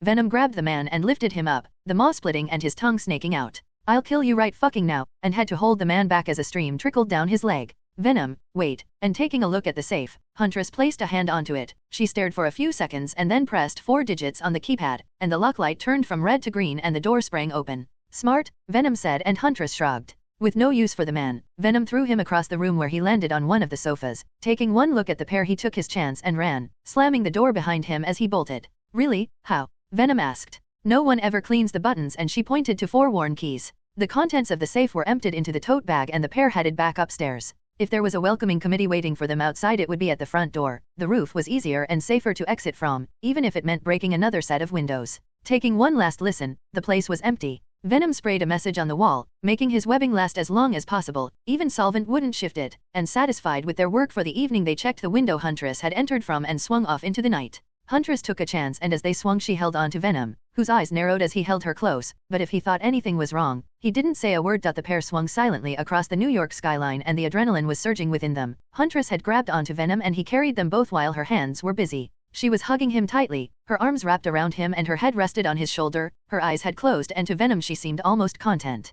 Venom couldn't decide what to make of her. Huntress and Felicia seemed to be two completely different people. Felicia was grating and arrogant, whereas Huntress was almost submissive and very docile. Once things were settled, once they were back home, he would talk with her. The change was grating, and MJ had brought up her borderline abuse a few times. Huntress was welcome, but Felicia was not. They decided, rather than giving the gangs a chance to mount a defense, that they would head straight to the second building on their list. Midtown was quiet enough that there were only 2 places Peter and Felicia had agreed they needed to go, and now suited up, Venom and Huntress would hit them both. This place, however, was in Hell's Kitchen, and as a notorious crack house, it sold cheap and scored big. It didn't matter who you were, you could buy the cheapest nastiest shit or the purest whitest snow, and the cops took a serious cut to look the other way. George Stacy knew about it but couldn't touch this place, and its brazenness offended Peter. This one, we go in the front door. From the notes, they've got wires and alarms on the roof plus security on each floor. Even if we worked down, no one will run. Lots of drugs, lots of cash. Huntress put a hand on Venom's shoulder. This one, are you sure? And he nodded. Too many lives, Huntress, too many broken lives, was all he said, but she knew what he meant.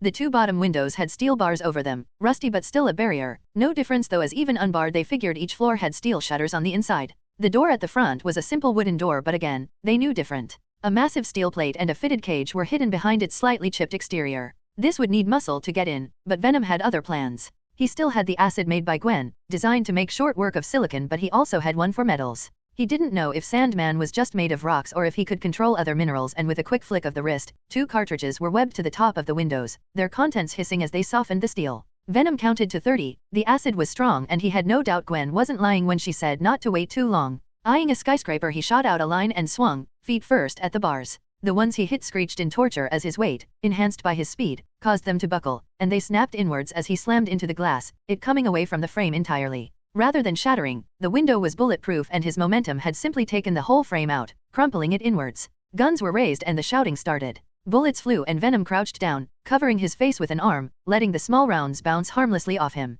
Huntress swung in, landed and then leapt up to the ceiling. The room had 4 guards and a doorman, 2 on each side and 1 in the middle to answer the door. She saw him reach down and pull out a garishly golden pistol, and shooting a web at time gummed it to his hand. Go left, she said as she swung down to the right. Venom dived, rolling forwards, and as he came up shot 2 lines at the automatics in the guard's hands, yanking them away. One pulled a knife, but Venom webbed his feet to the ground and floored him with a punch. A line shot out and the second guards were pulled forwards, knocked cold and then webbed down. Huntress, unwilling to test if she was also bulletproof, was weaving under the barrels of the guards' guns. She swiped up and the long tubes were separated from the stocks, and a roundhouse kick sends the first guard into the second. Following suit, she webbed them to the floor, in a pile. The final guard had his hands up, talking in Spanish, which Venom had no clue about. No habla español, he said. It's Mexican, dumbass, and she spoke to the man. Nah, he's just telling us we're fucked, is all, and she webbed him to the wall behind him and then with a chop to the neck rendered him unconscious. The second floor of the 4-story building was all rooms, filled with rotting, sickening corpses to Venom's senses.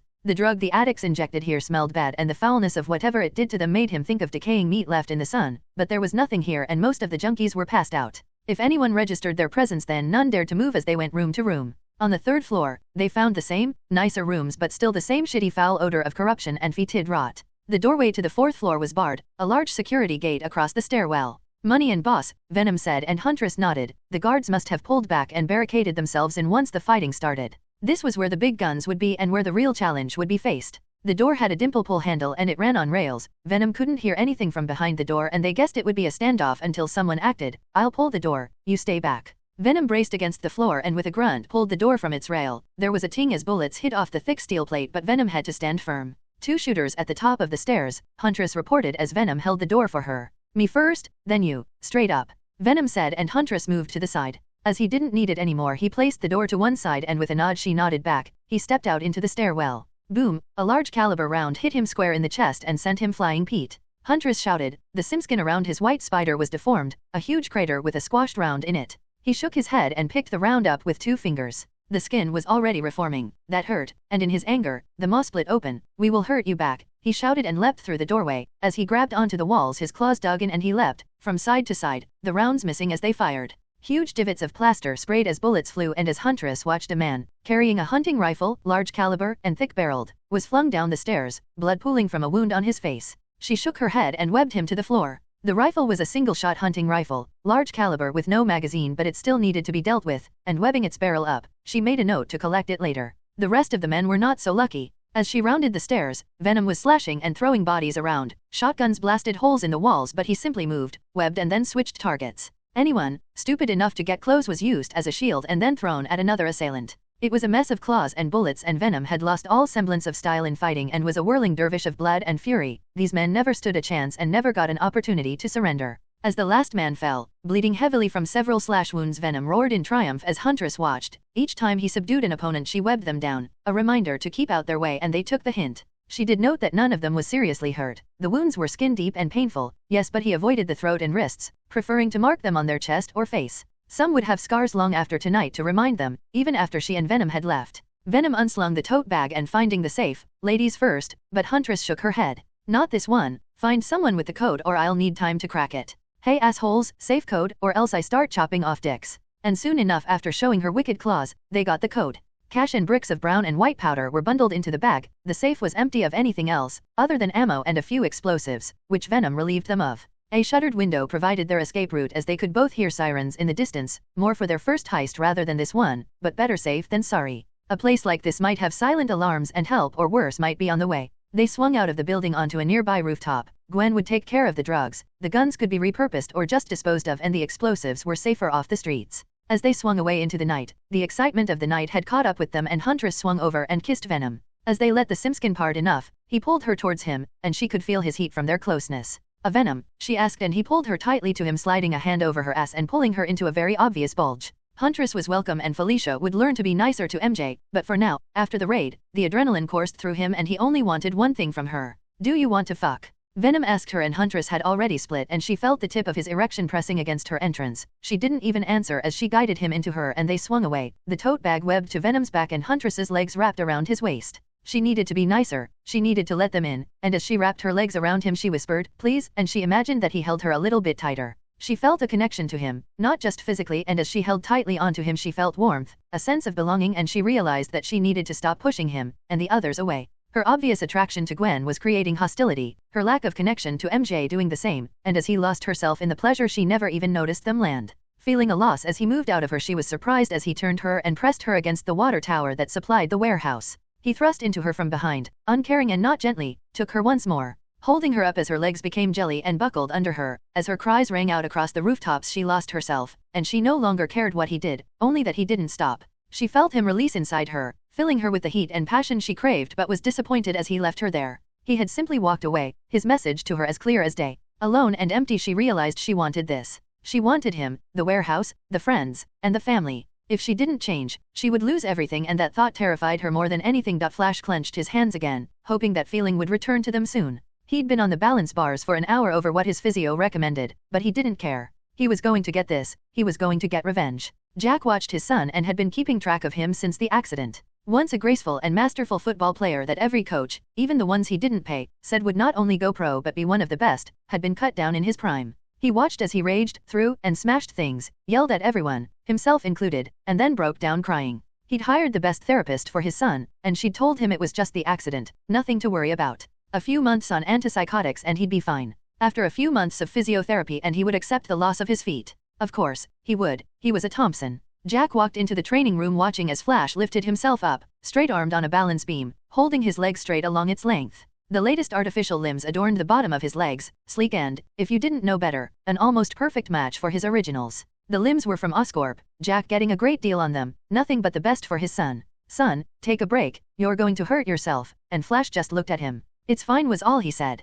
Jack felt a pang of guilt, it wasn't and he knew it. Since the accident, he realized he wasn't the best father he could be, pushing his own goals and dreams onto the boy, maybe pushing him too hard at the time. He realized that it was his lecture that antagonized Eugene into confronting Parker, that if he'd given him a better warning he would have avoided the boy altogether. It was that guilt that made him want to be a better father to his son. We should talk Eugene, Jack used his name, a name he knew Flash hated but hoped would get through to him just how serious this was. Flash shook his head and sprang down, stumbling slightly as his artificial feet slipped on the sweaty floor. Jack leapt forwards and grabbed his son, but Flash shrugged him off and growled, I don't need help, and inwardly Jack sighed. I know son, I know. So, what? Flash asked as he toweled himself off. Eugene, no. Flash, Jack sighed, I know I've not been the best father to you, I know I could have been there more, or done more. Flash just stared at him, the towel resting on his shoulders. So, call this number. You can cancel the Oscorp internship, cancel your therapist if you want, and the money in your trust fund will be made available to you. Son, you might not believe me but I am sorry. Flash just stared at him, but took the card. Really? Jack nodded. Your future should be your future, not what I want, not what I think you should do. So, it's all on you now. The family had never been one for hugs. Fatherly love was a rarely shown emotion between the pair but right now was the closest they had ever gotten. Although, son, if you have that kind of fun with your therapist, make sure the door's closed and Jack laughed. An irate office manager had called, complaining about Flash and one of his brightest therapists having very loud sex in her office, but Jack had laughed at the man and written him a check to keep him quiet. Flash knew exactly what he meant. He'd had an outburst, a showing of feelings in her office, a rare vulnerability and in taking his hand they had kissed, and then a whole lot more. Flash assumed his father had paid her to screw him, but now he wasn't so sure, maybe he'd see if she wanted a repeat. Thanks, Dad, really. Thanks. Oh you still have the number for John, right? Jack leaned forward. John Jameson. The boy had done some work for Oscorp after a space mission went bad but he'd been off the radar for a while now. Sure son, why? Send it to me, I need his help. Flash formulated plans in his mind as his father frowned but shrugged. Okay, whatever you need son. Over at the Oscorp building, Harry was having a similar talk with his father, but with a much different tone. See son, see. This is why you can't trust anyone with your work. Since Spider-Man and Venom had demolished both drones and the city had billed Oscorp for the damages, his father had been mad with rage. Fucking Venom. Harry, the military are rethinking their contract and I've had to push the live fire demo up the schedule. Harry hadn't failed to notice the container on his father's desk. He was now no longer even hiding the fact he was taking the neural enhancers from him, ironic as Norman was the one that shut down Harry's interest in researching the formulas. Dad, don't worry, with Liv your test will be fine. Venom and Spider-Man got lucky that all. Lucky? Lucky those bastards trashed 2 state-of-the-art drones like they were nothing. Fuck, Harry, sometimes. Norman shook his head. If you see Liv, send her in, I need her. Harry knew that was his cue to leave, his father never had time or patience for him. Once outside the office, he sent a text to Liv. Dad wants you, stick to the plan, and then smiling, he made his way to the executive cafeteria. It was deconstructed Taco Tuesday, thick steaks with rich herb crumb and creamy cheese sauce, one of his favorites. Taco Tuesday was always one of Peter's favorites. Even if they weren't at high school anymore he still liked the tradition and this time Aunt May had joined them. The threesome sat quietly around the table while Peter served up freshly made chili with a variety of taco shells. He had splashed out as Aunt May apparently had some news to share. So, Peter, I know this might be fast but May fidgeted. She had trouble with what she wanted to say. I've met someone. Peter had the taco halfway to his mouth when she broke the news. He frowned a bit then bit into the taco anyway, grinning as he chewed. Hats make Aunt May, he said. Peter, she scowled disapprovingly. His name is Otto and he's attending one of my Keep Fit classes. Peter shrugged. Aunt May, as long as you're happy then I don't mind if you see people. You're not old you know. Peter thought back to his last conversation about this and decided to keep quiet. He was praying the stupid spider pheromones wouldn't work on a family member and had stuffed his armpits and groin with webbing to keep the smell in, the aircon in the warehouse blasting out fresh air, even though the weather was beginning to turn chilly. I'd like you to meet him, maybe come for dinner sometimes, and once you've met he can come and meet MJ. Will warn you though, Otto, he's disabled. So no staring and no asking. The poor man lost a limb in an accident, so when you meet, behave okay. I will. Peter rolled his eyes. He wasn't going to ask the disabled man anything too stupid. Of course, dear, May said, and she and MJ shared a look. They both knew Peter would probably put his foot in it at some point during the evening, and May would have to prepare Otto for that, while MJ would have to prepare Peter not to be too oblivious. MJ definitely had the harder job of the pair. Listening in but not intruding, Felicia had been going over the phones and evidence they had collected from the 2 houses they raided. They had turned out to be a bust. Sure, the cash was great, almost $25,000 in unmarked bills, but the phones were all burners and none of the numbers came back as listed. Felicia guessed no one was stupid enough to take condemning evidence to a whorehouse. They were all nice phones though, and with a new SIM card, it would be a nice gift for everyone in the warehouse. She rubbed her eyes, and then, of course, there was Peter afterwards. Normally he was the passive one, letting the girls take the lead, and after earlier talk of pheromones and influence, she understood why. Last night however they fucked as they swung. She didn't even want to call it lovemaking or screwing. He took her, and even after they were both sated he kept them connected as they made it back to the warehouse.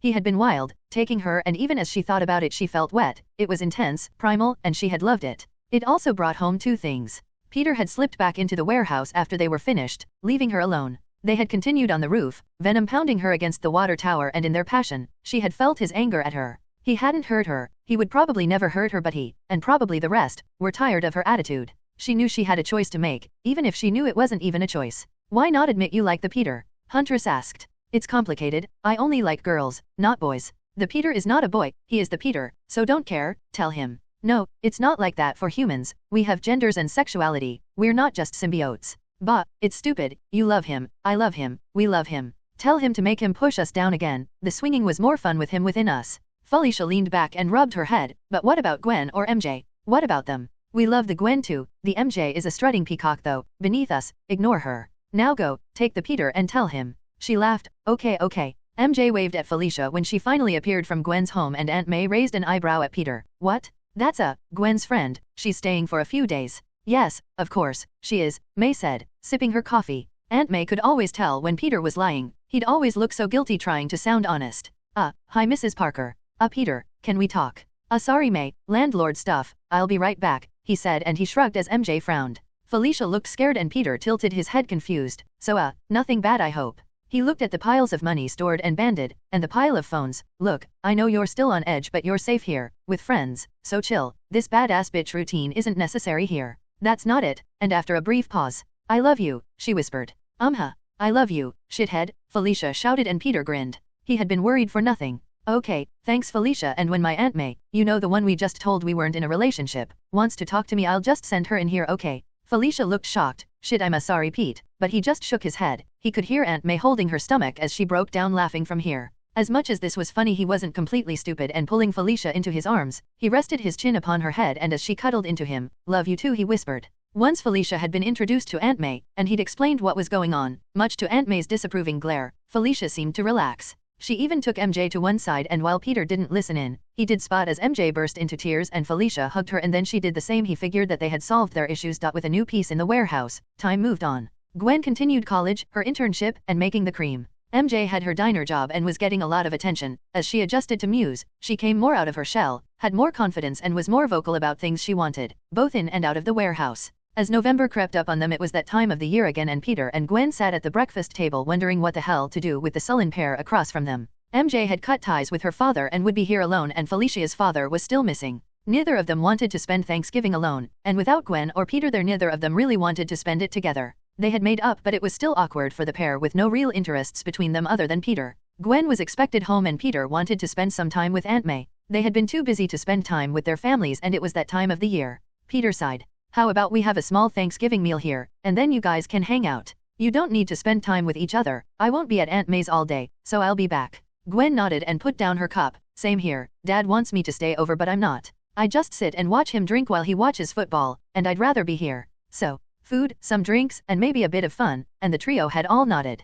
As the day grew closer, the warehouse had entered a more festive feel. Gwen and MJ had gone shopping and procured food for everyone, while Felicia and Peter cleaned and set up for the celebration at night. With it just being Aunt May, Peter had made sure she was okay if he left early. While he had a new family, he didn't want to ignore the old one, but she was fine. She joined a Keep Fit class and they were out for drinks later that night. Most of the class were older widowed ladies and they had no problems sharing a few glasses of wine over food. Even the meal she and Peter shared was going to be small. George ended up being an ass, citing tradition, and Gwen had just huffed and pointed out that football and beer wasn't a tradition, and while she was still going to stay for a meal, she wasn't staying long after. Of course, when she got there nothing was made and she realized that normally she cooked for them, this being the first year that she'd been away from home. Cursing and shaking her head she picked up the phone and dialed for takeout. Once one set of families had been dealt with, the group convened at the warehouse. Thankfully powers meant avoiding the usual late-night rush for taxis and Gwen and Peter met up and swung back to the warehouse together, Gwen wrapping herself in his arms as they flew through the air. As they ate and laughed, sharing moments and kisses the evening drew on.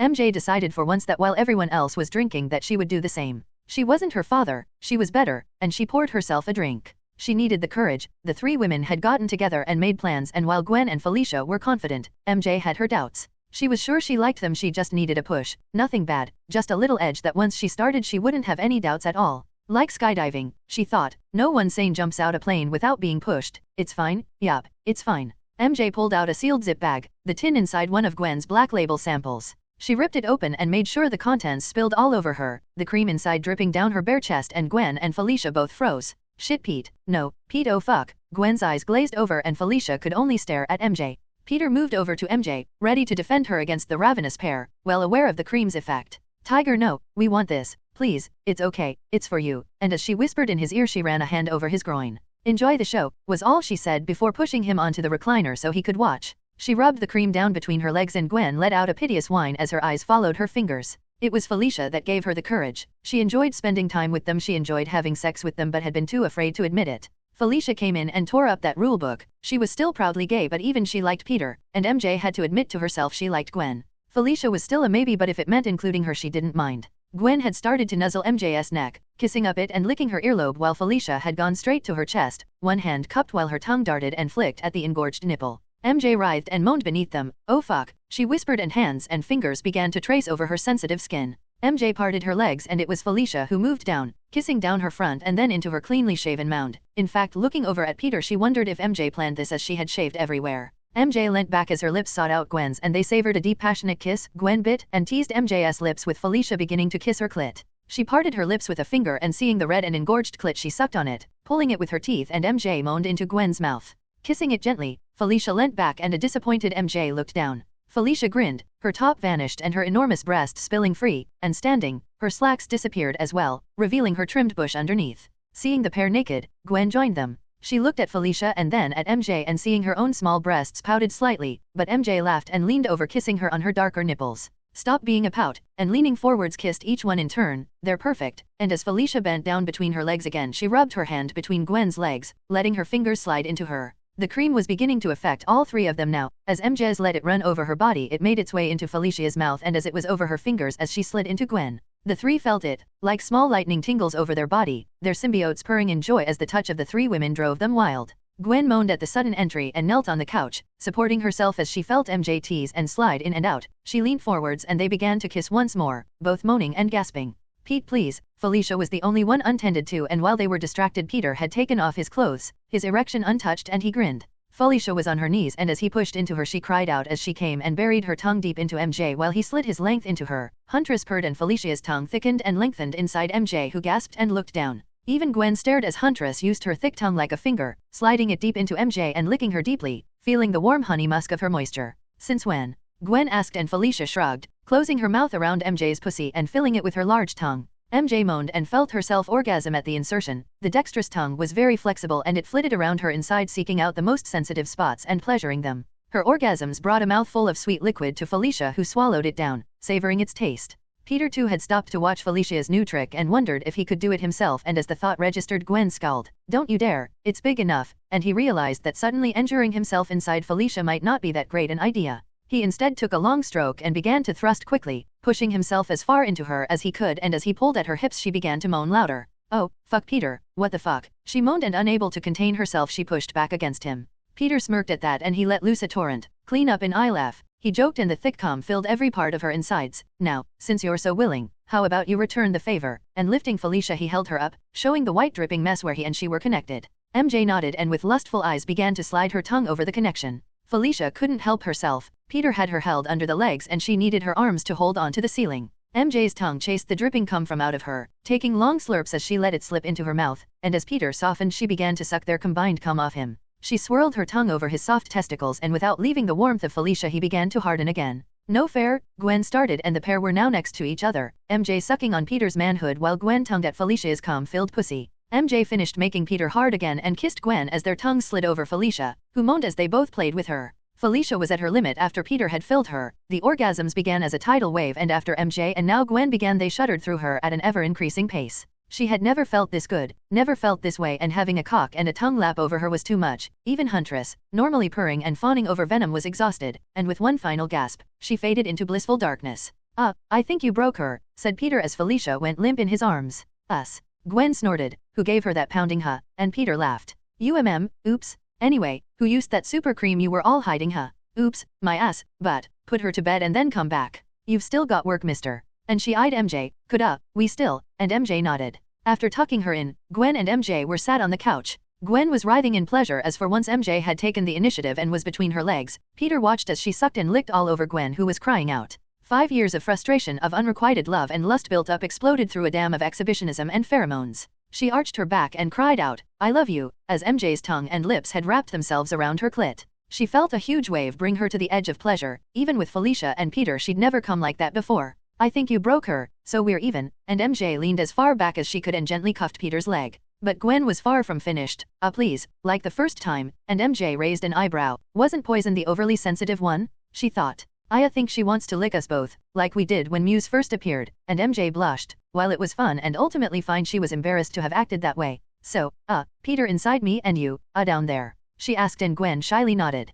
Pete was sitting on the couch and MJ braced herself over him. Gwen kissed the head of his cock and rubbed it over MJ's dripping slit, rubbing a thick smear of the cream over her and as she lowered herself down they both groaned. MJ was tight and Muse purred in satisfaction as Gwen's tongue slid up Peter's length and then over MJ's clit. They kissed and Peter cupped and rubbed her breasts. Gwen's tongue slid up and down and as she did she pulled and sucked on MJ's clit, flicking at it. The cream had the desired effect and she felt the burning heat of his cock inside her and Gwen's tongue drove her over the edge. Please come tiger, she begged Peter and the molten hot cum flooded into her. Gwen sucked greedily at them both as it dripped down his shaft. Swirling it round she had let her own fingers play and dip into her, and with help from Poison the three climaxed at the same time, Poison for once keeping herself happily occupied with the mess Peter was making inside MJ. Gwen slid Peter out of MJ and licked the residual cum from him, taking the softening manhood into her mouth, making sure not to miss a drop. With legs splayed she then cleaned MJ, parting her lips and gently fingering out the warm sticky fluid, letting her tongue catch all the cream from inside her. MJ moaned softly and stroked the top of Gwen's head, letting her fingers run through her hair. MJ and Peter kissed, sighing contentedly as Gwen came up and kissed MJ.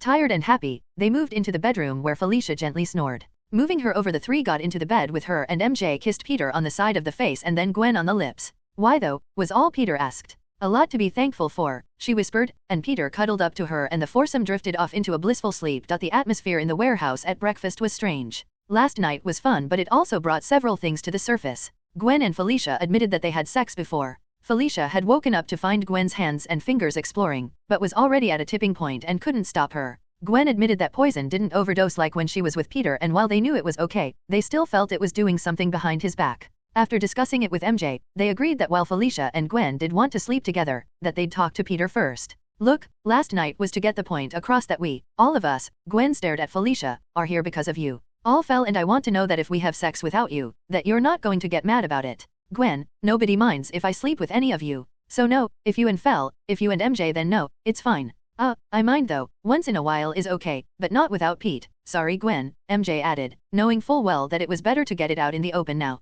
Thanksgiving was special, and she wanted it to stay that way. Gwen looked over at Felicia, sighed, and took a deep breath. I'm going to tell my dad that Fel and I are dating though, and I think you should tell Aunt May that you and MJ are together. Peter frowned. Why? Nobody will accept this Pete. I already get shit from Dad about you. Every time we speak it's that Parker kid this or dating the delinquent still and Gwen slumped down, and I can't say anything back. No matter what I say it's an argument. He'll never accept you, never understand and with Felicia here, become more of an asshole. I don't care what your dad thinks Gwen, I only care what you think. Gwen shook her head, you don't get it though. Dad is still looking for an excuse to split us up, and with everything that's going on, I don't want him to find one. This isn't a real thing Pete, it's a lie to protect you. It's just one person, just one lie, please. Peter thought about it. If telling George got Gwen some peace then, it's fine, but you know, how do you feel about it? He asked her. Aunt May had been understanding enough, but George was an asshole. Gwen looked at MJ, how do I feel? The same way you feel, it's shit and I don't like it, but it's no different than hiding everything else, Pete. You killed 2 people. Telling my dad I'm a lesbian is nothing. I'd rather tell people I'm a lesbian and deal with that than have them dig up everything else cause my dad is an asshole who won't leave you alone. Gwen slumped back in her chair. The foursome sat staring at each other, unsure of what to say. Oh, for fuck's sake, this is like last night. Peter, we all love you. Last night you could have done anything you wanted, anything, and no one would have cared. Shit, you could have stuck it up Fel's butt and she would have moaned like a whore, so fucking stop it. So what if Gwen and Fel want to tell people they're dating? Grow the fuck up, the lot of you. Fucking, fuck. MJ had snapped. She was coming out of her shell piece by piece, and more often she was just as blunt as Felicia and just as fiery as Gwen, and Peter knew she took after her dad, even if she wouldn't admit it. It was Peter that started first, a small laugh, at the absurdity of it all. She was right, they all screwed, they'd had threesomes and last night they'd all shared each other and he enjoyed himself. Even if he wasn't there, it was 4 people who trusted each other. They had been through hell together and at the end of the day, they all loved each other. Once Peter had started, MJ joined in and soon Gwen and Felicia were all smiling and laughing, shaking their heads.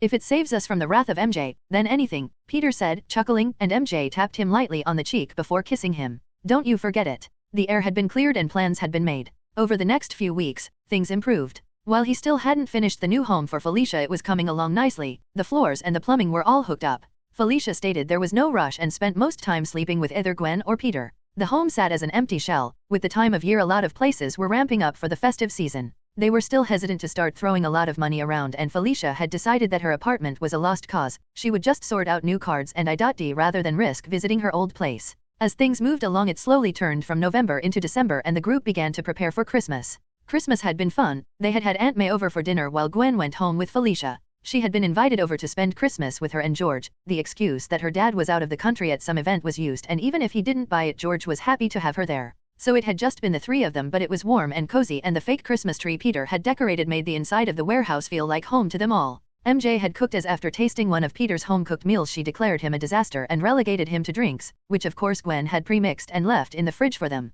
They had opened presents, with Peter getting an amateur radio kit as a joke from Aunt May, while he had gotten her a new jacket, warm and fuzzy for the cold winter months. MJ had been given the usual body wash and soap set, but with a promise of a more intimate present later from Peter. She had smiled and thanked Aunt May. Of course, she had expected Peter to mean sex, but he'd woven a set of gloves from webbing, and while it was cute, it was surprisingly comfortable, and more, it smelled like Peter. And then, of course, they spent the rest of the night and most of the next few days in bed together, until Gwen and Felicia banged on the home door and demanded they spend time with them. New Year had been the same, the 4 spending time together with a small number of drinks. They all sat on the roof of the warehouse and watched the fireworks from Times Square, each kissing the others. Even MJ didn't decline, and she gave Gwen a big enough kiss that she dragged Felicia downstairs to bring in the new year their own way. Peter and MJ, left alone on the roof, cuddled up together, glad to spend time alone but happy their family was back together. On the blanket, they stared at the fireworks, and as the sounds of Gwen and Felicia drifted up through the hatch, they laughed and joined in, adding their own noise, making slow love under the flashes and excitement of a new year.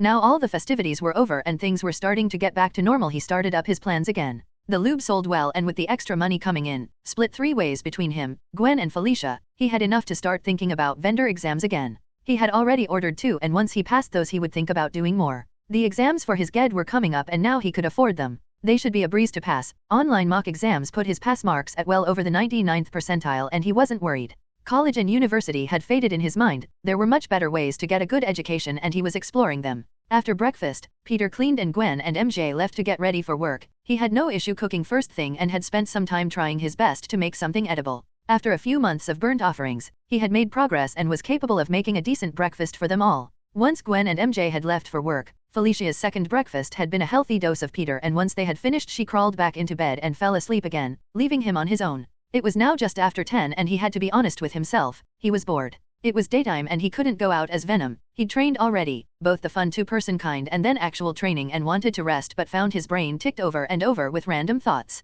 He'd tried meditating but couldn't settle. He'd tried to read and couldn't find anything he hadn't read before. He was bored and in the end, he decided just to go for a walk. It was cold outside but he barely felt it, and while the winter snow had melted and become winter slush, dyeing everything a rancid gray and brown, he strode through the district without a care in the world. He needed a little time to himself to regain his focus, and the crisp air was helping. He'd been slacking off with his work on the CLS, and while he didn't object, Felicia wasn't helping. As she wasn't working, they spent most mornings cleaning the warehouse and then having sex. If he was honest, he figured that in the few months she'd been living with them that he'd had sex with her more times than Gwen or MJ, maybe even combined. He shook his head at that thought, that he was being stupid in getting even slightly jealous. He could have any of them anytime in pretty much any way. Gwen's dad thinking she was a lesbian was nothing if he was pounding her hard at night while Felicia rode her face, and if they enjoyed each other then it meant he didn't worry when he was with MJ. It was the way they had all been raised, and slowly he was realizing that while it wasn't wrong, it wasn't their way. The streets around the warehouse were quiet. It was the end of the Christmas period, and while the truckers were delivering hundreds of thousands of boxes all over the country, the warehouse district had been quiet of late.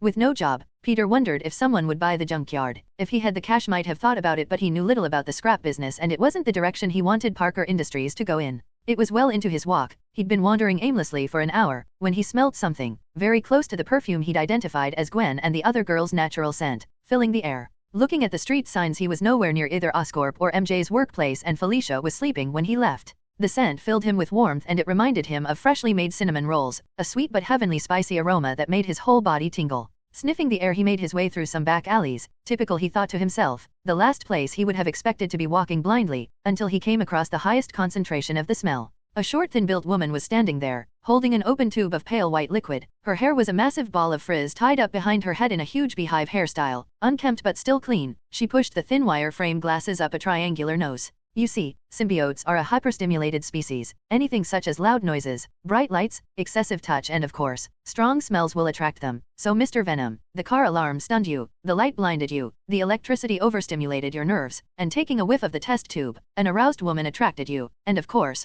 got you to take your guard down. Stopping and pointing, Peter looked down. He'd walked into a trap, a literal one. He noticed the wire mesh at his feet connected to a modified spring-loaded bear trap, and the woman pressed a switch she held in her hand and the trap snapped shut. The longer than usual arms of the trap clamped him up to his thighs, trapping him and stopping him from moving. His simskin flowed up almost immediately and covered him. It was the daytime, but if Ock, Electro, or Sandman had paid this woman to entice him, they would be nearby. I must admit though, I never expected you to be so young. I know the report said that you were in your teens, but I figured it was malnutrition or a simple screw-up. But now I see you. Yes, a lot younger than I expected. His muscles locked up as the bear trap clamped onto his legs and sent shocks of electricity through him, sending spasms through his body. He had been right. The suit protected him slightly, but it wasn't enough. Thankfully, his simskin protected him from the razor jaws of the trap and dampened the shocks. With each pulse of the trap, he felt the electricity find a path through him, and he adjusted the skin's internal structure. Mimicking a circuit, he sent the current tracing around himself and back into the ground. You know though, I'm kinda disappointed. I thought this would be, I dunno, more climactic. She mimed doing kung fu, making chops, and small kicks, not just oh hi, zap caught. You know Venom, I'm disappointed.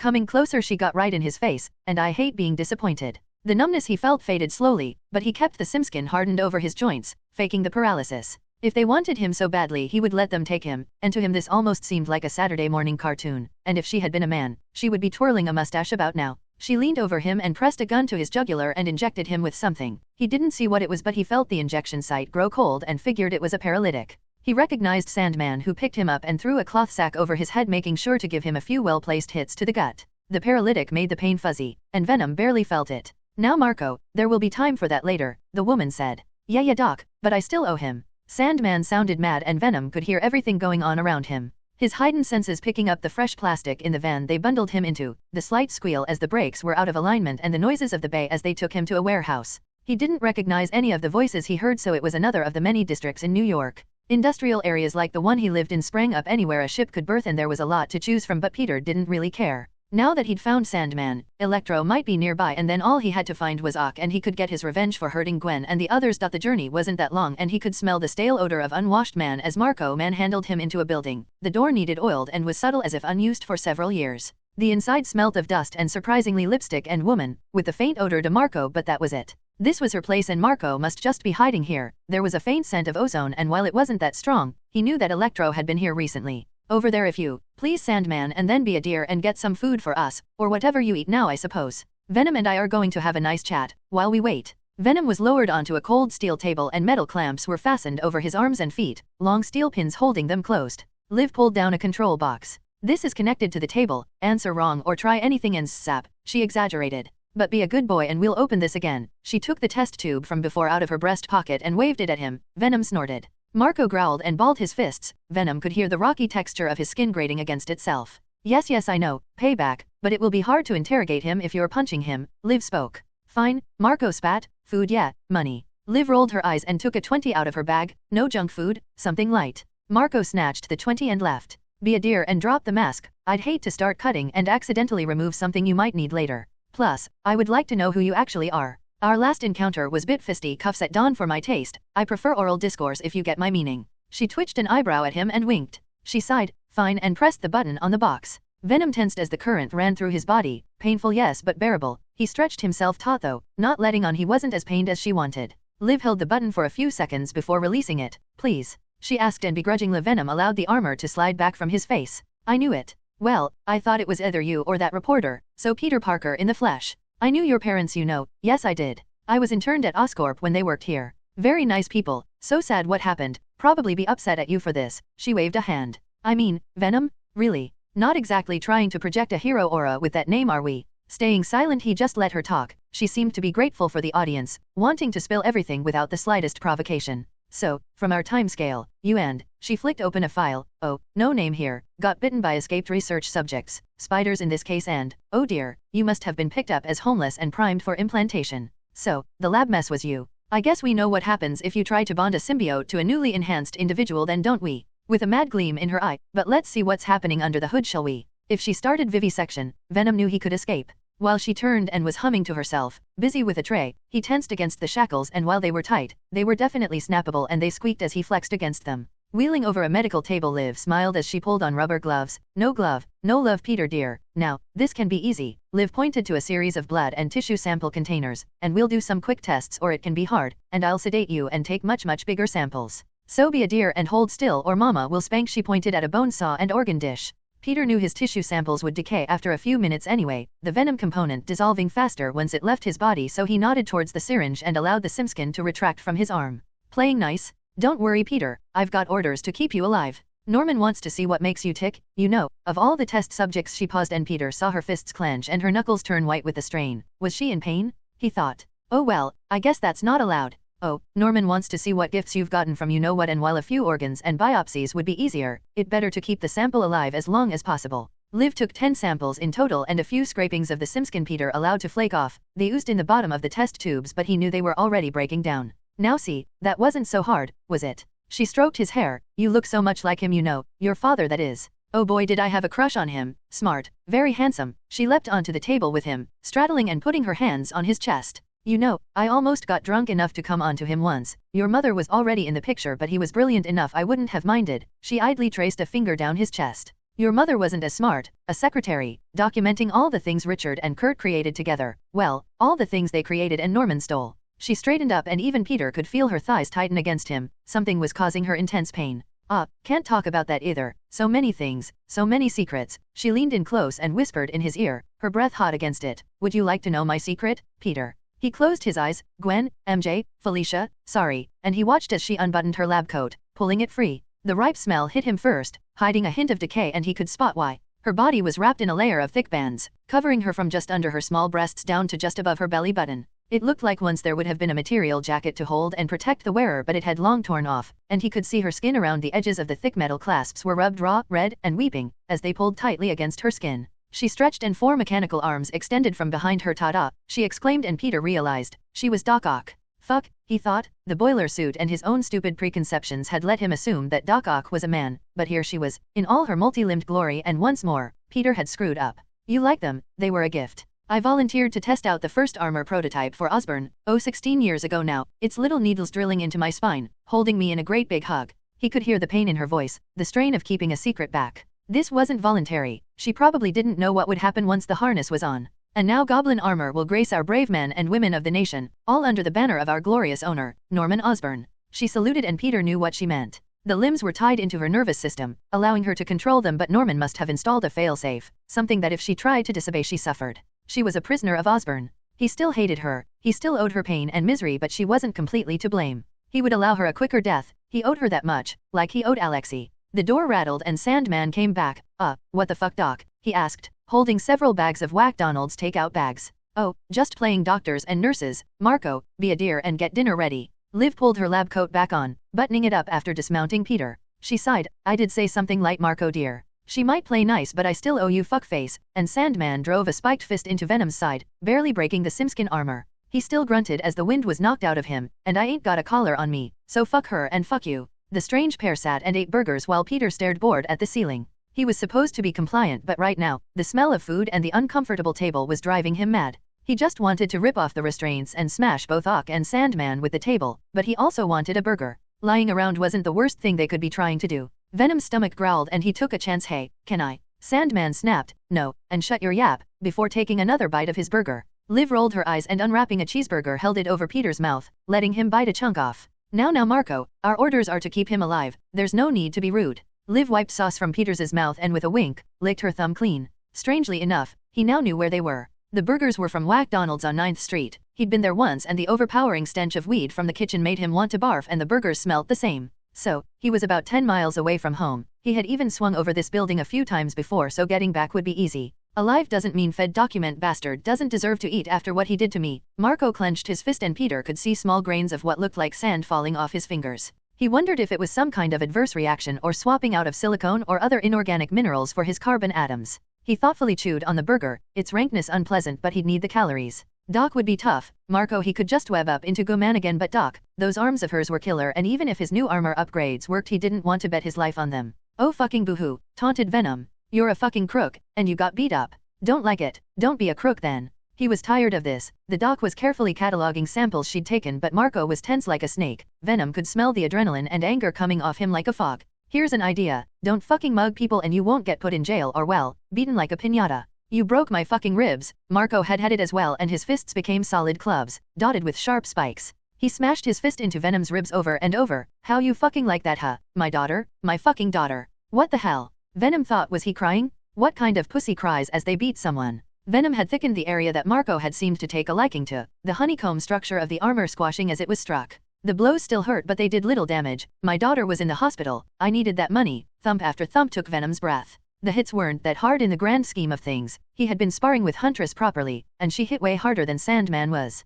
Sandman thumped a clubbed fist once more into Venom's side and he decided he'd had enough. The man was barely landing a decent blow and the crying and blubbering about his daughter was grating on his nerves. What about the people whose daughters you robbed? Or do you not fucking care about them? I lost my uncle to a fuckbag like you, and Venom ripped the restraints off and backhanded Marco across the room. You're a fucking embarrassment. Put up or shut up. At least Alexei didn't fucking cry as I gutted him. You killed Alexei. Liv stopped doing her work and turned from her desk, holding the pen in her hand like a knife. Oh, you fuck off as well. Like you didn't smash me into a fucking car. We're fighting, not fucking. You want that, you buy me dinner first. Venom bashed both fists together, thickening the plates over his knuckles. Sandman had shaken off the blow and stood, raising his fists as Venom got ready for another round. Whoa boys, let's be calm here, or, at least fight outside. It's not much but it's still my home, Liv said, standing between the two. Venom laughed at the absurdity of the situation. You know what? He reached over and opening his maw stuffed in 2 hamburgers. Yeah, let's take a walk, kitty litter. Marco scowled. Seriously, Doc?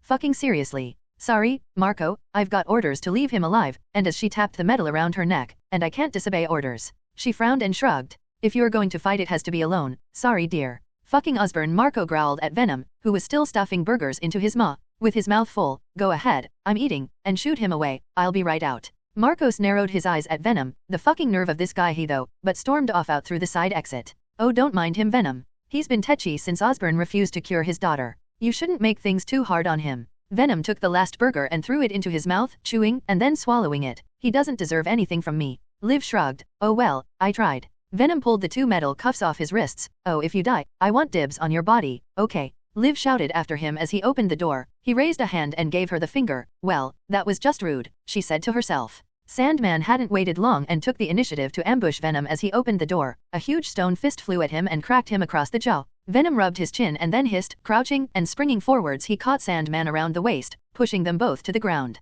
He drove his fists into Sandman's face, wanting a gauge of how much hurt he could bring or if his mineral body would just shrug off the damage. Guess you're not so smart after all. Sandman laughed as he took each punch. Venom took offense at that. His exam results had come back and he got A+S on all his tests. I'm not the one with rocks for brains, Venom retorted and leaned back, spraying Sandman with the sticky tar web he used at the restaurant. Marco pushed him off and Venom watched as the sand covered by the web tar sloughed off in a ball, rolling along Sandman's arm and down into his hand. Thanks, he said, and then he smashed the crusted ball of web and sand into Venom. As I said, not so smart. Venom had to admit, he hadn't seen that coming, and while he gave Marco a point for the ingenuity he deducted 1 for dumbness. The sand web ball gave him a point, and shooting out normal webs it held onto the end of Sandman's arm. Leaning back and swinging, Venom pulled Sandman off his feet and swung him around like a ball, the alleyway just wide enough for his to do so. He grinned as he waited for him to brush his feet against a wall before letting him go, sending him flying against the brickwork. Sandman let out an oof as he thudded against the wall. Sand granules spread out, but he just pulled himself together.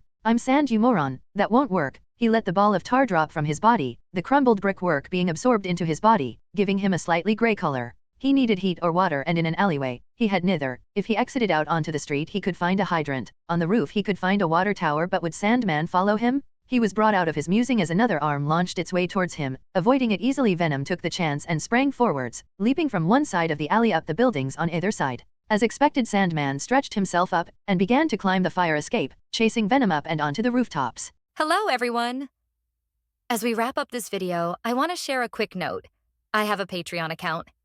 If you'd like to support me and enjoy on-demand audiobooks, you can become a Patreon member. Alternatively, you can check out my Google Drive link, which has 500+ novel audiobooks available through my Ko-fi or Patreon shop. I appreciate your support.